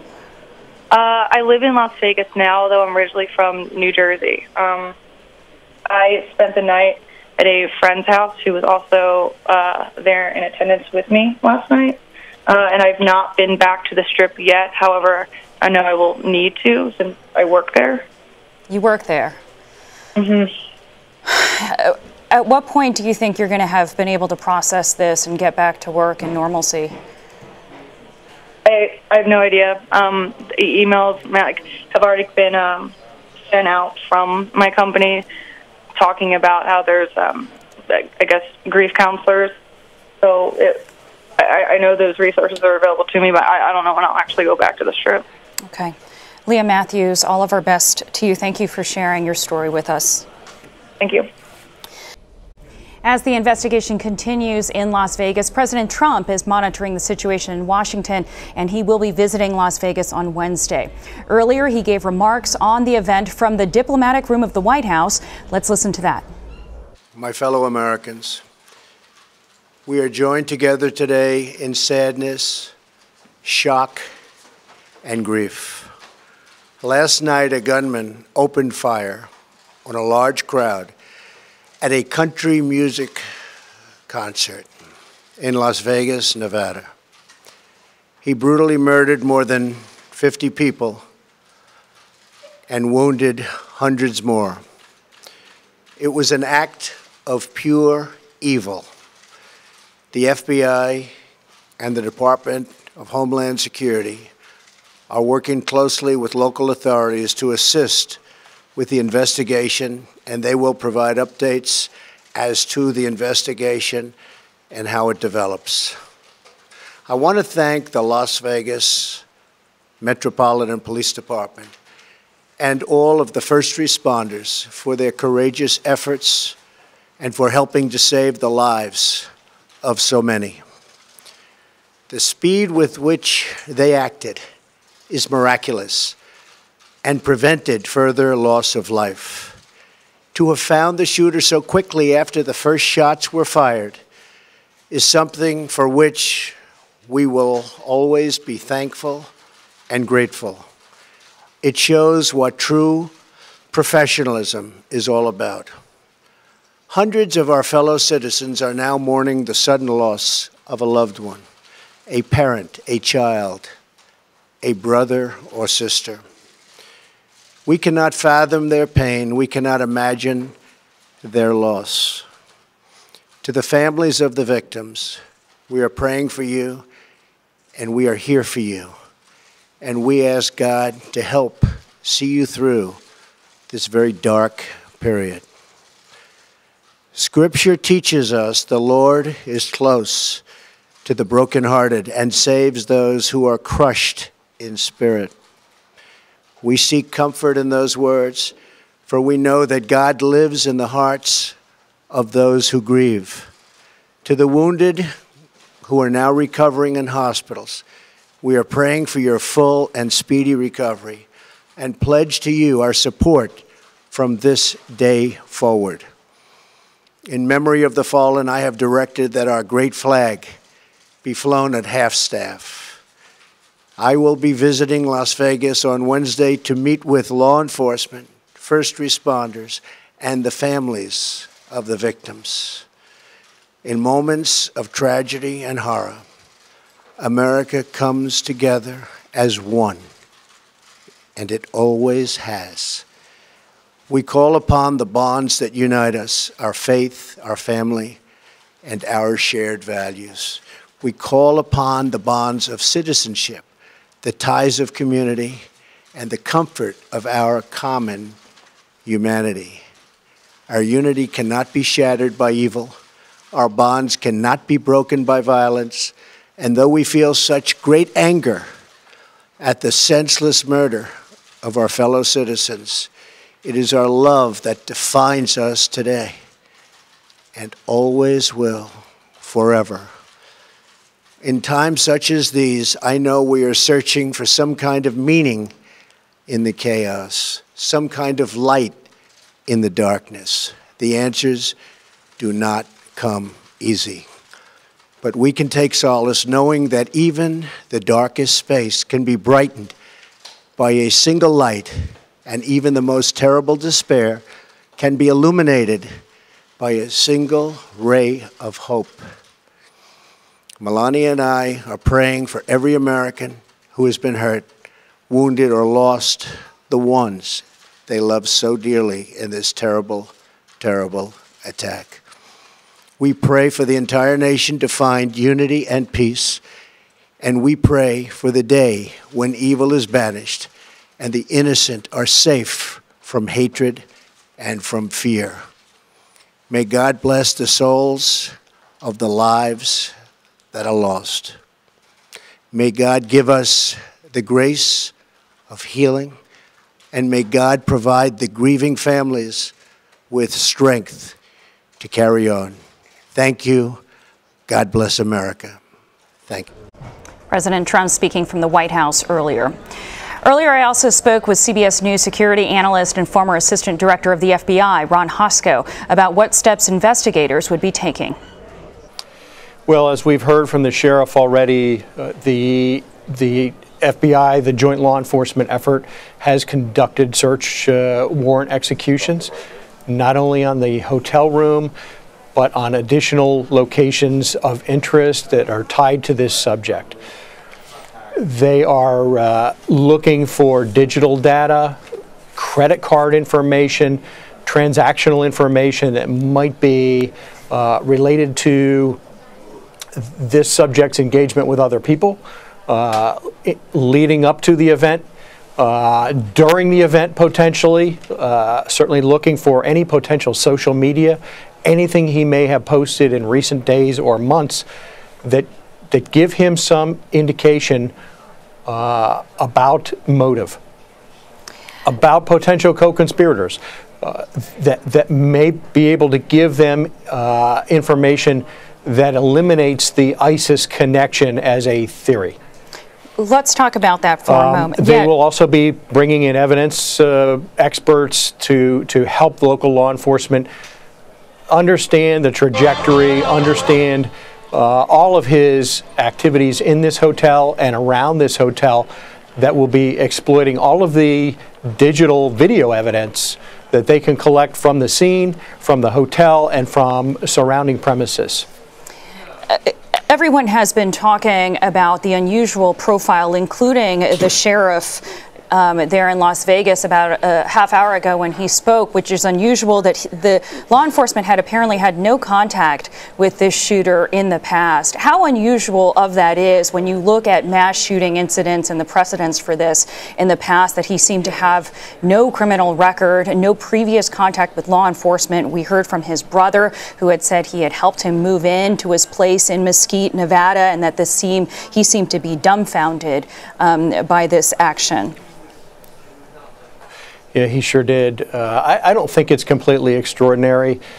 There are, we're in a country of 335 million people, and the minority of them have a criminal record or have some prior contact with law enforcement that is notable, other than a parking ticket or a traffic ticket.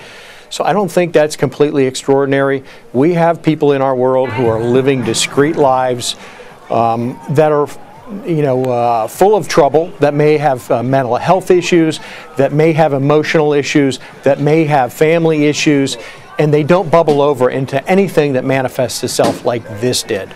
So I don't think that's completely extraordinary. It's certainly helpful when there is, it's helpful to law enforcement when you have a past that you can touch somebody in a police department or in federal law enforcement that has had prior contact. There's notes of an encounter. There may be an interview of an encounter. There may be charges coming from it. That's always helpful in trying to understand what's gone on in a person's mind leading up to a tragedy or leading up to a crime. But here, I don't think it's particularly momentous. And I think that it's commonplace for law enforcement to have contact, often regular contact, with people who are mentally ill, who are in crisis. In fact, people with mental illness make up a large portion of our prison and our jail population across America. Yeah. So that does exist. There are those who are under the radar, who have an encounter with law enforcement that's not particularly momentous. And so I think it just makes this all the more challenging for law enforcement to peel back those layers and understand what the driving forces were here. Is it out of the realm of possibility that a 64-year-old white male from Mesquite, Nevada could have been radicalized by ISIS? Yeah, I frankly would place a large bet against that. Typically, when you reach your 60s, you've made your choices about your religion, about your political beliefs in the world, and the notion of a 64-year-old man converting to ISIS, engaging with ISIS, and in a way that's not on America's law enforcement radar, intelligence services radar, or the Europeans' radar in any way. Even though there's encryption and there is that ability to engage with ISIS representatives in a discreet, encrypted fashion, I just find that possibility to be remote. I don't think the comments from earlier today by the FBI and law enforcement have ruled that out, but they are certainly casting doubt on it, and I would doubt that as well. This person is not the typical American that you would see listening to an ISIS message and moving forward with it. The shooter had apparently more than 10 rifles in his hotel room, Ron. Talk about the planning that would have had to go into something like this. Yeah, I think there's evidence of substantial planning. Whether he had pre-purchased all of those weapons or purchased them recently. Look, it's America, and we are a nation that believes in the Second Amendment. We are a nation of gun owners sporting purposes, for hunting purposes. So acquiring weapons completely legally, particularly if you have no criminal record that's going to block you from an FBI instant background check, that's not momentous. How quickly he may have acquired them, how he may have acquired the ammunition to fire from those weapons, were there any triggers in that that should have alerted law enforcement, that should have alerted a gun shop that, hey, there's something that's really questionable about this person? You know, acquiring the weapons over time is not momentous at all. There are plenty of lawful gun owners who own lots of guns in America. They keep them secured. They go shoot with them perfectly legally. They return them to a secure location. That's not momentous. That happens every day in America. Even an automatic machine gun I would be doesn't. interested in how quickly he acquired them. Yeah. Was there anything else that was contextually inappropriate about his acquiring the weapons and the ammunition? I.e., did he acquire them all, you know, within the last few days? Did he say anything to the gun sellers that may have led them to raise an alarm and didn't? And certainly to bring all of this into the 32nd floor of a big Las Vegas casino, under the eyes, the constant stare of the cameras in that casino, you know, that's all what's going to be pieced together by law enforcement. We all want to know, and certainly I'm among them. Okay, Ron Hosko, thank you so much for bringing your insight and expertise on this. We appreciate your time. My pleasure.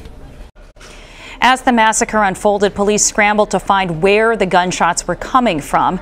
We have audio recordings from those dramatic moments, and we want to play you some, but please be advised this was their preliminary assessment of the situation as it was happening. Halfway up, I see the shots coming from Mandalay Bay. Halfway up. It's coming from like the 50th or 60th floor north of the Mandalay Bay. It's coming out a window. I'm inside the Mandalay Bay on the 31st floor. I can hear the automatic fire coming from one floor ahead, one floor above us. Just be advised, it is automatic fire, fully automatic fire from an elevated position. We got about 40 to 50 people. We're pinned against this wall. Right. We're taking gunfire. It's going right over our heads. Be advised, we are taking fire from a very high floor. We believe it's possibly coming from the Mandalay Bay. Right. Any officer that responds here is going to be in plain sight if he's going on the east side of Mandalay Bay. Every officer that comes up is going to be a target if they're driving on Las Vegas Boulevard because it's coming from the Mandalay Bay on the boulevard side. In the stairwell on the 32nd floor. Control 159 SB. You need the radio, please. I'm on the 32nd floor. The room is going to be 135. Break. Alert all officers. Do not respond to the east side of the boulevard, north of the Mandalay Bay Drive. This is not a position of advantage. We will be pinned down. The more officers that come over here, the more of us will be pinned down. I have 3 critical patients in my vehicle. I'll be taking them to Sunrise.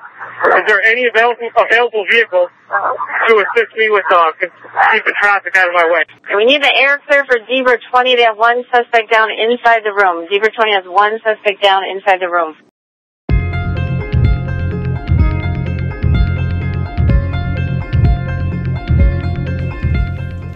Hi, everyone. I'm Stephanie Tsai. Any moment now, we're expecting White House Press Secretary Sarah Huckabee Sanders to begin the daily press briefing, so we will bring that to you live when it happens. We are continuing to follow the very latest on the deadliest mass shooting in modern U.S. history.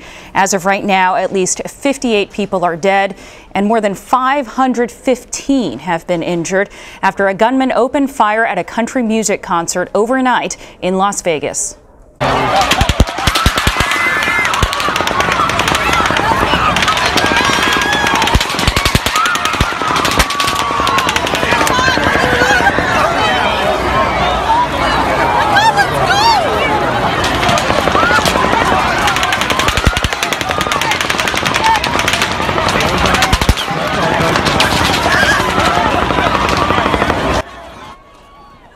Here is what we know right now. Hundreds of shots, you could hear them raining down from the 32nd floor of the Mandalay Bay Hotel as tens of thousands of concert goers were watching Jason Aldean perform on stage, the headliner at the Route 91 Harvest Festival.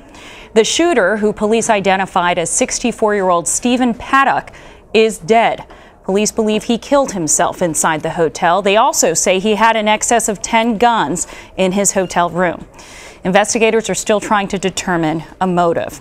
Here's what the sheriff, Joseph Lombardo, said earlier when asked about new details of the investigation.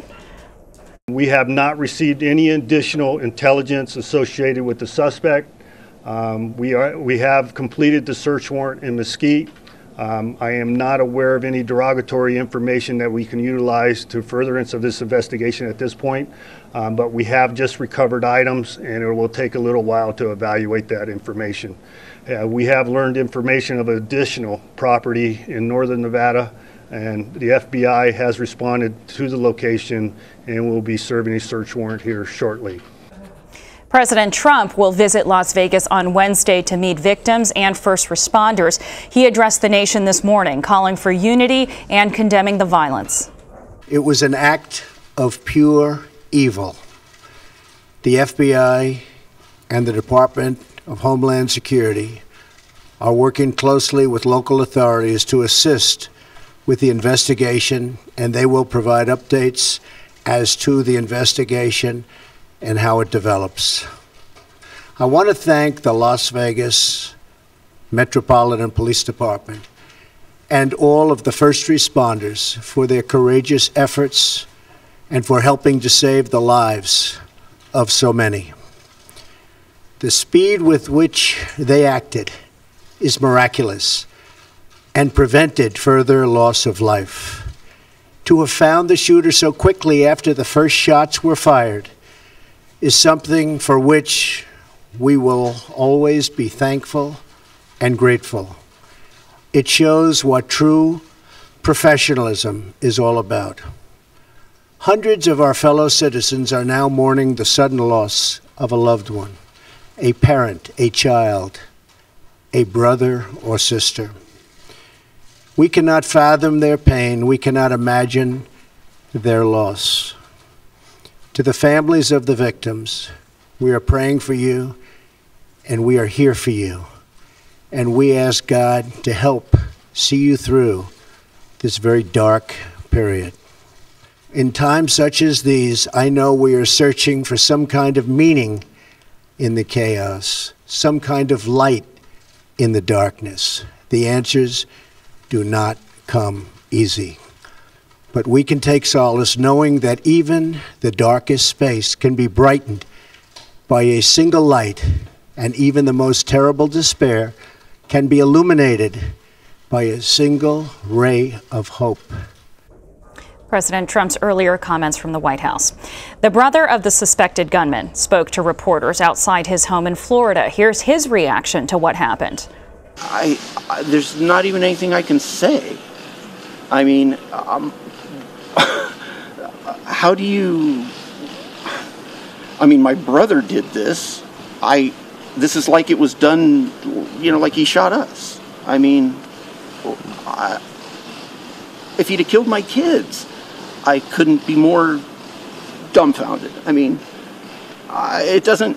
So there's nothing. Last communication. There's nothing. After the hurricane. I mean, I can show you the text. He said, Yeah. How's mom? Did you get power? I mean,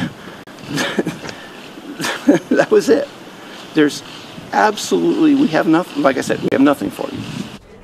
Joining me now, CBS News law enforcement analyst Paul Violas. Paul, what will investigators be looking at right now in these first 24, 48 hours? What's most critical, Stephanie, is that forensically they're going to start with the information that they've uncovered or continue to uncover as they executed the search warrants on both the residents and the vehicles.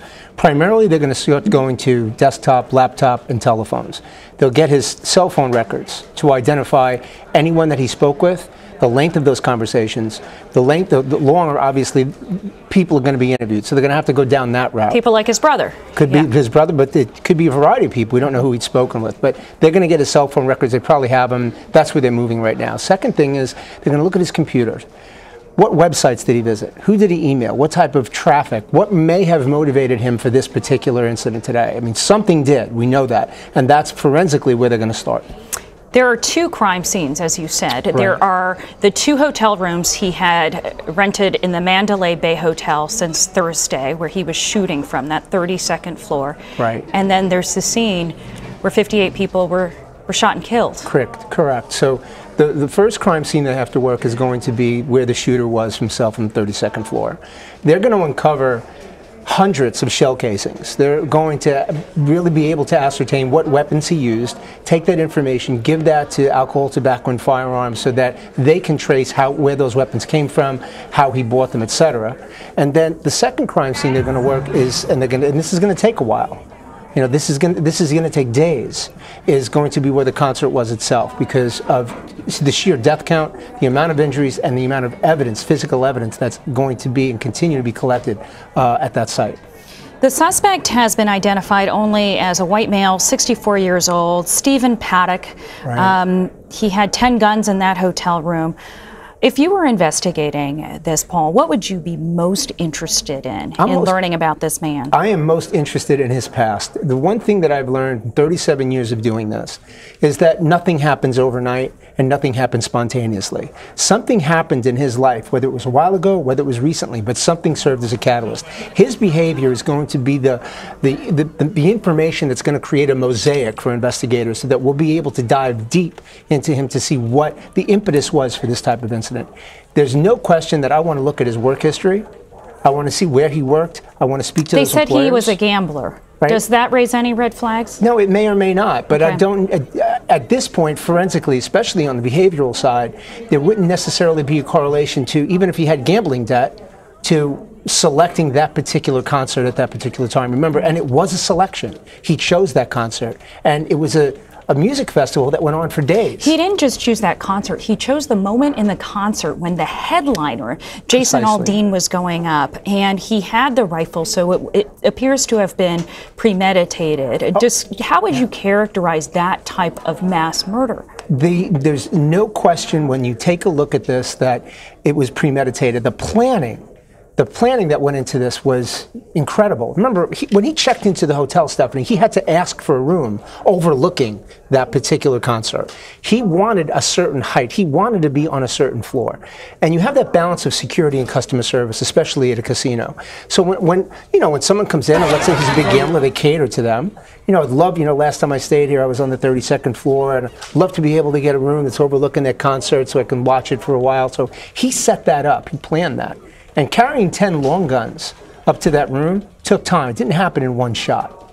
So, this is something that was clearly premeditated. I heard one of the witnesses describe it as it felt like he had been shooting fish in a barrel, because you're talking about at a height. So I would imagine part of the profile is he wanted to kill as many people as possible at this event. He was looking for a big stroke. He was looking for mass casualties. He wasn't looking to hurt one person or to send a message. His message was, and again, this is going to be fine-tuned, of course, but his message was that he wanted to make sure that he was listened to.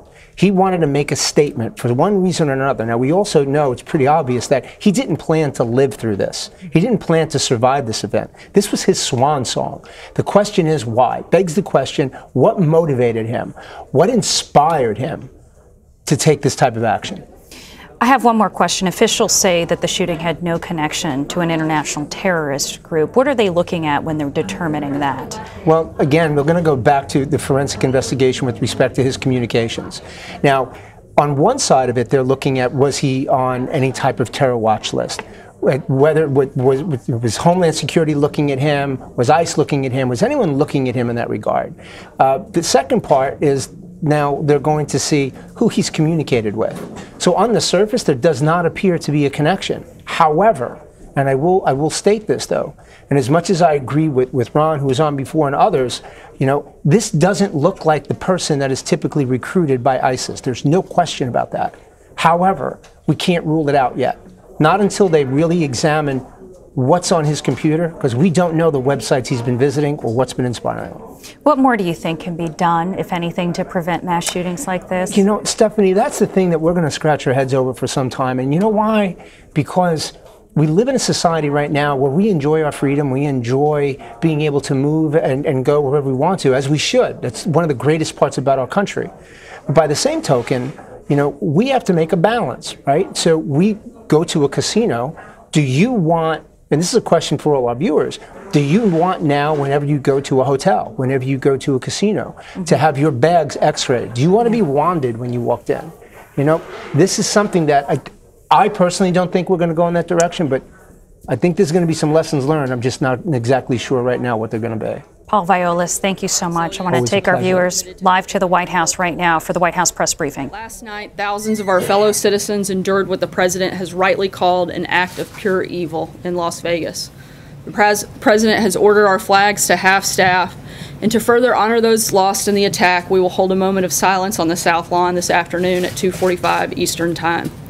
The president will visit Las Vegas on Wednesday to grieve with the friends and family of the victims, to offer his support to those recovering from their wounds, and to thank the courageous first responders. In the coming days, this attack will directly impact communities all over our country, whose residents were visiting the entertainment capital of the world to attend a concert. One man, 29-year-old Sonny Melton, had traveled from Tennessee to Las Vegas for the concert with his wife, Heather. When the bullets began raining down from above, Sonny shielded her from danger, selflessly giving up his life to save hers. They'd been married for just over a year. Others risked their own lives to save people that they had never met. Mike McGarry of Philadelphia laid on top of students at the concert to protect them from the gunfire. They're 20, I'm 53, he said, and I've lived a good life. Lindsay Padgett and her fiancé, Mike J., fled for cover during the attack and immediately returned to the scene with their pickup truck to help transport the wounded to nearby hospitals. Gail Davis, who was attending the concert with her husband, said she owes her life to a brave police officer who instinctively served as a human shield, protecting her from harm. Sadly, multiple police officers, both on duty and off duty, were among those killed or injured. But what these people did for each other says far more about who we are as Americans than the cowardly acts of a killer ever could.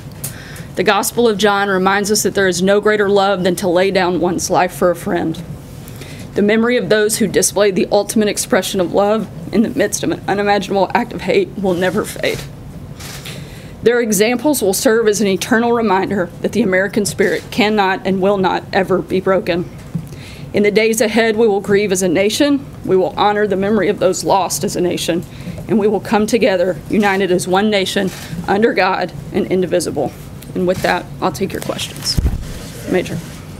Can you tell us a little bit about how the president first learned about it and your engagement with him, his own personal reaction to the events of today? He also said in the Oval he might spend more than a day in Las Vegas. Was he referring to a couple of days there? We're still finalizing the details of the travel that'll take place. We know for sure that he'll be there on Wednesday, and beyond that, we'll keep you guys posted as those arrangements are finalized. In terms of activity this morning, the president was briefed early this morning by General Kelly, and has been updated regularly and constantly throughout the day, and will continue to as new information is provided by law enforcement officials. Have you had a chance to talk to him about his own, how he dealt with this? I have seen him today, and I think he, like most of America, is saddened, and certainly his heart and compassion goes out to those that were affected. Jeff. Sarah, many times when these horrible massacres occur, it leads to questions about gun control. Has this particular massacre made the president think anything more about pursuing tighter gun laws, such as background checks, to prevent massacres like this from happening again? Look, this is an unspeakable tragedy. Today is a day for consoling the survivors and mourning those we lost. Our thoughts and prayers are certainly with all of those individuals. There's a time and place for a political debate, but now is the time to unite as a country. There's currently an open and ongoing law enforcement investigation. A motive is yet to be determined, and it would be premature for us to discuss policy when we don't fully know all the facts or what took place last night. Jeff. To follow on that, Sarah, though, do you believe that, or does the president believe that this is a moment, that this is a time when this should not be a political discussion, it should be a policy discussion? Does he believe that he could bring something new to the gun debate that has been,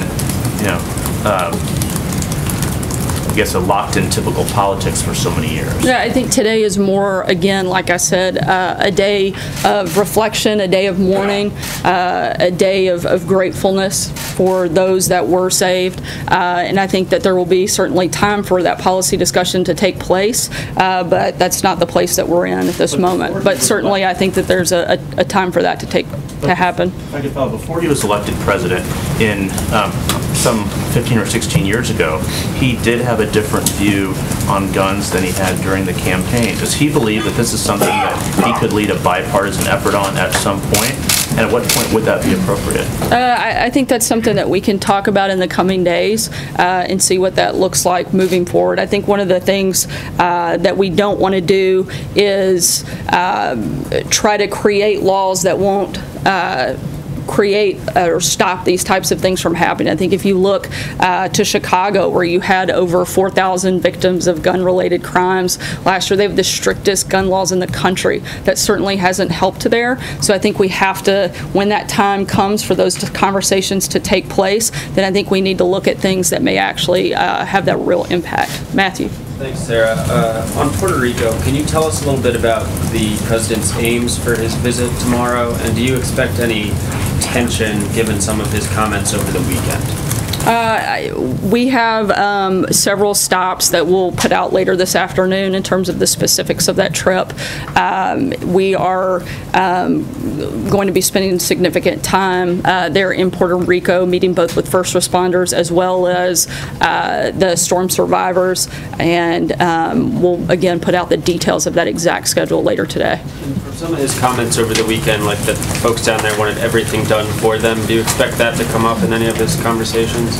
I expect the focus to be on the recovery efforts, which we're fully committed to. The top priority for the federal government is certainly to protect the lives and the safety of those in affected areas and provide life-sustaining services as we work together to rebuild their lives. That's going to be the focus, not just in the conversations tomorrow, but certainly the focus that we've had since this began. Celia. If I just pick up on that, who exactly wants everything done for them? Who said they? I haven't talked to him specifically about a defined of who they might be. Again, the federal government is doing everything within our powers and capabilities to first focus on the life-sustaining and life-saving measures, as well as on the rebuilding process. We've got over 12,000 federal staff on the ground. 64 hospitals out of 67 are partially or fully operational. 14 are now back on the electrical grid. 45% of customers in Puerto Rico have access to drinking water. 8 commercial airports are operational. 65% of gas stations are open. All of these things are things that we're continuing to push, continuing to move forward, and will be part of that effort. And then just back to today's tragedy really quickly, if I may. Does the president believe that what happened amounts to an act of domestic terrorism? Again, we're still in a fact-finding mission. This is an ongoing investigation, and it would be premature to weigh in on something like that before we have any more facts, and we'll leave that to local law enforcement to work with also the federal law enforcement to make those determinations. John? Over the weekend, as was pointed out, the president was very sharply critical of Carmen Yulín Cruz, who's the mayor of San Juan. Other than her comments on Friday morning in which she criticized Elaine Duke for saying this was a good news story in terms of DHS getting supplies out to areas that they were needed, what was she doing that prompted such criticism from the president? Look, right now our focus is to bring the mayor into the coordination efforts. This administration, as well as other members on the ground, have reached out to her. We hope that she will join with us in those efforts and be part of things. She's been invited to participate in the events tomorrow as well, and we hope that those conversations will happen and we can all work together to move forward. Sarah. Ashley. Is Tom Price reimbursed the government yet for his seat on those flights? And if not, is there a specific deadline when you and the president expect him to do so by? I'm not sure on the time frame for that or whether or not it's already taken place, but we'll certainly keep you posted on that. Jordan. Thank you, Sarah.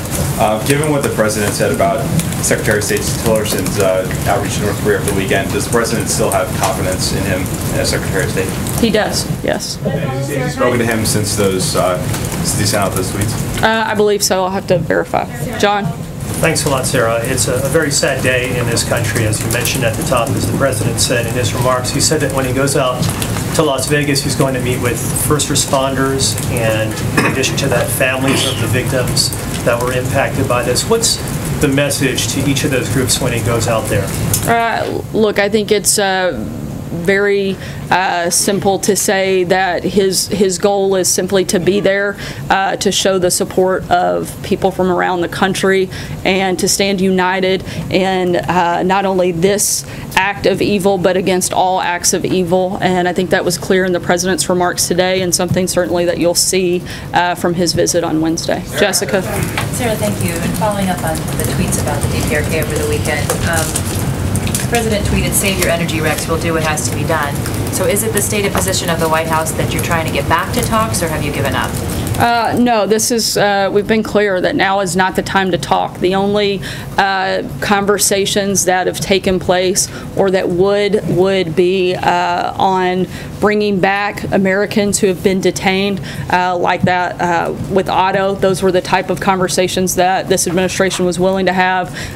Beyond that, there will be no conversations with North Korea at this time. State talks about there are 3 Americans still detained in North Korea. Lines of communication with Pyongyang, that's what you're primarily using it for. You're not using it to try to get that would be the only reason for us to have conversations with them at this time. Helen. Can I follow on that? I also want to ask about today, but does the President believe diplomacy then is not worth pursuing in North Korea? There's a difference between talking and putting diplomatic pressure.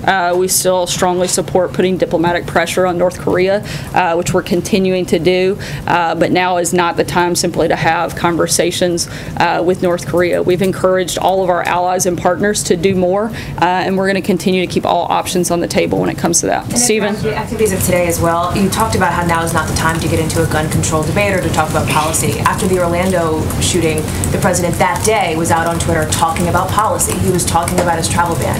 So when, for example, Senator Chris Murphy says it's time for Congress to get off its ass and do something, does the President agree? I actually agree with him that Congress should get up and do something. I'm not sure that it's specific to that, but I think Congress has had several months of doing very little, and we'd like to see some actual legislation come through. What would the President like to see Congress do is the question I want to get at. Again, we haven't had the moment to have a deep dive on the policy part of that. We've been focused on the fact that we had a severe tragedy in our country, and this is a day of mourning, a time of bringing our country together, and that's been the focus of the administration this morning. Orlando, though, Sarah, when at that day he was talking about the travel ban, saying he didn't want congratulations, essentially. Why is there's a difference between being a candidate and being the president? Thanks, Sarah. I do want to ask, because before last night's massacre, a bill was advancing through the House. Republicans cleared it through the House Committee on Natural Resources that would, among other things, make it easier for people to buy silencers.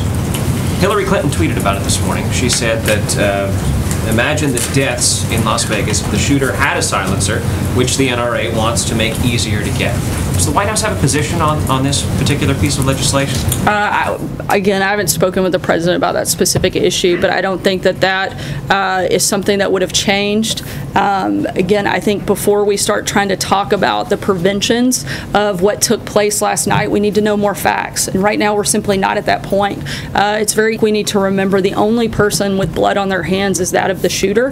And this isn't a time for us to go after individuals or organizations. I think that we can have those policy conversations, but today is not that day. Louise? Sarah, are there any policy prescriptions that the President considers to be out of bounds on the policy debate that will happen in the next few weeks? Could you articulate a little bit what his position on gun control is?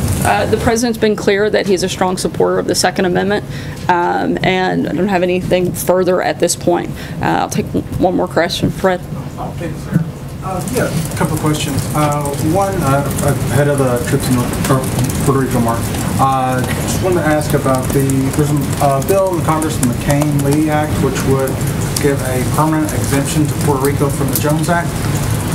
Would the administration consider either a permanent repeal of the Jones Act or at least an exemption permanent for Puerto Rico or something? I don't think that's something that's necessary at this time. If we deemed that it was, we could have that discussion then, but certainly something that we don't feel like is necessary today.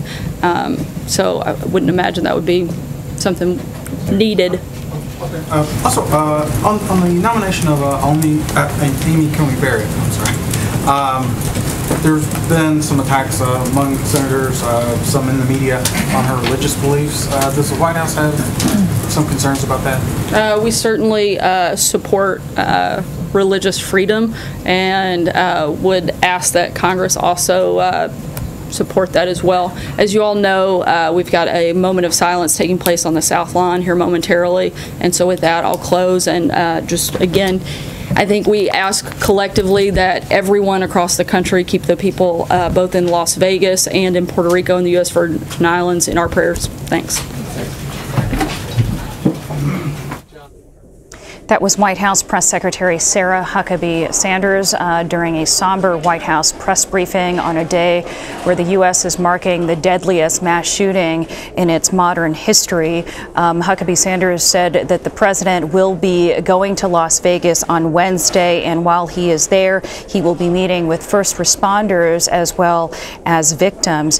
They are also going to be holding at 2:45 p.m. Eastern Time a moment of silence on the South Lawn of the White House. So that is the live picture that you're seeing there, and also why Sanders cut the briefing a little shorter than usual. Several reporter questions around the gun control debate, which inevitably arises after each and every one of these mass shootings. Sanders said, quote, "This is not the time or the place to talk about guns," end quote. She emphasized that the White House is on a fact-finding mission and that they need more facts. She did reiterate the president's stance that he is a strong supporter of the Second Amendment. She also would not weigh in on why the president, in earlier comments in response to the Las Vegas shooting, did not call it domestic terrorism, when in the past he has been very quick to talk about terrorist attacks in other instances. Also, the president will be, as planned, visiting the devastated American territory of Puerto Rico tomorrow. And while he is there, he will also be meeting with local authorities, victims, first responders, U.S. military assets that are down there in Puerto Rico. It has been almost 2 weeks since Hurricane Maria devastated that island. It was a Category 4 hurricane, and the U.S. federal government has been criticized by some for what has been considered an inadequate and slower response than it reacted, for example, to Hurricane Irma or to Hurricane Harvey. This is actually an interesting time for the president to have to respond yet again to a mass shooting. Steve Scalise was just a congressman who was injured when he was shot back over the summer in a mass shooting that occurred during a congressional baseball practice. Was just released from the hospital several weeks ago, gave an interview to our Norah O'Donnell, and went back to Congress just a few days ago. And incidentally, it was also a year ago to this day that there was another mass shooting on an Oregon campus. By my count, President Obama, during his 8 years in office, had to give speeches following mass shootings more than 24 times, and President Trump, in his short presidency thus far, has had to react a second time to a mass shooting, this being, again, characterized as the largest mass shooting in U.S. history. In his earlier comments, the president called this an act of evil. But he also had very much a tone of unity, and he thanked first responders and police officers for their rapid response. He did not mention guns in that comment, and the White House was very careful to stay away from that during the press briefing. So again, what you're looking at right now is a live picture on the South Lawn where the president and First Lady will be marking with a moment of silence at 2:45 p.m. East Coast time the shooting victims. Here's the latest on what we know so far about what happened in Las Vegas at 10 p.m. local time last night. 58 people were shot and killed, and more than 500 people were injured. When a lone gunman opened fire, he was on the 32nd floor of the Mandalay Bay Hotel. There were 22,000 people below him at a country music concert. And they were watching the headlining act when he opened fire. He has been killed. He killed himself, according to authorities. I want to bring in Stephen Portnoy now. He is with CBS News Radio. He was at the White House briefing. Steve, thanks for being with us. Give us the main takeaways from this press conference. Well, Sarah Huckabee Sanders began this press briefing today choking up, citing the Gospel of John, that there's no greater love than a man who would lay down his life for a friend. She said that the thoughts and prayers of everyone here at the White House go to the victims, and she mentioned that they're not just in Las Vegas, but in communities from all across the country. She told the stories of people from, for example, Tennessee and other states who had traveled to Vegas just to see the concert and wound up getting caught in the crossfire, or rather getting shot and killed in last night's massacre. The questions, of course, were asked here about where to go in the political debate to come. And about some of the statements from Democrats already today that have called on Congress to, in the words of one Senator from Connecticut, Chris Murphy, for Congress to get off its ass and do something. This Press Secretary Sarah Sanders seemed to appreciate the sentiment of Congress doing something, but she said she wasn't necessarily in agreement with the Senator from Connecticut that something ought to be more gun laws. She said today is it not a time for politics and that the policy specifics of this issue, but to grieve and mourn. I did ask her about Hillary Clinton's tweet this morning. Former Secretary of State did tweet referencing a bill that is advancing through the House that would, among other things, allow for the easier purchase of silencers. Secretary Clinton tweeted something to the effect of, just imagine how much worse things would have been in Las Vegas overnight if people couldn't hear the shots ringing out. Press Secretary Sarah Sanders said that it's easy for Hillary Clinton to say something like that. The only person with blood on his hands is the shooter, she said. She also cautioned about passing something just for the sake of passing something, and that what the president would not want to see happen is the passage of a law that wouldn't necessarily have the intended effect of preventing future acts of violence. The press secretary reiterated the fact that the president is a staunch Second Amendment supporter. So we know that the president, besides the moment of silence that he will be holding on the South Lawn, that he will actually be visiting Las Vegas on Wednesday. Do we know who he'll be talking to there and what the real mission of his presence there will be?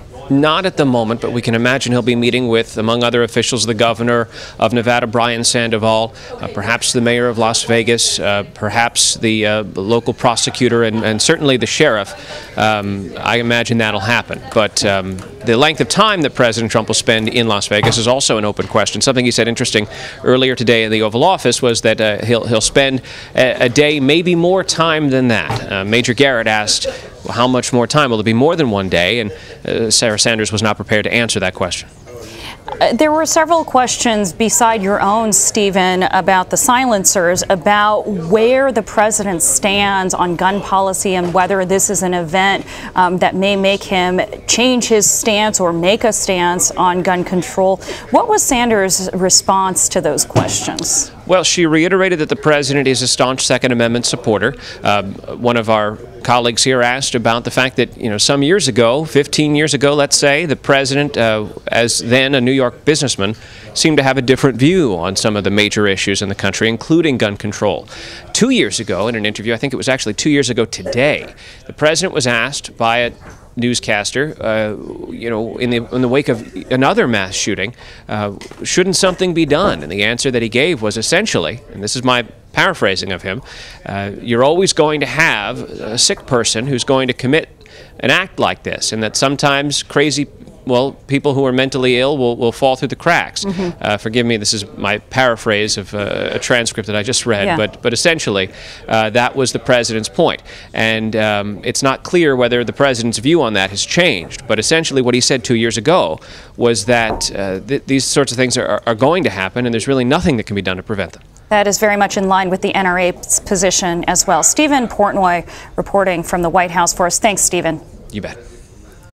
As the investigation into the deadly Las Vegas shooting continues, we're now hearing from the brother of the suspected gunman. Eric Paddock spoke to reporters outside his home in Florida. He says he's shocked that his brother could have carried out this horrific attack. There's not even anything I can say. I mean, how do you... I mean, my brother did this. This is like it was done, like he shot us. I mean, if he'd have killed my kids, I couldn't be more dumbfounded. I mean, it doesn't...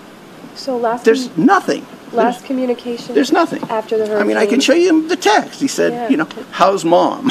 Did you get power? I mean, that was it.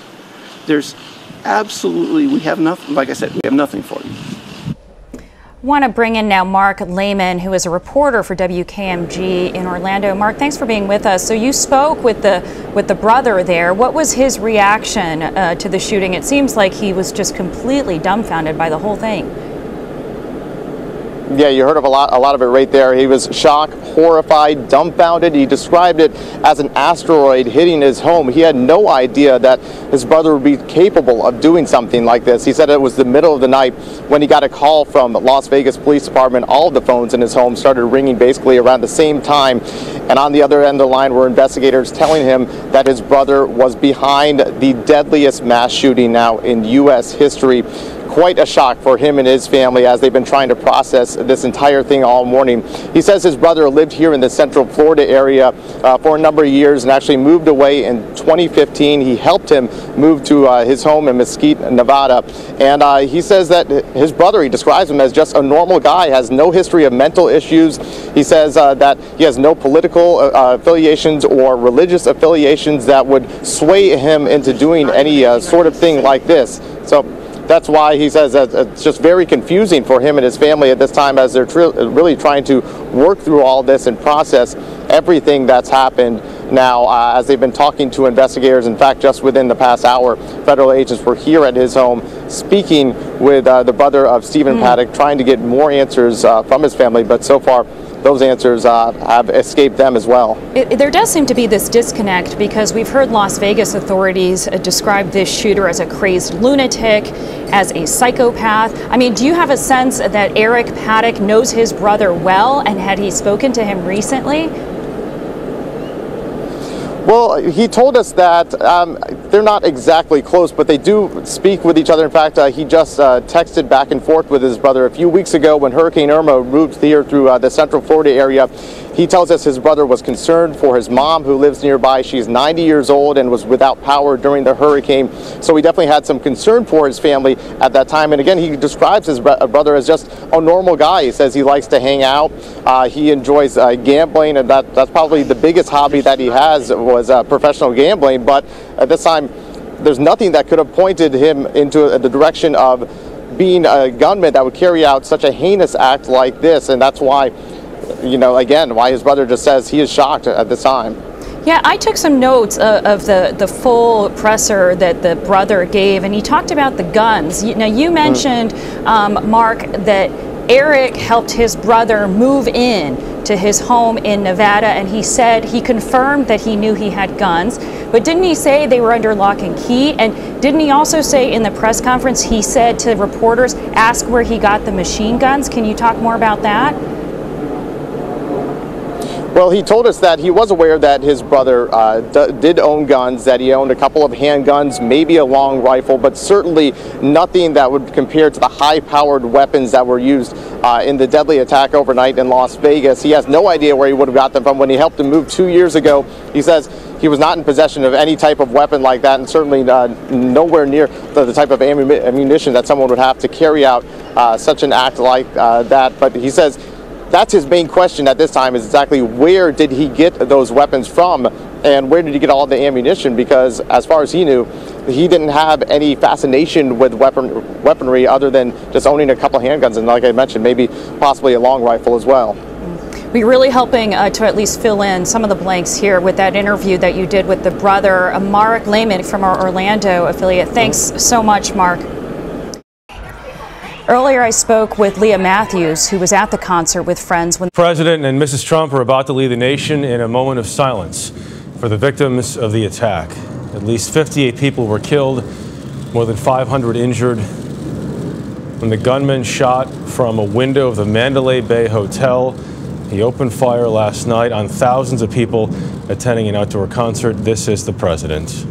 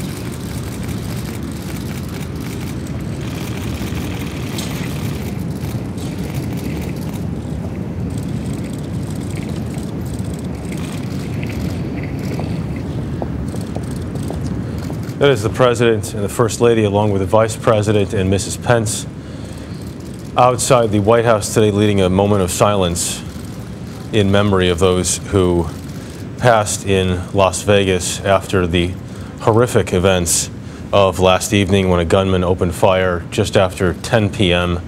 Las Vegas time, killing at least 58 people, injuring 515 more at last update. Major Garrett is at the White House with us. Major, the press secretary, Sarah Huckabee Sanders, became visibly emotional talking about what happened last night in Las Vegas today. Yes, she did. You could hear Sarah Huckabee Sanders choking up as she was talking about this tragedy, also referencing 3 or 4 stories the White House was able to stitch together about individuals, some of them first responders, some of them off-duty police officers, some of them ordinary citizens, giving up their lives to protect and shield others during the horror of the gunfire at the outdoor concert just across the street from the Mandalay Bay in Las Vegas. Sarah Huckabee Sanders choked up during that sort of recitation of these acts of heroism, describing how the president will travel to Las Vegas on Wednesday and spend a considerable amount of time with first responders, families of those who were either wounded or killed in the massacre. Earlier today, the president described this as an act of pure evil, and in the Oval Office with the Prime Minister of Thailand described this as a very rough day for America, a very, very sad moment for him personally. Sarah Huckabee Sanders described this as an unspeakable tragedy. She was asked if this was a moment for a debate about gun control. She said this is not the time for that. This is a time for mourning and national unity and fact-finding. And there may never become a time for this White House to deal with gun control because after several different questions about policy remedies, the White House appeared disinterested in any of those possible gun control type remedies as a response to this situation. Jeff? Major, what went into and who was involved in the composition of the president's remarks? Stephen Miller is the chief speechwriter for the president in all matters, and he was centrally involved in developing not only the remarks, the tone of unity, the reference to the need for prayer and national togetherness at a moment of this testing, not only for a White House, but for a nation. Others, I'm sure, were involved, but the president leans very heavily on Stephen Miller to craft his message and to explain himself and his thought process in all matters, and certainly that was the case today. All right, Major Garrett, thanks very much. Jeff Pegues, also in Washington in our D.C. Bureau with more on what we know about the shooter, Stephen Paddock. Jeff? Well, 64 years old. Investigators are still looking into his background. Of course, the big question right now, and we all want answers to this, is the motive for this shooting. He's from Mesquite, Nevada. At least that's where he was living. His brother says that he would go back and forth to Las Vegas gambling. Investigators at this point, Jeff, believe that he acted alone. They say there are no apparent connections right now to any sort of international terror group, but that's something that is still being investigated. And you see the chaos and the panic there in this video from the scene last night as this gunman opened fire down on this crowd of more than 22,000 people from the Mandalay Bay Resort and Casino right there in the background of that video, and you see what happened here. And this is all video evidence that investigators will be using as they try to piece this together. The sheriff's officials there have been urging people to turn over their cell phone video, any type of still photos, so they can hand this over to the FBI as the FBI, with its resources, puts together this massive database of information and facts that can then paint a better, a more fuller picture of what happened last night. Jeff? Law enforcement asking for those cell phone clips if people have them, which almost all feature that just barrage of gunfire that seems more reminiscent of a war zone than what is typically a peaceful American city. Jeff, there was discussion at one of the earlier news conferences of this northern Nevada property as well. Do we know how that factors in? Well, that's another piece of property that the suspect had, according to investigators, that the FBI is now looking into. Now, what they're going to find there, we just don't know yet. They've looked at other properties, his Mesquite, Nevada home. They got a search warrant for that, looked at that property. So they are looking into his background as much as they possibly can. This is a man who, according to family members and people that we've talked to, was not employed at the moment, but he had, lived in different parts of the country over the years, Texas, California, Florida. And so there are a lot of people right now looking into his background as they try to figure out, well, what motivated this man to carry out this scale, this massive attack on that crowd of people last night. And so they continue to dig into his background and continue to talk to people who knew him. Remember, he checked into this resort on the 28th of September and was gambling, and at the same time, during the period that he was in the resort, accumulating all these weapons. According to investigators, at least 10 rifles found in that room. How he got those rifles there, well, that's still something that's being investigated. We know, according to investigators, that there were hotel employees who were going in and out of the room at different points. Maybe it was the house cleaning crew, but they did not notice anything unusual, according to investigators. So these are all questions that they're trying to figure out. How does someone get that type of arsenal into a hotel room? That's something that investigators are looking into. Jeff? All right, Jeff, thank you very much. John Blackstone has been at the scene in Las Vegas since the early hours. He is back with us now. John? Hey, Jeff, we're right off the end of the Las Vegas airport here. The concert was being held between the airport and the Mandalay Bay. When people began fleeing, they fled all this way, came across this open field that's just at the end of the airport, running away from this gunfire. It was relentless. The witnesses, the people who were at this concert, describe it as relentless gunfire that just seemed to go on and on and on. There'd be brief pauses where people would try to scramble to safety, but the shooting then continued again. They believe when the shooter reloaded. Now, he was on the 32nd floor of the hotel here. Behind me, the 32nd floor had been there for 3 days, apparently, watching this concert, perhaps. The concert lasted for 3 days. It was a 3-day festival.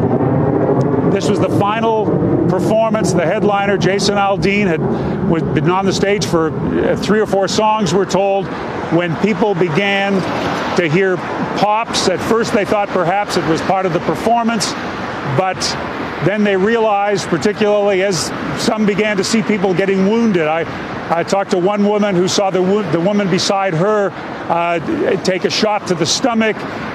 Blood began to appear, and she fell down. They knew that this was a very serious situation. Began, when they could, to flee from the scene. But they'd say they'd think they were in safety, and then they'd hear more shots.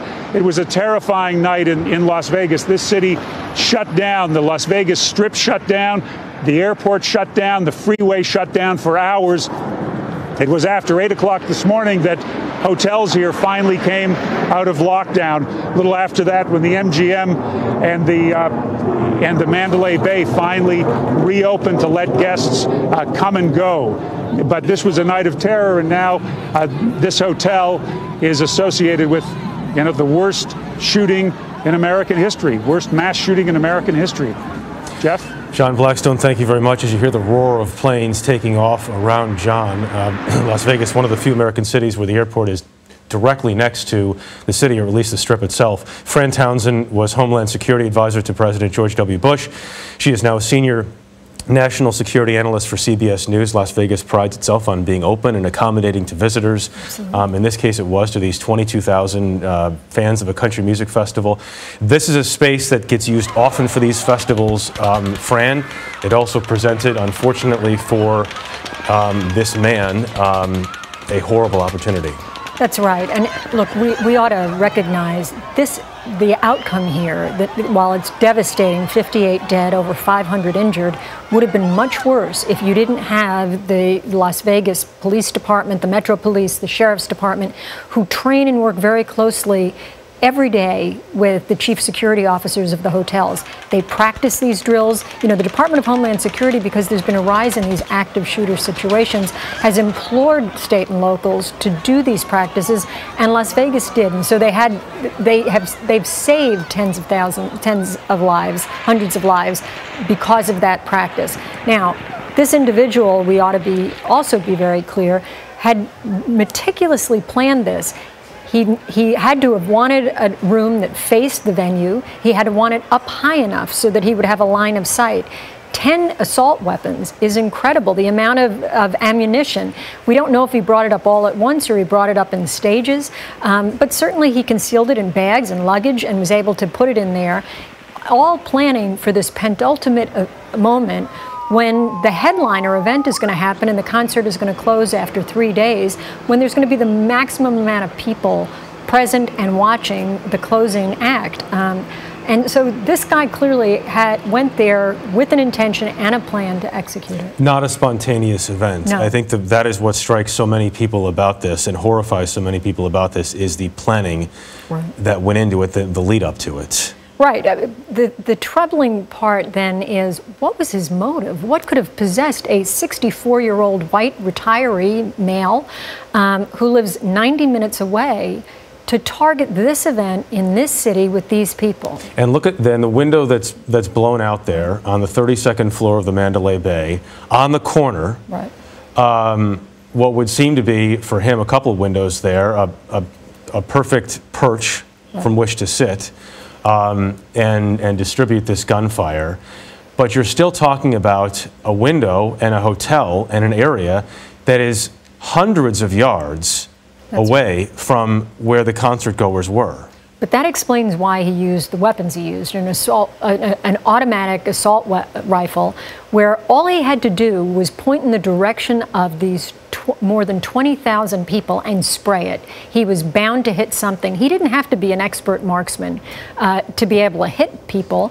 He really took it, it's the proverbial shooting into a fish barrel, right? They're in a contained area, and all he's got to do is begin to shoot in that direction. We just saw the president lead this moment of silence outside the White House. You were with us earlier when the president delivered his remarks, which I think a lot of people were waiting to see what he was going to say. General Kelly was with him then. I just asked Major what went into the composition of those remarks. He mentioned Stephen Miller, his chief speechwriter, who was heavily involved in all of this. But you were struck by the spirituality in his message earlier. Look, at moments like these, I can remember being with President Bush right after the Virginia Tech shooting. And at moments like this, President Bush used to say that the president's role is to be the consoler in chief. To law enforcement, you want to inspire them and you want to sort of buck them up. To the victims and their families, you want to be the comforter. And so the president, I thought, struck exactly the right tone. That is, we're going to come together. This is a time of unity. It's not a time for politics. And so to those who would criticize him for not talking about gun control or his position on gun control, I don't think that was the moment for that. That moment is going to come, and it's going to come quickly. But today, it really was about pulling the country together and inspiring people to move forward. Jeff Pegues is still with us from Washington. Jeff, where are investigators looking right now?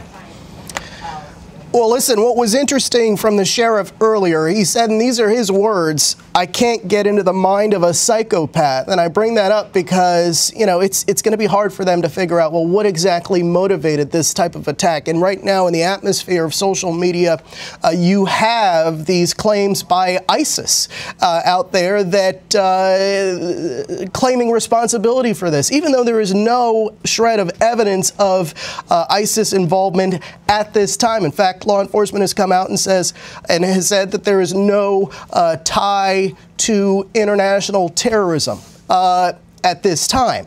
So you have that in the atmosphere as well. And no one, I think, is ruling any type of larger connection here out. You can't do that at this point if you're an investigator. We're, you know, over 12 hours into this, but you're still trying to get to the bottom of finding the facts in this. Who was he talking to in the days, in the hours leading up to this attack? Was there some sort of event in his life? We know that he was a gambler. Was there something tied to that that triggered this event? So these are some of the questions that investigators are working to answer, and they're trying to block out all the noise right now and just focus on the facts that they are getting as they are building this puzzle. But you have to point out this person of interest that they were looking for earlier, that they've located, his companion. They really have to talk to her, and from what we've heard from the local officials there, they plan on doing that. What does she know about his actions? Were there any sort of indications that he was heading down this path? Well, and the latest indication that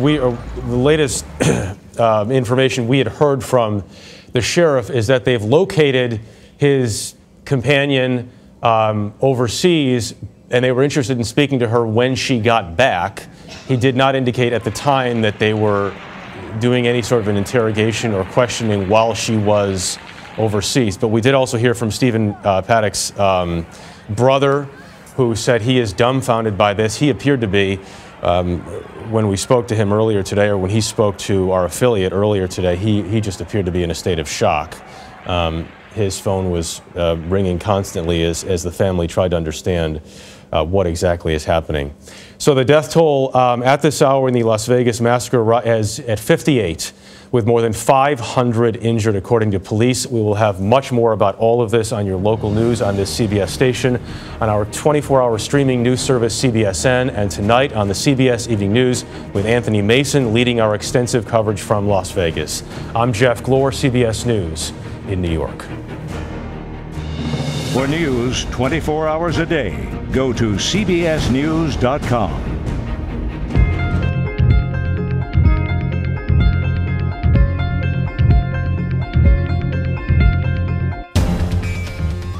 Hi, everyone. I'm Stephanie Tsai. We are continuing to follow the very latest on the deadliest mass shooting in modern U.S. history.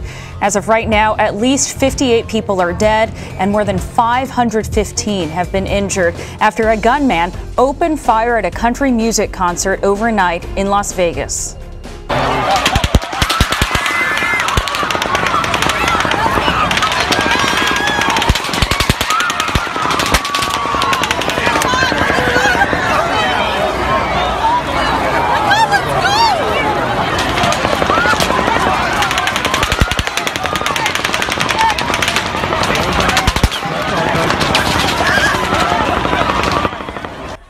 Here Here is what we know right now. Hundreds of shots rained down from the 32nd floor of the Mandalay Bay Hotel as tens of thousands of concert goers below were watching Jason Aldean perform on stage at the Route 91 Harvest Festival. The shooter, who police identified as 64-year-old Stephen Paddock, is dead. Police believe he killed himself inside the hotel. Investigators say he used 2 windows to shoot down into the crowd. They also say he had in excess of 10 guns in his hotel room. Investigators are still trying to determine a motive. Here's what the sheriff, Joseph Lombardo, said earlier when asked about new details of the investigation. We have not received any additional intelligence associated with the suspect. We have completed the search warrant in Mesquite.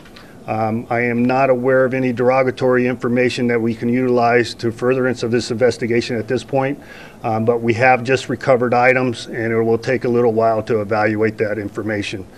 We have learned information of additional property in northern Nevada, and the FBI has responded to the location and will be serving a search warrant here shortly.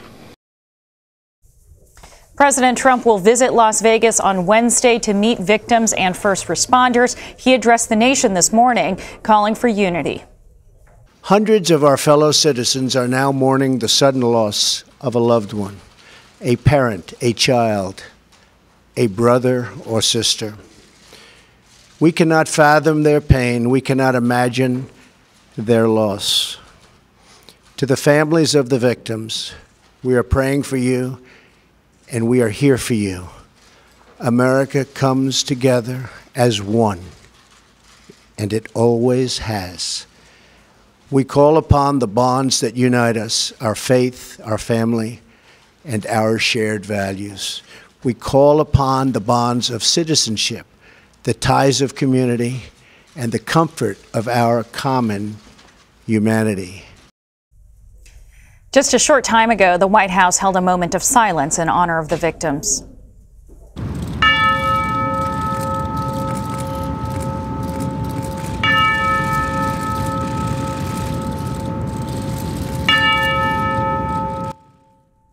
Again, that was a moment of silence held on the south lawn of the White House earlier today. President Trump spoke this morning about the shooting overnight being an act of, quote, pure evil. Press Secretary Sarah Huckabee Sanders also said she echoed that sentiment by saying this is a time for mourning and for the U.S. to come together. CBS News correspondent John Blackstone joins us now from Las Vegas. John, what are we learning about the suspect at this hour? Well, what we're learning is that when he was on the 32nd floor of the Mandalay Bay Hotel here, he came loaded with weapons, at least 10 guns. He'd been in that room on the 32nd floor since September 28th, and he quite likely had been watching over this concert that had been going on for 3 days since that time, since he moved into this hotel. Police say that he shot out of 2 windows down into this crowd. 22,000 people were there for the final night of this concert, for the headline performance of Jason Aldean. About 10 o'clock at night, the shots began to come down into this vast crowd.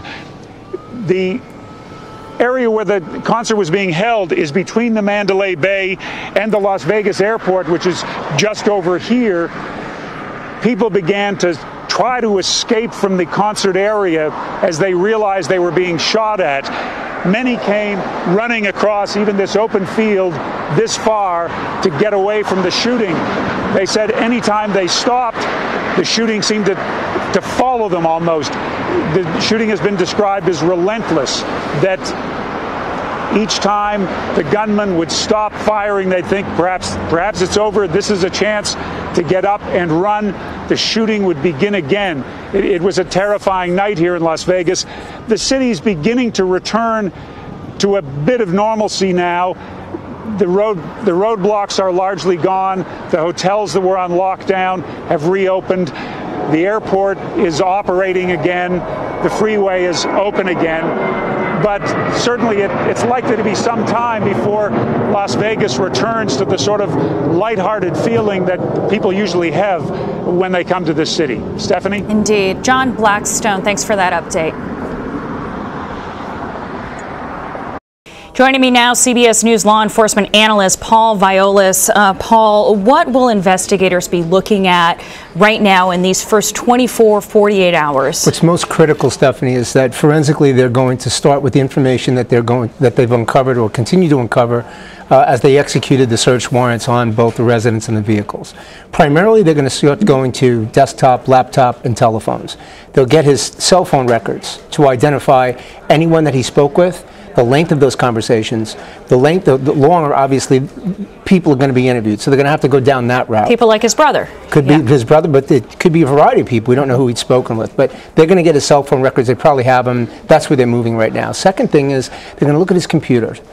What websites did he visit? Who did he email? What type of traffic? What may have motivated him for this particular incident today? I mean, something did. We know that. And that's forensically where they're going to start. There are two crime scenes, as you said. Right. There are the two hotel rooms he had rented in the Mandalay Bay Hotel since Thursday, where he was shooting from, that 32nd floor. Right. And then there's the scene where 58 people were shot and killed. Correct. So the first crime scene they have to work is going to be where the shooter was himself on the 32nd floor. They're going to uncover hundreds of shell casings. They're going to really be able to ascertain what weapons he used, take that information, give that to alcohol, tobacco, and firearms so that they can trace where those weapons came from, how he bought them, etc. And then the second crime scene they're going to work is, and this is going to take a while. You know, this is going to take days, is going to be where the concert was itself because of the sheer death count, the amount of injuries, and the amount of evidence, physical evidence, that's going to be and continue to be collected at that site. The suspect has been identified only as a white male, 64 years old, Stephen Paddock. Right. He had 10 guns in that hotel room. If you were investigating this, Paul, what would you be most interested in learning about this man? I am most interested in his past. The one thing that I've learned in 37 years of doing this is that nothing happens overnight and nothing happens spontaneously. Something happened in his life, whether it was a while ago, whether it was recently, but something served as a catalyst. His behavior is going to be the information that's going to create a mosaic for investigators so that we'll be able to dive deep into him to see what the impetus was for this type of incident. There's no question that I want to look at his work history. I want to see where he worked. I want to speak to those employers. They said he was a gambler. Right? Does that raise any red flags? No, it may or may not. But okay. I don't. At this point, forensically, especially on the behavioral side, there wouldn't necessarily be a correlation to, even if he had gambling debt, to selecting that particular concert at that particular time. Remember, and it was a selection. He chose that concert, and it was a music festival that went on for days. He didn't just choose that concert. He chose the moment in the concert when the headliner, Jason Aldean, was going up, and he had the rifle, so it appears to have been premeditated. How would you characterize that type of mass murder? There's no question when you take a look at this that it was premeditated. The planning that went into this was incredible. Remember, when he checked into the hotel, Stephanie, he had to ask for a room overlooking that particular concert. He wanted a certain height. He wanted to be on a certain floor. And you have that balance of security and customer service, especially at a casino. So when someone comes in, and let's say he's a big gambler, they cater to them. I'd love, last time I stayed here, I was on the 32nd floor, and I'd love to be able to get a room that's overlooking their concert so I can watch it for a while. So he set that up. He planned that. And carrying 10 long guns up to that room took time. It didn't happen in one shot. So, this is something that was clearly premeditated. I heard one of the witnesses describe it as it felt like he had been shooting fish in a barrel, because you're talking about at a height. So I would imagine part of the profile is he wanted to kill as many people as possible at this event. He was looking for a big stroke. He was looking for mass casualties. He wasn't looking to hurt one person or to send a message. His message was, and again, this is going to be fine-tuned, of course, but his message was that he wanted to make sure that he was listened to. He wanted to make a statement for one reason or another. Now, we also know it's pretty obvious that he didn't plan to live through this. He didn't plan to survive this event. This was his swan song. The question is why? Begs the question, what motivated him? What inspired him to take this type of action? I have one more question. Officials say that the shooting had no connection to an international terrorist group. What are they looking at when they're determining that? Well, again, we're going to go back to the forensic investigation with respect to his communications. Now, on one side of it, they're looking at, was he on any type of terror watch list? Whether was Homeland Security looking at him, was ICE looking at him, was anyone looking at him in that regard? The second part is now they're going to see who he's communicated with. So on the surface, there does not appear to be a connection. However, and I will state this though, and as much as I agree with Ron, who was on before, and others, you know, this doesn't look like the person that is typically recruited by ISIS. There's no question about that. However, we can't rule it out yet. Not until they really examine what's on his computer, because we don't know the websites he's been visiting or what's been inspiring him. What more do you think can be done, if anything, to prevent mass shootings like this? You know, Stephanie, that's the thing that we're going to scratch our heads over for some time. And you know why? Because we live in a society right now where we enjoy our freedom, we enjoy being able to move and go wherever we want to, as we should. That's one of the greatest parts about our country. But by the same token, you know, we have to make a balance, right? So we go to a casino. Do you want, and this is a question for all our viewers, do you want now, whenever you go to a hotel, whenever you go to a casino, to have your bags x-rayed? Do you want to be wanded when you walked in? You know, this is something that I personally don't think we're going to go in that direction, but I think there's going to be some lessons learned. I'm just not exactly sure right now what they're going to be. Paul Violas, thank you so much. Always a pleasure. I want to bring in Gabe DeBenedetti now, national politics reporter for Politico. Gabe, to talk about how the White House has responded to this incident. The president tweeted around 6 a.m. offering condolences. He then made remarks from the White House calling for unity. What were some of the takeaways from the president's statement? Well, one of the immediate takeaways is that we know that the president will be visiting Las Vegas on Wednesday to sort of survey the scene, talk to local law enforcement and officials. But the other thing is that he really did just try and convey sort of his shock, horror, and really awe, thoughts and prayers, obviously, as everyone is saying, towards what happened this morning and overnight, the largest of its scale. And you know, what we've seen is the president trying to essentially show unity here. He's not interested in trying to divide anyone or to score political points here. Obviously, it's still extremely early, but what we saw was a pretty somber White House this morning. This is being described as the worst mass shooting in modern American history, and it is happening with President Trump as the head, at the helm of this country. The president, as you said, will head to Las Vegas Wednesday morning. What does he need to convey there? What does he need to do there to help maybe heal some of the divisions that will inevitably arise across the country in coming days around gun control, around some really hot button issues, around what is happening in a society in which 58 people can be gunned down in a matter of minutes by a single person? Yeah, well, it's a great question, and it's one that the White House is definitely wrestling with right now. There's no doubt that in the past that they'll be looking to what previous administrations have done in situations like this, and that includes going to visit victims, talking to families of victims, also law enforcement and local officials. But as you suggested, the gun control debate is already starting to flare up again, and this is just going to be something that Trump is going to most likely have to weigh in on in the next few days. Likely not when he is in Las Vegas, but it's undeniable that the White House is going to be having to say something about gun control in the next few days. Lawmakers across the country are reacting to this, most expressing their sympathies and condolences. But what else have they been saying and doing in the wake of this event? Yeah, well, it's a whole lot of what we usually see, which is people, as you say, conveying their, quote, thoughts and prayers. But what we are seeing from some Democrats, as we often do now, is calls for stricter gun control measures. A lot of Republicans saying it's too early for that. But even in Nevada, some of the local politics were affected. The Attorney General was going to announce his campaign for governor today, but he had to cancel that and put that off. So we're starting to see political ripple effects. Here back in Washington, we're likely to see renewed gun control conversation. A lot of Democrats are saying, listen, this is the time. We have to do this. but they had this conversation after the Orlando shooting and after so many other shootings. It's not yet clear if this is actually going to go anywhere, and I think most people are pretty skeptical at this point. Is it surprising or notable to see the president's more measured reaction today from the podium and also via Twitter, given his very controversial reaction via Twitter when the Orlando massacre happened? Of course, President Obama was president then. Donald Trump was a candidate, so a very different role, of course, but is it surprising at all?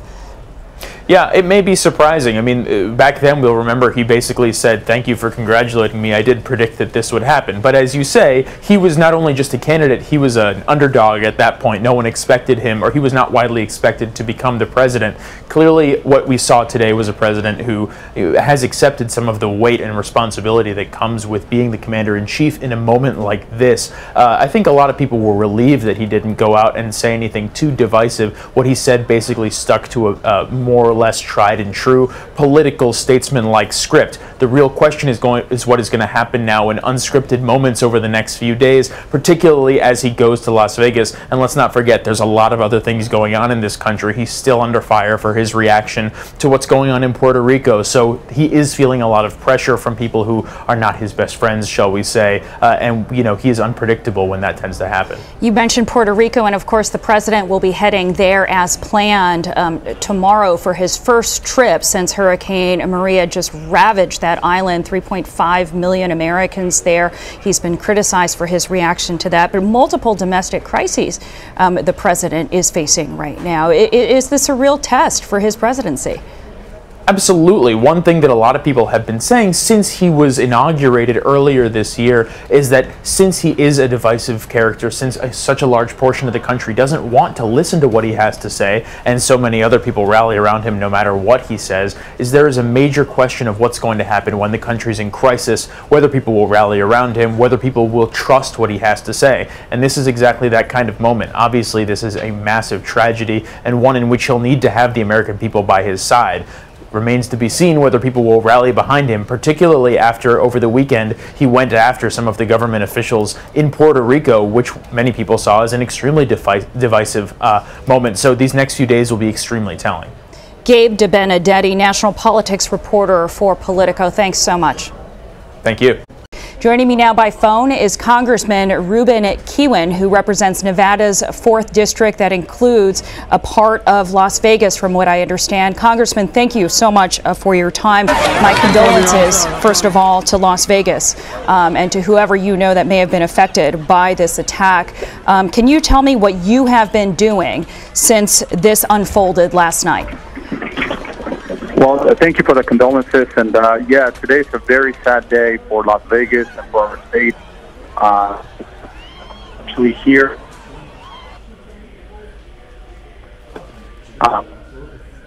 we're seeing the federal, local, and state agencies to strive. We're going to save these lives. There's over 500 people who have been wounded, 59 people now confirmed dead, and so this is very safe for our state. You know, we're working very closely together here, every single agency, to make sure that our law enforcement, that our first responders have everything that they need.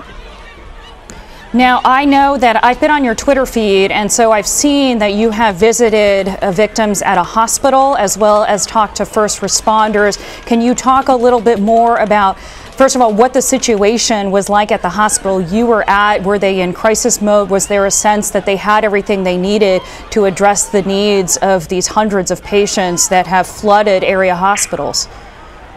Yeah, so you know, the first thing that I did as soon as I heard about the shooting was head over to the hospital to, you know, lend support any way possible. And sure enough, I showed up. There was about 190 people there who had already been admitted to the hospital. Let me tell you, I saw a lot of students in that hospital. I mean, we're talking about nurses and doctors and, you know, nursing assistants and you name it, every single person, police officers, everybody who was there at the hospital was helping to save a life. You know, every single bed was taken, every single hallway was full, every single room was full. Some of them had 2, 3, 4 people per room. But you know, if anything, I saw humanity. You know, I saw our community come together to try to save lives. I saw strangers helping strangers save lives. And so, you know, it's obviously this is the most tragic event we've ever had in Nevada, and the largest mass shooting that we've had in our country. So we're going to be healing for a long time. But right now, the most important thing that we can do is lend support to these victims, to the families, you know, to make sure that we save as many lives as possible. We know that there were so many victims that it is going to be difficult, authorities have said, to sort of connect them with next of kin. How are the family reunifications taking place? How is that happening? Yeah, so that is one of the things that was brought to my attention when I visited the hospital earlier this morning. You know, I was there early, 3:30 in the morning. Right in the middle of, you know, the surgeries and everything. Mm-hmm. And I spoke to the CEO of Sunrise Hospital. He told me that out of the 190 patients who have been admitted, 92 of them were not carrying IDs. And so they gave us a phone number. So if anyone from Las Vegas or anywhere around the country is listening to us and they're looking for their loved one, they can call 1-866-535-5654, and I repeat that, it's 1-866-535-5654, and that's a number that they can call, and we can try to help them identify their loved one. Again, you know, a lot of these folks, they drop their purses, their wallets, they just ran for their life, and so now we're just trying to reconnect them with their family and making sure that we let them know that they're alive and that we're fighting to save their lives. Las Vegas is used to having major entertainment events, large gatherings of people. Sir, had the Las Vegas PD and the first responders, had they trained and were they prepared for this kind of threat? Well, you know, I don't think you can be prepared to the type of situation that happened today. I mean, we had a lone wolf who somehow managed to obtain various weapons of mass destruction and managed to get him through a hotel room and use them to harm people. And so, you know, I believe that it's very hard to have prevented a situation like the one that we saw today. But by the same token, I mean, I've seen a lot of heroes here at the Central Command Center, all the way from the sheriff to the law enforcement, the police officers who, you know, while people were running away from the gunshots, they were running towards it. And within minutes of the shooting, they actually found the shooter all the way up in the 32nd floor of the Mandalay Bay. And so I just got to say that I'm very proud of our local law enforcement and first responders because they literally risked their lives. And as a matter of fact, one police officer that we know of so far actually lost his life. And so, again, they're doing everything possible to save lives and protect us. And since you are a serving member of Congress, I have to ask you this because we were just listening to calls for greater gun control laws on the steps of the Capitol there from Gabby Giffords, who you know was a congresswoman who was shot in 2011 herself. Is this incident, which has affected your district, going to renew your call or make you call for more gun control legislation at the federal level when you head back to Washington? Well, look, without politicizing this too much, because I believe today is more about just saving lives, you know, making sure that these folks who are here, the 500 plus who are injured, you know, that they survive. But yes, without a doubt, this is a conversation that we have to not only have, but we have to take action on. You know, I mean, there's no reason why we shouldn't be reinstating the assault weapons ban. There's no reason why we shouldn't be limiting high-capacity magazines. There's no reason why we shouldn't have a universal background check. And these are things that I fought for here in the state legislature in Nevada, and unfortunately, they were defeated. So again, I believe that we're going to have the discussion because we're seeing these mass shootings over and over and over, and I think we should put a stop to them. I mean, we have to put a hold on this gun violence. Congressman Ruben Kihn, thank you so much, sir, for your time. Thank you so much. As the investigation into the deadly Las Vegas shooting continues, we're now hearing from the brother of the suspected gunman. Eric Paddock spoke to reporters outside his home in Florida. He says he's shocked that his brother could have carried out this horrific attack. There's not even anything I can say. I mean, how do you... I mean, my brother did this. This is like it was done, like he shot us. I mean, if he'd have killed my kids, I couldn't be more dumbfounded. I mean, it doesn't... So there's nothing. Last communication? There's nothing. After the hurricane? I mean, I can show you the text. He said, how's mom? Did you get power? I mean, that was it. There's absolutely, we have nothing, like I said, we have nothing for you.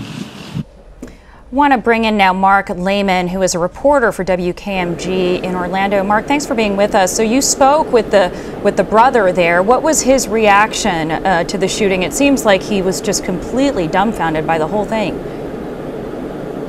Yeah, you heard of a lot of it right there. He was shocked, horrified, dumbfounded. He described it as an asteroid hitting his home. He had no idea that his brother would be capable of doing something like this. He said it was the middle of the night when he got a call from the Las Vegas Police Department. All of the phones in his home started ringing basically around the same time. And on the other end of the line were investigators telling him that his brother was behind the deadliest mass shooting now in U.S. history. Quite a shock for him and his family as they've been trying to process this entire thing all morning. He says his brother lived here in the Central Florida area for a number of years and actually moved away in 2015. He helped him move to his home in Mesquite, Nevada. And he says that his brother, he describes him as just a normal guy, has no history of mental issues. He says that he has no political affiliations or religious affiliations that would sway him into doing any sort of thing like this. So that's why he says that it's just very confusing for him and his family at this time as they're really trying to work through all this and process everything that's happened now as they've been talking to investigators. In fact, just within the past hour, federal agents were here at his home speaking with the brother of Stephen Paddock, trying to get more answers from his family, but so far those answers have escaped them as well. There does seem to be this disconnect because we've heard Las Vegas authorities describe this shooter as a crazed lunatic, as a psychopath. I mean, do you have a sense that Eric Paddock knows his brother well, and had he spoken to him recently? Well, he told us that they're not exactly close, but they do speak with each other. In fact, he just texted back and forth with his brother a few weeks ago when Hurricane Irma moved here through the Central Florida area. He tells us his brother was concerned for his mom, who lives nearby. She's 90 years old and was without power during the hurricane. So he definitely had some concern for his family at that time. And again, he describes his brother as just a normal guy. He says he likes to hang out. He enjoys gambling, and that's probably the biggest hobby that he has was professional gambling. But at this time, there's nothing that could have pointed him into the direction of being a gunman that would carry out such a heinous act like this. And that's why, again, why his brother just says he is shocked at this time. Yeah, I took some notes of the full presser that the brother gave, and he talked about the guns. Now, you mentioned, Mark, that Eric helped his brother move in to his home in Nevada, and he said he confirmed that he knew he had guns, but didn't he say they were under lock and key? And didn't he also say in the press conference, he said to reporters, ask where he got the machine guns? Can you talk more about that? Well, he told us that he was aware that his brother did own guns, that he owned a couple of handguns, maybe a long rifle, but certainly nothing that would compare to the high-powered weapons that were used in the deadly attack overnight in Las Vegas. He has no idea where he would have got them from. When he helped him move 2 years ago, he says he was not in possession of any type of weapon like that, and certainly nowhere near the type of ammunition that someone would have to carry out such an act like that. But he says that's his main question at this time, is exactly where did he get those weapons from and where did he get all the ammunition, because as far as he knew, he didn't have any fascination with weaponry other than just owning a couple handguns and, like I mentioned, maybe possibly a long rifle as well. We're really helping to at least fill in some of the blanks here with that interview that you did with the brother, Mark Lehman from our Orlando affiliate. Thanks so much, Mark. Earlier, I spoke with Leah Matthews, who was at the concert with friends when the shooting began. I asked her to take me through her experience. Yeah, I think shock is the best way to define it. Haven't really slept much, just trying to keep in communication with those who I know were there. Talk about where you were last night in the concert and what you heard and what you saw. Well, I was, if you're looking at the stage, I was to the right of it. Jason Aldean was performing, and it felt like fireworks at first. Once that first, I guess, round of ammo was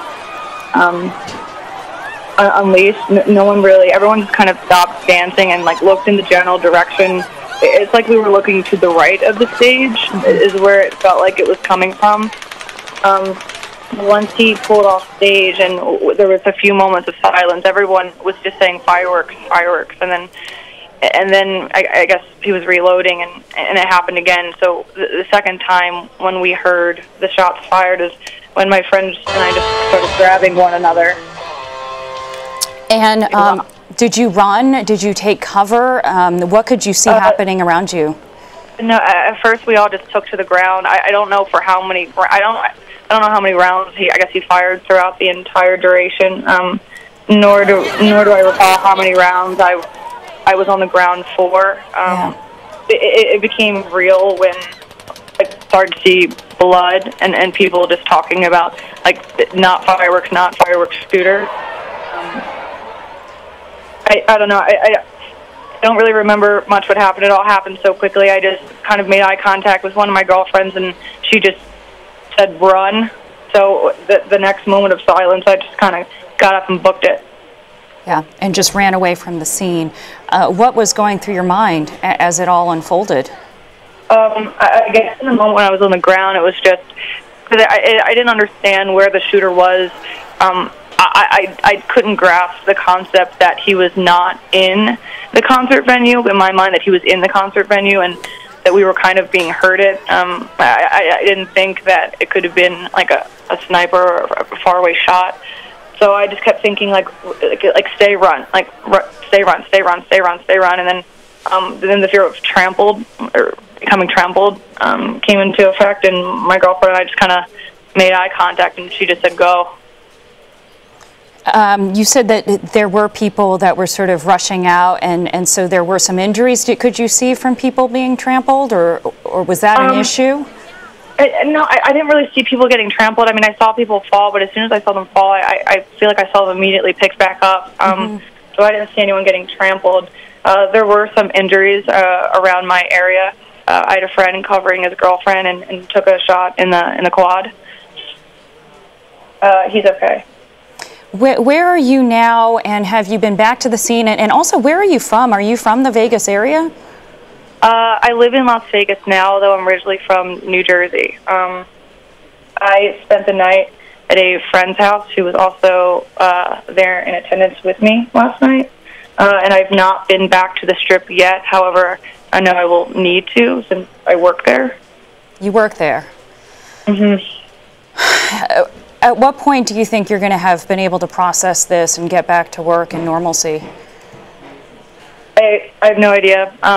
Emails have already been sent out from my company talking about how there's, I guess, grief counselors. So I know those resources are available to me, but I don't know when I'll actually go back to the Strip. Okay. Leah Matthews, all of our best to you. Thank you for sharing your story with us. Thank you. As the investigation continues in Las Vegas, President Trump is monitoring the situation in Washington, and he will be visiting Las Vegas on Wednesday. Earlier, he gave remarks on the event from the diplomatic room of the White House. Let's listen to that. My fellow Americans, we are joined together today in sadness, shock, and grief. Last night, a gunman opened fire on a large crowd at a country music concert in Las Vegas, Nevada. He brutally murdered more than 50 people and wounded hundreds more. It was an act of pure evil. The FBI and the Department of Homeland Security are working closely with local authorities to assist with the investigation, and they will provide updates as to the investigation and how it develops. I want to thank the Las Vegas Metropolitan Police Department and all of the first responders for their courageous efforts and for helping to save the lives of so many. The speed with which they acted is miraculous and prevented further loss of life. To have found the shooter so quickly after the first shots were fired is something for which we will always be thankful and grateful. It shows what true professionalism is all about. Hundreds of our fellow citizens are now mourning the sudden loss of a loved one, a parent, a child, a brother or sister. We cannot fathom their pain. We cannot imagine their loss. To the families of the victims, we are praying for you, and we are here for you. And we ask God to help see you through this very dark period. Scripture teaches us the Lord is close to the brokenhearted and saves those who are crushed in spirit. We seek comfort in those words, for we know that God lives in the hearts of those who grieve. To the wounded who are now recovering in hospitals, we are praying for your full and speedy recovery and pledge to you our support from this day forward. In memory of the fallen, I have directed that our great flag be flown at half-staff.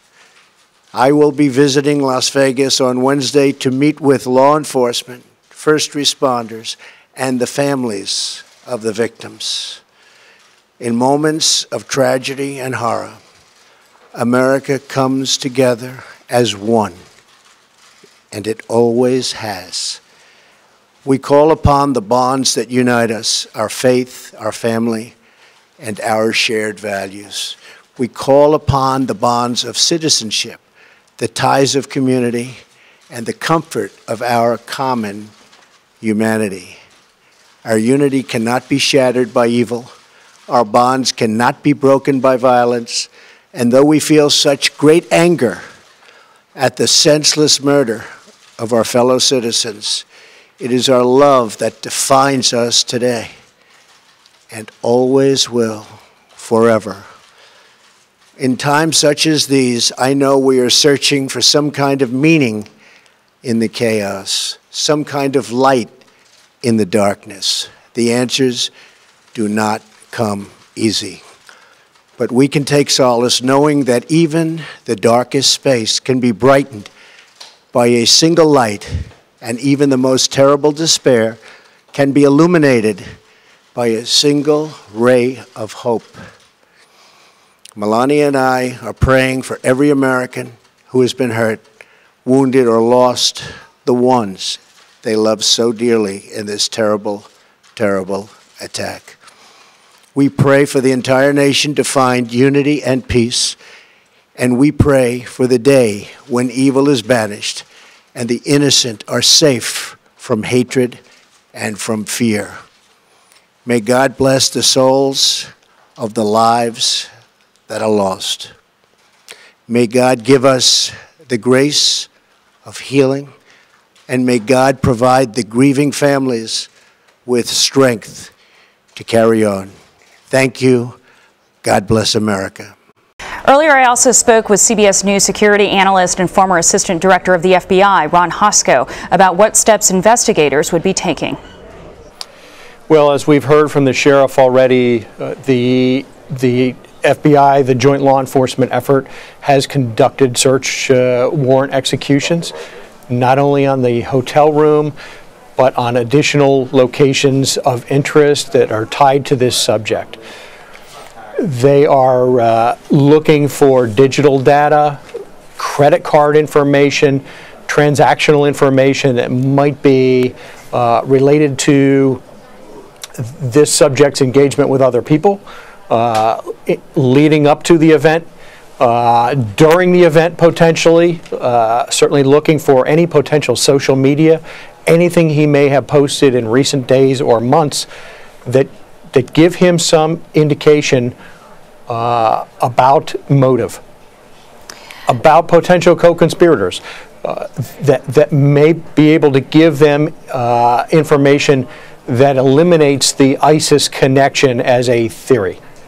Let's talk about that for a moment. They will also be bringing in evidence experts to help local law enforcement understand the trajectory, understand all of his activities in this hotel and around this hotel, that will be exploiting all of the digital video evidence that they can collect from the scene, from the hotel, and from surrounding premises. Everyone has been talking about the unusual profile, including the sheriff there in Las Vegas about a half hour ago when he spoke, which is unusual that the law enforcement had apparently had no contact with this shooter in the past. How unusual of that is when you look at mass shooting incidents and the precedents for this in the past, that he seemed to have no criminal record, no previous contact with law enforcement. We heard from his brother, who had said he had helped him move in to his place in Mesquite, Nevada, and that he seemed to be dumbfounded by this action. Yeah, he sure did. I don't think it's completely extraordinary.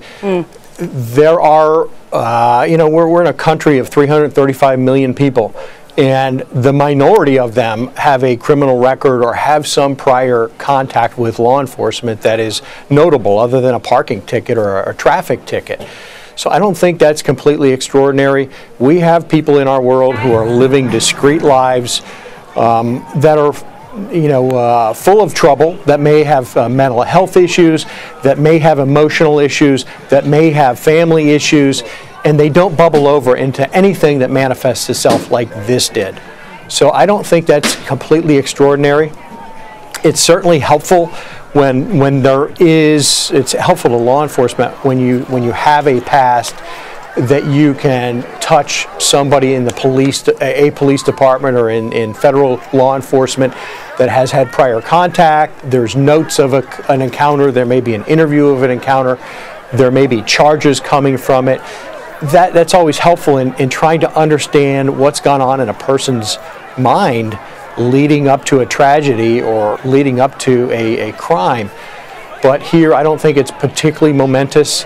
And I think that it's commonplace for law enforcement to have contact, often regular contact, with people who are mentally ill, who are in crisis. In fact, people with mental illness make up a large portion of our prison and our jail population across America. Yeah. So that does exist.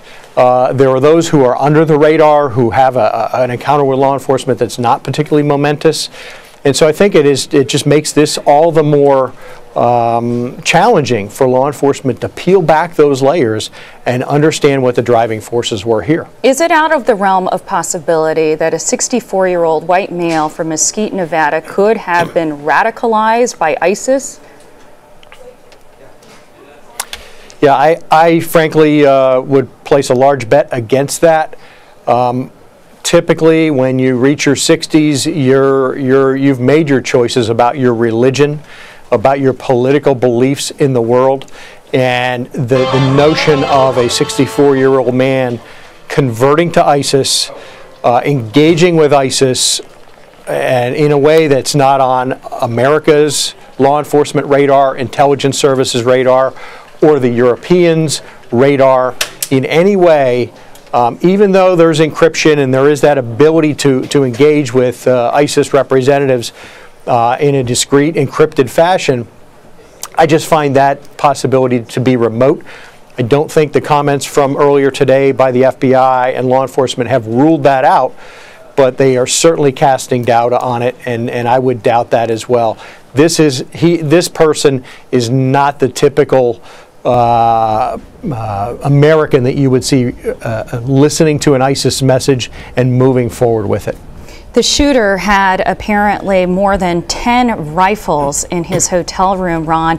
Talk about the planning that would have had to go into something like this. Yeah, I think there's evidence of substantial planning.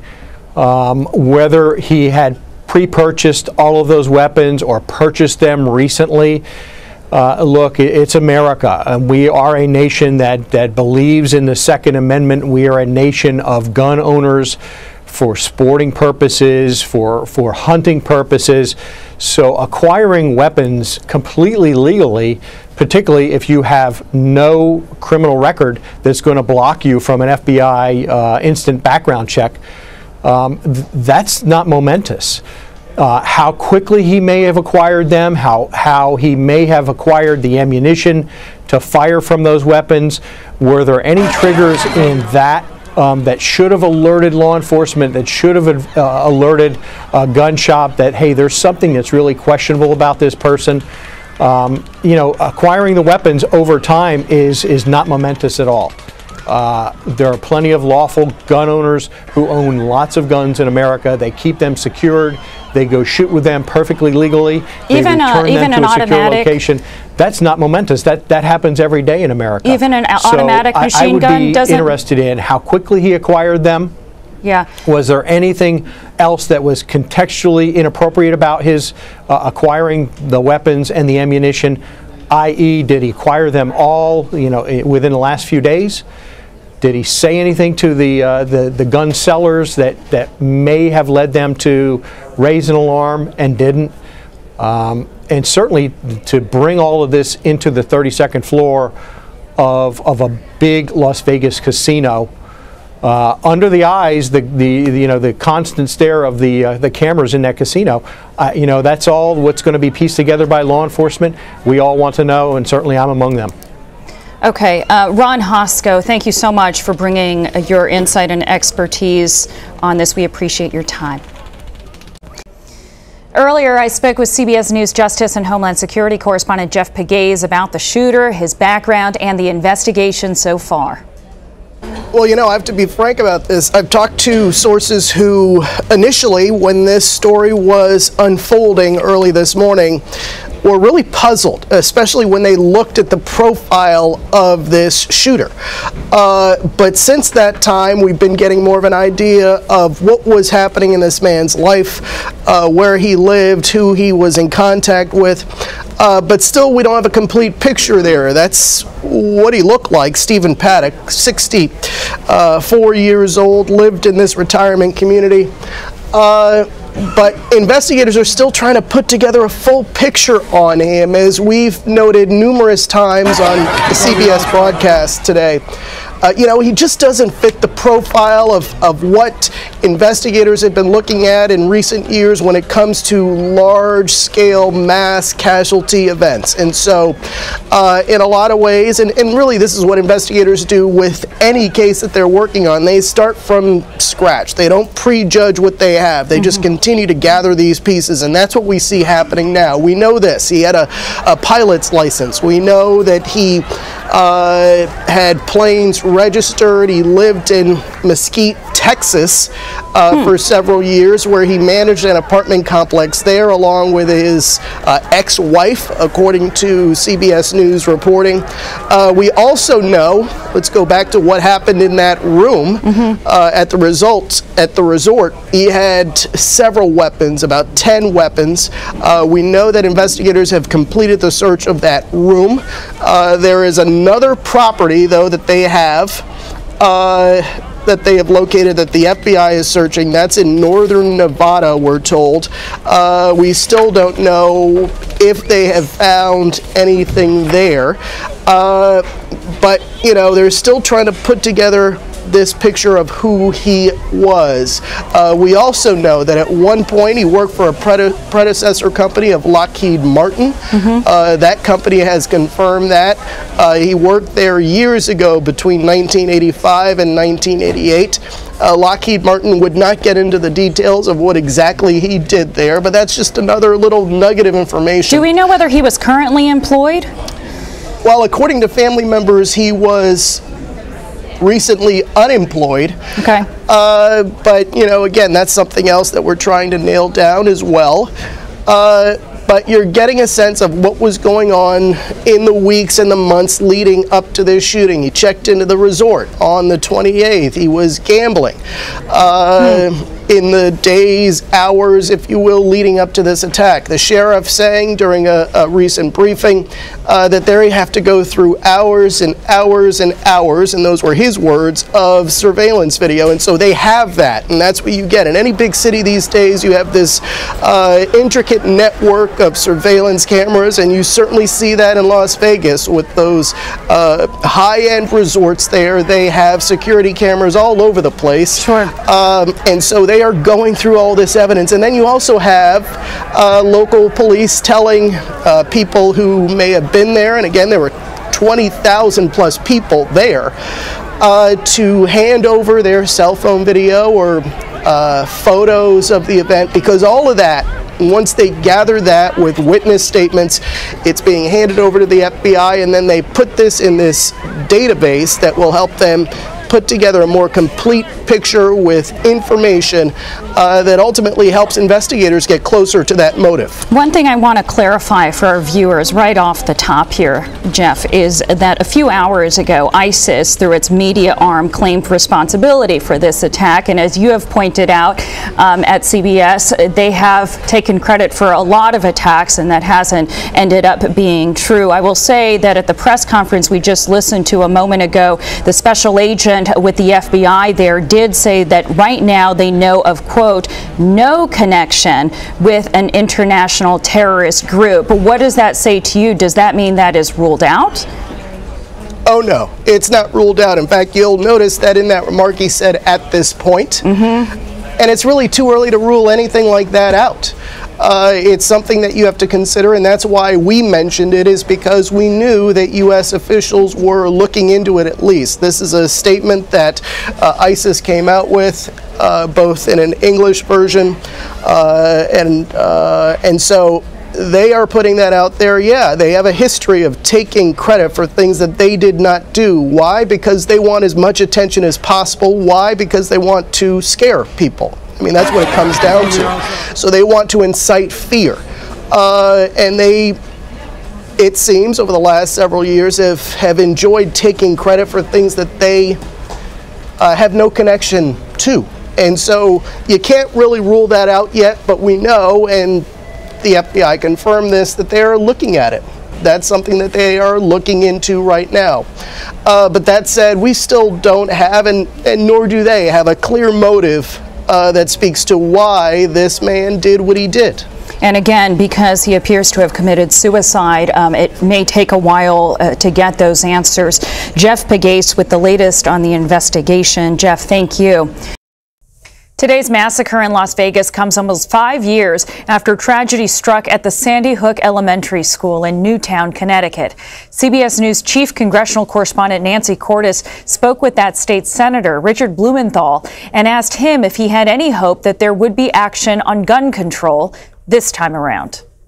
When I watched those images this morning, my heart was broken, but my stomach was churning with anger, because nothing has changed since the state of Connecticut went through this kind of unspeakable grief in Newtown.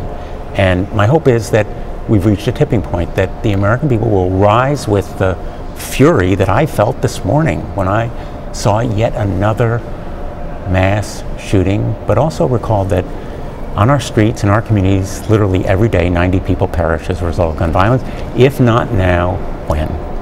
When one person is able to injure more than 500 people, what, if anything, can be done to prevent that? What can be done, for starters, is to ban assault weapons, which are weapons of war designed to kill as many people as possible, as quickly as possible, as well as high-capacity magazines, do background check. There's some common sense measures. They're ready to go. Congress is complicit in failing to act. Some of your colleagues have said today, including Jim Himes of Connecticut, that Congress has blood on its hands if it doesn't act. Is that how you feel? Congress is unconscionably complicit, an aider and abetter of this kind of violence when it fails to act, and it must act now.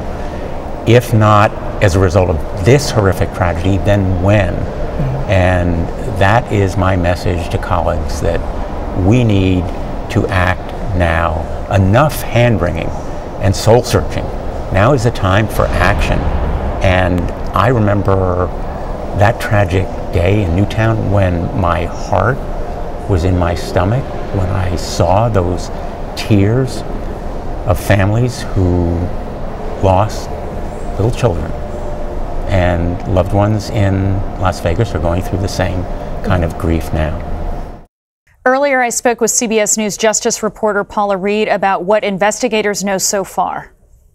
Right now, we're told there is no larger national security threat tied to this attack, and at this point, they don't see any links between this shooter and any foreign terrorist organizations, despite the fact that ISIS has tried to take credit for the attack. Now, one of the most significant developments in the investigation so far is the fact that investigators have been able to execute search warrants, both at the suspect's home and in his hotel room.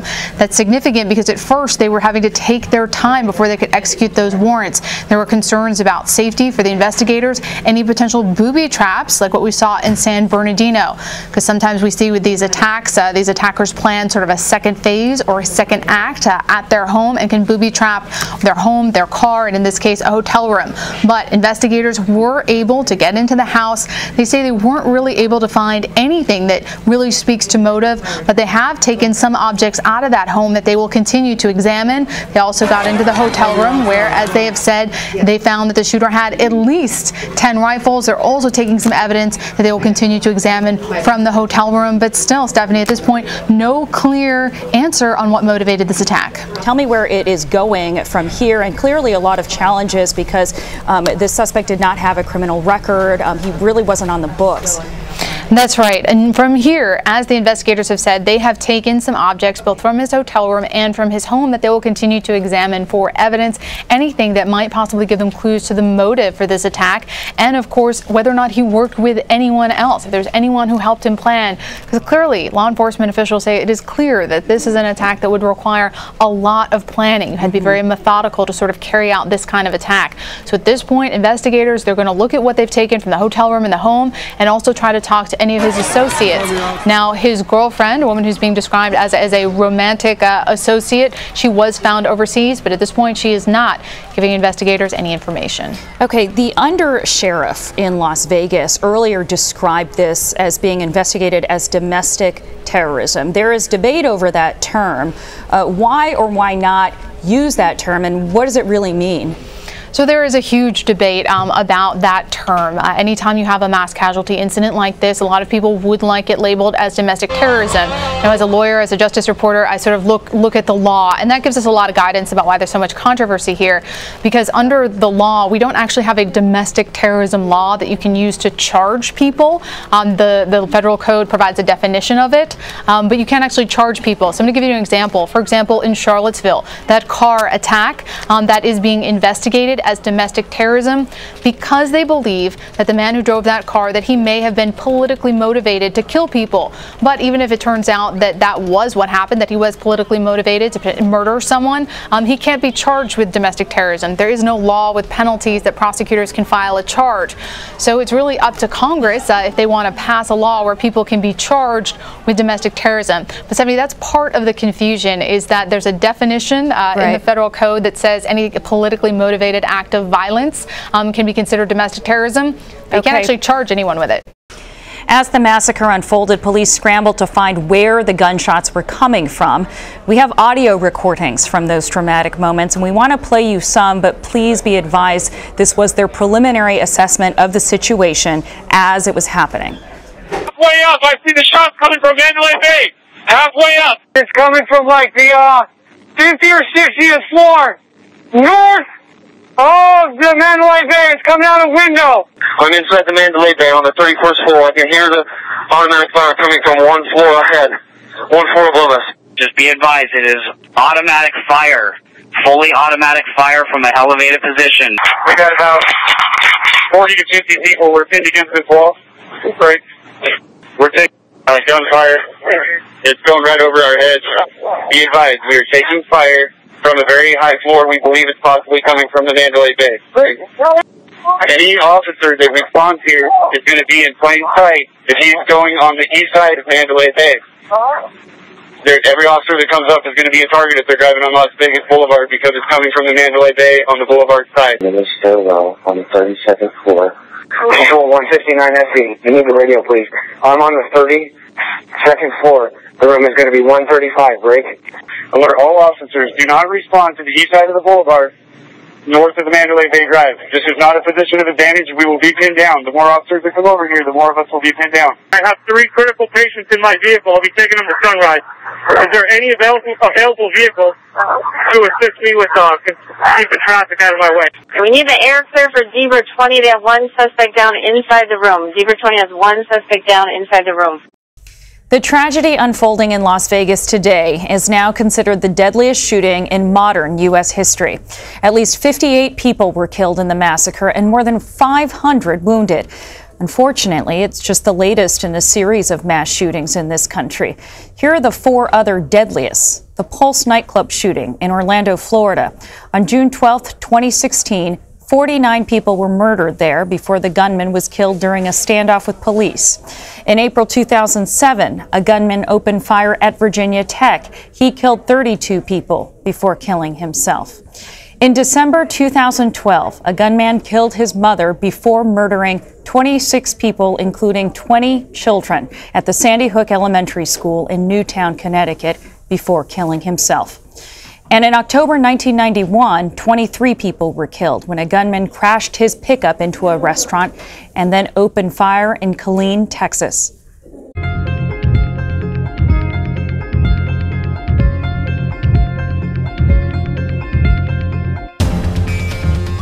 Hi everyone, I'm Stephanie Tsai. We are continuing to follow the very latest on the deadliest mass shooting in modern U.S. history. As of right now, at least 58 people are dead and more than 515 have been injured after a gunman opened fire at a country music concert overnight in Las Vegas.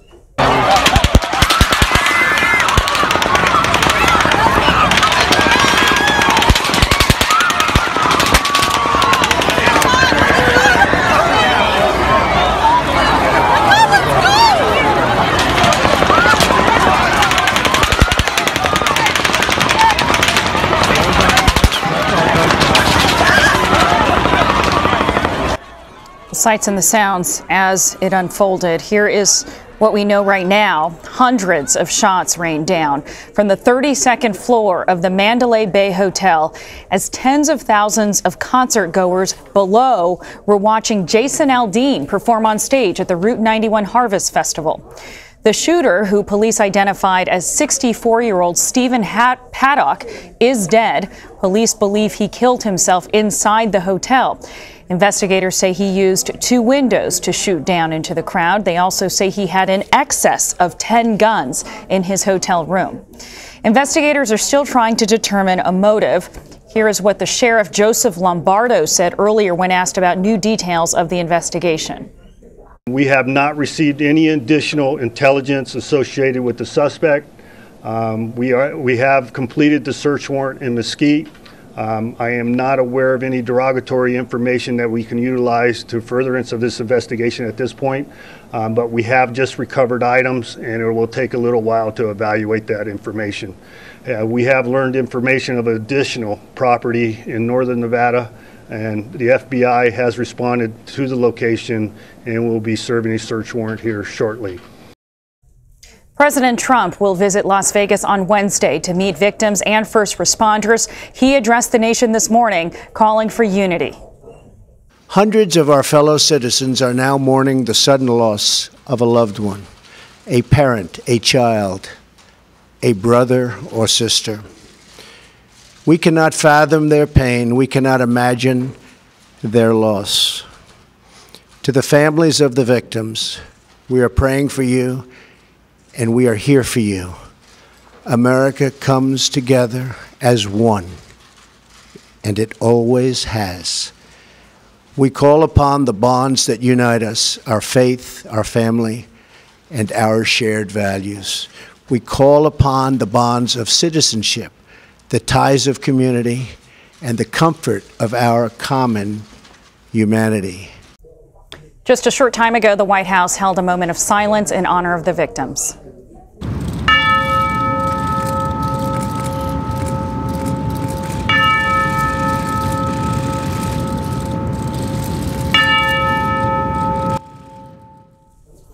A moment to remember the victims of the Las Vegas massacre that was on the south lawn of the White House earlier today.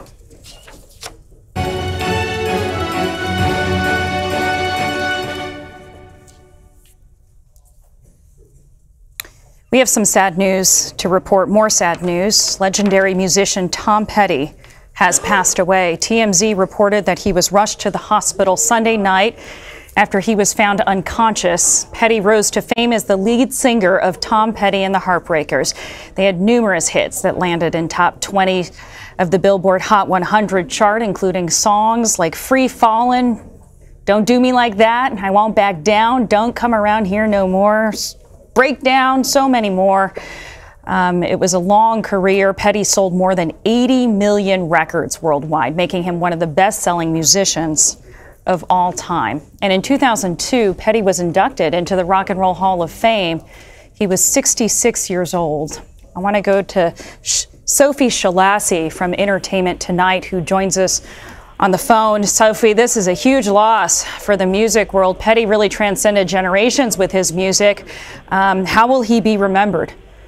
Absolutely. I think he'll be remembered as, not only an incredible musician, but just a cultural icon. He was, I would say, universally beloved.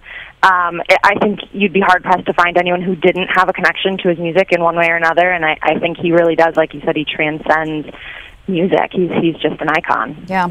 I saw him at the Hollywood Bowl in college during his Wildflowers tour, and I understand, I understand that was the last place he played last Monday. He concluded a tour of North America, from what I understand.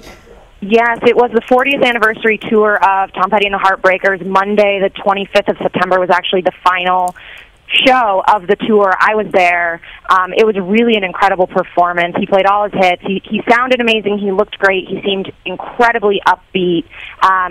He shared nostalgic stories. He talked about when the band formed. He talked about how he met everybody in his band. And, he seemed so happy, and he seemed really healthy. You would never know that there was anything going on. I actually have a video that I took that night, and he said, right before his finale, he said, I want to thank all of you for coming out tonight. We love you dearly. I want to thank you for 40 years of a really great time. Wow. And you could tell he was having a great time on stage. You were at his last concert on Monday, and what a symbolic place to end. I mean, the Hollywood Bowl is an incredible venue, and Tom Petty, from what I understand, he was an Angelino. He lived in Malibu, right? Yes, he did. He's originally from Florida, I believe. He talked about how he first met some of the bandmates in Florida, but they really formed in Los Angeles, and that was really home for them. Tell me what that concert was like. You said, I haven't seen him perform for years, but he had just concluded a long North American tour. In the photos we're showing, he looks really vital. He looks like he has a lot of energy. I mean, did you sense any lagging or any potential health ailments up there? You know what, I'll be honest, that was my first time seeing him live, but I had heard from a lot of people, how great he'd been on stage. And, I heard actually from my own parents, honestly, who'd seen him a few times. They had said recently, that he didn't have as much energy as he had in the past, but I don't know if the show last Monday was extra special for him, but he really put it all out there. You would never know if anything was going on health-wise. He seemed really happy, really upbeat, energetic. His voice was excellent, on point. Everything was really great. What have you heard as far as the chain of events? I've been reading off of just TMZ. Have you all been able to confirm any more information about what happened? Not specific details about it. I'm with you on the TMZ front, but the police did confirm to CBS News Radio that Tom Petty has died. So we do know that, but in terms of what his final moments were like, that's still unfolding. We don't know yet. And at the performance on Monday, was he with the Heartbreakers? He was. The whole tour was Tom Petty and the Heartbreakers. So they were all there. They seemed really, really happy and I would say proud of completing that tour. And another thing that Tom said that night, right when he came out, he said how many friends and family were backstage. He said it was a wonder that he even made it out on stage because there were so many of their loved ones backstage. Sophie, thank you so much for sharing your insights. You're a lucky woman to have seen his last show. Thank you. And we want to take a moment to listen to Free Fallin' by Tom Petty as we remember just some of his work.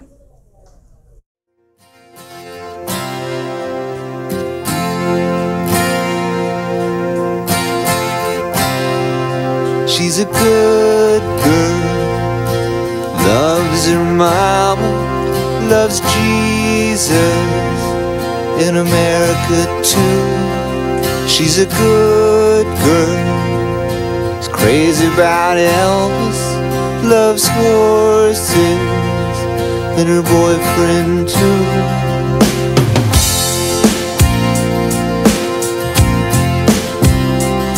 And it's a long day, living in Reseda. There's a freeway running through the yard, and I'm a bad boy, 'cause I don't even miss her. I'm a bad boy for breaking her heart. And I'm free, free falling. Yeah, I'm free, free falling. And all the vampires walking through the valley move west down Ventura Boulevard, and all the bad boys are standing in the shadows, and the good girls are home with broken hearts. I'm free, I'm free falling. Yeah, I'm free, free falling.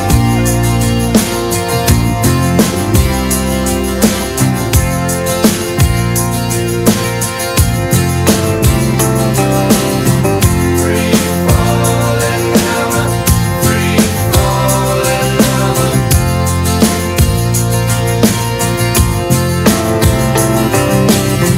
Free falling now, free falling.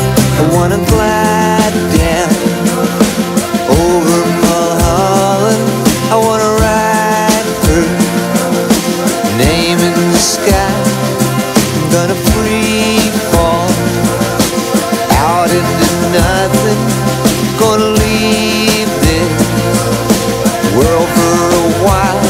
And I'm free falling now, free falling now, free falling now, free falling. Yeah, I'm free falling now, free falling, free falling, falling now, free falling now.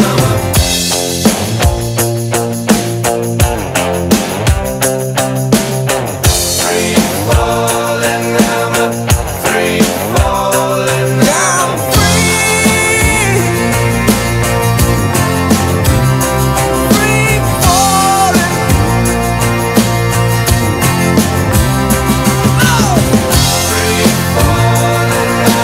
free falling, free falling, falling now, free falling. I'm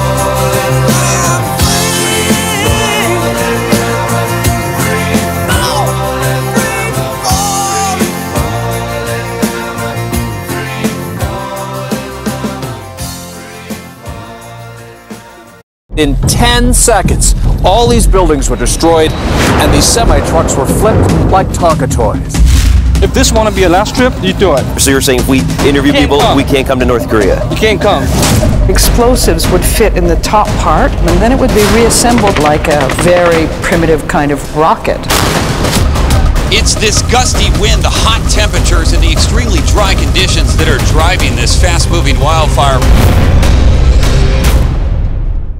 Real news. We have breaking news from the White House. All that matters. We have extensive coverage of what to expect this morning. Questions you want answered. But let me ask you this. Do you want to be right or do you want peace? Why not more transparency? Are you surprised by these results? Have you done your homework on this? Oh, this is a great question. I knew you were going to bring that up. Well, that's a good question. I think this is a terrific question. Charlie, Gail, and Nora. We are feeling no pain today. This is a great place to start your morning. CBS This Morning. Real news. Now back to our other big story of the day, the massacre in Las Vegas. CBS News correspondent John Blackstone joins us now from Las Vegas. John, what are we learning about the suspect at this hour?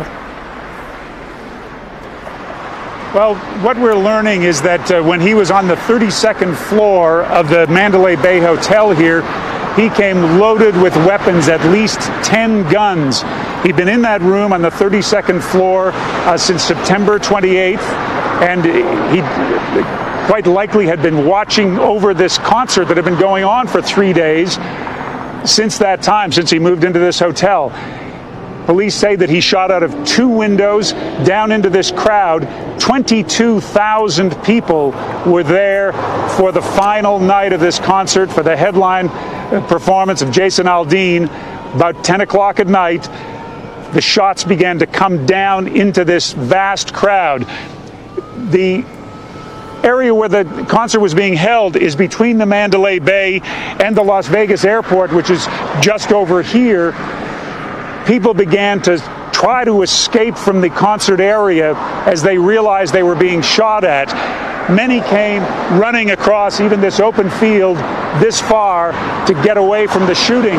They said anytime they stopped, the shooting seemed to follow them almost. The shooting has been described as relentless, that each time the gunman would stop firing, they'd think perhaps it's over, this is a chance to get up and run. The shooting would begin again. It was a terrifying night here in Las Vegas. The city's beginning to return to a bit of normalcy now. The roadblocks are largely gone. The hotels that were on lockdown have reopened. The airport is operating again. The freeway is open again. But certainly it's likely to be some time before Las Vegas returns to the sort of lighthearted feeling that people usually have when they come to this city. Stephanie? Indeed. John Blackstone, thanks for that update. I want to bring in Gabe DeBenedetti now, national politics reporter for Politico. Gabe, to talk about how the White House has responded to this incident. The president tweeted around 6 a.m. offering condolences. He then made remarks from the White House calling for unity. What were some of the takeaways from the president's statement? Well, one of the immediate takeaways is that we know that the president will be visiting Las Vegas on Wednesday to sort of survey the scene, talk to local law enforcement and officials. But the other thing is that he really did just try and convey sort of his shock, horror, and really awe, thoughts and prayers, obviously, as everyone is saying, towards what happened this morning and overnight, the largest of its scale. And, you know, what we've seen is the president trying to essentially show unity here. He's not interested in trying to divide anyone or to score political points here. Obviously, it's still extremely early, but what we saw was a pretty somber White House this morning. This is being described as the worst mass shooting in modern American history, and it is happening with President Trump as the head, at the helm of this country. The president, as you said, will head to Las Vegas Wednesday morning. What does he need to convey there? What does he need to do there to help maybe heal some of the divisions that will inevitably arise across the country in coming days around gun control, around some really hot button issues, around what is happening in a society in which 58 people can be gunned down in a matter of minutes by a single person? Yeah, well, it's a great question, and it's one that the White House is definitely wrestling with right now. There's no doubt that in the past, that they'll be looking to what previous administrations have done in situations like this, and that includes going to visit victims, talking to families of victims, also law enforcement and local officials. But as you suggested, the gun control debate is already starting to flare up again, and this is just going to be something that Trump is going to most likely have to weigh in on in the next few days. Likely not when he is in Las Vegas, but it's undeniable that the White House is going to be having to say something about gun control in the next few days. Lawmakers across the country are reacting to this, most expressing their sympathies and condolences. But what else have they been saying and doing in the wake of this event?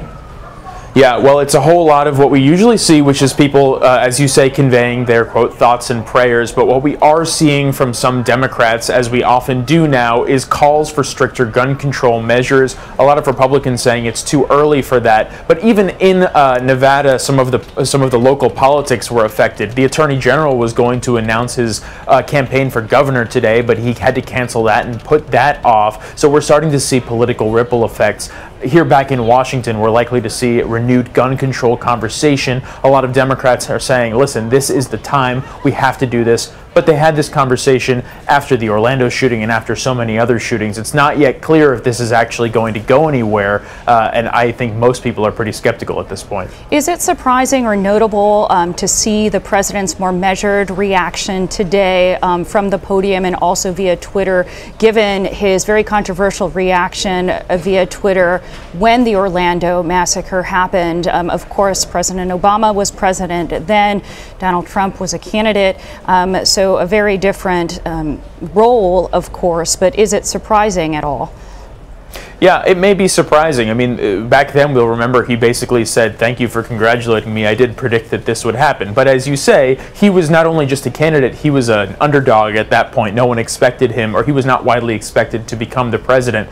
Clearly, what we saw today was a president who has accepted some of the weight and responsibility that comes with being the commander-in-chief in a moment like this. I think a lot of people were relieved that he didn't go out and say anything too divisive. What he said basically stuck to a more or less tried and true political statesman-like script. The real question is what is going to happen now in unscripted moments over the next few days, particularly as he goes to Las Vegas. And let's not forget, there's a lot of other things going on in this country. He's still under fire for his reaction to what's going on in Puerto Rico. So he is feeling a lot of pressure from people who are not his best friends, shall we say. And, you know, he is unpredictable when that tends to happen. You mentioned Puerto Rico, and of course the president will be heading there as planned tomorrow for his first trip since Hurricane Maria just ravaged that island. 3.5 million Americans there. He's been criticized for his reaction to that, but multiple domestic crises the president is facing right now. Is this a real test for his presidency? Absolutely. One thing that a lot of people have been saying since he was inaugurated earlier this year is that since he is a divisive character, since such a large portion of the country doesn't want to listen to what he has to say, and so many other people rally around him no matter what he says, there is a major question of what's going to happen when the country's in crisis, whether people will rally around him, whether people will trust what he has to say. And this is exactly that kind of moment. Obviously, this is a massive tragedy and one in which he'll need to have the American people by his side. Remains to be seen whether people will rally behind him, particularly after over the weekend he went after some of the government officials in Puerto Rico, which many people saw as an extremely divisive moment. So these next few days will be extremely telling. Gabe DeBenedetti, national politics reporter for Politico. Thanks so much. Thank you.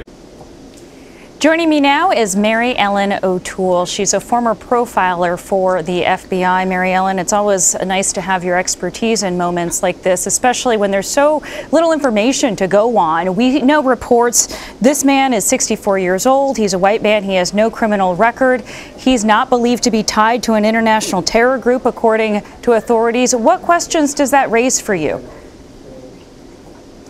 Well, the one question that really jumped out at me was certainly his age. At 64, I would expect that he would have figured out a way to handle his life's stresses and disappointments and frustrations, and yet we have him at 64 carrying out an egregious crime like this. So that really does make him an outlier, but also at the same time, This was an incredibly well planned out crime. It wasn't a snap incident where he just decided to go out and act in such an impulsive way. So he's thought about this probably dating back months, if not years, before he actually decided to take action. So, and then he shifted the whole paradigm of mass shootings.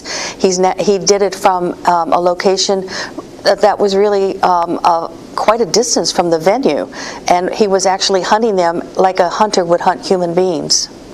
Investigators are looking into his past, who he interacted with, his online presence, if he had any. What clues are important right now to the investigation? Well, every clue is equally important because you have to sort it out, and in the end you have to put everything back together. So his personality, his social life, even going back years to where he was a young man, even when he was in college. His genetics are going to be important. Everything about this man is going to be essential to understand what happened today.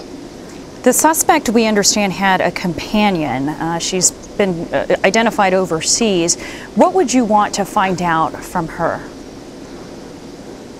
I'd want to find out what she knew about this incident. I'd want to find out, did her travels to the Philippines coincide with this event? In other words, did she know about it and wanted to get out of the area, or was she afraid of him? What, if any, warning signs might she have seen? So I'd really want to understand through her eyes what makes this guy tick, and what did he do in the weeks or months that led up to this incident. You may have heard, we've been airing it here at CBSN, his brother gave an interview to the media. He said he was shocked, he was dumbfounded. Do family members tend to be in the dark when it comes to events like this? Would it surprise you that his brother, who said he helped him move his house when he moved to Nevada, who said he was in contact with him via text over the summer, would it surprise you to see this reaction? No, it would not surprise me at all. It really depends on the closeness of their relationship.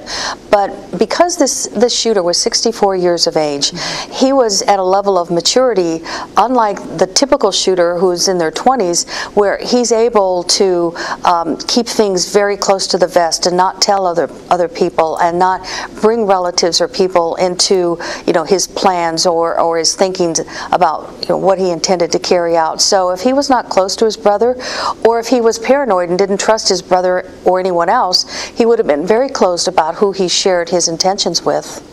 In your experience as an FBI profiler, Mary Ellen, I wonder if you can recall any case that you would compare this to. Yes, I would, as a matter of fact, and it would be the Charles Whitman case, August 1st, 1966, down at the University of Texas, and here are the similarities.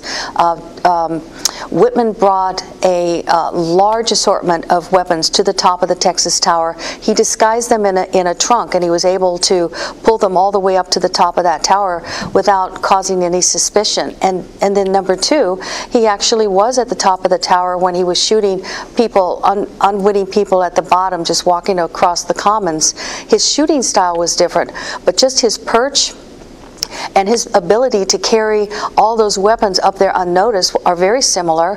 And at the same time, Charles Whitman on that morning interacted with people in a very low-key, non-threatening manner, and when people were interviewed about him later, they said he acted very normal. We had no idea he intended to go to the top of the tower later today and kill 18 people and injure many others. So the similarities between his behavior, very similar to what we saw today.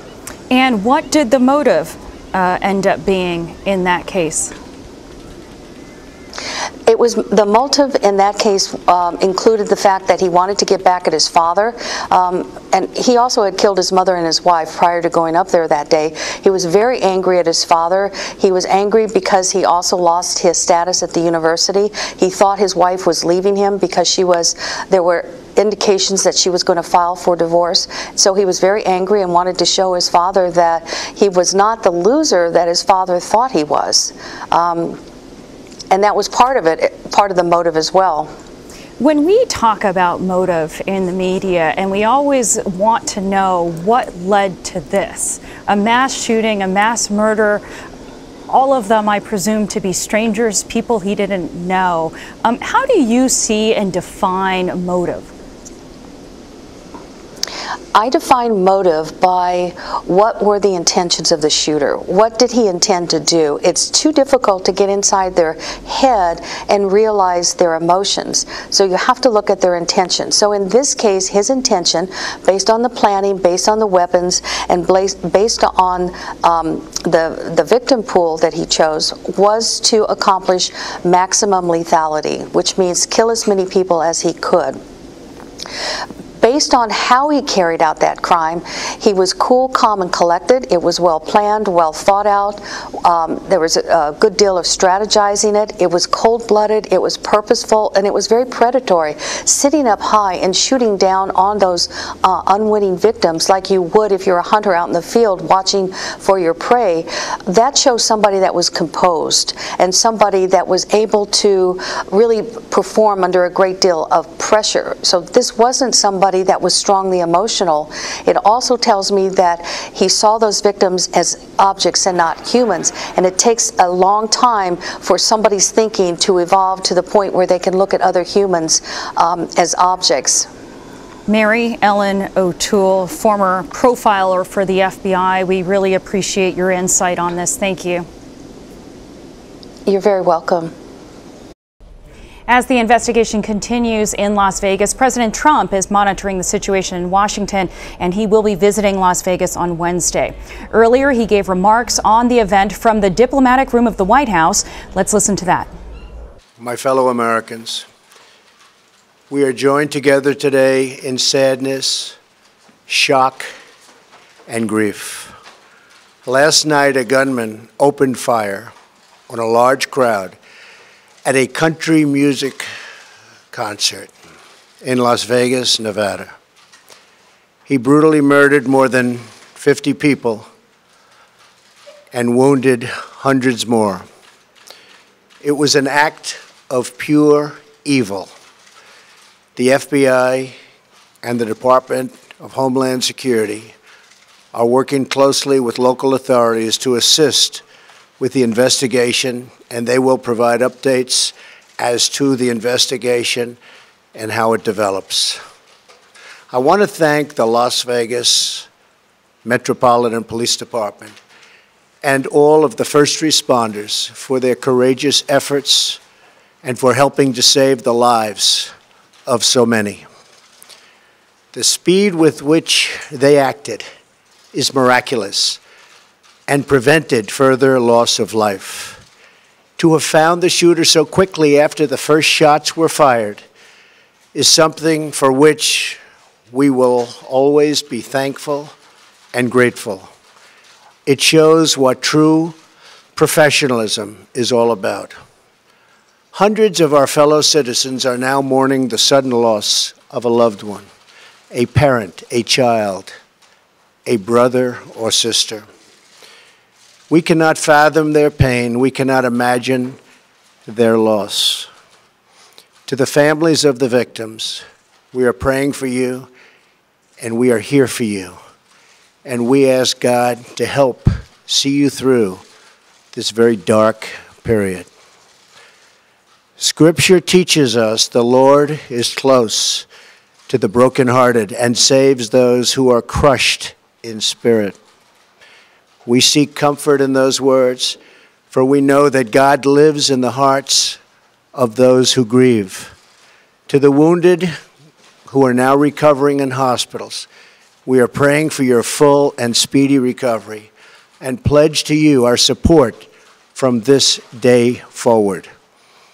In memory of the fallen, I have directed that our great flag be flown at half-staff.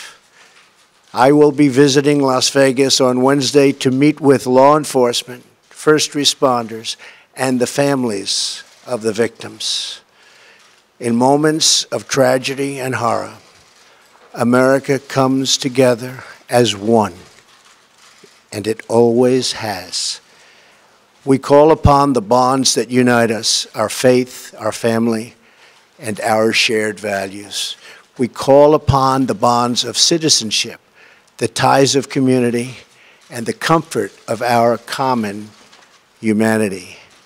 Our unity cannot be shattered by evil. Our bonds cannot be broken by violence. And though we feel such great anger at the senseless murder of our fellow citizens, it is our love that defines us today and always will, forever. In times such as these, I know we are searching for some kind of meaning in the chaos, some kind of light in the darkness. The answers do not come easy. But we can take solace knowing that even the darkest space can be brightened by a single light, and even the most terrible despair can be illuminated by a single ray of hope. Melania and I are praying for every American who has been hurt, wounded, or lost the ones they love so dearly in this terrible, terrible attack. We pray for the entire nation to find unity and peace, and we pray for the day when evil is banished and the innocent are safe from hatred and from fear. May God bless the souls of the lives that are lost. May God give us the grace of healing, and may God provide the grieving families with strength to carry on. Thank you. God bless America. Joining me now, CBS News law enforcement analyst Paul Viollis. Paul, I want you to get right into it because I understand you have some new information about the suspect's father. What do you know? Yeah, Stephanie. So I've confirmed this with the most valid and reliable source that I have with the FBI, and my source tells me and confirmed that the subject's father was in fact a serial bank robber. Okay. Which speaks a lot to the genetics of this. Who spent 8 years on the FBI's most wanted list after escaping from prison. He escaped from prison after being convicted of armed bank robbery. Correct. Okay. Correct. This was in the 60s? Yeah, I don't have dates on it. Okay. Right, but that was confirmed through my source with the FBI.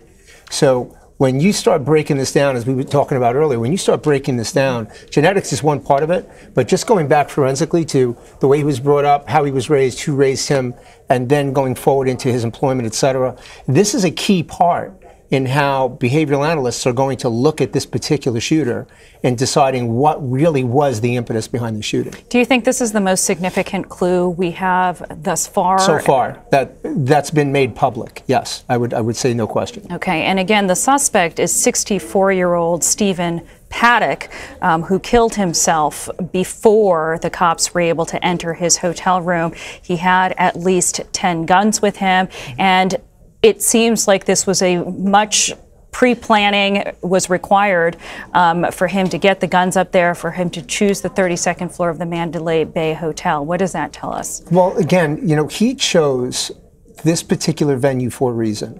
When he checked in, he specifically asked for a room facing where the concert was Apparently, going to be he actually played. asked for 2 rooms. 2 rooms, Yeah. right? And both in that particular, overlooking that particular area. He has 10 long guns, right? So now he's going to break these down into suitcases, and he's got to bring them up to his room. Doubtfully checked in with them all at one time. Because these are heavy, heavy guns, right? No question. I mean, and you've got 10 of them, and and you're not even counting the ammunition.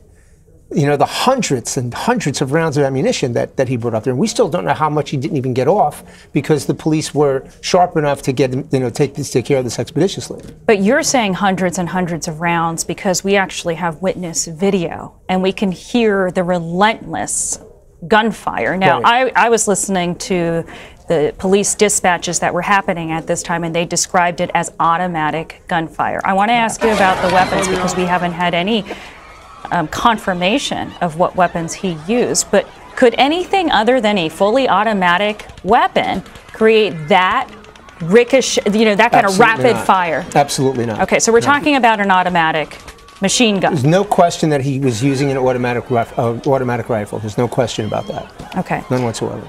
There are 2 crime scenes involved. There are 2 hotel rooms that he was at the Mandalay Bay Hotel, but there's also where the shooting happened, which was basically across the street diagonal. It was actually, when you look at it from a map, surprisingly far. That's how powerful these weapons were. Right, you've got the Mandalay Bay here, and then you got about 400 yards off. is the area where the concert was. So he's 32 stories up. His trajectory is shooting down 400 yards into a pool of people. So there was no question how premeditated this thing was.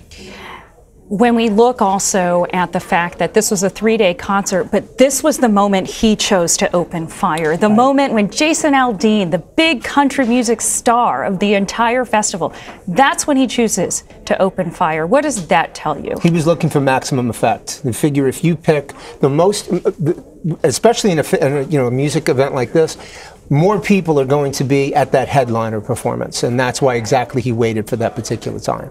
I mean, no one can say for sure, but it clearly indicates the reason why he waited was for maximum effect. One of the things that people have really honed in on is that he was this 64-year-old retiree. That doesn't usually fit the profile of, especially given that he had, from what we know, no history of mental illness. At least he'd never been institutionalized from what we know so far. Right. And he had no record with the police. And, you know, some have said, well, that's a mature enough age to have grappled with whatever issues you have. What do you say to that? Right, but remember something, Stephanie, just because he doesn't have a criminal record doesn't mean he doesn't have a criminal past. So with respect to the investigation, Las Vegas PD is going to go to where he, and there's 2 points here, go to where he currently was living, but also remember, he hasn't been living there for a long period of time. He moved from Florida. You can bet they're going to go to Florida and they're going to start interviewing people there to really find out more about him at that particular point. There's a lot of information that still has to be uncovered. What is the difference between somebody that is reactive and does something in sort of a so-called crime of passion versus the psychology of somebody that premeditates, plans over a period of time, something like this, which is, let's call it what it is. This is mass murder. Right.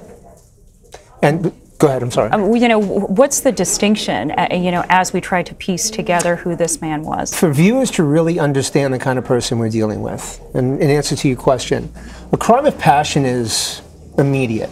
It's an immediate fix to what someone sees in front of them, normally acting with an adrenaline rush where they're tunnel visioned and they're really not thinking straight. And then when the tunnel vision goes away and they sit back and look what they've done, then of course that's more of the example of a crime of passion. It's an immediate fix, an immediate solution to an incident right in front of them. What we're talking about here was clearly premeditated, the planning involved in that, but it's also from a behavioral side. Typically shooters like this want attention. They want to make a statement. They want to be heard. I think you're probably going to find, as you drill down in this particular profile of this man, as they start to uncover more and more about him, that this guy was screaming for attention. There was a message he wanted to get across. That's why he picked this great event. That's why he picked the absolute maximum time of that event for, you know, to achieve what he did by having the most people there. In cold blood, no question. Complete coward. Paul Violas, thank you so much for sharing that new information as well. I want to go now to Jessica Noble, who joins us on the phone. Jessica, I understand that you were actually an eyewitness to what happened in Las Vegas last night. Thank you for being with us in what must be a traumatic time. Can you tell us what you saw and where you were? I was about 30 people back from the stage on the right side. So that's where the shots were fired the most, right there. We just heard rapid fire and looked to our left and saw a girl shot in the leg on the ground. And my friend and I looked at each other and we said, run, and we just kept running. Was it clear to you, Jessica, at the time that it was gunfire? At what point did you realize you needed to run for cover? At first, there were about 5 shots, and I kind of looked over to my right and thought, well, maybe it's fireworks. It didn't sound like fireworks, but maybe it is. And maybe I just missed the sparks in the sky. Looked back to my friend and then heard it again. And looked over, and then immediately looked to my left, and that's when the girl was shot. Do you know what happened to that? Within a few seconds. No, I have no idea. Where did you go from there, and where did you go to run? Did you feel like you knew where the shots were coming from, and where was safe? Like, where would be a safe place to seek refuge? To me, it was kind of obvious that it was coming from above us on the right side. so as soon as we could, we just ran back out towards the exit, away from the fire, and we just as soon as we heard more shots, we hit the ground, and as soon as that ended, then we got up and I hid behind little vendor metal carts and bartending carts and porta potties, anything that I could in between the rounds. I'm really curious if you can, and I know I can only begin to imagine that you were just in a survival mode at that point, but any idea how long the shots lasted and how, like, was it continuous or was there a pause? Can you sort of describe, as you remember it, the timing of it? Yeah, there were a lot of rounds. It was just rapid fire for a while we hid, and then as soon as it stopped, we kept going, and then as soon as it started again, we hit again. And I want to say that I was able to get out after about 10 minutes or so. I got out of the venue. And where did you go? It was still going on. So 10 minutes or so, you feel like it was going on, and then where did you go from there? The back of the venue led out to the back of the Tropicana hotel, and in between, running between the backs of cars and semis and anything, because there was still a possibility that that shots were coming that way. Then we got into the back kitchen of the Tropicana. Once the shooting had stopped, what did you see around you? Did you see people injured? Did you see people with gunshot wounds? And can you kind of also describe the response that you saw?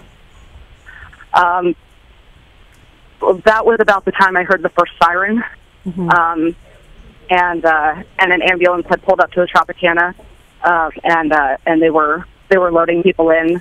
We got into the kitchen, and there was a guy with a gunshot wound in his arm, and we're helping to get ice into big trash cans, because that's what, you know, some of the people there who obviously knew how to help.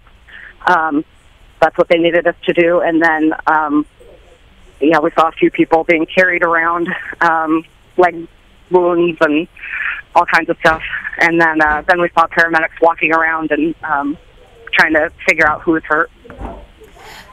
Jessica, I can only imagine it's been less than 24 hours what you must be going through. Have you had a chance to just sort of reach out to, I know that they have some trauma and experts available at the Mandalay Bay. You know, have you thought about how you might deal with and cope with what has happened and what you've witnessed in coming days? I was with a group of people,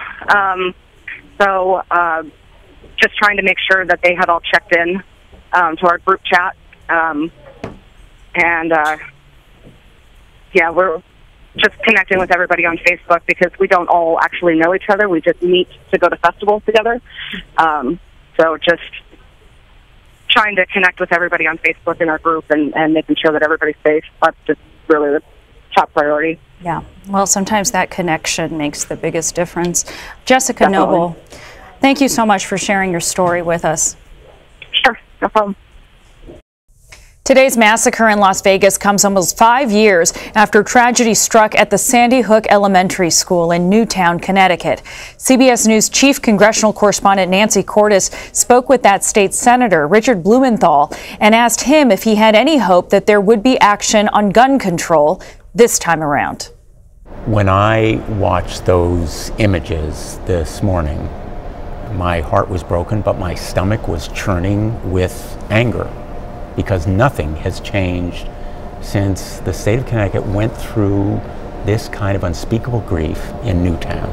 And my hope is that we've reached a tipping point, that the American people will rise with the fury that I felt this morning when I saw yet another mass shooting, but also recall that on our streets, in our communities, literally every day, 90 people perish as a result of gun violence.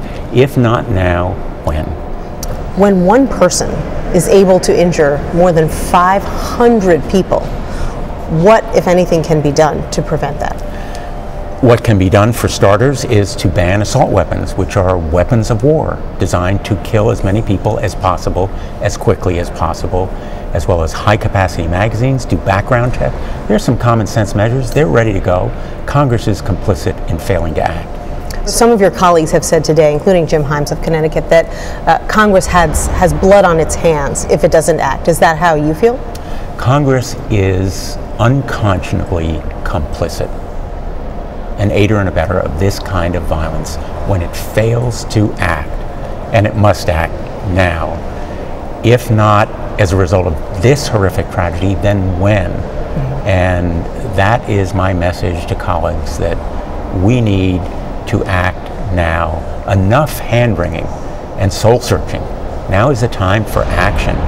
And I remember that tragic day in Newtown when my heart was in my stomach, when I saw those tears of families who lost little children, and loved ones in Las Vegas are going through the same kind of grief now. Earlier, I also spoke with CBS News security analyst and former assistant director of the FBI, Ron Hosko, about what steps investigators would be taking. Well, as we've heard from the sheriff already, the FBI, the joint law enforcement effort, has conducted search warrant executions, not only on the hotel room, but on additional locations of interest that are tied to this subject. They are looking for digital data, credit card information, transactional information that might be related to this subject's engagement with other people, leading up to the event, during the event potentially, certainly looking for any potential social media, anything he may have posted in recent days or months that give him some indication about motive, about potential co-conspirators, that may be able to give them information that eliminates the ISIS connection as a theory.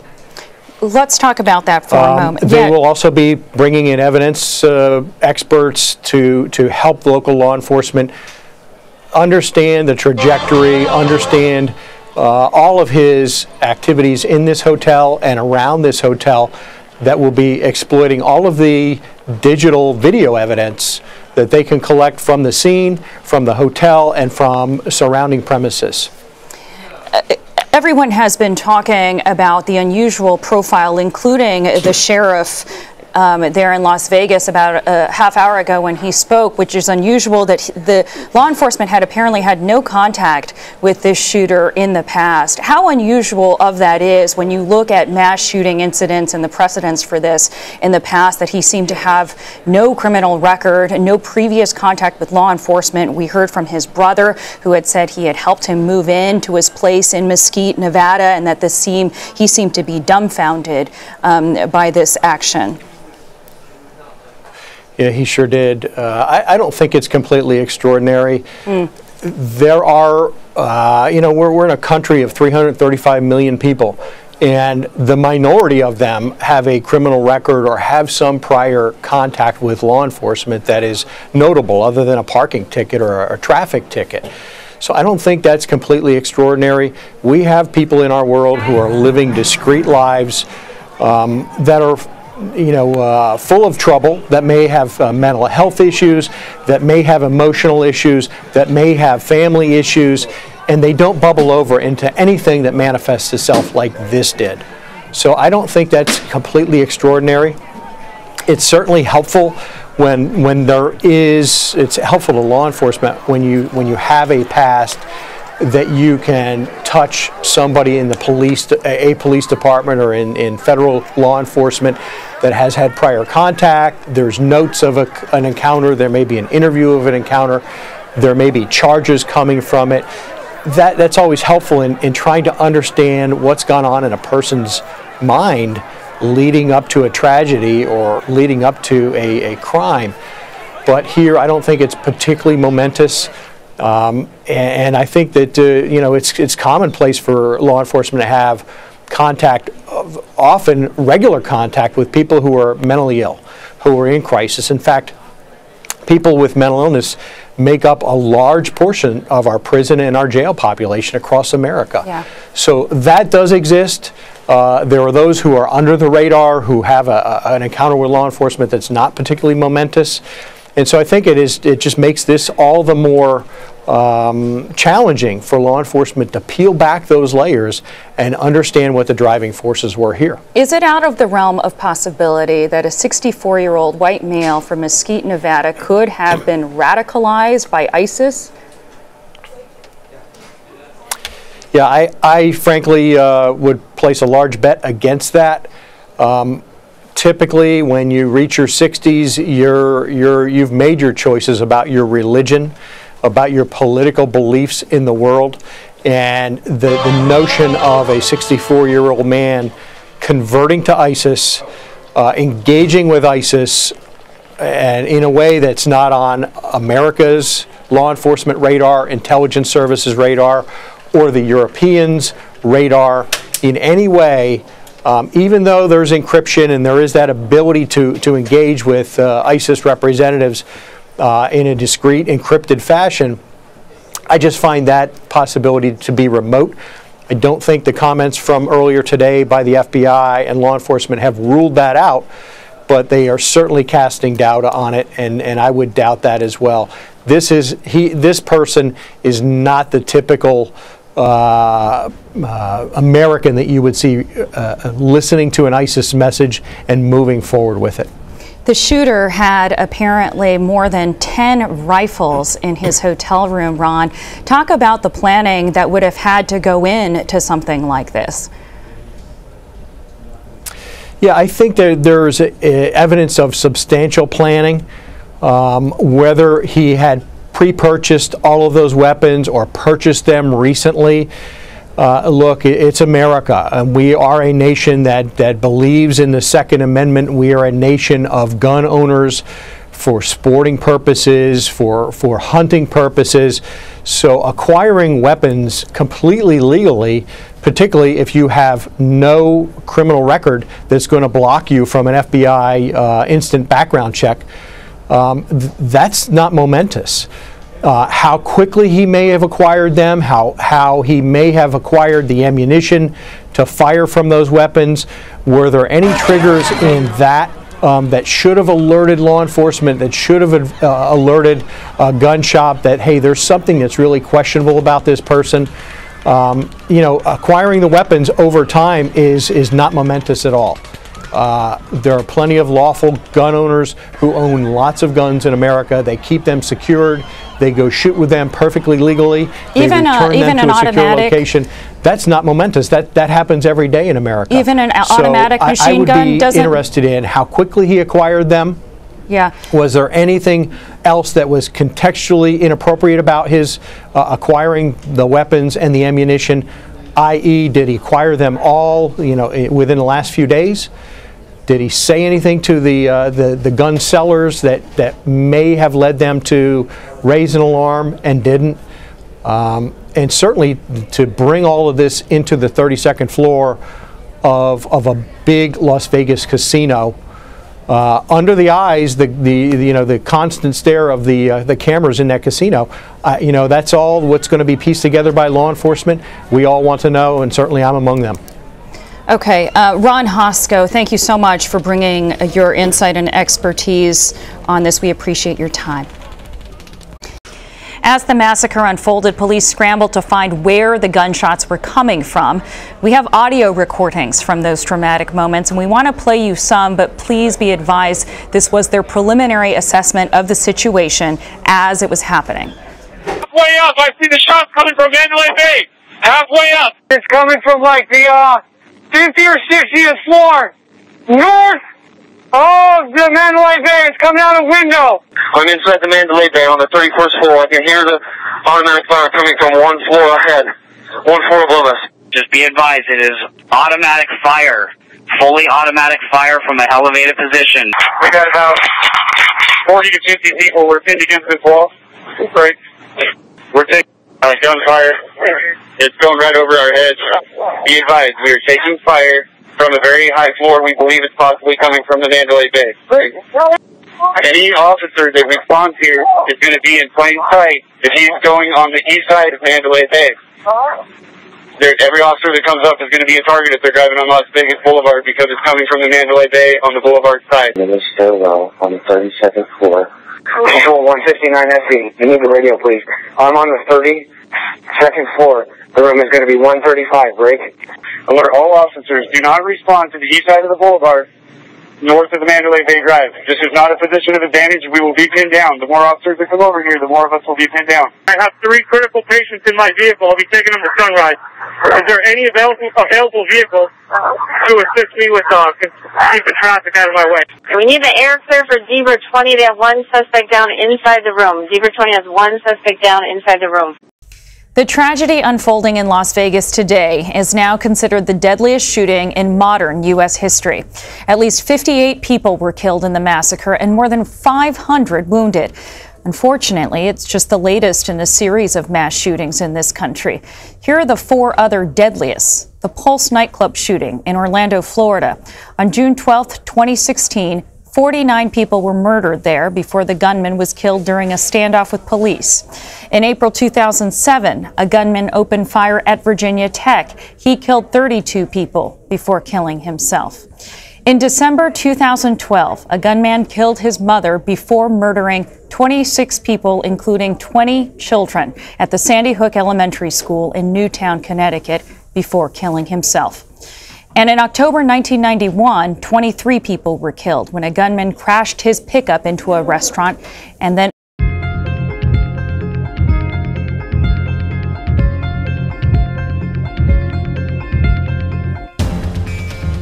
Hey everyone, I'm Stephanie Tsai. We are continuing to follow the very latest on the deadliest mass shooting in modern U.S. history.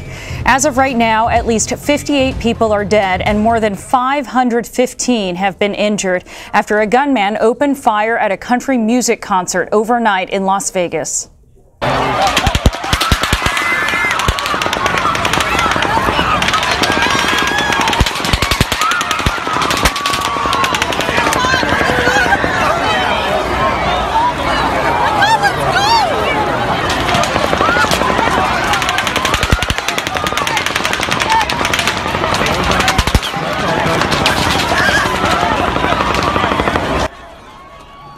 Here's what we know right now. Hundreds of shots rained down from the 32nd floor of the Mandalay Bay Hotel as tens of thousands of concert goers below were watching Jason Aldean perform on stage at the Route 91 Harvest Festival. The shooter, who police identified as 64-year-old Stephen Paddock, is dead. Police believed he killed himself inside the hotel. Investigators say he used 2 windows to shoot down into the crowd. They also say he had in excess of 10 guns in his hotel room. Investigators are still trying to determine a motive. Here's what the sheriff, Joseph Lombardo, said earlier when asked about new details of the investigation. We have not received any additional intelligence associated with the suspect. We have completed the search warrant in Mesquite. I am not aware of any derogatory information that we can utilize to furtherance of this investigation at this point, but we have just recovered items and it will take a little while to evaluate that information. We have learned information of additional property in northern Nevada, and the FBI has responded to the location and will be serving a search warrant here shortly. President Trump will visit Las Vegas on Wednesday to meet victims and first responders. He addressed the nation this morning, calling for unity. Hundreds of our fellow citizens are now mourning the sudden loss of a loved one, a parent, a child, a brother or sister. We cannot fathom their pain. We cannot imagine their loss. To the families of the victims, we are praying for you. And we are here for you. America comes together as one, and it always has. We call upon the bonds that unite us, our faith, our family, and our shared values. We call upon the bonds of citizenship, the ties of community, and the comfort of our common humanity. Just a short time ago, the White House held a moment of silence in honor of the victims.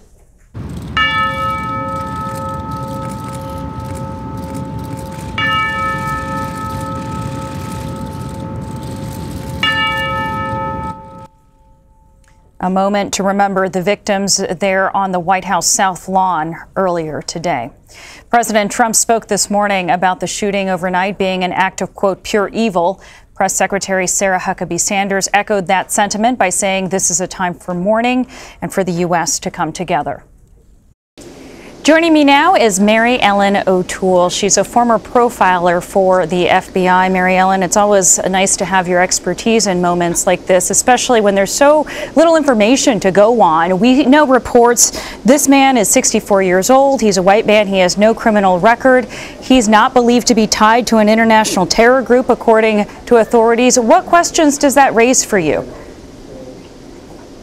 Well, the one question that really jumped out at me was certainly his age. At 64, I would expect that he would have figured out a way to handle his life's stresses and disappointments and frustrations, and yet we have him at 64 carrying out an egregious crime like this. So that really does make him an outlier, but also at the same time, this was an incredibly well planned out crime. It wasn't a snap incident where he just decided to go out and act in such an impulsive way. So he's thought about this probably dating back months, if not years, before he actually decided to take action. So, and then he shifted the whole paradigm of mass shootings. He did it from a location that was really quite a distance from the venue, and he was actually hunting them like a hunter would hunt human beings. Investigators are looking into his past, who he interacted with, his online presence, if he had any. What clues are important right now to the investigation? Well, every clue is equally important because you have to sort it out, and then in the end you have to put everything back together. So his personality, his social life, even going back years to where he was a young man, even when he was in college. His genetics are going to be important. Everything about this man is going to be essential to understand what happened today. The suspect, we understand, had a companion. She's been identified overseas. What would you want to find out from her? I'd want to find out what she knew about this incident. I'd want to find out, did her travels to the Philippines coincide with this event? In other words, did she know about it and wanted to get out of the area, or was she afraid of him? What, if any, warning signs might she have seen? So I'd really want to understand through her eyes what makes this guy tick and what did he do in the weeks or months that led up to this incident. You may have heard, we've been airing it here at CBSN, his brother gave an interview to the media. He said he was shocked, he was dumbfounded. Do family members tend to be in the dark when it comes to events like this? Would it surprise you that his brother, who said he helped him move his house when he moved to Nevada, who said he was in contact with him via text over the summer, would it surprise you to see this reaction? No, it would not surprise me at all. It really depends on the closeness of their relationship. But because this shooter was 64 years of age, he was at a level of maturity, unlike the typical shooter who's in their 20s, where he's able to keep things very close to the vest and not tell other people and not bring relatives or people into his plans or his thinkings about what he intended to carry out. So if he was not close to his brother, or if he was paranoid and didn't trust his brother or anyone else, he would have been very closed about who he shared his intentions with. In your experience as an FBI profiler, Mary Ellen, I wonder if you can recall any case that you would compare this to. Yes, I would, as a matter of fact, and it would be the Charles Whitman case, August 1st, 1966, down at the University of Texas, and here are the similarities.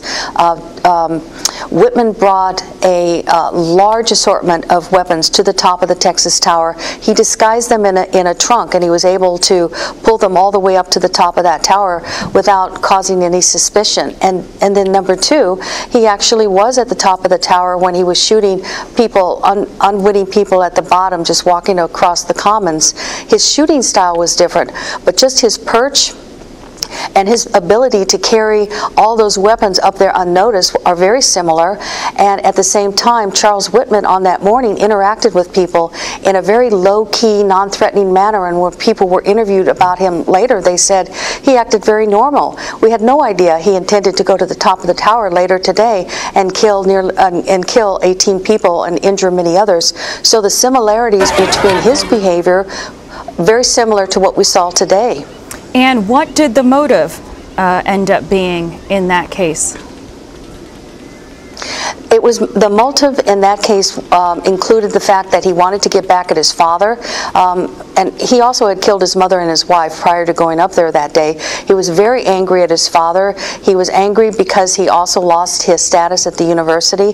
He thought his wife was leaving him because there were indications that she was going to file for divorce.